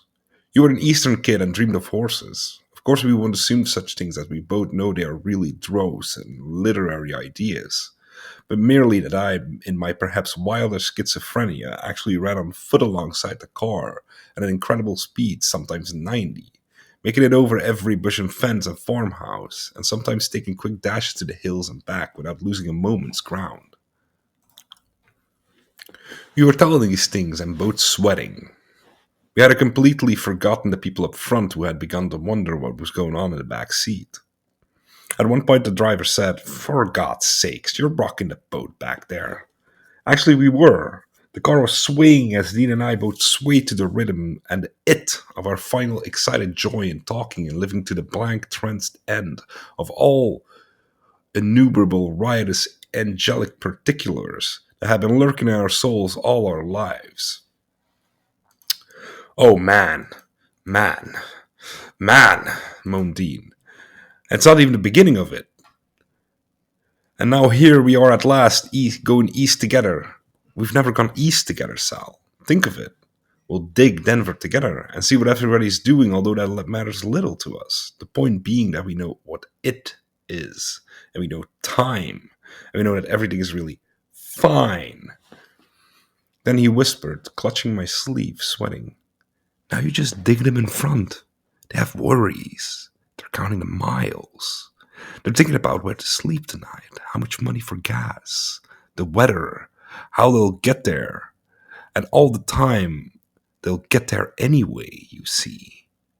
But they need to worry and betray time with urgencies false and otherwise, purely anxious and whiny.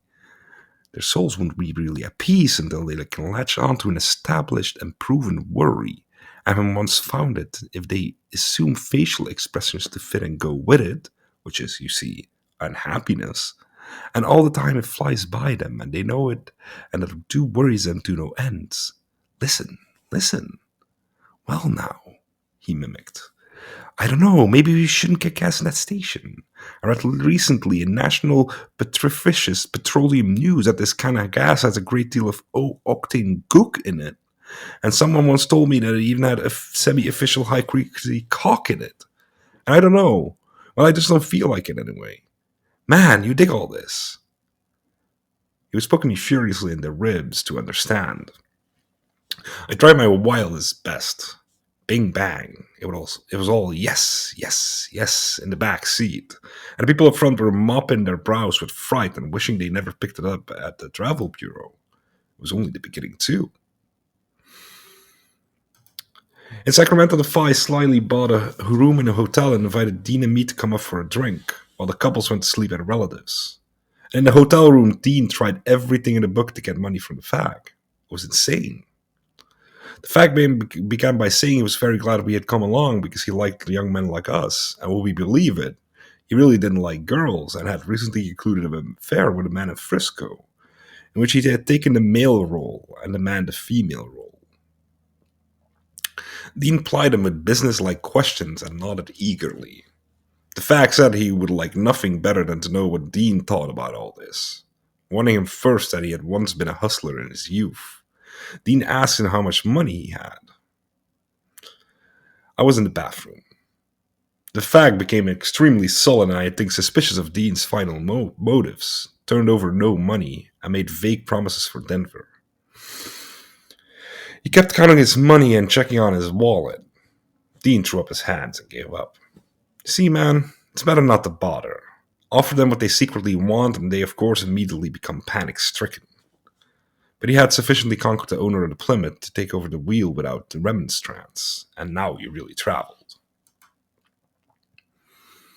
We left Sacramento at dawn and were crossing the Nevada desert by noon. After a hurling passage of the Sierras that made the fag and the tourists cling to each other in the back seat. We were in front. We took over. Dean was happy again. All he needed was a wheel in his hand and 4 on the road. He talked about how bad a driver Old Bull Lee was, and to demonstrate, whenever a huge big truck like that one coming loomed into sight, it would take Bull infinite time to spot it. Because he can see, man. He can't see. He rubbed his eyes furiously to show. And I'd say, whoop, look out, Bull, a truck. And he'd say, what's that you say, Dean? Truck, truck. At the very last moment, he would go right up to the truck like this. And Dean hurled the Plymouth head on at the truck roaring in our way, wobbled and hovered in front of it for a moment.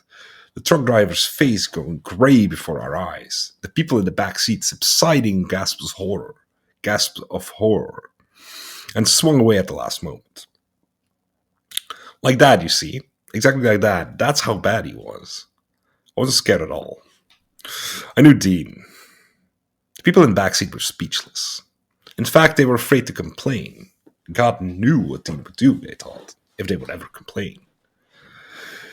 He bawled right across the river in this manner, demonstrating various ways of how not to drive. How his father used to drive jalopies. How great drivers made curves. How bad drivers hover over too far in the beginning and had to scramble at the curve's end, and so on. It was a hot, sunny afternoon. Reno, Battle Mountain, Elko, all the towns along the Nevada road shot by one after another, and at dusk we were at the Salt Lake Flats with the lights of Salt Lake City infinitesimally glimmering almost 100 miles across the mirage of the flats, twice showing, above and below the curve of the earth, one clear, one dim. I told Dean that the thing that bound us all together in this world was invisible, and to prove it pointed to long lines of telephone poles that curved out of sight over the bend of 100 miles of salt. His floppy bandage, all dirty now, shuddered in the air. His face was alight. Oh yes, man. Dear God, yes, yes. Suddenly he stopped the car and collapsed. I turned and saw him huddled in the corner of the seat, sleeping. His face was down on his good hand, and the bandaged hand automatically and dutifully remained in the air. The people in the back seat sighed with relief. I heard them, whispering mutiny. Can't let him drive anymore. He's absolutely crazy. They must have let him out of an asylum or something. I rose to Dean's defense and leaned back to talk to him. He's not crazy. He'll be all right. And don't worry about his driving. He's the best in the world. I just can't stand it, said the girl in a suppressed hysterical whisper. I sat back and enjoyed the nightfall over the desert and waited for poor child Angel Dean to wake up again. We were on a hill overlooking Salt Lake City's neat patterns of light, and he opened his eyes to the place of the spectral world where he was born, unnamed and bedraggled, years ago. Sal, look! Sal! This was where I was born, think of it! People change and they eat meals after a year and change with every meal. Look! He was so excited it made me cry. Where would it all lead? The tourists insisted on driving the car the rest of the way to Denver. Okay, yeah, we didn't care. We sat in the back and talked. They got too tired in the morning, and Dean took the wheel in the eastern Colorado desert at Craig. We had spent almost the entire night crawling cautiously over the Strawberry Pass in Utah and lost a lot of time. They went to sleep. Dean headed pell-mell for the mighty wall of Berthoud Pass that stood 100 miles ahead of the roof in the world. A tremendous Gibraltarian, yeah, a tremendous Gibraltarian door shot in the clouds. He took Bertut Pass like a June bug, same as at Tehachapi, cutting. Okay, wait. He took Bertut Pass like a June bug, same at Tehachapi. Wait, man, okay. Breathe in, breathe out. Take a little sip. He took Bertut Pass like a June bug, same as at Tehachapi, cutting off the motor and floating it, passing everybody and never halting the rhythmic advance that the mountains themselves intended. Till we overlooked the great hot plain of Denver again, and Dean was home. It was with a great deal of silly relief that these people led us off the car at the corner of 8th and Federal. Our battered suitcases were piled on the sidewalk again. We had longer ways to go, but no matter. The road is life. Part 3. Part 3, Chapter 6. Now we had a number of circumstances to deal with in Denver, and they were of an entirely different order than those of 1947. We could either get another travel bureau car or stay for a few days for kicks and look for his father. We were both exhausted and dirty. In the dawn of a restaurant, I was at a urinal blocking Dean's way to the sink, and I stepped out. Before I was finished, I resumed at another urinal and said to Dean, "Dig this trick." "Yes, man," he said, washing his hands at the sink. "It's a very good trick, but awful on your kidneys, and because you're getting a little older now, every time you do this, it eventually years of misery in your old age. Awful kidney miseries for the days when you sit in parks." Made me mad. "Who's old? Not much older than you are." "Wasn't saying that, man." "Ah," I said, "you're always making cracks about my age. I'm no old fag like that fag. You don't have to warn me about my kidneys." We went back to the booth, and just as a waitress sat down on the hot roast beef just as a waitress sat down the hot... Man, I'm struggling today. We went back to the booth, and just as the waitress set down the hot roast beef sandwiches, and ordinarily Dean would have leaped to wolf the food at once, I said to cap my anger, "I don't want to hear any more of it." Suddenly Dean's eyes grew tearful, and he got up and left his food steaming right there and left out of the restaurant. I wondered if he was just wandering off forever. I didn't care. I was so mad. I had nipped momentarily and turned it down on Dean, but the sight of his uneaten food made me sadder than anything in years. I shouldn't have said that. He likes to eat so much. He's never left his food like this. What the hell? That's showing him anyway. Dean stood outside the restaurant for exactly 5 minutes and came back and sat down. "Well," I said, "what were you doing out there? Nodding up your fists? Cursing me? Thinking up new gags about my kidneys?" Dean mutely shook his head. No, man. No, man. You're all completely wrong. If you want to know, well, go ahead. Tell me." I said all this and never looked up from my food. I felt like a beast. I was crying. "Ah, hell, you never cry." "You say that? Why do you think I don't cry?" "You don't die enough to cry." Every one of these things I said was a knife at myself. Everything I had ever secretly held against my brother was coming out. How ugly I was, and what filth I was discovering the depths of my own impure psychologies. Dee was shaking his head. "No, man, I was crying." "Go on. I bet you were so mad you had to leave." "Believe me, Sal. I really do believe me if you've ever believed anything about me." I knew it was still the truth, and yet I didn't want to bother with the truth. When I looked up at him, I think it was cockeyed from cracking intestinal twistings in my awful belly. Then I knew I was wrong. "Oh man, Dean, I'm sorry. Never acted this way before, would you? Well, now you know me. You know I don't have close relationships with anybody else anymore. I don't know what to do with these things. I hold things in my hand like pieces of crap, and I don't know where to put it down. Let's forget it. The holy con man began to eat. It's not my fault. It's not my fault, I told him. Nothing in this lousy world is ever my fault. Don't you see that? I don't want it to be, and it can't be, and it won't be. Yes, man. Yes. But please hearken back and believe me. I do believe you. I do. This was the sad story of that afternoon. All kinds of tremendous complications arose that night when Dean and I went to stay with the Oki family. These had been neighbors of mine in my Denver solitude of 2 weeks before. The mother was a wonderful woman in jeans who drove coal trucks in winter mountains to support her kids, four and all. Her husband having left her years before when they were traveling around the country in a trailer. They had rolled all the way from Indiana to LA in that trailer. After many a good time and a big Sunday afternoon drunk in Crossroads bars and laughter and guitar, excuse me, and laughter and guitar playing in the night, the big loud had suddenly walked off across a dark field and never returned. Her children were wonderful. The eldest was a boy who wasn't around that summer but in a camp in the mountains. Next was a lovely 13-year-old daughter who wrote poetry and picked flowers in the fields, wanted to grow up and be an actress in Hollywood. Janet by name. Then came the little ones, little Jimmy who sat around the campfire at night and cried for his potato before it was half roasted. And little Lucy who made pets of worms, horny toads, beetles, and everything that crawled, and gave them names and places to live. They have 4 dogs.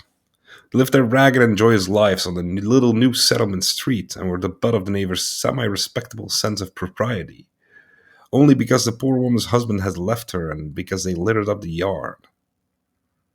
At night, all the lights of Denver lay like a great wheel on the plain below, for the house was in that part of the west where the mountains roll down foothilling to the plain, and where in primeval times soft waves must have washed from sea-like Mississippi to make such round and perfect stools for the island peaks like Evans, and Pike, and Longs. Dean went there, and of course he was all sweats and joy at the sight of them, especially Janet. But I warned him not to touch her, and probably didn't have to. The woman was a great man's woman and took to Dean right away, but she was bashful, and he was bashful. She said Dean reminded her of her husband gone. Just like him. Oh, he was a crazy one, I tell you. The result was uproarious beer drinking in the littered living room, shouting suppers, and booming Lone Ranger radio. The complications rose like clouds of butterflies. The woman, Frankie everyone called her, was finally about to buy a jalopy as she had been threatening to do for years and had recently come into a few bucks towards one. Dean immediately took over the responsibility of selecting and naming the price for the car, because of course he wanted to use it himself as of yore so he could pick up girls coming out from high school in the afternoons and drive them up to the mountains. Poor innocent Frankie was always agreeable to anything. But she was agreed to part with her money when they got to the car lot and stood before the salesman. Dean sat right down in the dust of the Alameda Boulevard and beat his fists on his head. For 100 you can't get anything better. He swore he'd never talk to her again. He cursed till his face was purple. He was about to jump in the car and drive it away anyway. Oh, these dumb Okies. They'll never change. How completely and how unbelievably dumb. The moment when it comes time to ask, they're paralysis. They're scared, hysterical, doing nothing. Nothing frightens them more than what they want. It's my father. My father. It's my father all over again. Dean was very excited that night because his cousin Sam Brady was meeting us at a bar. He was wearing a clean t-shirt and beaming all over. Now, listen, Sal. I must tell you about Sam. He's my cousin. By the way, have you lived for your father? This afternoon, man, I went down to Jigs's buffet where he used to pour draft beer in tender befuddlement and get hell from the boss and go staggering out. No. I went to the old barbershop next to the Windsor. No, not there. Old fella taught me he was, imagine, working in a railroad gandy dancing cook shack or something for the Boston and Maine in New England. But I don't believe him. They make up fractious stories for a dime. Now listen to here. My childhood Sam Brady, my close cousin, was my absolute hero. He used to bootleg whiskey from the mountains, and one time he had a tremendous fist fight with his brother that lasted 2 hours in the yard. I had the women terrified and screaming. We used to sleep together. The one man in the family who took tender concern for me. And tonight I'm going to see him again for the first time in 7 years. He just got back from Missouri. What's the pitch? No pitch, man. I only want to know what's been happening in my family. I have a family, remember? And most particularly, Sal, I want to tell him to tell me things that I forgot. No, wait. Sal, I want to tell him things that I've forgotten in my childhood. I want to remember. Remember I do. I never saw Dean so glad and excited. While we waited for it, for his cousin at the bar, he talked. Wait, god damn it! Like this PDF was like really good at the beginning, but now it's like random tildes everywhere. Eesh. While we waited for his cousin in the bar, he talked to a lot of younger downtown hipsters and hustlers, and checked in on new gangs and goings on. Then he made inquiries after Mary Lou, since she'd been in Denver recently. Sal, in my young days, when I used to come down to this corner to steal change off the newsstand for Bowery beef stew, that rock-flocking cat you see there standing had nothing but murder in his heart. Got into one horrible fight after the other. I remember his scars even. Till now, years and years of standing on the corner have finally softened him and chastened him ragely. Here completely he's become sweet and willing and patient with everybody. He's become a fixture on the corner. You see how things happen? Then Sam arrived, a wiry, curly-haired man of 35 with work-gnarled hands. Dean stood in awe before him. No, said Sam Brady. I don't drink anymore. See? See? Whispered Dean in my ear. He doesn't drink anymore. He used to be the biggest whiskey leg in town. He's got religion now. Told me over the phone. Dig him. Dig the change in a man. My hero has become so strange. It's kind of inspiring. Dig the change in a man. No. Sam Brady was suspicious of his young cousin. He took us out for a spin in his old Radley coupe and immediately made his position clear in regard to Dean. Now look, Dean. I don't believe you anymore or anything you're going to try to tell me. I came to see you tonight because there's a paper I want you to sign for the family. Your father is no longer mentioned among us, and we want absolutely nothing to do with him. And I'm sorry to say, with you either anymore. Yeah.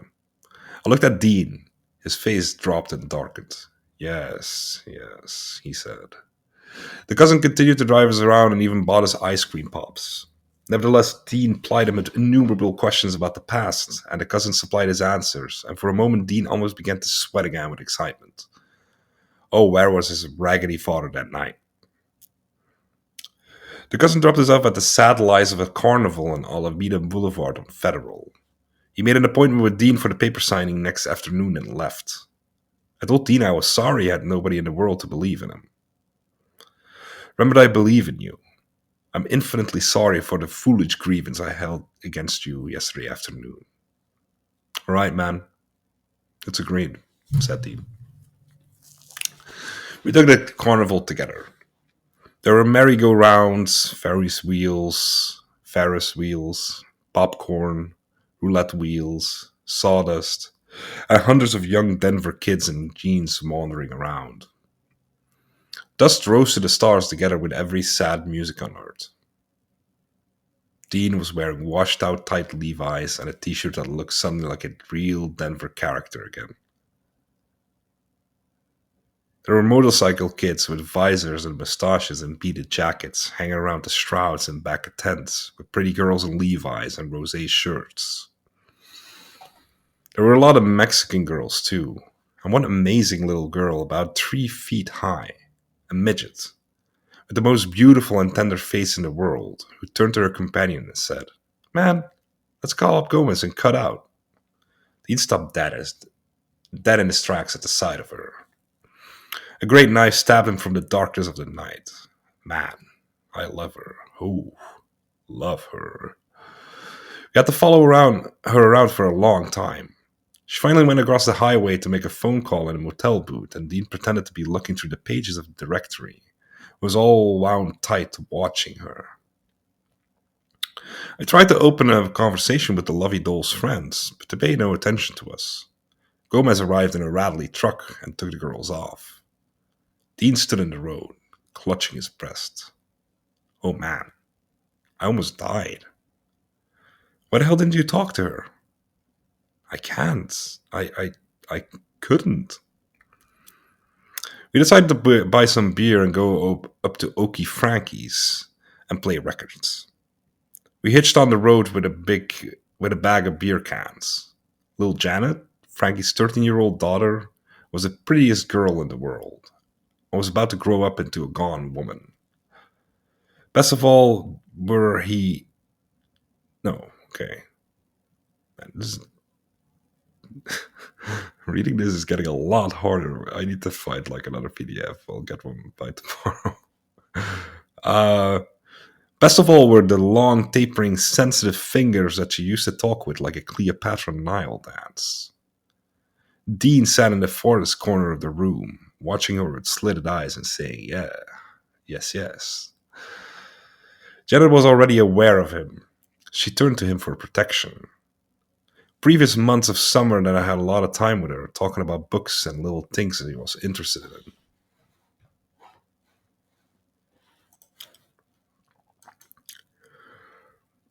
Part 3, Chapter 7. Nothing happened that night. We went to sleep. Everything happened the next day. In the afternoon, Dean and I went to downtown Denver for our various chores and to see the travel bureau for a car up to New York. On the way home in the late afternoon, we started for Okie Frankie's on Broadway, where Dean suddenly sauntered into a sports goods store, calmly picked up a softball on the counter, came out, popping it down and up his palm. Nobody noticed. Nobody ever notices such things. It was a drowsy afternoon. We played catch as we went along. We'll get a travel bureau car for sure tomorrow. A woman friend had given me a big quart of old granddad bourbon. He started drinking it at Frankie's Hoy. Hoy? Frankie's house? It said Hoi. He started drinking it at Frankie's house. Across a cornfield in the back, there lived a beautiful young chick that Dean had been trying to make with since he arrived. Trouble was brewing. He threw too many pebbles in windows and frightened her. As we drank the bourbon, the littered living room with all its dogs and scattered toys and sad talk, Dean kept running out the back door and crossing the cornfield to throw pebbles and whistle. Once in a while, Janet went out to peek. Suddenly, Dean came back pale. Trouble, boy. That gal's mother is after me with a shotgun, and she got a gang of high school kids to beat me up from down the road. What's this? Where are they? Across the cornfield, my boy. Dean was drunk and didn't care. We then went out together and across the cornfield into the moonlight. I saw groups of people on the dark dirt road. Here they come, I heard. Wait a minute, I said. What's the matter, please? The mother lurked in the background with a big shotgun across her arm. That damn fiend of yours has been annoying us for long enough. Not can't call law. If he comes back here even once more, I'm going to shoot and shoot to kill. High school boys were clustered where their fists nodded. I was so drunk I didn't care either, but I suited everybody some. I said, he won't do it again. I'll watch him. He's my brother and listens to me. Please put your gun away and don't bother about anything. Just one more time. When my husband gets home, I'm sending him after you. You don't have to do that, as he won't bother you anymore, understand? Now, be calm, and it's okay. Behind me, Dean was cursing under his breath. The girl was speaking from her bedroom window. I knew these people from before, and they trusted me enough to quiet down a bit. I took Dean by the arm, and back we went over the moony cornrows. Woo-hee! He yelled. I'm gonna get drunk tonight. Went back to Frankie and the kids. Suddenly, Dean got mad at a record little Janet was playing and broke it over his knee. It was a hillbilly record. There was an early Dizzy Gillespie there that he valued, Congo Blues, with Max West on drums. I'd given it to Janet before, and I told her as she wept to take it and break it over Dean's head. She went over and did so. Dean gaped dumbly, sensing everything. We all laughed. Everything was all right. Then Frankie Ma wanted to go out and drink beer in the Roadhouse saloons. "Let's go!" yelled Dean. "Now damn it, if you'd bought that car I showed you Tuesday, we wouldn't have to walk." "I didn't like that damn car," yelled Frankie. Yang yang. The kids started to cry. Dan's moth-like eternity brooded in the crazy brown parlor with the sad wallpaper, the pink lamp, the excited faces. Little Jimmy was frightened. I put him to sleep on the couch and thrust the dog on him. Frankie drunkenly called a cab, and suddenly we were waiting for it. A phone call came for me from my woman friend. She had a middle-aged cousin who hated my guts, and that earlier afternoon I had written a letter to old Bull Lee, who was now in Mexico City, relating the adventures of Dean and myself and under what circumstances we were staying in Denver. I wrote, "I have a woman friend who gives me whiskey and money and big suppers." Foolishly gave this letter to her middle-aged woman cousin to mail. No, wait. I foolishly gave this letter to her middle-aged cousin to mail right after a fried chicken supper. He opened it, read it, and took it. Damn. Wait, I need to. Okay, I went to the sink and got a glass of water. And took to it at once to prove her that I was a con man. Now she was calling me tearfully and saying she wanted to never see me again. Then a triumphant cousin got on the phone and began calling me a bastard. As the camp honked outside and the kids cried and the dogs barked and Dean danced with Jackie, I yelled every conceivable curse I could think over that phone and added all kinds of new ones. In my drunken frenzy, I told everybody over the phone to go to hell and slammed it down and went out to get drunk. We stumbled over one another to get out of the cab at the roadhouse, a hillbilly roadhouse near the hills, and went in and ordered beers. Everything was collapsing, and to make things inconceivably more frantic, there was an ecstatic, spastic fellow in the bar who threw his hands around Dean and moaned in his face. And Dean went mad again, with sweats and insanity.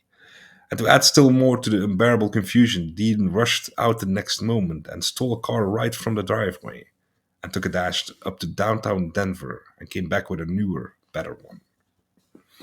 Suddenly in the bar I looked up and saw cops, and people were milling around the driveway in the headlight of cruisers, talking about the stolen car. "Somebody's been stealing cars left and right here," the cop was saying. Dean stood right in back of him, listening and saying, "Ah, yes, ah, yes." The cops went off to check. Dean came in that bar and rocked back and forth with the poor spastic kid who had just gotten married that day, was having a tremendous tremendous drink, I guess. God damn it. Was having a tremendous drink while his bride waited somewhere. "Oh man, this guy is the greatest in the world," yelled Dean. "Sal, Frankie, I'm going out and get a real good car this time, and we'll all go out with Tony too," spastic saint. "Have a big drive in the mountains." And he rushed out. Simultaneously, a cop rushed in and said that a car stolen from downtown Denver was parked in the driveway. People discussed it in knots. From the window, I saw Dean jump in the nearest car and roar off. Not a soul noticed him. A few minutes later, he was back with an entirely different car, a brand new convertible. "Ooh, this one's a beaut," he whispered in my ear. "The other one coughed too much." I left it at the crossroads saw that lovely parked in front of a farmhouse. Took a spin in Denver. Come on, man, let's all go riding. All the bitterness and the madness of his entire Denver life was blasting out of his system like daggers. His face was red and sweaty and mean. "No, I ain't gonna have nothing to do with stolen cars." "Oh, come on, man. Tony will come with me, won't you? Amazing darling Tony." And Tony, A thin, dark-haired, holy-eyed, moaning, foaming lost soul leaned on Dean and groaned. For he was sick suddenly, and then for some odd intuitive reason, he became terrified of Dean and threw up his hands and drew away with terror writing on his face. Dean bowed his head and sweated. He ran out and drove away. Frankie and I found a cab in the driveway and decided to go home. As a cab, he drove us up the infinitely dark Alameda Boulevard, along which I had walked many and many a lost night the previous months of the summer, singing and moaning and eating the stars and dropping the juices of my heart drop by drop on the hot tar.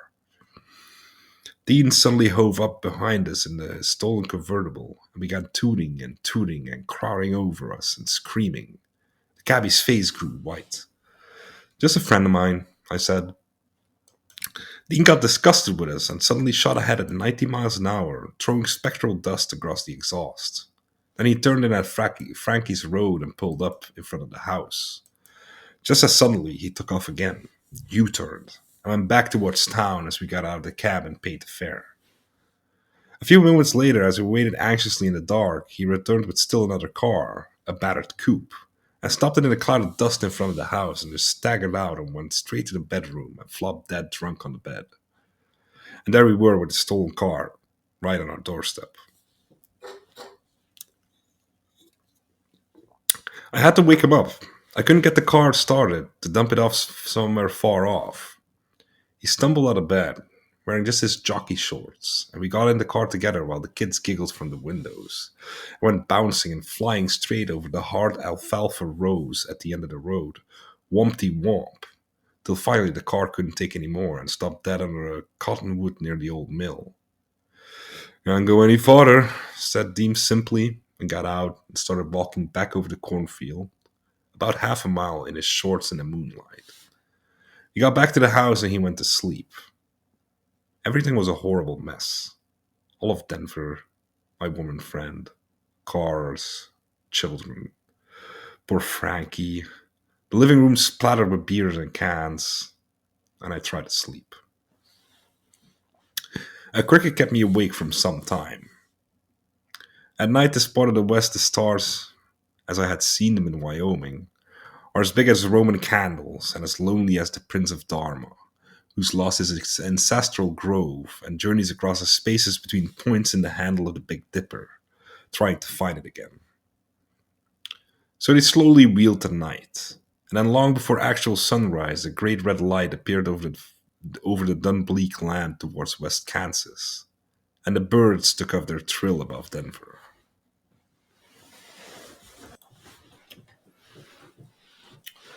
Part 3, Chapter 8. Horrible nauseas possessed us in the morning. Wait, got to move the mic, it's gonna make a noise now. Yeah. Horrible nauseas possessed us in the morning. First thing Dean did was to go across the cornfield to see if the car would carry us east. I told him no, but he went anyway. He came back pale.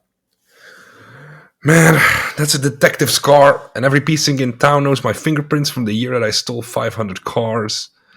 You see what I do with them? I just want to ride, man. I gotta go. Listen, we're gonna wind up in jail if we don't get out of here this very instant." "You're damn right," I said. I began packing as fast as our hands could go. Dangling neckties and shirt tails, we said our quick goodbyes to our sweet little family and stumbled off towards a protective road where nobody would know us. Little Janet was crying to see us, or me, or whatever it was, go. And Frankie was courteous, and I kissed her and apologized. "He sure is a crazy one," she said. "Sure reminds me of my husband that ran away. Just exactly the same guy. Sure hope my Mickey don't grow up that way. They all do now." And I said goodbye to little Lucy, who had her pet beetle in her hand, and little Jimmy, who was asleep.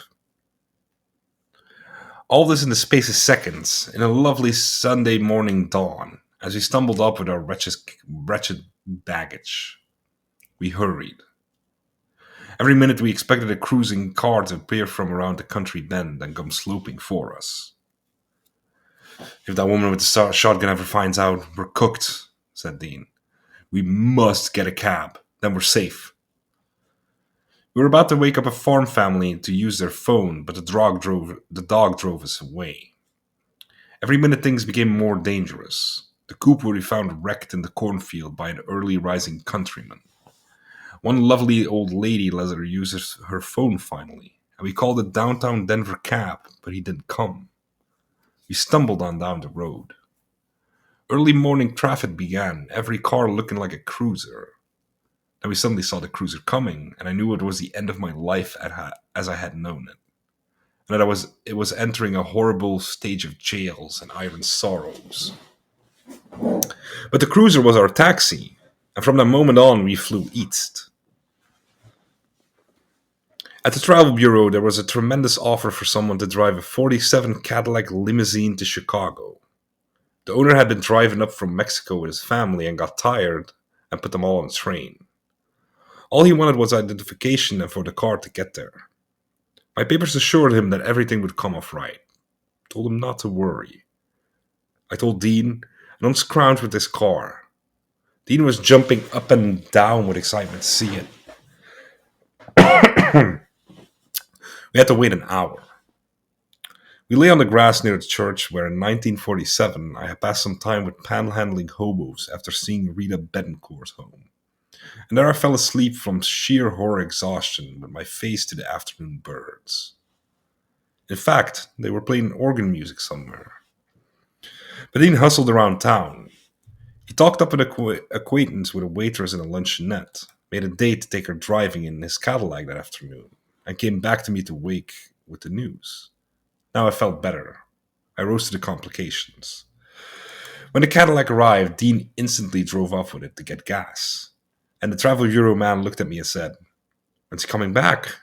The passengers are ready to go." He showed me two Irish boys from an Eastern Jesuit school waiting with their suitcases on the benches. He just went for gas. He'll be right back. I cut down the corner and watched Dean as he kept the motor running for the waitress, who had been changed in her hotel room. In fact, I could see her from where I stood, in front of the mirror, primping and fixing her silk stockings. I wished I could go along with them. She came running out and jumped to the Cadillac. I wandered back to the travel bureau boss and his passengers. From where I stood in the door, I saw a faint flash of the Cadillac crossing Cleveland Palace with Dean, t-shirted and joyous, fluttering his hands and talking to the girl and hunching over the wheel as she sat sadly and proudly beside him. They went to a parking lot in broad daylight, parked near the brick wall at the back. A lot Dean had worked in at once. And there, he claims, he made it with her, in nothing flat. Not only that, but persuaded her to follow us east as soon as she had her pay on Friday. Come by bus and meet us at Ian MacArthur's pad in Lexington Avenue in New York. She agreed to come. Her name was Beverly. 30 minutes and Dean roared back, deposited the girl at her hotel with kisses, farewells, and promises, and zoomed right up to the travel bureau to pick up the crew. "Well, it's about time," the Broadway Sam travel bureau boss said. "I thought you'd gone off with that Cadillac." "It's my responsibility," I said. "Don't worry." I said that because Dean was in such an obvious frenzy, everybody could guess his madness. Dean became businesslike and assisted the Jesuit boys with their baggage. They were hardly seated, and I had hardly waved goodbye to Denver before he was off, the big motor thrumming with immense bird-like power. Not 2 miles out of Denver, the speedometer broke because Dean was pushing well over no miles an hour. Well, no speedometer. I won't know how fast I'm going. I'll just ball that jack to Chicago and tell by time. It didn't seem like we were even going 70, but all the cars fell from us like dead flies on the straightway highway leading up to Greeley.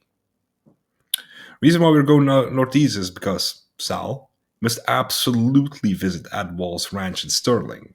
We've got to meet him and see his ranch. And this boat cuts so fast that we can make it without any time trouble and get to Chicago long before that man's train. Okay, I was for it. It began to rain, but Dean never slackened. It was a beautiful big car. the last of the old-style limousines, black, with a big elongated body and white-walled tires, and probably bulletproof windows. Jesuit boys, Saint Bonaventura, sat in the back, gleeful and glad to be on their way, and they had no idea how fast we were going. They tried to talk to Dean, but Dean said nothing and took off his t-shirt and drove bare-chested. Oh, that Beverly is a sweet gone little gal. She's gonna join me in New York, and we're gonna get married as soon as I can get divorce papers from Camille. Everything's jumping, Sal, and we're off. Yes. The faster we left Denver, the better, and I felt. Uh, the faster we left, the faster we left Denver, the better I felt, and we were doing it fast. It grew dark when we turned out the highway at Junction and hit a dirt road that took us across dismal East Colorado plains to Edwall's Ranch in the middle of Coyote Nowhere. But it was still raining, and the mud was slippery, and Dean slowed to 70. But I told him to slow even more or it'd slide. He said, "Don't worry, man. You know me." "Not this time," I said. "You're really going much too fast." And he was flying along there in that slippery mud, and just as I said that, we hit a complete left turn in the highway, and Dean socked the wheel over to make it, but the big car skidded in the grease and wobbled hugely. "Look out!" yelled Dean. We didn't give a damn and wrestled with his angel a moment, and we ended up back-ass in the ditch with the front out in the road. A great stillness fell over everything. We heard the whining wind. You're in the middle of the prairie. There was a farmhouse a quarter mile up the road. I couldn't stop swearing. I was so mad and so disgusted with Dean. He said nothing and went off to the farmhouse in the rain with a coat to look for help. "Is he your brother?" the boys asked in the back seat. "He's a devil with a car, isn't he? And according to his story, he must be with the woman." "He's mad," I said. "And yes, he's my brother." I saw Dean coming back with the farmer and his tractor. They hooked chains on, and the farmer hauled us out of the ditch. The car was muddy brown. The whole fender was crushed. The farmer charged us $5. His daughters watched in the rain. The prettiest, shyest one had hid far back in the field to watch.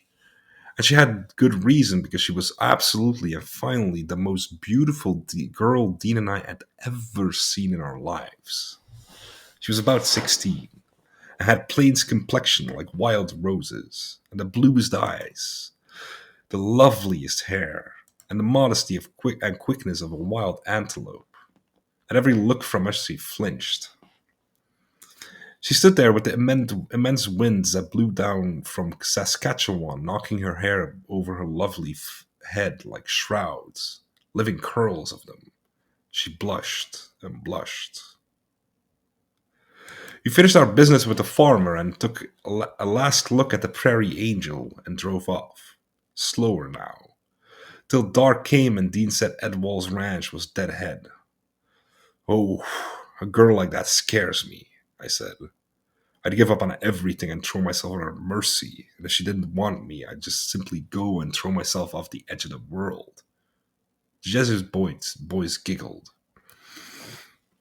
They were full of corny quips and Eastern college talk and had nothing on their bird beans except for a lot of ill-understood Aquinas for stuffing their pepper. Dean and I paid absolutely no attention to them. As we crossed the muddy plains, he told stories about his cowboy days. He showed us a stretch of road where he spent an entire morning riding, where he'd done fence mending as soon as we hit the Wall's property, which was immense. Where old Wall, Ed's father, used to come clattering on the rangeland grass, chasing a heifer, howling, "Get him! Get him, goddammit!" He had to have a new car every 6 months, said Dean. He just couldn't care. When a stray got away from us, he'd drive right after it as far as the nearest water hole and then get out and run after it on foot. Counted every cent he ever made and put it into a pot. A mad old rancher. I'll show you some of his old wrecks near the bunkhouse. This is where I came on probation after my last hitch in a joint. This is where I lived and I wrote those letters to you. You saw to Chad King. We turned off the road and wound across the path. We turned off the road and wound across a path through the winter pasture. A mournful group of white-faced cows suddenly milled across our headlights. There they are, Wall's cows. We'll never be able to get through them. We'll have to get out and whoop them up. We didn't have to do that and only inched through along them, sometimes gently bumping as they milled and mooed like a sea around the cars and doors. Beyond we saw the light of Ed Wall's private ranch house. Around this lonely light stretched hundreds of miles of plains.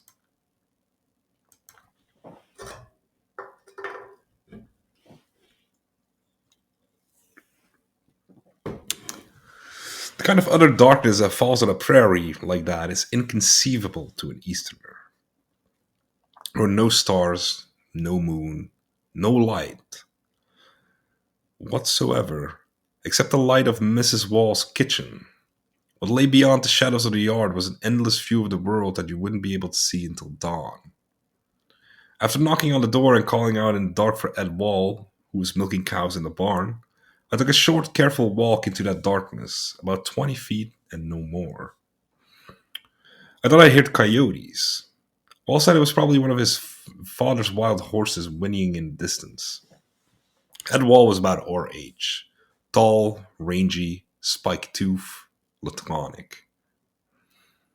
He indeed used to stand around on Curtis Street corners and whistle at girls. Now he took us graciously into his gloomy brown, unused parlor, and fished around until he found dull lamps and lit them and said to Dean, "What in the hell happened to your thumb?" "Sock Mary Lou, and it got infected so much they had to amputate the end of it." "What in the hell did you go and do that for?" I could see he used to be Dean's older brother. He shook his head. The milk pail was still at his feet. "You always been a crack-brained son of a bitch anyhow." Meanwhile, his young wife prepared a magnificent spread in the big ranch kitchen. She apologized for the peach ice cream. "Ain't nothing but cream and peaches froze up together." Of course, it was the only real ice cream I've ever had in my whole life. She started sparsely and ended up abundantly. As we ate, new things appeared on the table. She was a well-built blonde, but like all women who live in the white spaces, she complained a little of the boredom. She enumerated the radio programs he usually listened to at this time of night. Edwall sat just staring at his hands. Dean ate voraciously. He wanted me to go along with him in the fiction that I owned a Cadillac, and that I was a very rich man and he was my friend and chauffeur. It made no impression on Edwall. Every time the stock made sounds in the barn, he raised his head to listen. "Well, I hope you guys can make it to New York." Far from believing that tale about my owning the Cadillac, he was convinced Dean had stolen it. He stayed at the ranch for about an hour. Edwall had lost faith in Dean just like Sam Brady. He looked at him warily when he looked. There were riotous days in the past when they had stumbled around the streets of Laramie, Wyoming, arm in arm, when the haying was going on. But all this was dead and gone.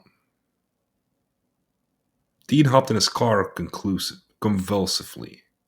Well, yes. And now I think we'd been better cutting along, but we gotta be in Chicago up tomorrow night, and we've already wasted several hours. The college boys thanked Wall graciously, and we were off again. I turned to watch the kitchen light recede in the sea of night. Then I leaned ahead. Part 3, Chapter 9. In no time at all, we were back on the main highway, and that night I saw the entire state of Nebraska unroll before my eyes. 110 miles an hour straight through a narrow road. Sleeping towns, no traffic, and the Union Pacific streamliner falling behind us in the moonlight. I wasn't frightened at all that night. It was perfectly legitimate to go no. Okay, it's probably on. It was perfectly legitimate to go on and talk and have all the Nebraska towns, Ogallala, Gothenburg, Kearney, Grand Island, Columbus, unreal with the dreamlike rapidity as we roared ahead. I'm struggling with my R's. It's like I'm you. I roared ahead and talked. It was a magnificent car. It could hold a road like a boat holds on water. Gradual curves of its singing ease. Oh man, what a dreamboat, sighed Dean. Think if you and I had a car like this, what we could do. Do you know there's a road that goes down Mexico and all the way to Panama? And maybe all the way to the bottom of South America where the Indians are 7 feet tall and eat cocaine on the mountainside? Yes, you and I, Sal. We dig the whole world with a car like this because, man, the road must eventually lead to the whole world. Ain't nowhere else it can go, right? Oh, and are we going to cut around old Chai with this thing? Think of it, Sal. I've never been to Chicago in my whole life. Never stopped. Come in like they're like gangsters in this Cadillac. Yes, and girls. You can pick up girls. In fact, Sal, I've decided to make this extra special fast time so we can have an entire evening to cut around in this thing. Now you just relax and I'll ball the jack all the way. Well, how fast are you going now? Steady 110, I figure. You wouldn't notice it. Still got all Iowa in the daytime, and then I'll make that old Illinois and nothing flat. The boys fell asleep, and we talked and talked all night. It was remarkable how Dean could go mad and then suddenly continue with his soul, which I think is wrapped up in a fast car, a coaster reach, and a woman at the end of the road, calmly and sanely, as though nothing had happened. I get like that every time in Denver now. I can't make that town anymore. Gookly, Gookie, these is spooky, zoom. I told him I had been over this Nebraska road in 74. Yeah, too. Sal, when I was working for the New Era Laundry in Los Angeles, 1944, falsifying my age, I made a trip to the Indianapolis Speedway for the express purpose of seeing the Memorial Day Classic Hitch, hiking by day and stealing cars by night to make the time. I also had a $20 Buick back in LA, my first car.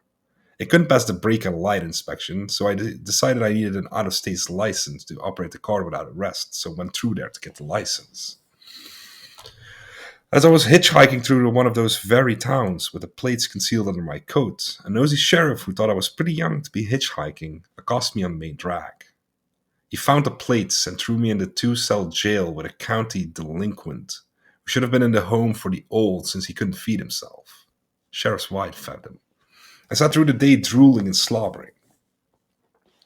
After investigation, which concluded corny things like a fatherly quiz and an abrupt turnabout to frighten me with threats, a comparison of my handwriting, etc., and after I made the most magnificent speech of my life to get out of it, concluding with the confession that I was lying about the car stealing past, I was only looking for my pa, who was a farmhand hereabouts, he let me go. Of course, I missed their races. The following fall, I did the same thing again to see the Notre Dame California game in South Bend, Indiana. Trouble none this time.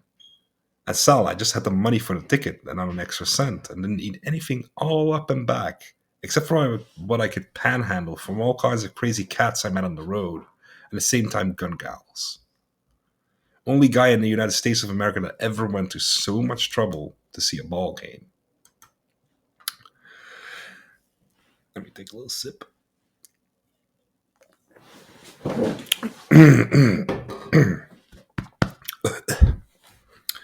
As of the circumstances of his being in jail in LA in 1944, I was arrested in Arizona, the joint, absolutely the worst joint I've ever been in.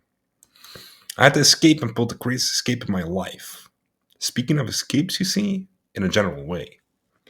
In the woods, and crawling and swamps up around that mountain county. Rubber hoses and the works and accidental so-called death facing me as I had to cut out of those woods along the ridge as to keep far away from trails and paths and roads. I had to get rid of my joint clothes and sneak the neatest theft of a shirt and pants from a gas station outside of Flagstaff, arriving LA 2 days later as a gas attendant.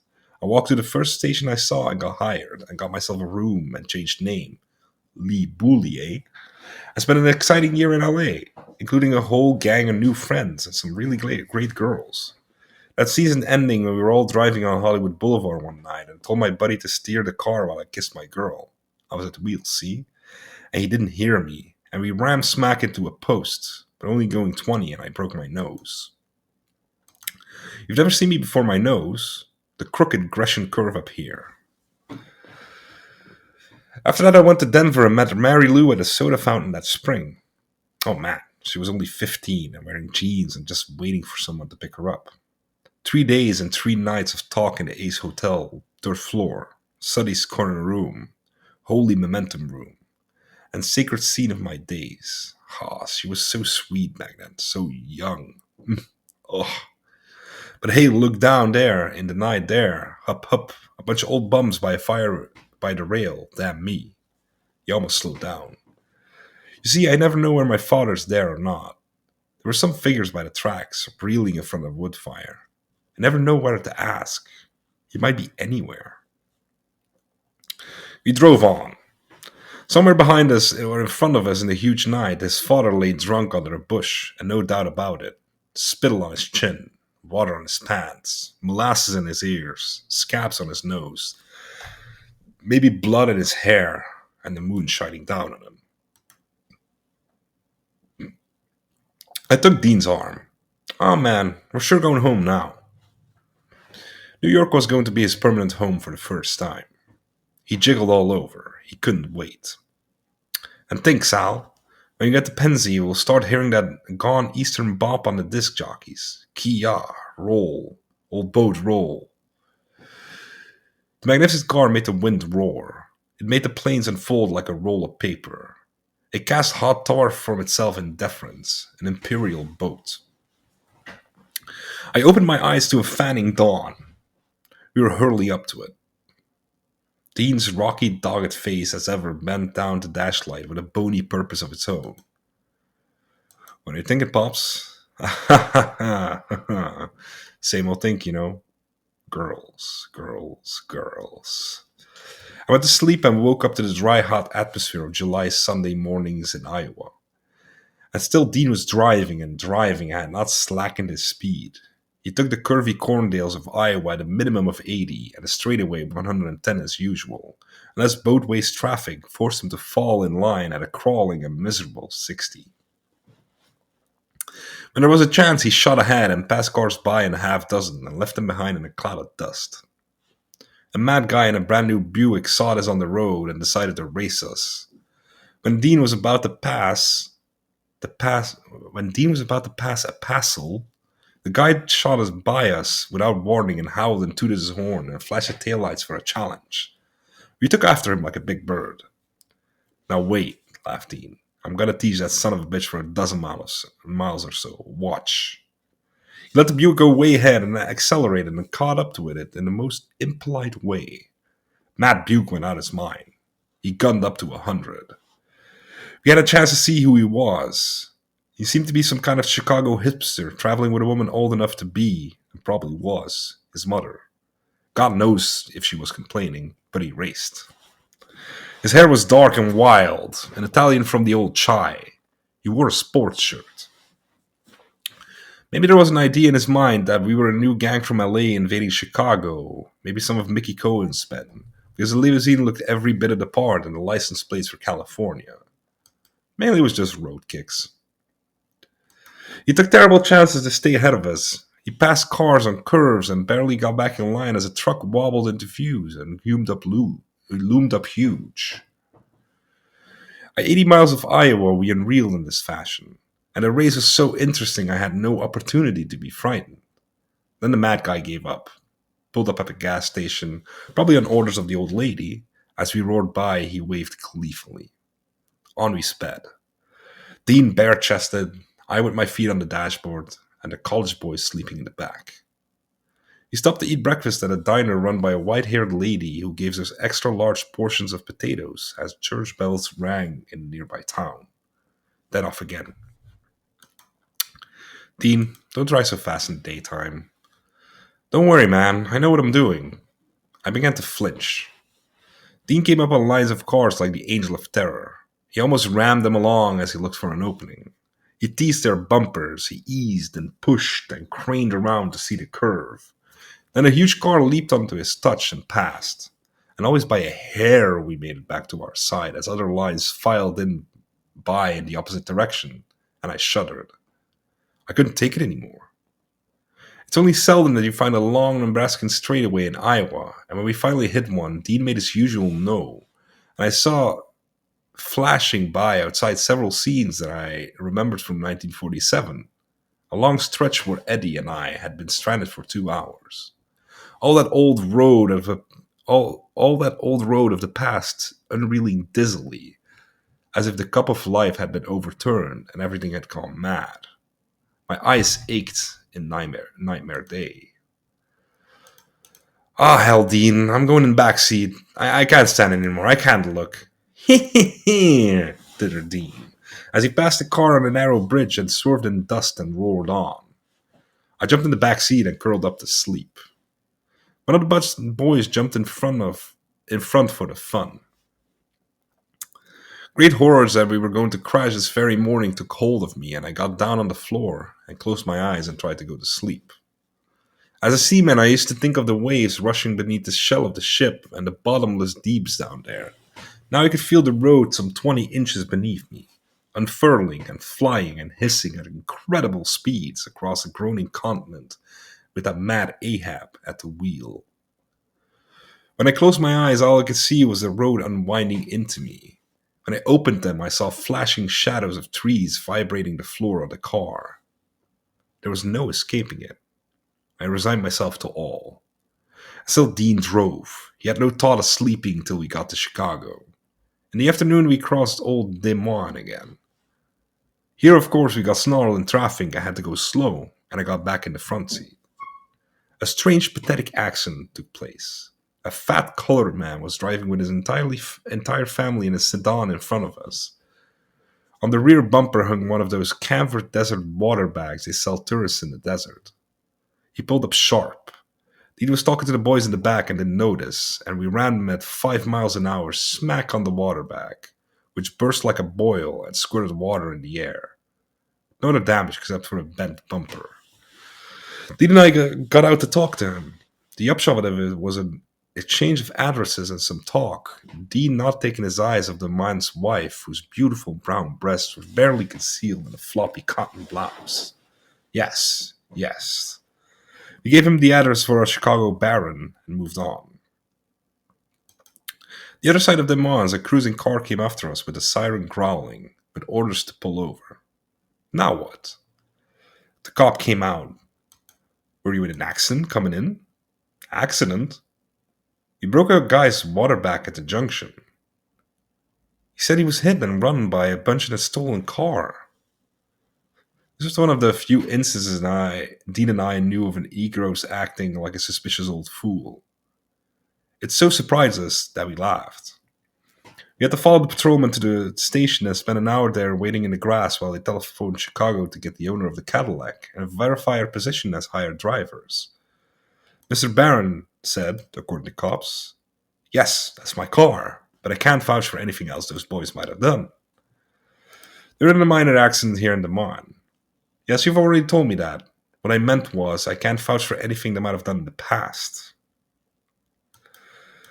Everything was straightened out, and we roared on. Newton, Iowa, it was, where I'd taken that dawn walk in 1947.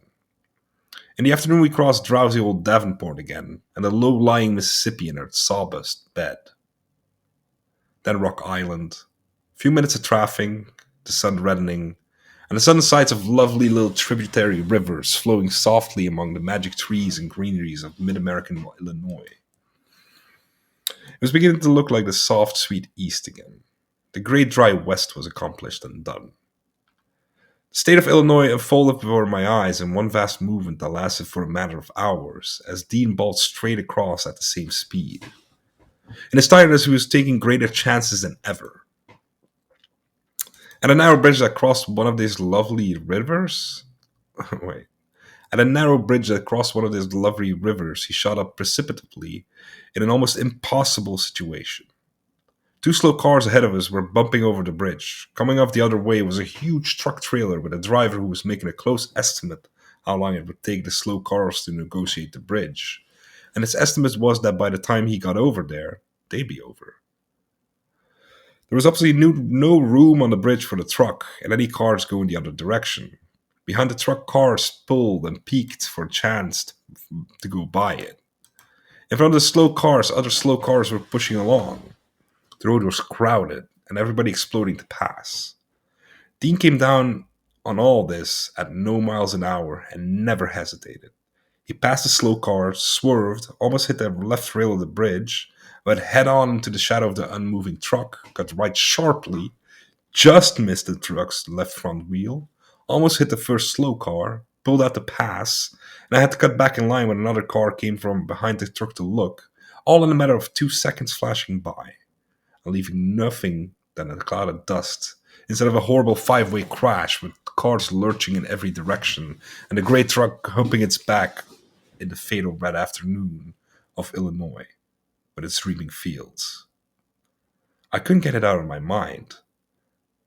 Also, that a famous Bob clarinetist had died in an Illinois car crash recently, probably on a day like this. I went back to the back seat. The boys stayed in the back now too. Dean was bent on Chicago before nightfall. At a roll rate junction, we picked up two hobos who rounded up a half buck between them for gas. A moment before sitting around in piles of railroad ties, polishing up the last of some wine, now they found themselves in a muddy but unbowed and splendid hold up. Now they found themselves in a muddy but unbowed and splendid Cadillac limousine headed for Chicago in precipitous haste. In fact, the old boy up front who sat next to Dean never took his eyes off the road and prayed his poor bum prayers, I tell you. Well, they said, we never knew we'd get to Chicago so fast. As we passed by drowsy Illinois towns where the people are so conscious of Chicago gangs that pass like this in limousines every day, we were a strange sight.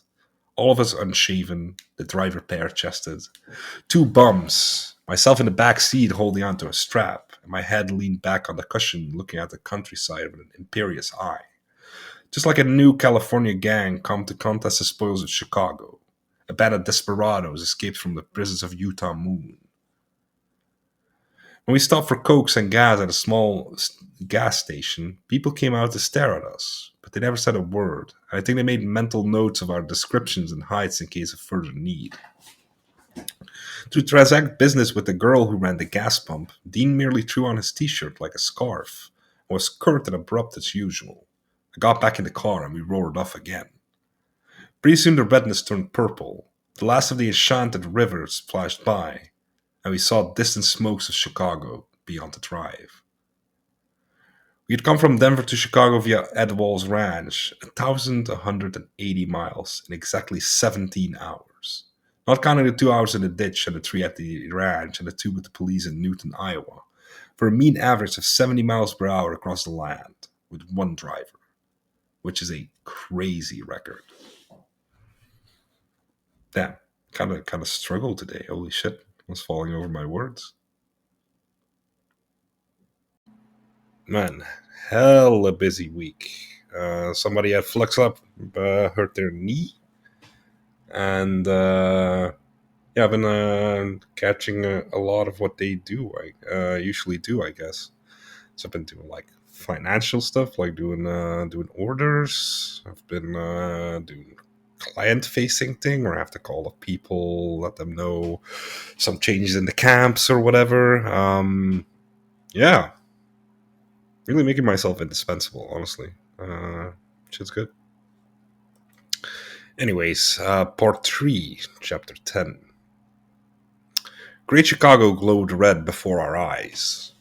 We were suddenly on Madison Street among hordes of hobos. Some of them sprawled out on the street with their feet on the curb. Hundreds of others milling in the doorways of saloon and alleys.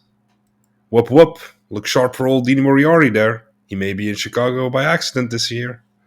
We let out the hobos on the street and proceeded to downtown Chicago. Screeching trolleys, newsboys, gals cutting by, the smell of fried food and beer in the air, neons winking. We're in the big town, Sal. Hoo-wee! First thing to do was to park the Cadillac in a good dark spot and wash up and dress for the night. Across the street from the YMCA, we found a red brick alley between buildings, where we stashed the Cadillac where it's now pointed to the street and ready to go. Then followed the college boys up to the Y, where they got a room and allowed us to use their facilities for an hour. Dean and I shaved and showered. I dropped my wallet in the hall. Dean found it and was about to sneak it in his shirt when he realized it was ours and was right disappointed. Then we said goodbye to those boys, who were glad they'd made it in one piece, and took off to eat in the cafeteria. Old brown Chicago, the strange semi-eastern, semi-western types going to work and spitting. Dean stood in the cafeteria rubbing his belly and taking it all in. He wanted to talk about it to a strange middle-aged colored woman who had come in the cafeteria with a story about how she had no money, but she had buns with her, and would they give her butter?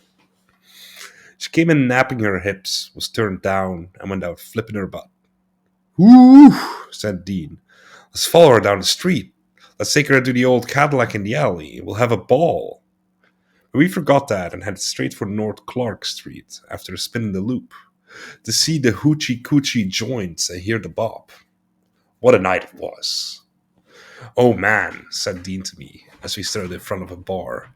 "Dig the street life. The Chinamen that got by in Chicago. What a weird town. Wow. And a woman in that window up there, just looking down with her big breasts hanging from her nightgown. Wide, big eyes. Ooh, Sal, we gotta go and never stop going until we get there." "Where are we going, man?" "I don't know, but we gotta go." Then here came a gang of young bop musicians carrying their instruments out of cars. They filed right into a saloon and we followed them. They set themselves up and started blowing. There we were. The leader was a slender, drooping, curly-haired, pursy-mouthed tenorman, thin a shoulder, draped loose in a sports shirt, cool in the warm night. Self-indulgence written in his eyes, who picked up his horn and frowned in it and blew cool and complex, and was dainty stamping his foot to catch ideas and duck to miss others, and said, "Blow," very quietly when the other boys took solos. Then there was Press, a husky, handsome blonde like a freckled boxer, meticulously wrapped inside his sharkskin plaid suit with a long drape and a collar falling back and a tie undone for exact sharpness and casualness. Sweating and hitching up his horn and riding into it, and a tone just like Lester Young himself. "You see, man, Press has the technical anxieties of a money-making musician. He's the only one who's well-dressed. See him grow worried when he blows a clinker. But the leader, that cool cat, tells him not to worry and just blow and blow. The mere sound and serious exuberance of the music is all he cares about. He's an artist. He's teaching young Prez the boxer. Now the others dig." Third sax was an alto. 18-year-old cool, contemplative, young Charlie Parker type Negro from high school, with a broad gash mouth, taller than the rest, grave. He raised his horn and blew it into it quietly and thoughtfully, and elicited bird-like phrases and architectural Miles Davis logics. These were the children of the great bop innovators. Once there was a Louis Armstrong blowing his beautiful top in the muds of New Orleans. Before him, the mad musicians who had paraded on official days and broke up their Sousa marches into the ragtime. There was Swing and Roy Eldridge, vigorous and virile, blasting the horn for everything it had in waves of power and logic and subtlety, leaning into it with glittering eyes and a lovely smile, and sending it out broadcast to rock the jazz world. Then had come Charlie Parker, a kid on his mother's woodshed in Kansas City, blowing his taped-up alto along the logs, practicing on rainy days, coming out to watch the old swinging Basie and Benny Moten band that had Hot Lips Page and the rest. Charlie Parker leaving home and coming to Harlem and meeting Matt Thelonious Monk and Mather Gillespie's Charlie Parker in his early days. No, and Mather Gillespie. Charlie Parker in his early days, when he was nipped and walked around in a circle while playing. Somewhat younger than Lester Young, also from KC, that gloomy, saintly goof in whom the history of jazz was wrapped. For when he held his horn high and horizontal from his mouth, he blew the greatest.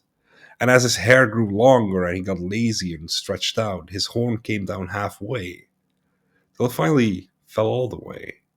And today he wears his thick-soled shoes so that he can't feel the sidewalks of life. His horn is held weakly against his chest, and he blows cool and easy get-out phrases. Here were the children of the American Bob Knight. Stranger flowers yet, for as a Negro alto mused over everyone's head with dignity, the young, tall, slender blonde kid from Curry Street, Denver, jeans and studded belf, sucked on his mouthpiece while waiting for the others to finish. And when they did, he started. And you had to look around to see where the solo was coming from. For it came from angelic smiling lips on the mouthpiece, and it was a soft, sweet, fairy tale solo on an alto. Lonely as America, a throat-pierced sound in the night. What of the others and all the sound making? There was the bass player, a wiry redhead with wild eyes, jabbing his hips at the fiddle with every driving slap. At hot moments, his mouth hanging open, trance-like. Man, there's a guy who can really bend his girl. The sad drummer, like our wide-eyed hipster in Frisco Folsom Street, completely goofed, staring into space, chewing gum, wide-eyed, rocking the neck with right kick and complacent ecstasy. The piano, a big husky Italian truck driving kid with meaty hands, a burly and thoughtful joy. They played an hour. Nobody was listening. Old North Clark bums lolled at the bar, whores screeched in anger. Secret Chinamen went by. Noises of hoochie coochie interfered. He went right on. Out in the sidewalk came an apparition. A 16-year-old kid with a goatee and a trombone case. Goatee at 16? Goddamn, okay. Thin as rickets, mad-faced. He wanted to join this group and blow with them. They knew him and didn't want to bother with him. He crept into the bar and surreptitiously undid his trombone and raised it to his lip. No opening. Nobody looked at him. They finished, packed up, and left for another bar. He wanted to jump, the skinny Chicago kid. He slapped on his dark glasses, raised the trombone to his lips in the bar, and went brrrr. Then he rushed out after them. They wouldn't let him play with them, just like his sandlot football team in the back of the gas tank. All these guys live with their grandmothers, just like Tom Snark and our Carlo Marx alto, said Dean. We rushed after the entire gang. They went into Anita O'Day's club, and there unpacked and played till 9 o'clock in the morning. Dean and I were there with beers. At intermissions, we rushed out in the Cadillac and tried to put girls all up and down Chicago. They were frightened of our big, scarred, prophetic car. In his mad friendly, Dean backed up smack on hydrants and tittered maniacally. By 9 o'clock, the car was an utter mess. The brakes weren't working anymore. The fenders were stove in. The rods were rattling. Dean couldn't stop it at a red light. It kept kicking convulsively over the roadway. I paid the price of the night. It was a muddy boot and no longer a shiny limousine. Wheel. Whee!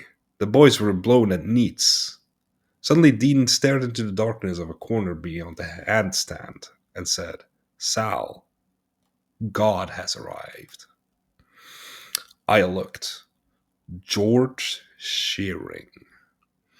And as always, he leaned his blind head on his pale hands, all ears opened like the ears of an elephant, listening to the American sounds and mastering them for his own English summer night's use.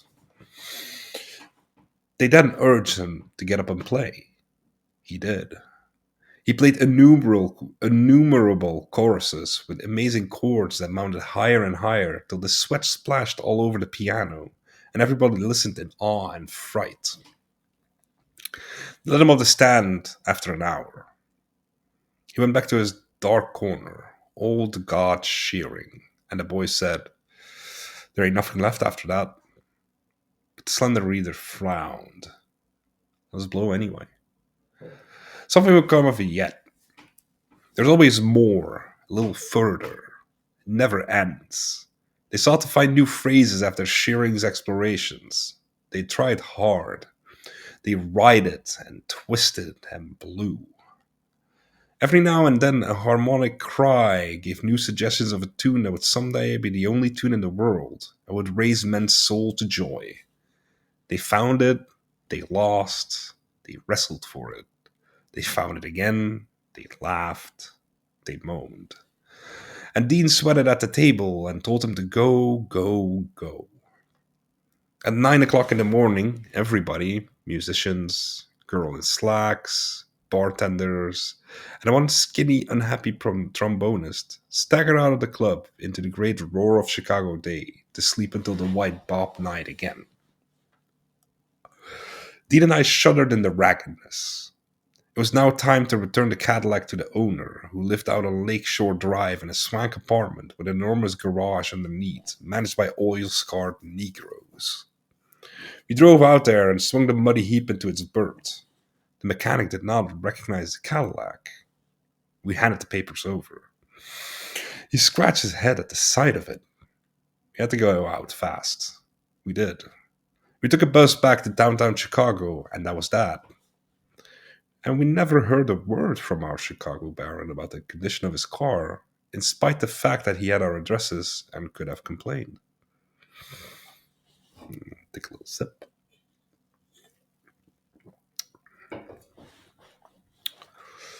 Part 3, Chapter 11. It was time for us to move on. We took a bus to Detroit. Our money was now running quite low. We lugged our wretched baggage to the station. By now, Dean's thumb bandage was almost as dark as coal and all unrolled. We were both all miserable looking as anybody else could be after all the things that we'd done. Exhausted, Dean fell asleep in the bus that roared across the state of Michigan. I took up a conversation with a gorgeous country girl wearing a low-cut cotton blouse that displayed a beautiful suntan on her breast tops. She was dull. She spoke of evenings in the country making popcorn on the porch. Once it would have gladdened my heart, because her heart was not glad when she said it. I knew there was nothing in it but the idea of one should do. And what else do you do for fun? I tried to bring up boyfriends and sex. Her great dark eyes surveyed me with emptiness and a kind of chagrin that reached back generations and generations in her blood, from not having done what was crying to be done. Whatever it was, and everybody knows what it was. What do you want out of life? I wanted to take her and wring it out of her. She didn't have the slightest idea what she wanted. She mumbled of jobs, movies, going to her grandmother's for the summer, wishing she could go to New York and visit the Roxy, what kind of outfit she would wear. Something like the one she wore last Easter. White bonnet, roses, rose pumps, and a lavender gabardine coat.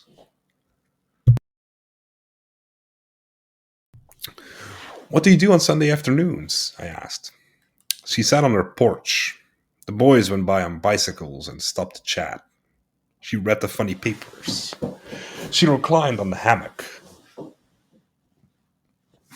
What do you do on a warm summer's night? She sat on the porch. She watched the cars on the road. She and her mother made popcorn. What does your father do on a summer's night? He works. He has an all-night shift at the boiler factory. He spent his whole life supporting a woman and her outpoppings, and no credit or adoration. What does your brother do on a summer's night? He rides around on his bicycle. He hangs out in front of the soda fountain. What is he aching to do? What are we all aching to do? What do we want? She didn't know. She yawned. She was sleepy. It was too much. Nobody could tell. Nobody would ever tell. It was all over. She was 18 and most lovely, and lost. And Dean and I, ragged and dirty as if we had lived off locusts, stumbled out of the bus in Detroit. We decided to stay up watching all-night movies on Skid Row. It was too cold for parks. Hassel had been here on Detroit Skid Row, and he had dug out every shooting gallery and all-night movie and every brawling bar with his dark eyes many a time. His host haunted us. His ghost haunted us. We'd never find him on Times Square again. We thought maybe by accident old Dean Moriarty was here too, but he was not. For 35 cents each, we went into the beat up old movie and sat down in the balcony till morning, when we were shooed outside. The people who were in that all night movie were the end. Beat Negroes who'd come up from Alabama to work in car factories on a rumor, old white bums, young long haired hipsters who'd reached the end of the road and were drinking wine, whores, ordinary couples, and housewives with nothing to do, nowhere to go, nobody to believe in. If you sifted all Detroit in a wire basket, then the bitter solid core of dregs couldn't be better gathered. The picture was a singing cowboy Eddie Dean and his gallant white horse Bloop. That was number one. Number two, double feature film, was George Raft, Sidney Greenstreet, and Peter Lorre in a picture about Istanbul. We saw both of these things 6 times each during the night. We saw them waking. We heard them sleeping. We sensed them dreaming. We were permeated completely with the strange grey mid of the West and the weird dark mid of the East when morning came. All my actions since then have been dictated automatically to my subconsciousness by this horrible osmotic experience. I heard Big Greenstreet sneer 100 times. I heard Peter Lorre make a sinister come on. I was with George Raft and his paranoid fears. I rode and sang with Eddie Dean and shut up the rustlers innumerable times. People slugged out of bottles and turned around and looked everywhere in the dark theater for something to do, somebody to talk to. In the head, everybody was guiltily quiet. Nobody talked. In the grey dawn that puffed ghost-like about the windows of the theatre and hugged its eaves, I was sleeping with my head on the wooden arm of a seat, as the 6 attendants of the theatre conversed with their night's total of swept-up rubbish, and created a huge dusty pile that was reached to my nose as I snored head down, till they almost swept me away too. This was reported to me by Dean, who was watching from 10 seats behind. All the cigarette butts, the bottles, the matchbooks, the come and gone were swept up in this pile. Had they taken me with it, Dean would have never seen me again. He would have had to roam the entire United States and look in every garbage pail from coast to coast before he found me embryonically convoluted among the rubbishes of my life, his life, and the life of everybody concerned and not concerned. What would I have said to him from my rubbish womb? Don't bother me, man. I'm happy where I am. You lost me one night in Detroit in August 1949. What right do you have to come and disturb my reverie in this pukish can? In 1942, I was a star of one of the filthiest dramas of all time. I was a seaman, and went to the Imperial Cafe on Scollay Square in Boston to drink. I drank 60 glasses of beer and retired to the toilet, where I wrapped myself around the toilet bowl and went to sleep. During the night, at least 100 seamen and assorted civilians came in and cast their sentient debauchements on me, until I was unrecognizably caked. What difference does it make after all? Anonymity in the world of men is better than fame in heaven. For what's heaven? What's earth? It's all in the mind. Gibberishly, Dean and I stumbled out of this horror hole at dawn and went to find our travel bureau car. After spending a good part of the morning in Negro bars and chasing gals and listening to jazz records on jukeboxes, we struggled 5 miles in local buses with all our crazy gear and got to the home of a man who was going to charge us $4 apiece for the ride to New York. He was a middle-aged blonde fellow with glasses, with a wife and a good home. We waited in the yard while he got ready. His lovely wife in cotton kitchen dress offered us coffee, but we were too busy talking. By this time, Dean was so exhausted and out of his mind that everything he saw delighted him. He was reaching another pious frenzy. He sweated and sweated. The moment we were in the new Chrysler and off to New York, the poor man realized he had contracted a ride with 2 maniacs. But he made the best out of it, and the fact got used to us just as we passed Brick Stadium and talked about next year's Detroit Tigers. In the misty night, we crossed Toledo and went onwards to Old Ohio. I realized I was beginning to cross and recross towns in America, as though I were a traveling salesman. Raggedy travels, bad stock. Rotten beans in the bottom, rotten beans in the bottom of my bag of tricks, but nobody buying. The man got tired near Pennsylvania, and Dean took the wheel and drove clear all the way to New York.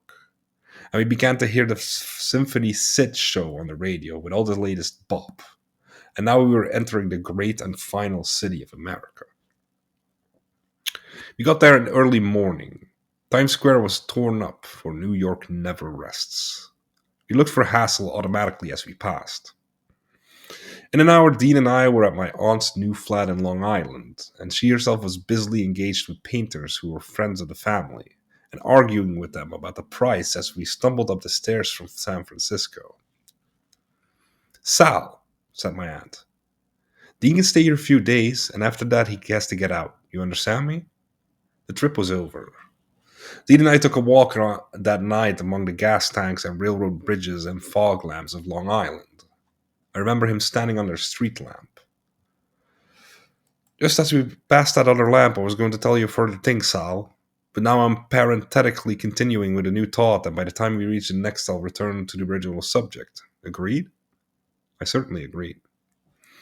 We were so used to traveling, we had to walk all over Long Island, but there was no more land, just the Atlantic Ocean, and we could only go so far. We clasped hands and agreed to be friends forever.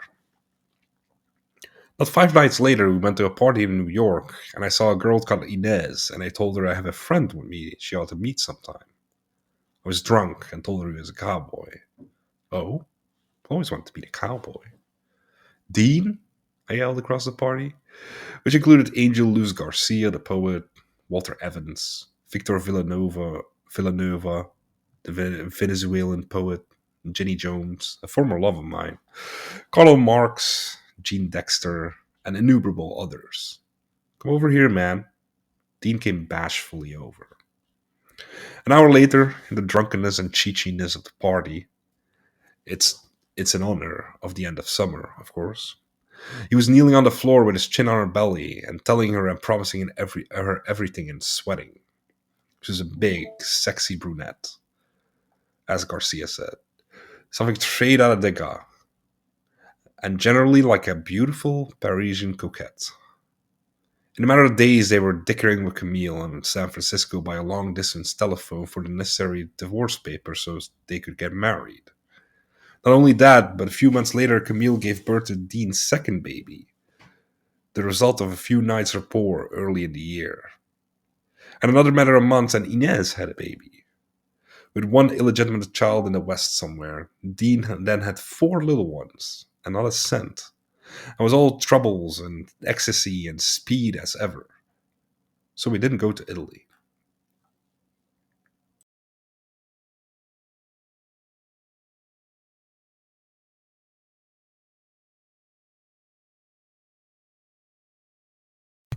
Damn, we're at part 4 already. Thought it would take me a lot longer to do this. Part 4, Chapter 1. I came into some money from selling my book. I straightened out my aunt with rent for the rest of the year. Whenever spring comes to New York, I can't stand the suggestions of the land that come blowing over the river from New Jersey, and I've got to go. So I went. For the first time in our lives, I said goodbye to Dean in New York and left him there. He worked in a parking lot on Madison and 40th. As he rushed around in his ragged shoes and t-shirt and belly-hanging pants all by himself, straightening out immense noontime rushes of cars. When usually I came to visit him at dusk, there was nothing to do. He stood in the shack, counting tickets and rubbing his belly. The radio was always on. "Man, have you dug that mad Marty Glickman announcing basketball games? Up the midcourt bounce, fake set shot, switch 2 points. Absolutely the greatest announcer I have ever heard." He was reduced to simple pleasures like these. He lived with Inez in a cold water flat in the East 80s. When he came home at night, he took off all his clothes and put on hip-length Chinese silk jackets and sat in his easy chair to smoke a water pipe loaded with tea. These were his coming home pleasures, together with a deck of dirty cards. Lately, I've been concentrating on this deuce of diamonds. Have you noticed where her other hand is? I'll bet you can't tell. Look long and try to see. He wanted to lend me the deuce of diamonds, which depicted a tall, mournful fellow and a lascivious, sad whore on a bed trying a position.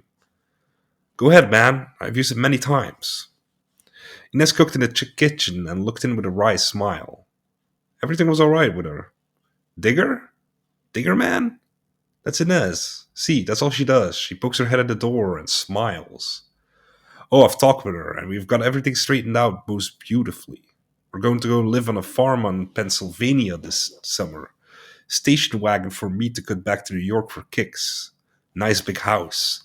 And have a lot of kids in the next few years. Aha, harumph, egad. He leaped out of the chair and put on a Willie Jackson record. Gator Tail. He stood before it, sucking his palms and rocking and pumping his knees to the beat. Whew! That some bitch. First time I heard him, I thought he'd die the next night, but he's still alive. This was exactly what he had been doing with Camille on Frisco and the other side of the continent. The same battered trunk stuck out from under the bed, ready to fly. Inez called up Camille on the phone repeatedly and had long talks with her. They even talked about his joint, or so Dean claimed. They exchanged letters about Dean's eccentricities. Of course, he had to send Camille part of his pay every month for support, or he'd wind up in the workhouse for 6 months. To make up lost money, he pulled tricks in the lot, a change artist of the first order. I saw him wish a well-to-do man Merry Christmas so volubly, volubly. Okay. I saw him wish a well-to-do man Merry Christmas so volubly. A 5 spot in change for 20 was never missed. We went out and spent it in Birdland, the Bob joint. Lester Young was on the stand, eternity on his huge eyelids. One night we talked in the corner of 47th Street and Madison at 3 in the morning. Well, Sal, damn. I wish you weren't going, I really do. It'll be my first time in New York without my old buddy. And he said, New York, I stop over in it. Frisco is my hometown. All the time I've been here, I haven't had any girl but Inez. This only happens to me in New York. Damn. But the mere thought of crossing that awful continent again. Sal, we have talked straight in a long time. In New York, we were always jumping around frantically with crowds of friends at drunken parties. It somehow didn't seem to fit Dean. It looked more like himself huddling in the cold, misty spray of the rain on empty Madison Avenue at night. Inez loves me. She's told me and promised I could do anything I want, and there'll be a minimum of trouble. You see, man, you get older and troubles pile up. Someday you and me will be coming down an alley together at sundown and looking at the cans to see. You mean we'll end up like bums? Why not, man? Of course we will, if we want to, and all that. There's no harm ending that way. Spend a whole life of non-interference with the wishes of others, including politicians and the rich, and nobody bothers you, and you cut along and make it your own way. I agree with him. He was reaching his Tao decisions in the simplest direct way. What's your road, man? Holy Boy Road, Madman Road, Rainbow Road, Guppy Road, any road. It's an anywhere road for anybody, anyhow. Where, buddy, how? We nodded in the rain. Shit. And you've got to look out for your boy. He ain't a man unless he's a jumping man. Do what the doctor says. I'll tell you, Sal. Straight. No matter where I live, my trunk's always sticking out from under the bed. I'm ready to leave or get thrown out. I've decided to leave everything out of my hands. You've seen me try to break my ass to make it. I know it doesn't matter, and we know time. I'll just slow it up, and walk, and dig, and just old-fashioned spade kicks. What other kicks are there? We know. We sighed in the rain. It was falling all up and down the Hudson Valley that night. The great world piers of the sea-wide river were drenched in it. Old steamboat landings at Poughkeepsie were drenched in it. Old Split Rock Pond of Sources was drenched in it. Vanderwacker Mount was drenched in it. So, said Dean, I'm cutting along in my life as it leads me. I recently wrote my old man in jail in Seattle. Got the first letter in years from him the other day. Did you? Yes, yes. He wanted to see the babby spelled with two B's when he can get to Frisco. I found a 13-a-month cold water pad on East 40th. If I can send him the money, he'll come and live in New York if he gets there. I never told you much about my sister, but I have a sweet little kid sister. I'd like to get her to come and live with me too. Where is she? Well, that's just it. I don't know. He's going to try to find her, the old man. But you know what he'll really do. So he went to Seattle and straight to Messy Jail. Where was he? Texas. Texas. So you see, man, my soul, the state of things, my position, as I get quieter. Yes, that's true. Dean had grown quiet in New York. He wanted to talk. We were freezing to death in the cold rain. We made a date to meet at my aunt's house before I left. He came the following Sunday afternoon. I had a television set. We played one ball game on the TV, another on the radio, and kept switching to a third and kept track of all that was happening for every moment. Remember, Sal, Hodges is on second on Brooklyn. So while the relief pitcher is coming in for the Phillies, we'll switch to Giants Boston. And at the same time, notice there DiMaggio has 3 balls count and the pitcher is fiddling with the resin bag.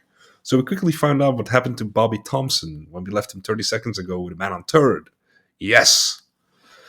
Later in the afternoon, we went out and played baseball with the kids from the Sooty Field by the Long Island Rail Yard. We also played basketball so frantically the younger boys said, "Take it easy. Don't have to kill yourself." They bounced smoothly all around us and beat us with ease. Dean and I were sweating. At one point, Dean fell flat on his face on the concrete court. We huffed and puffed just to get the ball away from the boys. They turned and flipped it away. Others darted in and smoothly shot over our heads. We jumped at the basket like maniacs. And the younger boys just reached up and grabbed the ball from our sweating hands and dribbled away. We were like hot rock, black belly, Tenderman, mad of American. Wait, we were like hot rock, black belly, Tenderman, mad of American back alley go music. I have an aneurysm. We were like hot rock, black belly, Tenderman, mad of American back alley go music, trying to play basketball against Stan Getz and Cool Charlie. They thought we were crazy. Dean and I went back to the home playing catch from each sidewalk on the street. We tried extra special catches, diving over bushes and barely missing posts. When a car came by, I ran alongside it and flipped the ball to Dean just barely behind the vanishing bumper. He darted and caught it and rolled in the grass, and flipped it back to me for a catch on the other side of a parked bread truck. I just made it with my meat hand and threw it back to so Dean had to whirl and back up and fall on his back across the hedges. Back in the house, Dean took his wallet, harumphed, and handed my aunt the $15 he owed her from the last time he got a speeding ticket in Washington. She was completely surprised and pleased. We had a big supper. "Well, Dean," said my aunt, "I hope you'll be able to take care of your new baby that's coming and stay married this time." "Yes, yes, yes." Can't go all over the country having babies like that. Those poor little things will grow up helpless. You've got to offer them a chance to live. He looked at his feet and nodded. In the raw red dusk, we said goodbye on a bridge over a superhighway. "I hope you'll be in New York when I get back," I told him. "All I hope, Dean, is someday we'll be able to live on the same street with our families and get to be a couple of old timers together." That's right, man. That I pray for it completely. That I pray for it completely mindful of the troubles we had and the troubles coming, as your aunt knows and reminds me. I didn't want to do baby. Inez insisted, and we had a fight. Did you know Marilu got married to a used car dealer in Frisco, and she's having a baby? Yes, we're all getting there now. Ripples in the upside-down lake of the void is what I should have said. The bottom of the world is gold, and the world is upside down.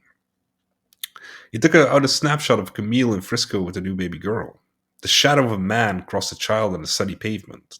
2 long trouser legs in the darkness. "Who's that?" That's only Ed Dunkel. He came back to Galatea. They're gone to Denver now. They spent a day taking pictures.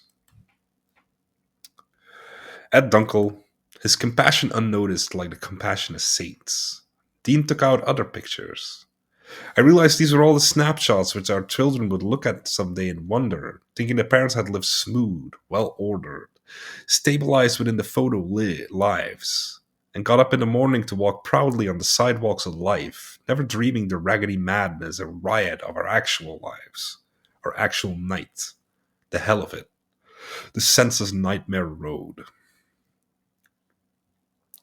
All of it inside endless and beginningless emptiness, pitiful forms of ignorance. Goodbye, goodbye. Dean walked off in the long red dusk. Locomotives smoked and reeled above him. His shadow followed him. It aped his walk and thoughts and very being. He turned and waved coyly, bashfully.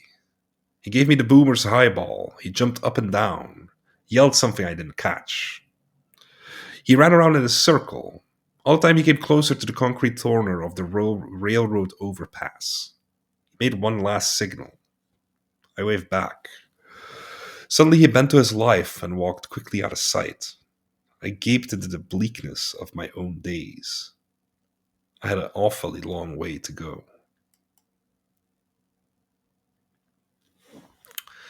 Part 4, Chapter 2. The following midnight, singing this little song, home in Missoula, home in Turkey, home in Opelousas, ain't no home for me. Home in Almadora, home in Wounded Knee, home in Ogallala, home I'll never be. I took the Washington bus, wasted some time there wandering around, went on my way to see the Blue Ridge, heard the bird of Shenandoah, and visited Stonewall Jackson's grave. At dusk stood exploring in the Kanawha River. I walked the hillbilly night of Charleston, West Virginia. At midnight, Ashland, Kentucky, and a lonely girl under the marquee of a closed-up show. The dark and mysterious Ohio, and Cincinnati at dawn. Then Indiana fields again, and St. Louis as ever in its great valley clouds of afternoon. The muddy cobbles and Montana logs, the broken steamboats, the ancient signs, the grass and ropes by the river, the endless poem. By night, Missouri, Kansas fields, Kansas night cows in the secret wides, crackerbox towns with a sea of red, a sea for the end of every street, dawn in Abilene. East Kansas grasses become West Kansas rangelands, then climb up to the hill of the western night. Henry Glass was riding the bus with me. He had got on Terre Haute, Indiana, and now he said to me, I've told you why I hate the suit I'm wearing. It's lousy, but ain't all. He showed me papers. He had just been released from Terre Haute federal pen. The rap was for stealing and selling cars in Cincinnati. A young, curly-haired kid of 20. Soon as I get to Denver, I'm selling the suit in the pawn shop and getting me jeans. You know what they did to me in that prison? Solitary confinement with a Bible. I used to sit on a stone floor, so when they seen I was doing it, then they took the Bible away and brought back a little pocket-sized one so big. Couldn't sit on it, so I read the whole Bible and the Testament. Hey, hey. He poked me, munching his candy. He was always eating candy because his stomach had been ruined in the pen and he couldn't stand anything else. You know, there's some real hard things in that Bible. He told me what it was to signify. Anybody that's leaving jail soon and start talking about this release date is signifying to the other fellas that they have to stay. Take him by the neck and say, don't signify with me. Bad thing to signify. You hear me? I won't signify, Henry. Anybody signify with me, my nose opens up and I get mad enough to kill. You know why I've been in jail all my life? Because I lost my temper when I was 13 years old. I was in a movie with a boy and he made a crack about my mother. You know, that dirty word. And I took out my jackknife and cut up his throat. I would have killed him if they hadn't drugged me off. Judge said, did you know what you were doing when you attacked your friend? Yes, sir, Your Honor, I did. I wanted to kill the son of a bitch and still do. So I didn't get no parole. I went straight to reform school. I got pals, too, from sitting in solitary. I never go to a federal pen. They're the worstest. Shit, I could talk about it all night, but it's been so long that I talked about anybody. You don't know how good I feel coming out. Just sitting in a bus when I got on, riding to Terre Haute. What was you thinking? Just sitting here riding. Me? I was singing. I sat down next to you because I was afraid to sit down next to any gals, fear I go crazy and reach under their dress. I have to wait a while. Better hitch in prison and you'll be put away from life. Better take it easy from now on. That's what I intend to do. Only trouble is my nose opens up and I can't tell what I'm doing. He was on his way to live with his brother and sister-in-law. I had a job for him in Colorado. His ticket was bought by the feds, his destination the parole. Here was a young kid like Dean had been. His blood boiled from too much for him to bear. His nose opened up. But no native strange saintliness to save him from the iron fate. Hey, be a buddy and watch my nose don't open up in Denver, will you, Sal? Maybe I can get to my brother safe. When we arrived in Denver, I took him by the arm to Larimer Street to pawn the penitentiary suit. The old Jew immediately sensed what it was before, and it was half unwrapped. I don't want that damn thing here. I get them every day from the Canyon City boys. All of Larimer Street was overrun by ex-cons trying to sell their prison-spun suits. Henry ended up with the thing under his arm in a paper bag and walked around in brand new jeans and sports shirt. Went up to Dean's old Glenarm bar. On the way, Henry threw the suit in a NAS can and called up Tim Gray. It was evening now. You? Chuckled Tim Gray. Be right over. In 10 minutes, he came loping into the bar with Stan Shepard. They both had a trip to France and were tremendously disappointed with their Denver lives. They loved Henry and brought him beers. He began spending all his penitentiary money left and right. Again, I was in the soft, dark Denver night with its holy alleys and its crazy houses. We started hitting all the bars in town. Roadhouses out in West Colfax, Five Points Negro bars, the works. Stan Shepard had been waiting to meet me for years, and now for the first time we were suspended together in front of a venture. Sal, ever since I came back from France, I ain't had no idea what to do with myself. Is it true you're going to Mexico? Ah, damn, I could go with you. I could get $100 and once I get there, sign up for the GI Bill in Mexico City College. Okay, was agreed. Stan was coming with me. He was a rangy, bashful, shocked-haired Denver boy with a big conman smile and slow, easy-going Gary Cooper movements. Hot damn, he said. And he stuck his thumbs on his belt and ambled down the street, swinging from side to side but slowly. His grandfather was having it out with him. He had been approached to France, and now he was opposed to the idea of going to Mexico. Stan was wandering around the Denver like a bum because of his fight with his grandfather. That night after we'd done all our drinking and restrained Henry from getting his nose opened in the hot shop in Colfax, Stan scraggled off to sleep in Henry's hotel room on Glenarm. I can't even come home late. My grandfather starts fighting with me, and then he turns on my mother. I tell you, Sal, I've got to get out of Denver quick or I'll go crazy. Well, I stayed at Tim Gray's, and later Babe Rollins fixed up a neat little basement room for me. And we all ended up there with parties every night for a week. Henry vanished off to his brothers, and we never saw him again, and never will know if anybody's signified with him since, and if they've put him away in an iron hall, or if he busts his gaskets in a night free. Tim Gray, Stan, Babe, and I spent an entire week of afternoons in lovely Denver bars where the waitresses wear slacks and cut around with bashful, loving eyes. Not hardened waitresses, but the waitresses that will fall in love with the clientele and have explosive affairs, and huff and sweat, and suffer from one bar to another, as we spent the same weekend nights at Five Points listening to jazz, drinking booze in crazy Negro saloons, and gabbing till 5 o'clock in the morning in my basement. Noon usually found us reclined in Babe's yard among the little Denver kids who played cowboys and Indians and dropped on us from cherry trees in bloom. I was having a wonderful time, and the whole world opened up before me because I had no dreams. Stan and I plotted to make Tim Gray come with us, but still was stuck to his Denver life. I was getting ready to go to Mexico when suddenly Denver Doll called me one night and said, "Well, Sal, guess who's coming to Denver?" I had no idea. "He's on his way already. I got this news from my grapevine. Dean bought a car and is coming to join you." Suddenly, I had a vision of Dean, a burning, shuddering, frightful angel, palpitating towards me on the road, approaching like a cloud, with enormous speed pursuing me like the shrouded traveler on the plane, bearing down on me. I saw his huge face over the plains with the mad bony purpose and the gleaming eyes. I saw his wings. I saw his old jalopy chariot with thousands of sparking flames shooting out from it. I saw the path it burned across the road. It even made its own road and went over the corn, through cities, destroying bridges, drying rivers. It came like the red to the west. I knew Dean had gone mad again. There was no chance to send money to either wife if he took all his savings out of the bank and bought a car. Everything was up, the jig and all. Behind him, charred ruins smoked. He rushed westwards over the groaning and awful continent again, and soon he would arrive. We made hasty preparations for Dean.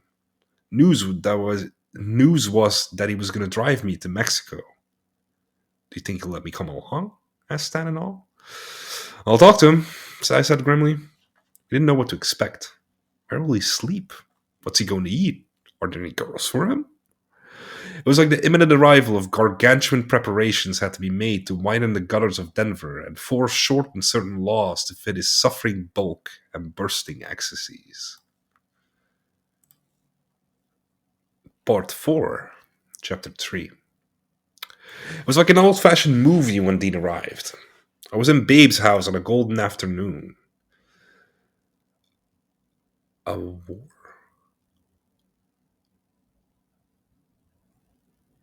Yeah, this next sentence does not make sense. A war, WORE, a war about the house.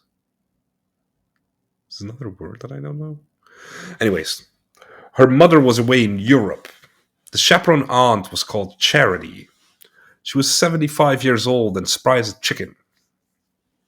In the Rollins family, which stretched all over the West, she was continually shuttling from one house to another and making herself generally useful. At one time, she'd had dozens of sons. They were all gone. They'd all abandoned her. She was old, but interested in everything we did and said. She shook her head sadly when we took slugs of whiskey in the living room. "Now you might go out into the yard for that, young man." Upstairs, there was a kind of boarding house that summer. There lived a guy called Tom who was hopelessly in love with Babe. He came from Vermont, from a rich family, they said. I had a career waiting for him there and everything, but he preferred being where Babe was. In the evenings, he sat in the living room with his face burning behind a newspaper. And every time one of us said anything, he heard but made no sign. He particularly burned when Babe said something. When we forced him to put down the paper, he looked at us with incalculable boredom and suffering. "Eh? Oh, yes, I suppose so." He usually just said that. Charity sat in her corner, knitting, watching us with her birdy eyes. It was her job to chaperone. It was up to her to see nobody swore. Babe sat giggling on the couch. Tim Gray, Stan Shepard, and I sprawled over in chairs. Poor Tom suffered the tortures. He got up, yawned, and said, "Well, another day, another dollar. Good night," and disappeared upstairs. Babe had no use whatsoever for him as a lover. She was in love with Tim Gray. He wriggled like an eel outside of her grasp. We were sitting around like this on a sunny afternoon towards supper time when Dean pulled up in front in his jalopy and jumped out in a tweed shirt with vest and watch chain. "Hup, hup," I heard out on the street. He was with Roy Johnson, who just returned from Frisco with his wife Dorothy and was living in Denver again. So were Dunkel and Galatea Dunkel and Tom Snark. Everybody was in Denver again. I went out on the porch. "Well, my boy," said Dean, sticking out his big hand. "See everything is all right on this end of the stick?" "Hello, hello, hello," he said to everybody. Oh yes, Tim Gray, Stan Shepard. How do you do? We introduced him to Charity. Oh yes, how do you do? It's my friend Roy Johnson over here. Was so kind to accompany me. Harumph, egad, cuff cuff. Major Hoople, sir, he said, sticking out his hand to Tom, who stared at him. Yes, yes. Well, Sal, old man, what's the story? When do we take off for Mexico? Tomorrow afternoon? Fine, fine. And now, Sal, I have exactly 16 minutes to make it over to Ed Dunkel's house, where I'm about to recover my old railroad watch, which I can pawn on Larimer Street before closing time. Meanwhile, buzzing very quickly and as thoroughly as time allows to see if my old man friend, by chance, may be in Jig's Buffet or some of the other bars. And then I have wait. And then I have an appointment with the barber doll. No, then I have an appointment with the barber. Doll always told me to patronize. Wait. Man, somebody's tongue twisters. And then I have an appointment with the barber. Doll always told me to patronize. And I have not myself changed over the years and continue with the policy. Cuff cuff. At 6 o'clock sharp. Sharp, you hear me? I want you to be right here when I'll come buzzing by to get you from one quick run to Roy Johnson's house. Play Gillespie and assorted Bob records. An hour of relaxation prior to any kind of further evening you and Tim and Stan and Babe might have planned for tonight. Irrespective of my arrival, which incidentally was exactly 45 minutes ago in my old 37 Ford, which you see parked out there. I made it together with a long pause in Kansas City to see my cousin. Not Sam Brady, but the younger one. And saying all these things, he was busily changing from his suit coat to t-shirts in the living room alcove just out of sight of everyone, then transferring his watch to another pair of pants that he got out of the same old, battered trunk. And Inez, I said, what happened in New York? Officially, Sal, the strip is to get a Mexican divorce. Cheaper and quicker than any kind. I've Camille's agreement at last, and everything is straight, everything is fine, everything is lovely. And we know that we're not worried about a single thing, don't we, Sal? Okay. I'm always ready to follow Dean, so we all bustled to the new set of plans and arranged a big night. And it was an unforgettable night. There was a party at Ed Dunkel's brother's house. Two of his other brothers are bus drivers. They sat there in awe of everything that went on. There was a lovely spread on the table, cake and drinks. Ed Dunkel looked happy and prosperous. Well, you all set with Galatea now? Yes, sir, said Ed. Sure am. About to go to Denver you know, me and Roy. What are you going to take up? Oh, sociology and all that field, you know. Say, Dean gets crazier every year, don't he? Sure does. Galatea Dunkel was there. She was trying to talk to somebody, but Dean held the whole floor. He stood and performed before Shepard, Tim, Babe, and myself. We all sat side to side in the kitchen chairs along the wall. Ed Dunkel hovered nervously behind him. His poor brother was thrust into the background. Hup, hup, Dean was saying, tugging his shirt, rubbing his belly, jumping up and down. Yes, well, we're all together now, and the years have rolled and the years have rolled severally behind us. And you see that none of us has really changed, and that's what's so amazing. The durability. In fact, to prove here, I have a deck of cards which I can tell have very accurate fortunes of all sorts. It was a dirty deck. Dorothy Johnson and Roy Johnson sat stiffly in a corner. It was a mournful party. Then Dean suddenly grew quiet and sat in a kitchen chair between Stan and me and stared straight ahead with rocky dog-like wonder and paid no attention to anybody. He simply disappeared for a moment to gather up more energy. If you touched him, he would sway like a boulder suspended on a pebble on the precipice of a cliff. He might come crashing down or just sway rock-like. Then the boulder exploded into a flower and his face lit up with a lovely smile. And he looked around like a man waking up and said, "Ah, look at all the nice people that are sitting here with me. Isn't it nice?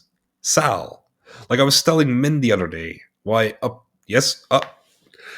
He got up and went across the room, hand outstretched to one of the bus drivers in the party. "How do you do? My name is Dean Moriarty. Yes, I remember you well. Is everything all right? Well, look at the lovely cake. Oh, can I have some?" Just me? Miserable me? Ed's sister said yes. Oh, how wonderful. People are so nice. Cakes and pretty things set out on a table, all for the sake of wonderful little joys and delights. Yes. Excellent. Splendid. Rumph. Egad. And then he stood swaying in the middle of the room, eating his cake and looking at everyone with awe. He turned and looked around behind him. Everything amazed him, everything he saw. People talked in groups all around the room, and he said, Yes, that's right. A picture on the wall made him stiffen to attention. He went up and looked closer. He backed up. He stooped. He jumped up.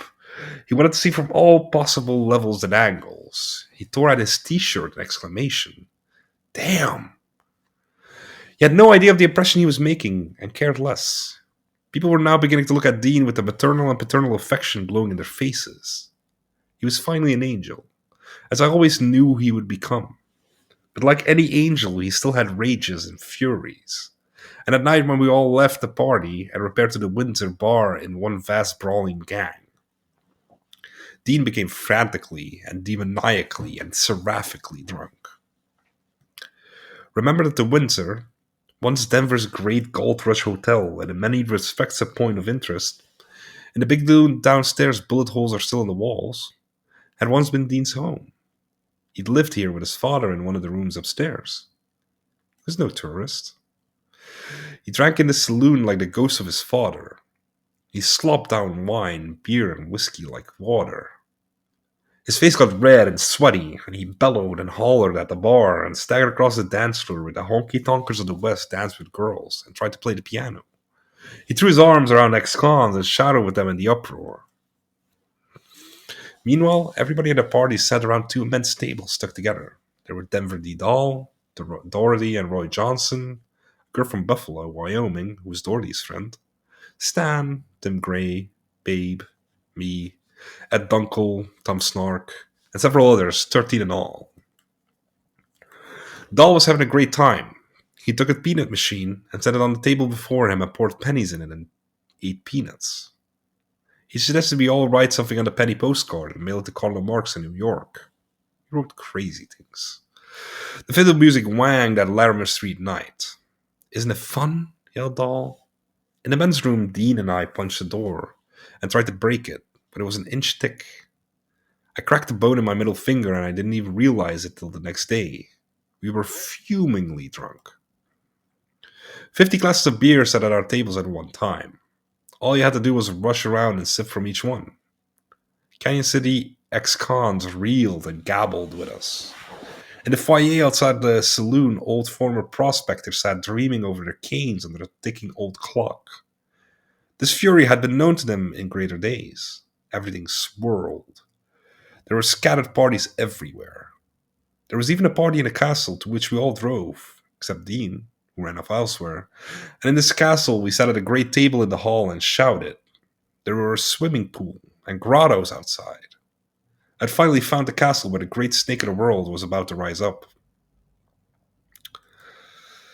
Then, in the late night, it was just Jean and I and Stan Shepard and Dim Gray and Ed Dunkel and Tommy Stark in one car. And everything ahead of us. We went to Mexican Town. Went to 5 Points. We reeled around. Stan Shepard was out of his mind with joy. He kept yelling, son of a bitch, damn, in a high squealing voice and slapping his knees. Dean was mad about him. He repeated everything that Stan said and fewed and wiped the sweat off his face. Are we going to get our kicks, Sal? Traveling down to Mexico with this cat Stan? Yes! It was our last night in holy Denver. We made it big and wild. It all ended up with wine in the basement by candlelight and Charity creeping around downstairs in her nightgown with a flashlight. We had a colored guy with us now, called himself Gomez. He floated around 5 Points, didn't give a damn. When we saw him, Tommy Snark called out, Hey, is your name Johnny? Gomez just backed up and passed us once more and said, Now, will you repeat what you just said? I said, Are you the guy that called Johnny? Gomez floated back and tried again. Does this look like a little more like him? Because I'm trying to be my best to be Johnny, but I just can't find the way. Well, man, come on with us, cried Dean. And Gomez jumped in and we were off. We whispered frantically in the basement as not to cause a disturbance of me, as to not create disturbance with the neighbors. At 9 o'clock in the morning, everybody had left except Dean and Shepard, who were still yakking like maniacs. People got up to make breakfast and heard strange subterranean voices say, "Yes, yes." Babe cooked a big breakfast. Time was coming up to scat off to Mexico. Dean took the car to the nearest station and had everything ship-shape. It was a 37 Ford sedan with the right side door unhinged and tied on the frame. The right side front was also broken, and he sat there leaning back with her face to the tattered roof. "Just like Min Bill," said Dean. "We'll go coughing and bouncing down to Mexico. It'll take us days and days." I looked over to the map. A total of over 1,000 miles, mostly Texas, to the border of Laredo, and another 767 miles all through Mexico to the great city near the cracked isthmus and Oaxacan heights. I couldn't imagine this trip. It was the most fabulous of all. It was no longer east-west, but magic south. We saw a vision of the entire western hemisphere rock ribbing near clear down to Tierra del Fuego. Okay, let me repeat that. We saw a vision of the entire western hemisphere rock ribbing to clear down Tierra del Fuego, and us flying down the curve of the world into other tropics and other worlds. "Man, this will finally take us to it," said Dean with definite faith. He tapped my arm. "Just wait and see. Ooh-wee." I went with Shepard to conclude the last of his Denver business and met his poor grandfather, who stood in the house at the door saying, "Stan, Stan, Stan." "What is it, Grandpa?" "Don't go." "Oh, it's settled. I have to go now." "Why do you have to do that?" The old man had gray hair. Oh, I need to sneeze. Okay. "Stan," he simply said, "don't go. Don't make your old grandfather cry.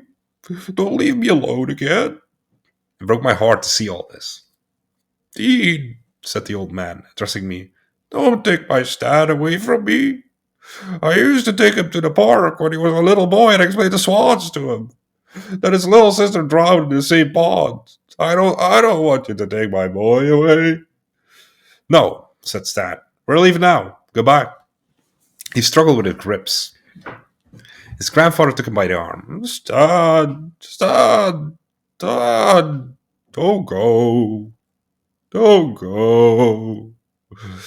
We fled with our heads bowed, and the old man still stood in the doorway of his Denver side street cottage with the beads hanging in the doors and the overstuffed furniture in the parlor. He was as white as a sheet. He was still calling Stan. There was something paralyzed about his movements, as he did nothing about leaving the doorway, just stood in it, muttering, "Stan, and don't go." "God, Shep, I don't know what to say." "Never mind," Stan moaned. "He's always been like that." Met Stan's mother at the bank where she was drawing money for him. She was a lovely white-haired woman, still very young in appearance. She and her son stood on the marble floor of the bank, whispering. Stan was wearing a Levi outfit, jacket and all, and looked like a man going to Mexico sure enough. This was his tender existence. This was his tender existence in Denver, and was going off with the naming to Dean. No, and he was going off with the naming Tyro Dean. Dean came popping up around the corner and met us just on time. Mrs. Shepard insisted on buying us all a cup of coffee. "Take care of my Stan," she said. "No telling what things might happen in that country." "We'll all watch over each other," I said. Stan and his mother strolled on ahead, and as I walked into the back with Crazy Dean. He was telling me about inscriptions carved on toilet walls in the East and in the West. They're entirely different. In the East, they make cracks and corny jokes and obvious references, scatological bits of data and drawings. In the West, they just write their names, like Red O'Hara, Blufftown, Montana, Came by here, date, real solemn. Like, say, Ed Dunkel, the reason being the enormous loneliness that differs just a shade, and cut hair as you just move across the Mississippi. Well, there was a lonely guy in front of us. For Shepard's mother was a lovely woman, and she hated to see her son go, but knew he had to go. I saw he was fleeing his grandfather. Here were the three of us, Dean looking for his father, mine dead, Stan fleeing his old one, and going off into the night together. Kissed his mother into the rushing crowds of 17 as she got into a cab and waved with us. Goodbye, goodbye. We got in the car at Babe's and said goodbye to her. Tim was riding with us to his house outside of town. Babe was beautiful that day. Her hair was long and blonde and Swedish. Her freckles showed in the sun. She looked exactly like the little girl she had been. There was a mist in her eyes. She might join us later with Tim, but she didn't. Goodbye, goodbye. We roared off. We left Tim in his yard on the plains outside town, and I looked back to watch Tim Gray recede on the plane. That strange guy stood there for 2 full minutes watching us go away and thinking God knows what sorrowful thoughts. He grew smaller and smaller, and still he stood motionless with one hand on the wash line like a captain. And I was twisted around to see more of Tim Gray till there was nothing but a growing absence in space. And the space was eastward view towards Kansas that led all the way back to my home in Atlantis. Now, we pointed our rattly snouts south and headed for Castle Rock, Colorado, as the sun turned red, and the rock of the mountains to the west looked like a Brooklyn brewery in November dusks. Far up in the purple shades of the rock, there was somebody walking, but we could not see. Maybe that old man with the white hair I had sensed up years ago up in the peaks. Zacatec and Jack. But he was coming closer to me, if only just ever behind. And Denver receded back of us like the city of salt, her smokes breaking up in the air and dissolving to our sight. Okay, that's good enough for today.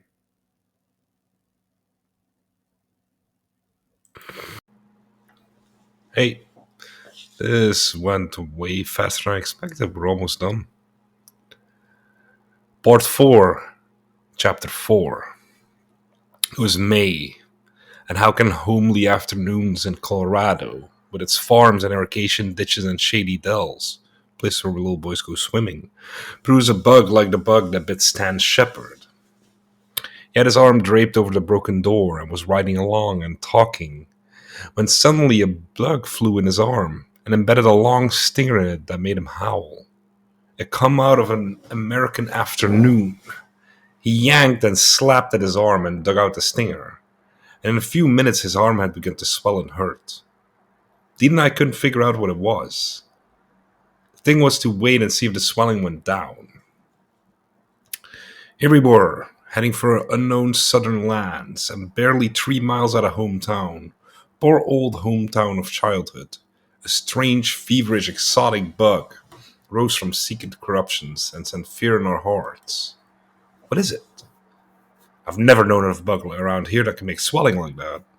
Damn! It made the trip seem sinister and doomed. We drove on. Stan's arm got worse. We'd stop at the first hospital and get him a shot of penicillin. We passed Castle Rock, came at Colorado Springs at dark. The gray shadow of Pike's Peak loomed to our right. We bowled down the Pueblo Highway. I've hitched thousands and thousands of times on this road, said Dean. I hid behind that exact wire fence there one night when suddenly I took fright for no reason whatever. We all decided to tell our stories, but one by one, and Stan was first. We've got a long way to go, preambled Dean, and so you must take every indulgence and deal with every single detail you can bring to mind. And still, it won't be all told. Easy, he cautioned Stan, who began telling his story. You've got to relax too. Stan swung into his life story as we shot across the dark. He started with experiences in France, but rounded ever growing difficulties. He came back and started at the beginning of his boyhood in Denver. He and Dean compared times they'd seen each other zooming around on bicycles. One time you've forgotten, I know. Arapaho Garage, recall? I bounced a ball at you in the corner and you knocked it back to me with your fist and it went all in the sewer. Grammar days. Now recall? Stan was nervous and feverish. He wanted to tell Dean everything. Dean was now arbiter, old man, judge, listener, approver, nodder. Yes, yes, go on, please.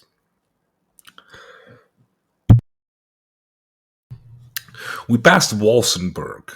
Suddenly we passed Trinidad, where Chad King was somewhere off the road in front of a campfire with perhaps a handful of anthropologists that as of yore, he too was telling his life story and never dreamed we were passing at the exact moment on the highway, headed for Mexico, telling our own stories. Oh, sad American night. Then we were in New Mexico and passed the rounded rocks of Raton and stopped at a diner, ravingly hungry for hamburgers, some of which we wrapped in a napkin to eat over the border below. The whole vertical state of Texas lies before us, Sal, said Dean, before we made it horizontal. Every bit as... Wait. Goddamn PF. I should have replaced that. Before we made it horizontal. Every bit as long. We'll be in Texas in a few minutes and won't be out till tomorrow this time and won't stop driving. Think of it. We drove on. Across the immense plain of night lay the first Texas town, Dalhart, which I'd crossed in 1947. It lay glimmering on the dark floor of the earth, 50 miles away. The land by moonlight was all mesquite and wastes. On the horizon was the moon. She fattened, grew huge and rusty. She mellowed and rolled, till the morning star contended and dews began to blow in our windows. And still we rolled.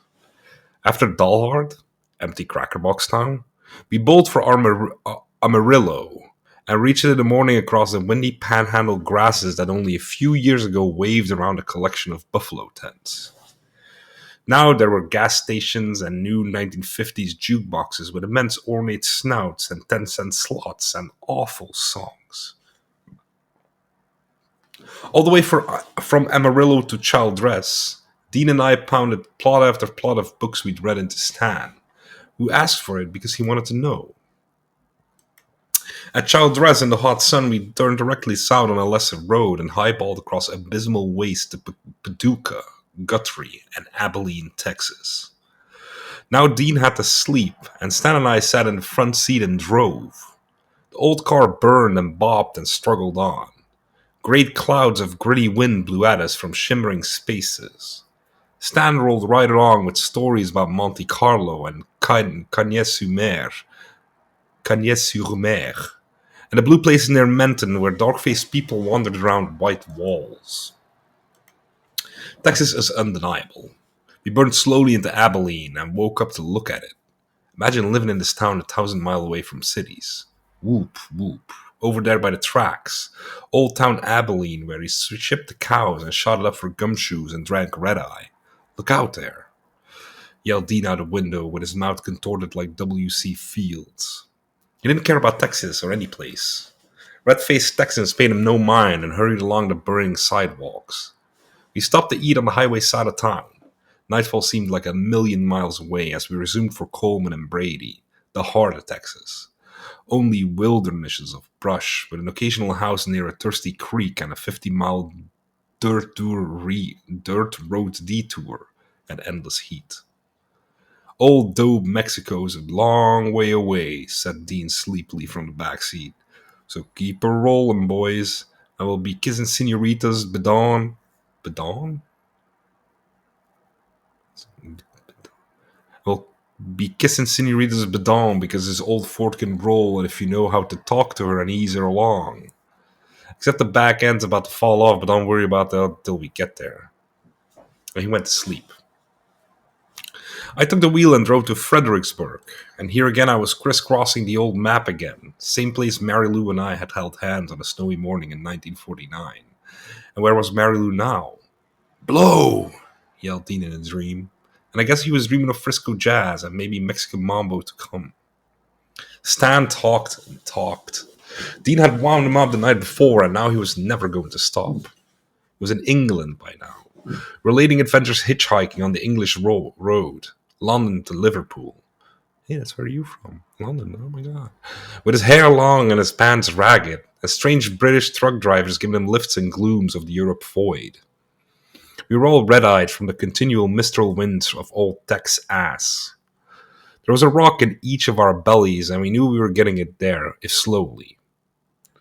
The car pushed 40 with shuddering effort. From Fredericksburg, we descended the great western plains. Moths began smashing our windshield. Getting down into the hot country now, boys. The Desert Reds and the Tequila. This is my first time this far south in Texas, added Dean with wonder. God damn, this is when my old man comes in the wintertime. Sly old bum.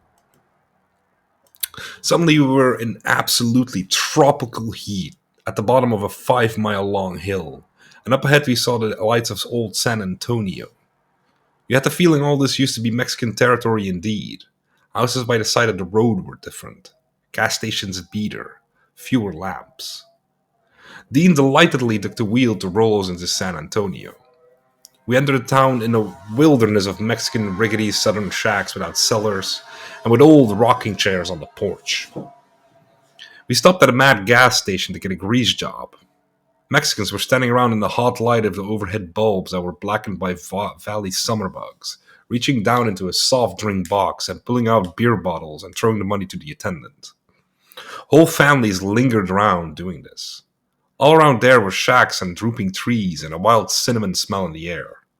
Frantic teenage Mexican girls came by with boys. "Ooh," yelled Dean. "Si, mañana!" Music was coming from all sides, and all kinds of music. Stan and I drank several bottles of beer and got high. We were almost out of America, and yet definitely in it, and in the middle of where it's the maddest. Hot rods blew by. San Antonio, hoo-hoo. Now, man, listen to me. Might as well goof a couple of hours in San Antonio, and so we will go and find a hospital clinic for Stan's arm. And you and I, Sal, will cut around and get these streets dug. Look at these houses across the street. You can see right into the front room and all the purdy dollars laying around with True Love magazines. Whee! Come on, let's go. He drove around aimlessly a while and asked people for the nearest hospital clinic. It was near downtown, where things looked more sleek and American. Several skyscrapers and many neons and chain drugstores, yet with cars crashing through from the dark around town as if there were no traffic laws. We parked the car in the hospital driveway, and I went with Sand to see an intern, while Dean stayed in the car and changed. The hall of the hospital was full of poor Mexican women, some of them pregnant, some of them sick, or bringing their little sick kitties. It was sad. I thought of poor Terry and wondered what she was doing now. Sand had to wait an entire hour till an intern came along and looked at his swollen arm. There was a name for the infection he had, but none of us bothered to pronounce it. They gave him a shot of penicillin. Meanwhile, Dean and I went out to dig the streets of Mexican San Antonio. It was fragrant and soft. Softest air I'd ever known. And dark and mysterious and buzzing. Sudden figures of girls in white bandanas appeared in the humming dark. Dean crept along and said not a word. "Oh, this is too wonderful to do anything," he whispered. "Let's just creep along and see everything. Look, look, a crazy San Antonio pool shack." We went in. A dozen boys were shooting pool at 3 tables, all Mexicans. Dean and I bought cokes and shoved nickels in the jukebox and played Wynoni Blue Harris and Lionel Hampton and Lucky Millender and jumped. Meanwhile, Dean warned me to watch. "Dig now, out of the corner of your eyes, and as we listen to Wynoni blow about his baby's puddin', and as we smell the soft air as you say, dig the kid. The crippled kid shooting pool at the table, the butt of the joint's jokes. You see, he's been the butt all his life. The other fellows are merciless, but they love him." The crippled kid was some kind of malformed midget with a great, big, beautiful face. much too large, in which enormous brown eyes moistly gleamed. Don't you see, Sal? A San Antonio Mexican Tom Snark. The same story the world over. See, they hit him on the ass with a cue? Hear them laugh. You see, he wants to win this game. He's bet 4 bits. Watch. Watch. We watched as the angelic young midget aimed for the bank shot. He missed. The other fellows roared. Ah, man, said Dean. And now watch.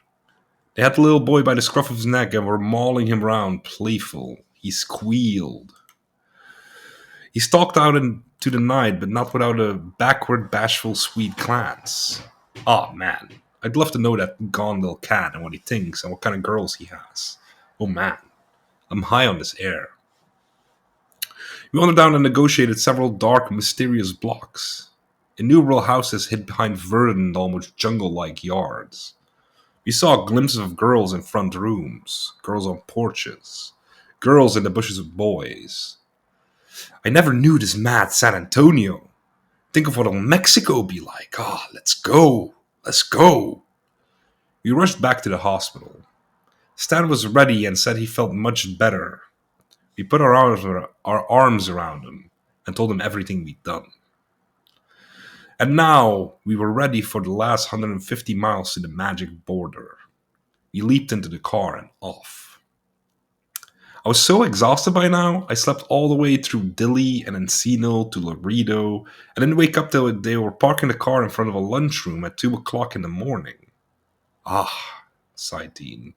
The end of Texas. The end of America. We don't know no more. It was tremendously hot. We were all sweating buckets. There was no night dew, not a breath of air, nothing except for billions of moths smashing at bulbs everywhere, and the low, rank smell of a hot river in the night nearby.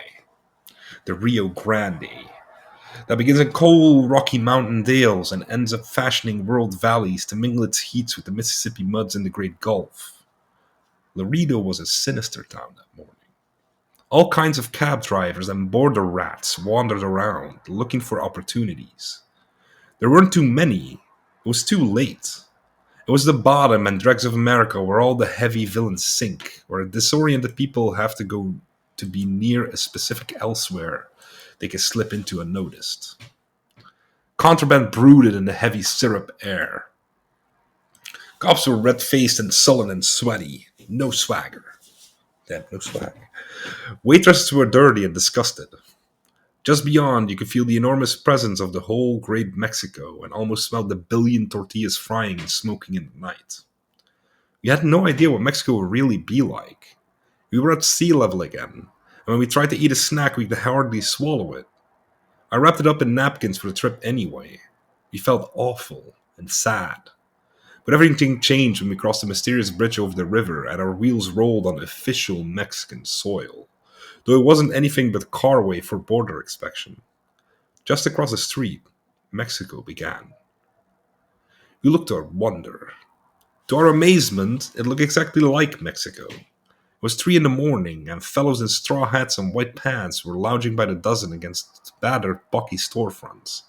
Look at those cats, whispered Dean. Ooh, he breathed softly.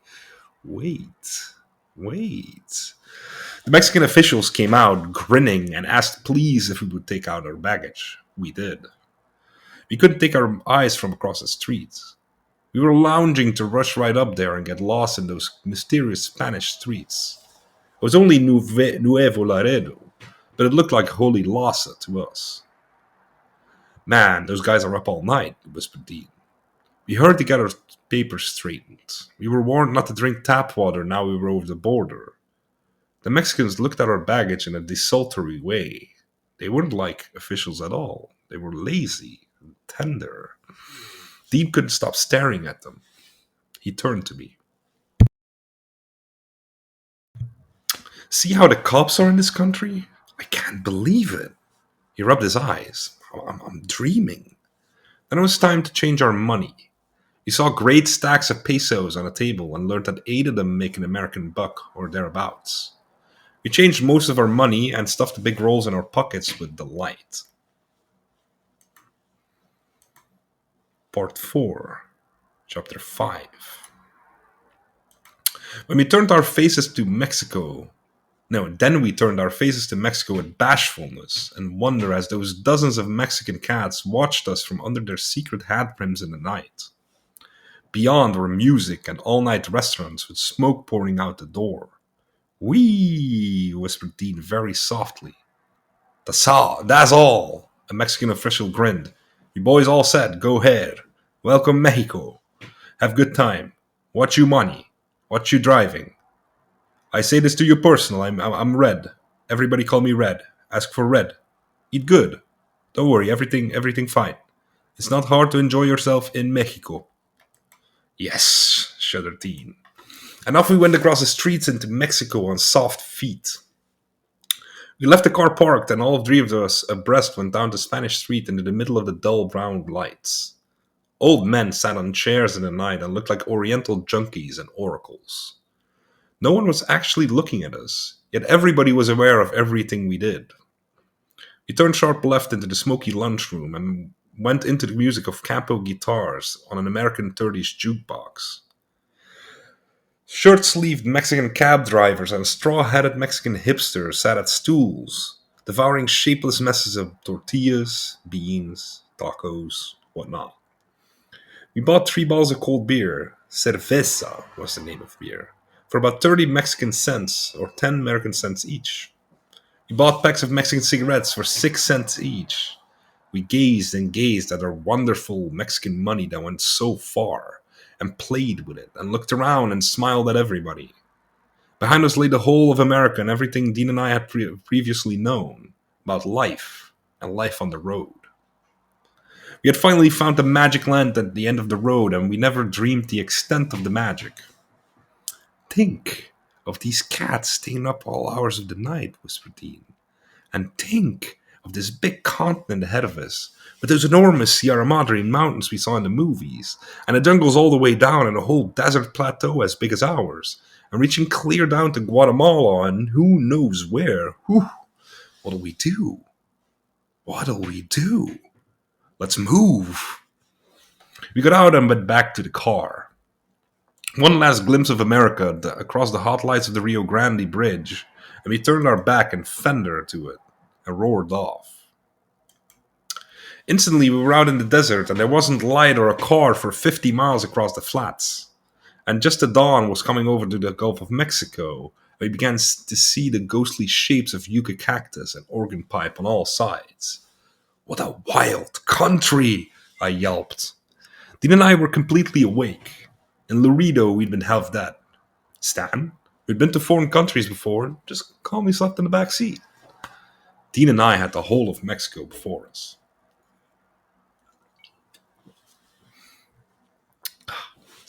Now, Sal, we're leaving everything behind us and entering a new and unknown phase of things. All the years and troubles and kicks and now this. So that we can safely think of nothing else and just go on ahead with our faces stuck out like this, you see. And understand the world as, really and genuinely speaking, other Americans haven't done before us. They were here, weren't they? The Mexican War, cut across here with cannon. This road, I told him, is also the route of old American outlaws who used to skip over the border and go down to old Monterey. So if you look out that graying desert and picture the ghost of an old tombcone hellcat making lonely exile gallop into the unknown, you'll see further. It's the world, said Dean. My God, he cried, slapping the wheel. It's the world. We can go right on to South America if the road goes. Think of it, son of a bitch. God damn. We rushed on. The dawn spread immediately, and we began to see the white sand of the desert and occasional huts in the distance of the road. Dean slowed down to peer at them. Real beat huts, man. The kind you only find in Dead Valley and much worse. These people don't bother with appearances. The first town ahead that had any consequence on the map was called Sabinas Hidalgo. We looked forward to it, eagerly. And the road don't look much different than any American road, cried Dean. Except one mad thing, and if you'll notice right there, the mileposts are written in kilometers, and they click off the distance in Mexico City. See, it's the only city in the entire land. Everything points to it. There were only 767 more miles to the metropolis. In kilometers, this figure was over 1,000. Damn, I gotta go, cried Dean. For a while, I closed my eyes in utter exhaustion and kept hearing Dean pound the wheel with his fist and say, damn, and what kicks, and oh, what a land, and yes! We arrived at Sabinas Hidalgo, across the desert, at about 7 o'clock in the morning. We slowed down completely to see this. We woke up standing in the back seat. We sat up straight to dig. The main street was muddy and full of holes. On each side there were dirty, broken down adobe fronts. Burros walked in the street with packs. Barefoot women watched us from dark doorways. The street was completely crowded with people on foot, beginning a new day in the Mexican countryside. Old men with handlebar mustaches stared at us. The sight of three bearded, bedraggled American youths instead of the usual well-dressed tourists was of unusual interest to them. We bounced along over Main Street at 10 miles an hour, taking everything in. A group of girls walked directly in front of us. As we bounced by, one of them said, "Where are you going, man?"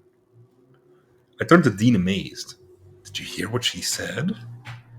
Dean was so astounded he kept on driving slowly and saying, "Yes, I heard what you said. I certainly damn well did. Oh me, oh my. I don't know what to do because I'm so excited and sweet in this morning world. We finally got to go to heaven. It couldn't be cooler. It couldn't be grander. It couldn't be anything."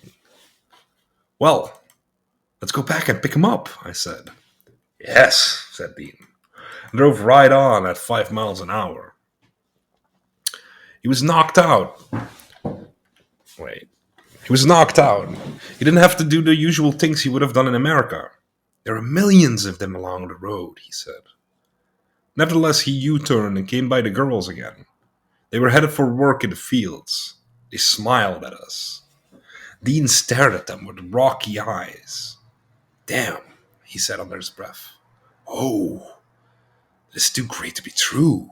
Girls. Girls. And particularly right now in my staging condition, Sal, I am digging the interiors of these homes as we pass them. These gone doorways, and you look inside and see beds of straw and little brown kids sleeping and stirring the wake. Their thoughts congealing from the empty mind of sleep, their selves rising. And the mothers cooking up breakfast in iron pots, and they them shutters they have for windows, and the old men. The old men are cool and grand and not bothered by anything. There's no suspicion here. Nothing like that. Everybody's cool. Everybody looks at you with such straight brown eyes and they don't say anything. Just look. And in that look, all of the human qualities are soft and subdued and still there. Dig all the foolish stories you read about Mexico and the sleeping gringo and all that crap. Crap about greasers and so on. And all this, people here are straight and kind and don't put down any bull. I'm so amazed by this. Schooled in the raw road night, Dean was to come into the world to see it. He bent over the wheel and looked both ways and rolled along slowly. He stopped for gas the other side of Sabinas Hidalgo. Here, a congregation of local straw-hatted ranchers with handlebar mustaches growled and joked in front of antique gas pumps. Across the field, an old man plodded with a burro in front of his switch stick. The sun rose pure and pure, and ancient activities of human life. Now we resumed the road to Monterey. The great mountains rose snow-capped before us. We bowled right for them. A gap widened and wound up a pass, and we went with it. In a matter of minutes, we were out of the Mesquite Desert and climbing along cool airs on a road with a stone wall along the precipice side, and great whitewashed names of presidents on the cliff sides. Ah, Le Mans! We met nobody at this high road. It wound among the clouds and took us to a great plateau on top. Across this plateau, the big manufacturing town of Monterey sent smoke to the blue skies with their enormous Gulf clouds, written across the bowl of day like fleece. Entering Monterey was like entering Detroit, along great long walls of factories, except for the burrows that sunned in the grass before them, and the sight of thick city adobe neighborhoods with thousands of shifty hipsters hanging around doorways, and whores looking out of windows, and strange shops that might have sold anything, and narrow sidewalks crowded with Hong Kong-like humanity. Yow, yelled Dean. And all in that sun. Have you dug this Mexican sun, Sal? Makes you high. Oof. I want to get on and on. This road drives me. We mentioned stopping in the excitements of Monterey, but Dean wanted to make extra special time to get to Mexico City. And besides, he knew the road would get more interesting, especially ahead. Always ahead. He drove like a fiend and never rested. Stan and I were completely bushed and gave it up and had to sleep. I looked up outside Monterey and saw two enormous weird twin peaks beyond old Monterey, beyond where the outlaws went. Monte Morelos was ahead, a descent again to hotter altitudes. It grew exceedingly hot and strange. Dean absolutely had to wake me up to see this. Look, Sal, you must not miss. I looked. We were going through swamps, and alongside the road at ragged intervals, strange Mexicans in tattered rags walked along with machetes hanging from their rope belts, and some of them cut at the bushes. They all stopped to watch us without expression. Through this tangled bush, we occasionally saw thatched huts with African-like bamboo walls. Just stick huts. Strange young girls, dark as the moon, stared from mysterious verdant doorways. Oh man, I want to stop and twiddle thumbs with the little darlings, cried Dean. But notice the old radio, the old man is always somewhere around, in the back usually, sometimes 100 yards, gathering twigs and wood or tending animals. They're never alone. Nobody's ever alone in this country. While you've been sleeping, I've been digging this road in this country, and if I could only tell you about all the thoughts I've had, man. He was sweating. His eyes were red-streaked and mad, but also subdued and tender. He had found people like himself. We bowled right through the endless swamp country at a steady 45. Sal, I think the country won't change for a long time. If you'll drive, I'll sleep now. I took the wheel and drove on reveries of my own, through Linares, through hot, flat swamp country, across the streaming Rio Soto de la Marina near Hidalgo, and on. A great verdant jungle valley with long fields of green crops opened before me. Groups of men watched us pass from a narrow, old-fashioned bridge. The hot river flowed. Then we rose in altitude till a kind of desert country began reappearing. The city of Gregoria was right ahead. The boys were sleeping, and I was alone in my eternity at the wheel, and the road ran as straight as an arrow. Not like driving across California or Texas or Arizona or Illinois, but like driving across the world and into places where we would finally learn ourselves among the Fellahin Indians of the world. The essential strain of the basic primitive, wailing humanity that stretches in a belt along the equatorial belly of the world, from Malaya, the long fingernail of China, to India, the great subcontinent, to Arabia, to Morocco, to the self-same deserts and jungles of Mexico, and over the waves to Polynesia, and to mystic Siam of the yellow robe, and on around, so that you hear the same mournful wail by the rotted walls of Cadiz, Spain, that you hear 12,000 miles around in the depths of Benares, the capital of the world. These people were unmistakably Indians, and were not at all like the Pedros and the Panchos of silly civilized American lore. They had high cheekbones, and slanted eyes, and soft ways. They were not fools, they were not clowns. They were great, grave Indians, and they were the source of mankind and the fathers of it. The ways are Chinese, but the earth is an Indian thing. As essential as rocks in the desert are they in the desert of history. And they knew this when we passed.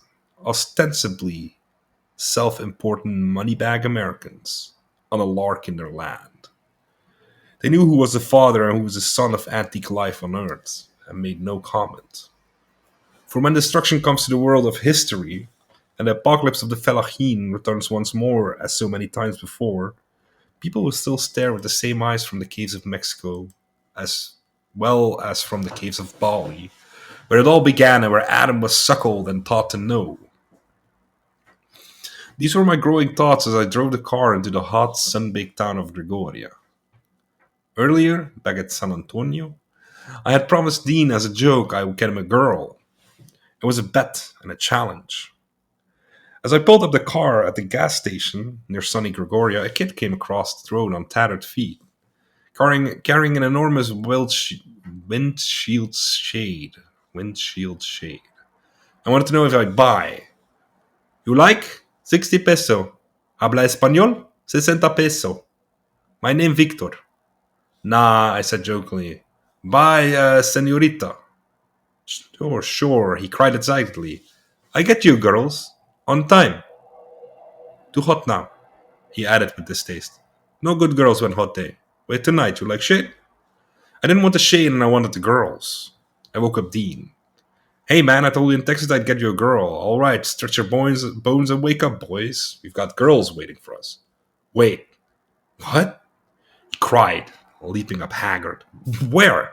Where? This boy Victor is gonna show us where. Well, let's go, let's go. Dean leaped out of the car and clasped Victor's hand. There was a group of other boys hanging around in the station and grinning, half of them barefoot, all wearing floppy straw hats. Man, said Dean to me, ain't this a nice way to spend an afternoon? So much cooler than the Denver pool halls. Victor? Got girls? Where? Adonde? He cried in Spanish. Take that, Sal. I'm speaking Spanish. Ask him if he got any tea. Hey, kid, you got marijuana? The kid nodded gravely. Sure, any time, man. Come with me. He, we, whew, yelled Dean.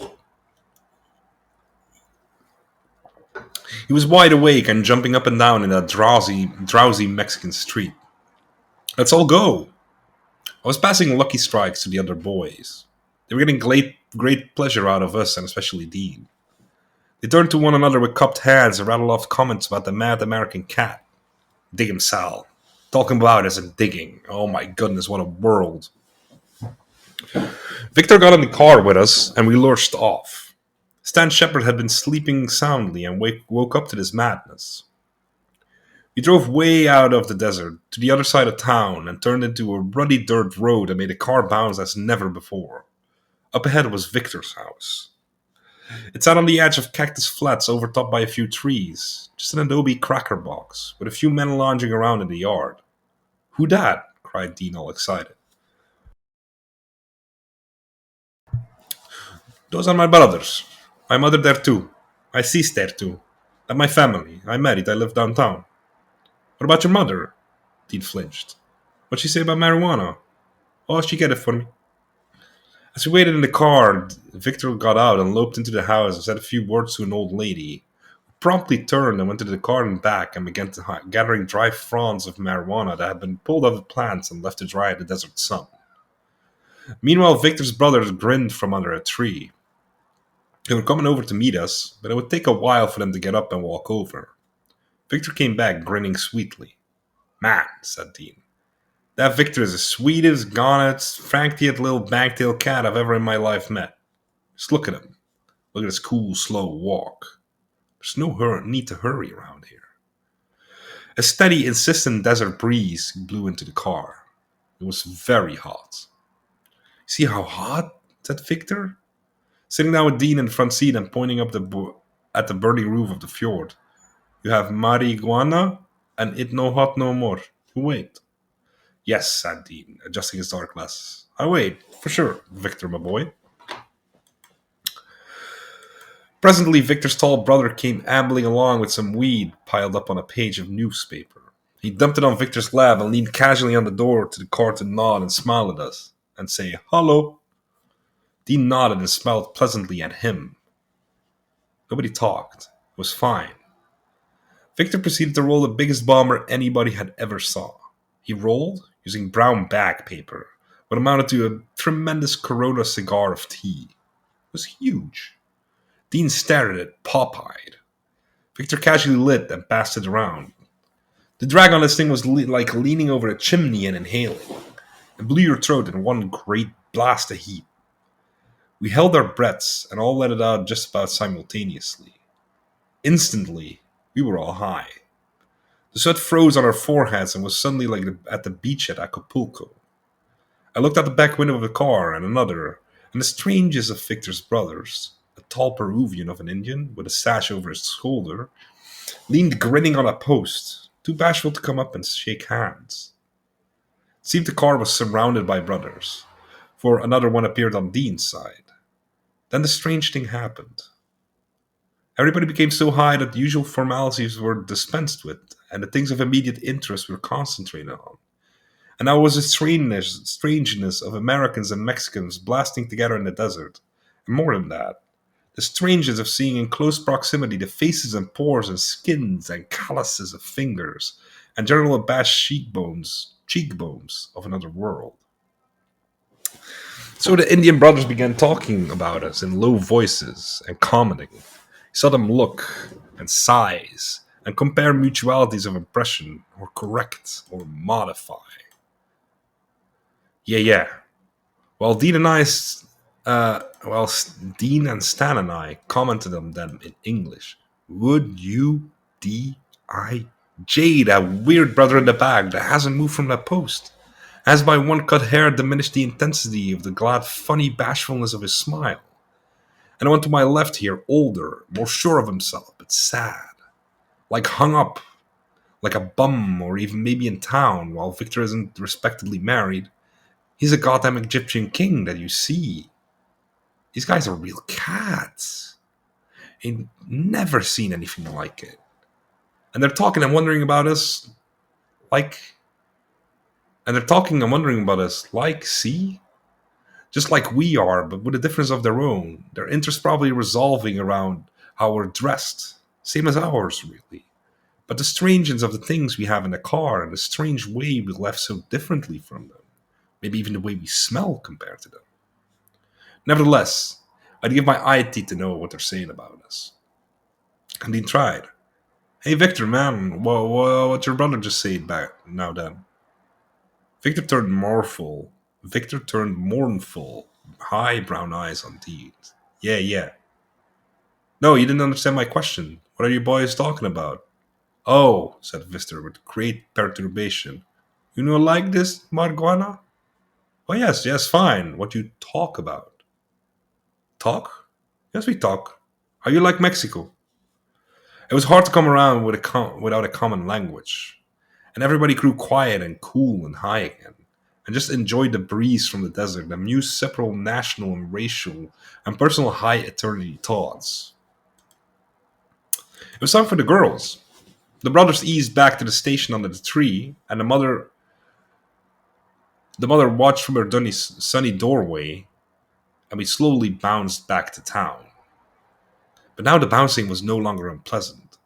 It was the most pleasant and graceful, billowy trip in the world, as over a blue sea, and Dean's face was suffused with an unnatural glow that was like gold as he told us to understand the springs of the car, now for the first time, and take the ride. Up and down we bounced, and even Victor understood and laughed. Then he pointed left to show which way for the girls, and Dean, looking left with indescribable delight and leaning that way, pulled the wheel around and rolled us smoothly and surely to the goal. Meanwhile, listening to Victor's attempt to speak and say grandly and magniloquently, "Yes, of course. There's not a doubt in my mind, decidedly, man. Oh, indeed, why, pish posh. You say the dearest things to me, of course. Yes, please go on." To this Victor dove gravely and with magnificent Spanish eloquence. For a mad moment I thought Dean was understanding everything he said by sheer wild insight, and sudden revelatory genius inconceivably inspired by his glowing happiness. In that moment, too, he looked so exactly like Franklin Delano Roosevelt, some delusion in my flaming eyes and floating brain, that I drew up my seat and gasped with amazement. In myriad pricklings of heavenly radiation, I had to struggle to see Dean's figure, and he looked like God. I was so high, I had to lean my head back on the seat. The bouncing of the car sent shivers of ecstasy through me. The mere thought of looking out the window at Mexico, which is now something else in my mind, was like recoiling from some gloriously riddled, glittering treasure box that you're too afraid to look at because of your eyes. They bend inward. The riches and the treasures are too much to take all at once. I gulped. I saw streams of gold pouring through the sky and right across the tattered roof of the poor old car, right across my eyeballs, and indeed inside them. It was everywhere. I looked out the window at the hot, sunny streets and saw a woman in a doorway, and I thought she was listening to every word we said and nodding to herself. Routine paranoiac visions due to tea. But the stream of gold continued. For a long time I lost consciousness in my lower mind of what we were doing and only came around to it some time later, when I looked up from the fire and silence, like waking from sleep to the world, or waking from a void to a dream. And they told me we were parked outside of Victor's house, and he was already at the door of the car with his little baby son in his arms, showing him to us. You see my baby? He's named Perez. He's 6 months age. Why? Said Dean. His face still transfigured to a shower of supreme pleasure and even bliss. He is the prettiest child I've ever seen. Look at those eyes. Now, Sal and Stan, he said, turning to us with a serious and tender air, I want you to particularly see the eyes of this little Mexican boy who is the son of our wonderful friend Victor, and notice how he will come into manhood with his own particular soul bespeaking itself through the windows which are his eyes. And such lovely eyes surely do prophecy and indicate the loveliest of souls. It was a beautiful speech. And it was a beautiful baby. Victor mournfully looked down at his angel. We all wished we had a little son like that. So great was our intensity of the child's soul that he sensed something and began a grimace, which led to bitter tears and some unknown sorrow that we had no means to soothe, because it reached too far back into innumerable mysteries and time. We tried everything. Victor smothered him in his neck and rocked. Dean cooed. I reached over and stroked the little baby's arms. His balls grew louder. Ah, said Dean.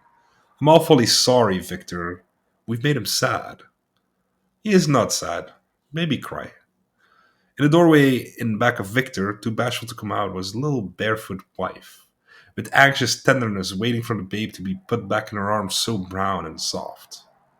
Victor, having shown us his child, climbed back into the car and proudly pointed to the right. Yes, said Dean, and swung the car over and directed it to narrow Algerian streets with feces no, not feces at all sides, shit. Okay. With faces on all sides watching us with gentle wonder. We came to the whorehouse. It was a magnificent establishment of stucco and the golden sun. In the street, leaning on the windowsills that opened in the whorehouse, were two cops, saggy-trousered, drowsy, bored, who gave us brief, interested looks as we walked in, and stayed there for the entire 3 hours that we cavorted under their noses, until we came out at dusk and Victor's bidding gave them the equivalent of 24 cents each, just for the sake of form. And in there we found the girls. Some of them were reclining on couches across the dance floor. Some of them were boozing at the long bar to the right. In the center, an arch led into small cubicle shacks that looked like the places where you put in your bathing suit at a public municipal beach. These shacks were in the sun of the court. Behind the bar was the proprietor, a young fella, who instantly ran out when we told him he wanted to hear mambo music and came back with a stack of records, mostly by Perez Prado, and put them on over the loudspeaker. In an instant, all the city of Gregoria could hear the good times going on at the Sala de Baile. In the hall itself, the din of music, for this was the real way to play a jukebox, and what it was intentionally for, was so tremendous that it shattered Dean and me, and for a moment... No, that it shattered Dean and me, and for a moment in the realization we had never dared to play music as loud as we wanted. This is how loud we wanted it. It blew and shuddered directly at us. In a few minutes, half of that portion of town was at the windows, watching the Americanos dance with the gals. They all stood side by side by the cops on the dirt sidewalk, leaning in with indifference and casualness. More mumbo jumbo. Chattanooga de mambo. Mambo numero ocho. All these tremendous numbers resounded and flared in the golden, mysterious afternoon, like the sounds you expect to hear on the last day of the world and the second coming. The trumpets seemed so loud that I thought I could hear them clear out into the desert, where the trumpets had originated anyway. The drums were mad. The mambo beat is the Congo beat from the mambo beat is the Congo beat from Congo, the river of Africa and the world. It's really the world beat. Ta, ta pum pum ta pum pum ta. The piano montunos showed us that the piano montuno showered down on us from the speaker. The cries of the leader were like a great gasp in the air. The final trumpet choruses that came with drum climaxes on conga and bongo drums on the great Matt Chattanooga record froze Dean in his tracks, and for a moment, till he shuddered and sweated. Then, when the trumpets bit in the drowsy air with their quivering echoes, like a caverns or a caves, his eyes grew large and round as though seeing the devil, and he closed them tight. I myself was shaken like a puppet by it.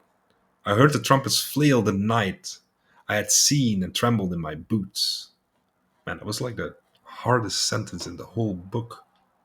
Man, I was stumbling over myself. Jesus. On the fast mumbo jumbo, we danced frantically with the girls. Through our deliriums, we began to discern their varying personalities. They were great girls. Strangely, the wildest one was half Indian, half white, and came from Venezuela, and only 18. She looked as if she came from a good family. What she was doing whoring in Mexico at that age and with that tender cheek and fair aspect, God knows. Some awful grief had driven her to it. She drank beyond all bounds. She threw down drinks when it seemed like she was about to chuck up the last. She overturned glasses continually. The idea of also being to make us spend as much money as possible. Wearing her flimsy housecoat in the broad afternoon, she frantically danced with Dean and clung around his neck and begged for everything. Dean was so stoned he didn't know what to start with. Girls or mumbo. They ran off for the lockers. I was set upon by a fat and uninteresting girl with a puppy dog, who got sore at me when I took a dislike to the dog because it kept trying to bite me. She compromised by putting it away in the back. By the time she returned, I had been hugged by another girl, better looking, but not the best, who clung to my neck like a leech. I was trying to break loose to get at a 16-year-old colored girl who sat gloomily inspecting her navel through an opening in her short, shiny dress across the hall. I couldn't do it. Stan had a 15-year-old girl with an almond-colored skin and a dress which was buttoned halfway down and halfway up. It was mad. A good 20 men leaned in from that window, watching. At one point, the mother of the little colored girl, not colored, but dark, came in to hold a brief and mournful convocation with her daughter. And I saw that I was ashamed to try for the one I really wanted. I let the leech take me off to the back, where, as in a dream, to the din and roar of more loudspeakers inside, we made the bed bounce half an hour. It was just a square room with wooden slats and no ceiling, econ in a corner, a wash basin in another. All up and down the dark hall, the girls were calling, "Agua! Agua caliente!" which means hot water. Stan and Dean were also out of sight. My girl charged 30 pesos, or about $3 and a half, and begged for an extra 10 pesos and gave a long story about something. I didn't know the value of Mexican money. For all I knew, I had 1,000,000 pesos. I threw money at her. We rushed back to dance. A greater crowd was gathered in the street. The cops looked bored as usual. Dean's pretty Venezuelan dragged me through a door and into another strange bar that apparently belonged to the whorehouse. Here the young bartender was talking and wiping glasses, and an old man with a handlebar mustache sat discussing something earnestly. And here too the mumbo roared over another loudspeaker. It seemed the whole world was turned on. Venezuela clung about my neck and begged for drinks. The bartender wouldn't give her one. She begged and she begged, and when he gave it to her, she spilled it. And this time not on purpose, for I saw the chagrin in her poor, sunken, lost eyes. Take it easy, baby, I told her. I had to support her on the stool. She kept slipping off. I'd never seen a drunker woman, and only 18. I bought her another drink. She was tugging at my pants for mercy. She gulped it up. I didn't have the heart to try her. My own girl was about 30 and took care of herself better. With Venezuela rioting and suffering in my arms, I had a longing to take her in the back and undress her and only talk to her. This I told myself. I was delirious when one of her and the other little dark girl. Poor Victor. All this time he stood on the brass rail of the bar with his back to the counter and jumped up and down gladly to see his 3 American friends go aboard. We bought him drinks. His eyes gleamed for a woman, but he wouldn't accept any, being too faithful to his wife. Dean thrust money at him. In this welter of madness, I had an opportunity to see what Dean was up to. He was so out of his mind that he didn't know who I was when I peered at his face. Yeah, yeah, is all he said. It seemed like it would never end.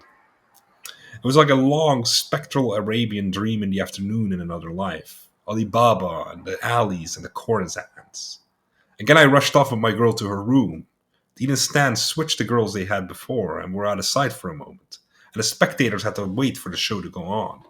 The afternoon grew cool and long. Soon it would be a mysterious night like an old gone Gregoria. The mambo never let up for a moment. It frenzied on like an endless journey in the jungle.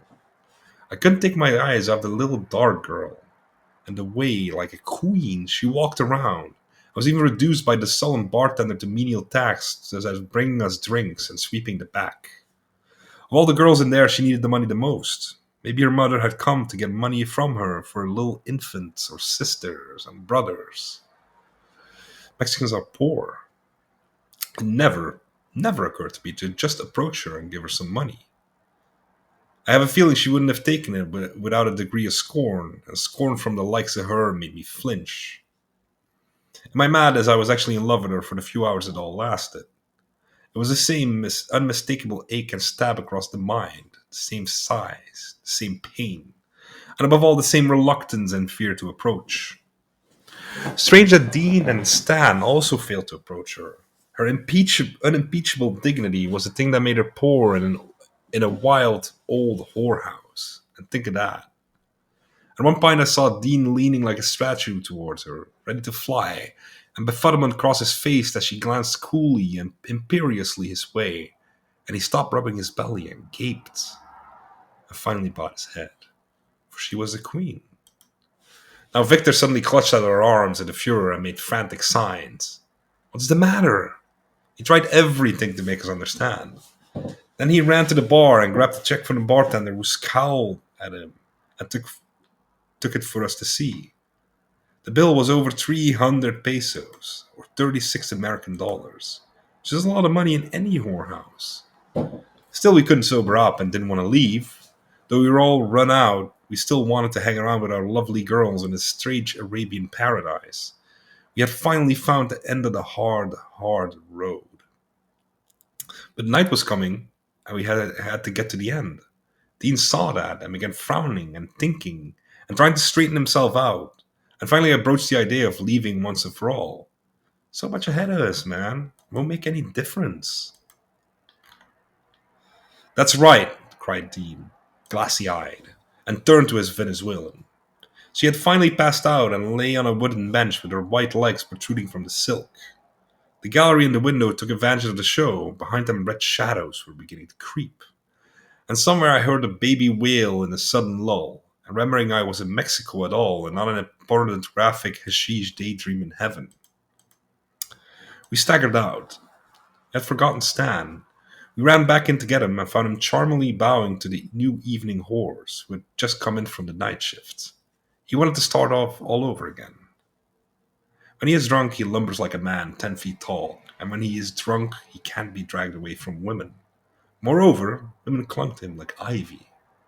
He insisted on staying and trying one of the newer, stranger, and more proficient senoritas.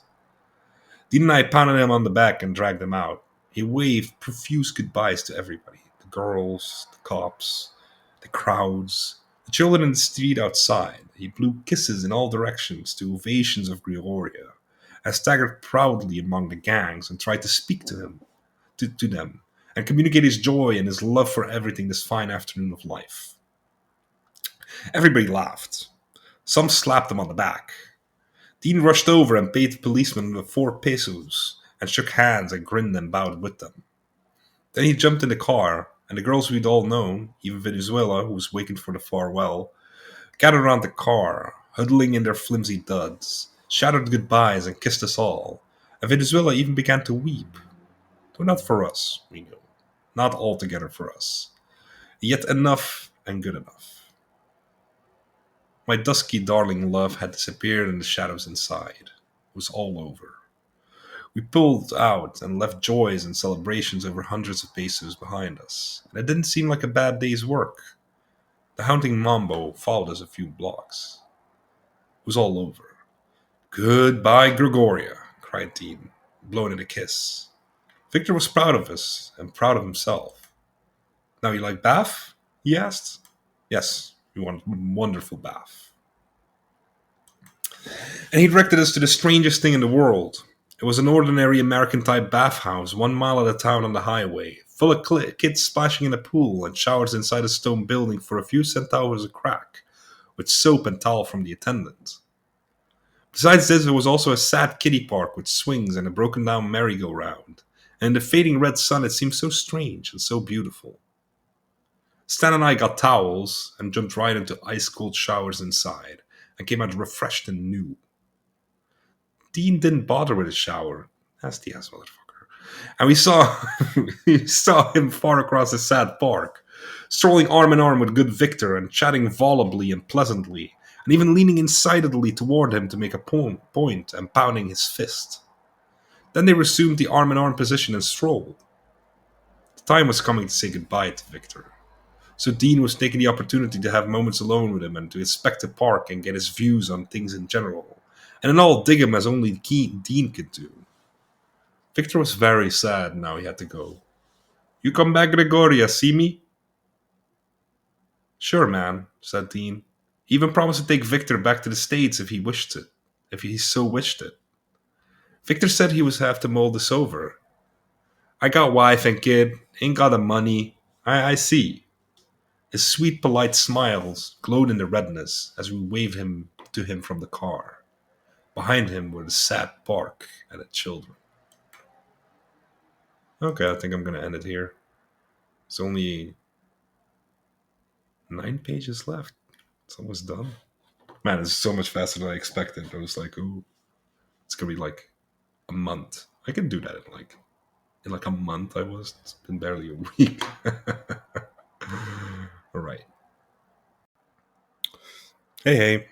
It's been like a week since I recorded last. Yeah, it's been super busy at Flux Lab. There's like 3 people sick, and it's the week where we're doing Easter camp, so I've been taking over a lot of duties. It's super busy, like just pooped. Like, oh my god. At the same time, like it's really good to be busy. Actually, it feels pretty good. Anyways, part 4, chapter 6. Immediately outside Gregoria, the road began to drop. Great trees arose on each side, and in the trees, as it grew dark, we heard the great roar of billions of insects that sounded like one continuous high screeching cry. "Whew," said Dean, and he turned off on his headlights and they weren't working. "What? What? Damn, now what?" And he punched and fumed at his dashboard. "Oh my, we'll have to drive through the jungle without lights. Think of the horror of that. And the only time I'll see is when another car comes by and there just aren't any cars. And of course, no lights. What'll we do, damn it?" "Let's just drive. Maybe you have to go back, though?" "Nope, never. Let's go on. I can barely see the road. We'll make it." And now we shot in inky darkness through the scream of insects, and a great rank, almost rotten smell descended. And we remembered and realized that the map indicated just after Gregoria the beginning of the Tropic of Cancer. "We're in a new tropic. No wonder the smell. Smell it! I stuck my head out of the window. Bugs smashed at my face. A great screech rose the moment I cocked my ear to the wind. Suddenly our lights were working again, and as they poked ahead, illuminating the lonely road that ran between the solid walls of drooping, snaky trees as high as 100 feet. Son of a bitch! Yelled Stan in the back. Hot damn!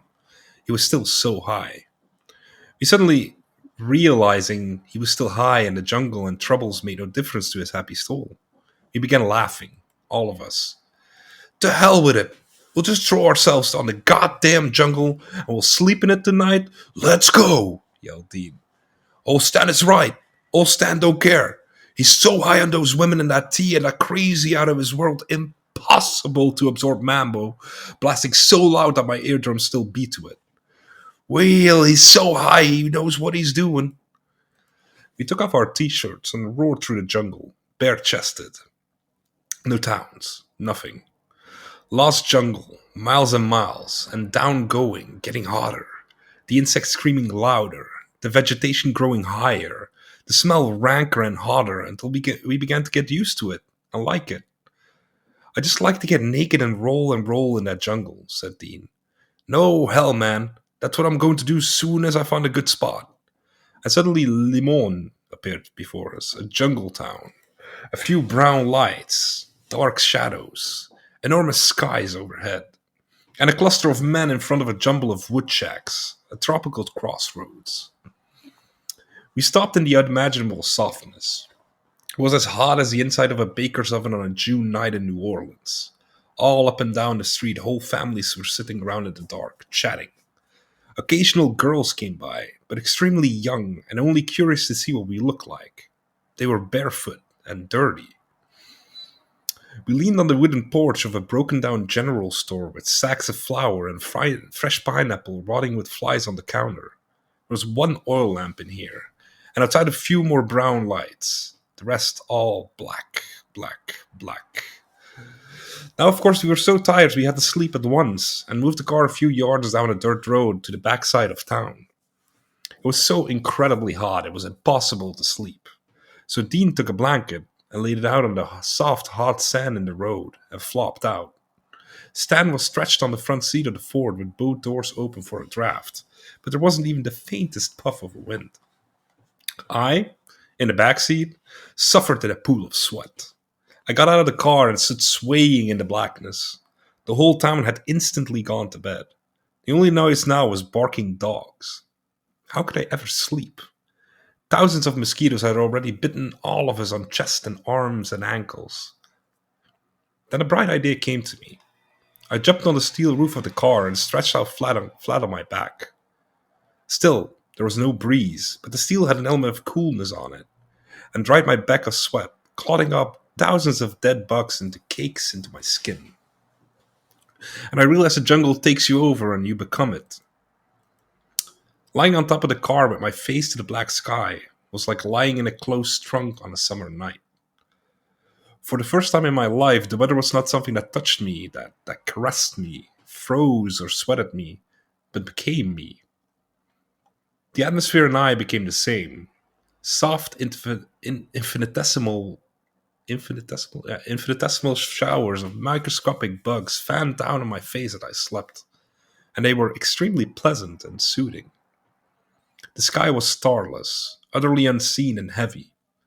I could lie there all night with my face exposed to the heavens, and it would do me no more harm than a velvet drape drawn over me. The dead bugs mingled with my blood. The live mosquitoes exchanged further portions. I began to tinkle all over, and to the smell of the rank, hot, and rotten jungle, all over from hair to face to feet and toes. Of course, I was barefoot. To minimize the sweat, I put on my bug-smeared t-shirt and lay back again. A huddle of darkness on the blacker road showed where Dean was sleeping. I could hear him snoring. Stan was snoring too. Occasionally a dim light flashed in town, and this was a sheriff making his rounds with a weak flashlight and mumbling to himself in the jungle night. Then I saw his light jiggling towards us and heard his footfalls coming soft on the mats of sand and vegetation. He stopped and flashed the car. I sat up and looked at him. In a quivering, almost querulous, and extremely tender voice, he said, "Dormiendo?" indicating Dean in the road. I knew this meant sleep. "Sí, dormiendo." "Bueno, bueno," he said to himself with reluctance and sadness, and he turned away and went back to his lonely rounds. Such a lovely policeman God had never wrought in America. No suspicions, no fuss, no bother. He was the guardian of the sleeping town. Period. I went back to my bed of steel and stretched out with my arms spread. I didn't even know if branches or open sky were directly above me, and it made no difference. I opened my mouth to it and drew deep breaths of jungle atmosphere. It was not air, never air, but the palpable and living emanations of trees and swamp. I stayed awake. Roosters began to crow the dawn across the break somewhere. Still, no air, no breeze, no dew. But the same Tropic of Cancer heaviness held us all pinned to the earth, where we belonged and tingled. There was no sign of dawn in the skies. Suddenly I heard the dogs barking furiously across the dark, and I heard the faint clip-clop of a horse's hooves. It came closer and closer. What kind of mad rider in the night would this be? And then I saw an apparition. A wild horse, white as a ghost, came trotting down the road directly towards Dean. Behind him the dogs yammered and contended. I couldn't see them. They were dirty old jungle dogs, but the horse was white as snow and immense, and almost phosphorescent and easy to see. I felt no panic for Dean. The horse saw him and trotted right by his head, past the car like a ship, whinnied softly, and continued on through town, bedeviled by the dogs, and Clip-Clop back to the jungle on the other side. And all I heard was the faintest hoofbeat fading away in the woods. The dogs subsided and sat to lick themselves. What was this horse? What myth and ghost? What spirit? I told Dean about it when he woke up. He thought I'd been dreaming. Then he recalled faintly dreaming of a white horse, and I told him it'd been no dream. Stan Shepard slowly woke up. The faintest movements, and we were sweating profusely again. It was still pitch dark. "Let's start the car and blow some air," I cried. "I'm dying of heat." "Okay, right." We roared out of town and continued along the mad highway with our hair flying.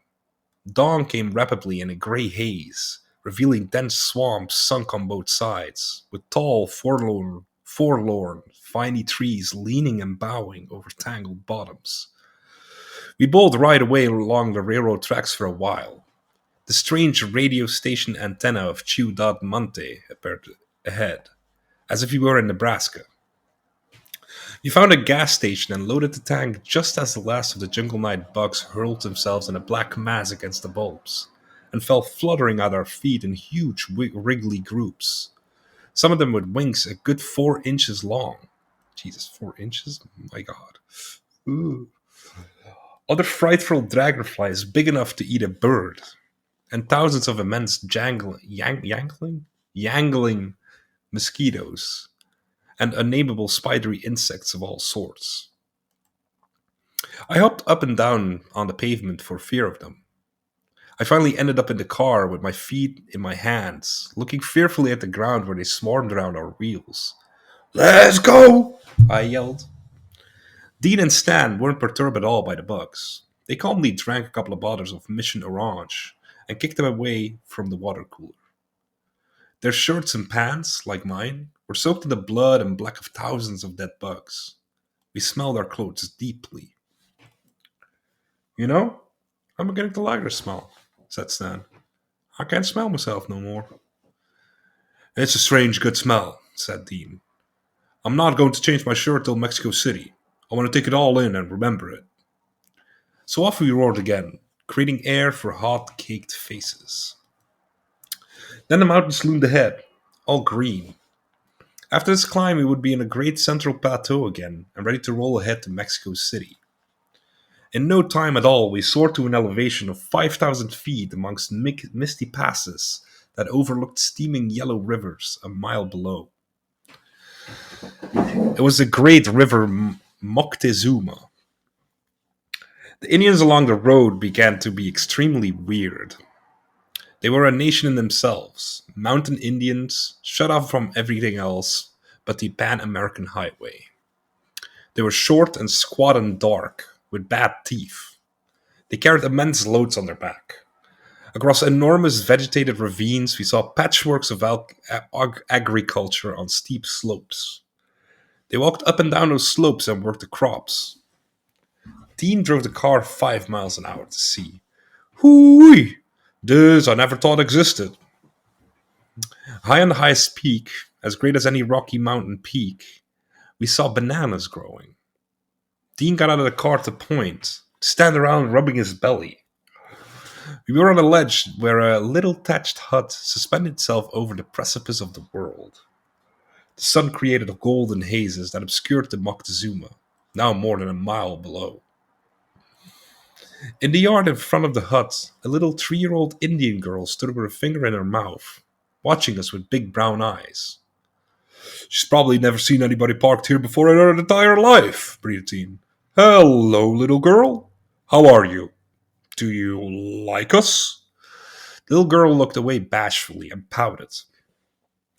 We began to talk, and she again examined us with finger and mouth. Gee, I wish there was something I could give her.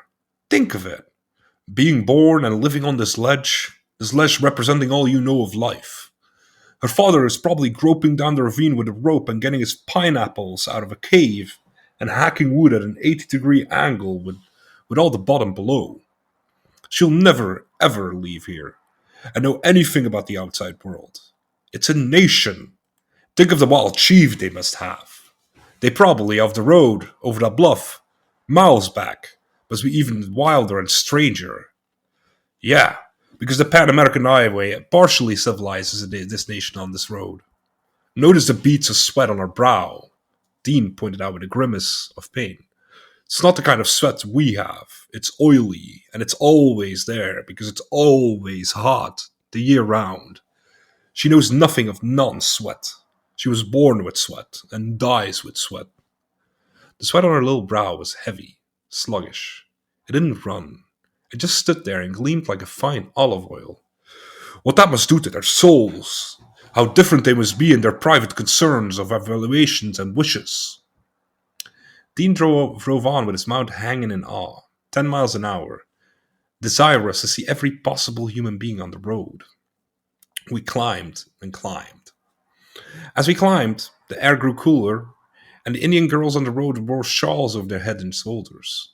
They hailed us desperately. We stopped to see. They wanted to sell us little pieces of rock crystal. Their great brown innocent eyes looked into ours with such a soulful intensity that not even one of us had the slightest sexual thought about them. Moreover, some of them were very young, some of them 11 and looking almost 30. Look at those eyes, breathed Dean. They were like the eyes of the Virgin Mother when she was a child. We saw in them the tender and forgiving gaze of Jesus, and they stared unflinching into ours. We rubbed our nervous blue eyes and looked again. Still they penetrated us with a sorrowful and hypnotic gleam. When they talked, they suddenly became frantic and almost silly. In their silence, they were themselves. They've only recently learned to sell these crystals, since the highway was built about 10 years back. Up until that time, this entire nation must have been silent. The girls yammered around the car. One particularly soulful child gripped at Dean's sweaty arm. She yammered in Indian. Ah, yes, dear one, said Dean tenderly and almost sadly. He got out of the car and went fishing around in the battered trunk in the back. The same old tortured American trunk, and pulled out a wristwatch. He showed it to the child. She whimpered with glee. The others crowded around in amazement. Then Dean poked in the little girl's hand for the sweetest and purest and smallest crystal she has personally picked from the mountain for me. He found one no bigger than a berry. He handed her the wristwatch, dangling. Their mouths rounded like the mouths of courser children. The lucky little girl squeezed it to her ragged breast robes. They stroked Dean and tagged him. He stood among them with his ragged face to the sky, looking for the next and highest and final pass. It seemed like the prophet that had come to them. He got back in the car. They hated to see us go. For the longest time, as we mounted the straight pass, they waved and ran after us. We made a turn and never saw them again, and they were still running after us. Ah, this breaks my heart, cried Dean, punching his chest. How far do they carry out these loyalties and wonders? What's going to happen to them? Would they try to follow the car all the way to Mexico City if we drove slow enough? Drove slow enough? Yes, I said, for I knew. We came into the dizzying heights of the Sierra Madre Oriental. The banana trees gleamed golden in the haze. Great fogs yawned beyond stone walls along the precipice. Below, the Moctezuma was a thin golden thread in a green jungle mat. Strange crossroad towns on top of the world rolled by, with shawled Indians watching us from under hat brims and rebosos. Life was dense, dark, ancient. They watched Dean, serious and insane at his raving wheel, with eyes of hawks. All had their hands outstretched. They had come down from the back mountains in higher places to hold forth their hands for something they thought civilization could offer. And they never dreamed the sadness and the poor broken delusion of it. They didn't know that a bomb had come that could crack all our bridges and roads and reduce them to jumbles. And we would be as poor as they someday, and stretching out our hands in the same way. Our broken Ford, altered his upgoing America Ford, rattled through them and vanished in dust. We had reached the approaches of the last plateau. Now the sun was golden, the air clean blue, and the desert with its occasional rivers a riot of sandy, hot space and sudden biblical tree shade. Now Dean was sleeping and Stan driving. The shepherds appeared, dressed as in first times, in long flowing robes. The women carrying golden bundles of flax, the men staves. Under great trees of the shimmering desert, the shepherds sat and convened, and the sheep moiled in the sun and raised dust beyond. Man, man, I yelled to Dean, wake up and see the shepherds. Wake up and see the golden world that Jesus came from with your own eyes. You can tell. He shut up his head from the seat, saw one glimpse of it all in the fading red sun, and dropped back to sleep. When he woke up, he described it to me in detail and said, Yes, man. I'm glad you told me to look. Oh, Lord, what shall I do? Where will I go? He rubbed his belly. He looked to heaven with red eyes. He almost wept. The end of our journey impended. Great fields stretched on both sides of us. A noble wind blew across the occasional immense tree groves and over old missions turning salmon pink in the late sun. The clouds were close and huge and rose. Mexico City by dusk. We'd made it. A total of 1,900 miles from the afternoon yards of Denver to these vast and biblical areas of the world. And now we were about to reach the end of the road.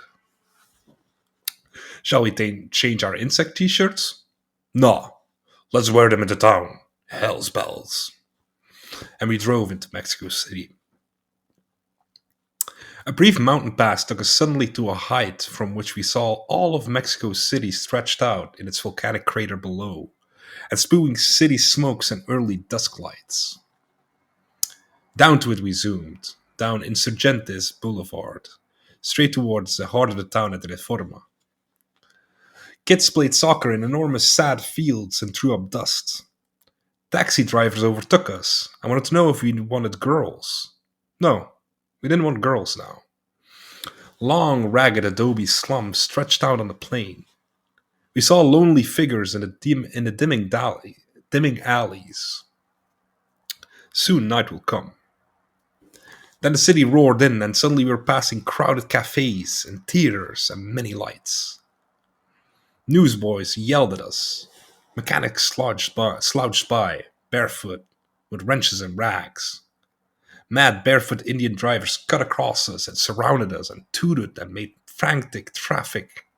The noise was incredible. No mufflers are used on Mexican cars. Horns are batted with glee continually. Hoo-wee! Yelled Dean. Look out! He staggered the car through traffic and played with everybody. He drove like an Indian. He got on a circular Glorieta drive on Reforma Boulevard and rolled around it with its 8 spokes shooting cars at us from all directions, left, right, izquierda, dead ahead, and yelled and jumped with joy. This is traffic I've always dreamed of. Everybody goes. An ambulance came bawling through. American ambulances dart and weave through traffic with a siren blowing. The great worldwide Fellahin Indian ambulances merely come through at 80 miles an hour in the city streets, and everybody just has to get out of the way, and they don't pause for anybody, or any circumstances, and fly straight through. We saw it reeling out of sight on skittering wheels in the breaking up moil of dense downtown traffic. The drivers were Indians. People, even old ladies, ran for buses that never stopped. Young Mexico City businessmen made bets and ran by squads of buses and athletically jumped them. The bus drivers were barefoot, sneering and insane, and sat low and squat in t-shirts at the low, enormous wheels. Icons burned over them. The lights in the buses were brown and greenish, and dark faces were lined on the wooden benches. In downtown Mexico, thousands of hipsters in floppy straw hats and long lapel jackets over bare chests padded along the main drag. Some of them selling crucifixes and weed in the alleys. Some of them kneeling in beat chapels next to Mexican burlesque shows and sheds. Some alleys were rubble, with open sewers, and little doors like the closet-sized bars stuck in adobe walls. You had to jump over a ditch to get your drink, and in the bottom of the ditch was the ancient Lake of the Aztec. You came out of the bar with your back to the wall and edged back to the street. They served coffee mixed with rum and nutmeg.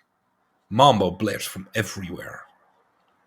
Hundreds of whores lined themselves along the dark and narrow streets, and their sorrowful eyes gleamed at us in the night.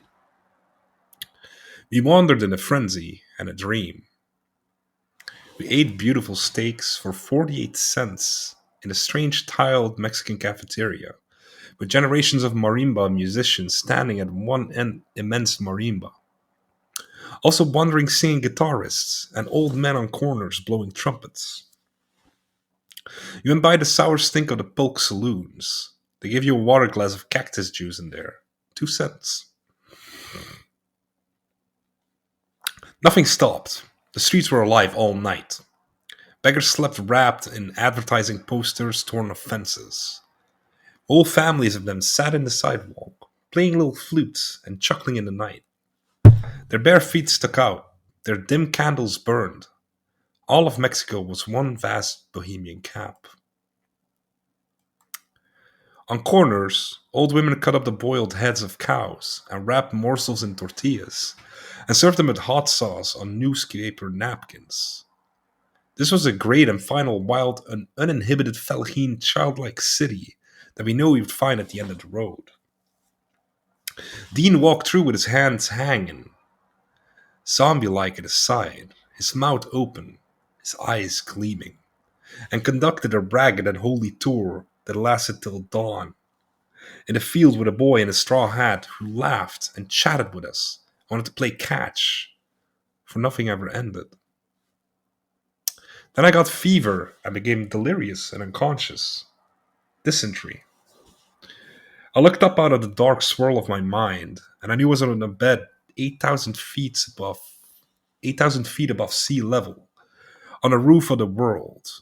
And I knew I had lived my whole life and many others in the poor atomistic husk of my flesh.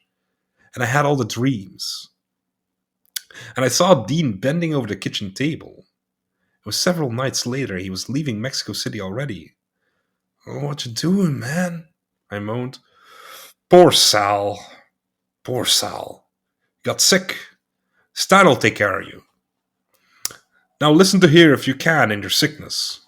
I got my divorce from Camille down here, and I'm driving back to Inez in New York tonight if the car holds out. All that again? I cried. All that again, good buddy. Gotta get back to my life. Wish I could stay with you. Pray I can come back. I grabbed the cramps in my belly and groaned. When I looked up again, bold noble Dean was standing with his old broken trunk and looking down at me. I didn't know who he was anymore, and he knew this, and sympathized. I pulled the blanket over my shoulders. Yes, yes. I've got to go now, old fever Sal. Goodbye. He was gone. 12 hours later, in my sorrowful fever, I finally came to understand that he was gone. By the time he was driving back alone through those banana mountains, this time at night, when I got better, I realized what a rat he was. But then I had to understand the impossible complexity of his life, how he had to leave me there, sick, to get on with his wives and woes. Okay, old Dean, I'll say nothing.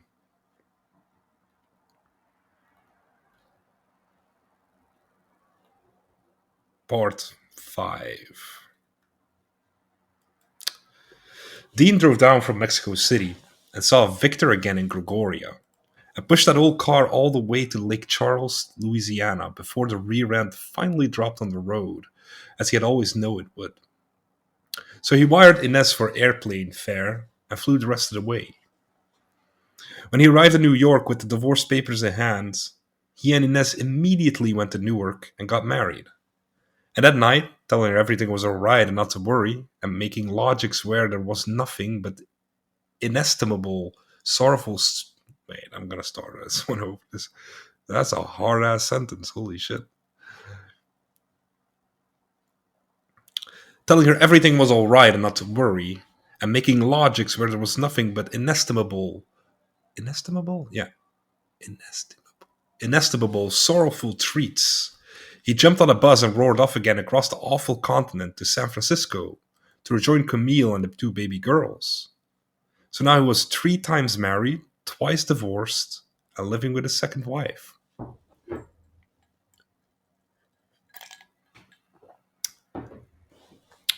In the fall, I myself started home from Mexico City, and one night just over the Laredo border in Dilley, Texas, I was standing on the hot road underneath an arc lamp with the summer moths smashing into it when I heard the sound of footsteps from the darkness beyond. And lo, a tall old man with flowing white hair came clumping by with a pack on his back. And when he saw me as he passed, he said, "Go home for man," and clomped on back to his dark. Does this mean I should at last go on my pilgrimage on foot on the dark roads around America? I struggled and hurried to New York. And one night I was standing in a dark street in Manhattan and called up to the window of a loft where I thought my friends were having a party. But a pretty girl stuck out her head on the window and said, "Yes? Who is it?" "Sal Paradise." "Come on up," she called. "I'm making hot chocolate." So I went up and there she was, the girl with the pure and innocent dear eyes I have always searched for, and for so long. We agreed to love each other madly. In the winter, we planned to migrate to San Francisco, bringing all our beat furniture and broken belongings with us in a jalopy panel truck. I wrote to Dean and I told him. He wrote back a huge letter, 18,000 words long, all about his young years in Denver, and said he was coming to get me and personally select the old truck himself and drive us home. We had 6 weeks to save up the money for the truck and began working and counting every cent. And suddenly, Dean arrived anyway, 5.5 weeks in advance, and nobody had any money to go through with the plan. I was taking a walk in the middle of the night and came back to my girl to tell her what I thought during my walk. She stood in this dark little pad with a strange smile. I told her a number of things, and suddenly I noticed the hush in the room. the hush in the room, and I looked around and saw a battered book on the radio. I knew it was Dean's High Eternity in the Afternoon Proust.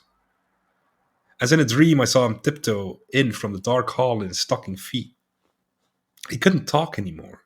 He hopped and laughed. He stuttered and fluttered his hand and said, "Ah, ah, you must listen to hear." We listened, all ears. But he forgot what he wanted to say. Really listen. Ah, look, dear Sal, sweet Laura, I've come. I'm gone, but wait. Yes. And he stared with rocky sorrow into his hands. Can't talk no more. Do you stand? Do you understand that is it is or might be? But listen. We all listened. He was listening to sounds in the night. Yes, he whispered with awe. But you see, no need to talk anymore. And further.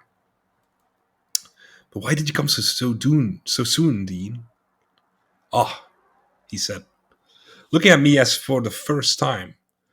So soon, yes. We will know. That is, I don't know. I came on the railroad pass. Cabooses. Old hard... Oop. Old hard bench coaches. Texas. Played flute and wooden sweet potato all the way. He took out his new wooden flute. He played a few squeaky notes on it and jumped up and down in his stocking feet. See? He said. But of course, Sal, I can talk as soon as ever and have many things to say to you.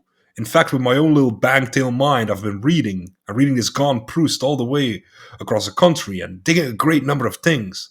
I'll never have time to tell you. And we still haven't talked of Mexico and our parting there in fever. But no need to talk. Absolutely. Now, yes? All right. We won't talk. And he started telling the story of what he did in LA on the way over in every possible detail. How he visited the family, had dinner, talked to the father, the sons, the sisters, what they looked like, what they ate, their furnishings, their thoughts, their interests, their very souls. It took him 3 hours of detailed elucidation, and having concluded this, he said, "Ah, but you see what I wanted to really tell you? Much later, Arkansas, crossing on train, playing flute, play cards with boys, my dirty deck, won money, blew spade potato solo for sailors, long, long, awful trip, 5 days, 5 nights, just to see you, Sal. What about Camille? Gave permission, of course, waiting for me. Camille and I are Camille and I all straight forever and ever. And Inez? I I I want her to come back to Frisco with me. Live the other side of town. Don't you think? Don't know why I came. Later he said in a sudden moment of gaping wonder, well, yes, of course. Wanted to see your sweet girl and you. Glad of you. Love you as ever. He stayed in New York 3 days and hastily made preparations to get back on the train with his railroad passes and again recross the continent. 5 days and 5 nights in dusty coaches and hard bench crummies. And of course, we had no money for a truck and couldn't go back with him. With Inez, he spent one night explaining and sweating and fighting, and she threw him out. A letter came for him, care of me. I saw it. It was from Camille. My heart broke when I saw you go across the tracks with your bag. I pray and pray you get back safe. I do want Sal and his friend to come and live on the same street. I know you'll make it, but I can't help wondering, now that we've decided everything. Dear Dean, it's the end of the first half of the century. Welcome with love and kisses to spend the other half with us. We all wait for you. Signed, Camille, Amy, and little Joni. So Dean's life was settled with him in his no. So Dean's life was settled with his most constant, most embittered, and best knowing wife, Camille. Camille.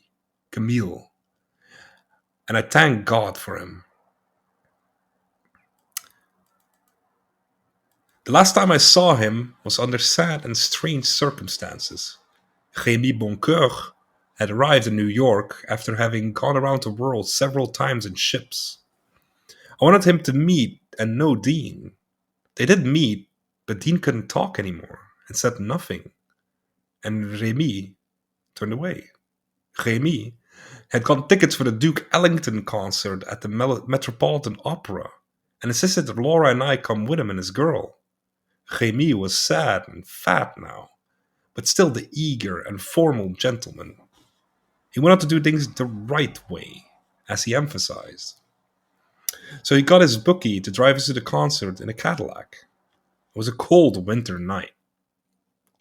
The Cadillac was parked and ready to go. Dean stood outside the windows with his bag, ready to go to Penn Station and across the land. "Goodbye, Dean," I said. "I sure wish I didn't have to go to the concert." "You think I can ride to 40th Street with you?" he whispered. "Want to be with you as much as possible, my boy. And besides, it's so darn cold here in this New York." I whispered to Rémy. No, he wouldn't have me. He wouldn't have it. He liked me, but he didn't like my idiot friends. I wasn't going to start all over again, ruining his planned evenings. And I had done as I had. Jesus, man, I'm struggling. Boy, it's 25 degrees. I'm sweating my ass off. I wasn't going to start all over again, ruining his planned evenings that I had done at Alfred's in San Francisco in 1947 with Roland Major. Absolutely out of the question, Sal. Poor Remy. He had a special necktie made for this evening. On it was painted a replica of the concert tickets, and the names Sal and Laura and Remy and Vicky, the girl, together with a series of sad jokes and some of his favorite sayings, such as, "You can't teach the old maestro a new tune." So Dean couldn't ride uptown with us, and the only thing I could do was sit in the back of the Cadillac and wave at him. The bookie at the wheel also wanted nothing to do with Dean. Dean, ragged in a moth-eaten overcoat he bought specifically for the freezing temperatures of the East, walked off alone. And the last I saw of him, he rounded the corner of 7th Avenue, eyes on the street ahead, and bent to it again. Poor little Laura, my baby, to whom I told everything about Dean, began almost to cry. "Oh, we shouldn't let him go like this. What'll we do?" "Old Dean's gone," I thought. And out loud I said, he'll be all right." And off we went to the sad and disinclined concert for which I had no stomach whatever. And all the time I was thinking of Dean and how he got back on the train and rode over 3,000 miles over that awful land and never knew why he had come anyway, except to see me. So in America, when the sun goes down and I sit on the old broken down river pier, watching the long, long skies over New Jersey and sense all that raw land that rolls in one unbelievably huge bulge over to the west coast, and all that road going, all the people dreaming in the immensity of it. And in Iowa, I know by now the children must be crying in the land where they let the children cry. And tonight the stars will be out. And don't you know that God is Pooh Bear? The evening star must be drooping and shedding her sparkler dims on the prairie, which is just before the coming of complete night that blesses the earth, darkens all rivers, cups the peaks and folds the final shore in. And nobody, nobody knows what's going to happen to anybody besides the forlorn rags of growing old. I think of Dean Moriarty. I even think of old Dean Moriarty, the father we never found. I think of Dean Moriarty.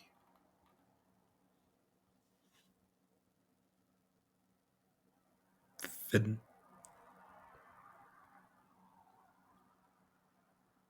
Okay. I have been working on not over communicating.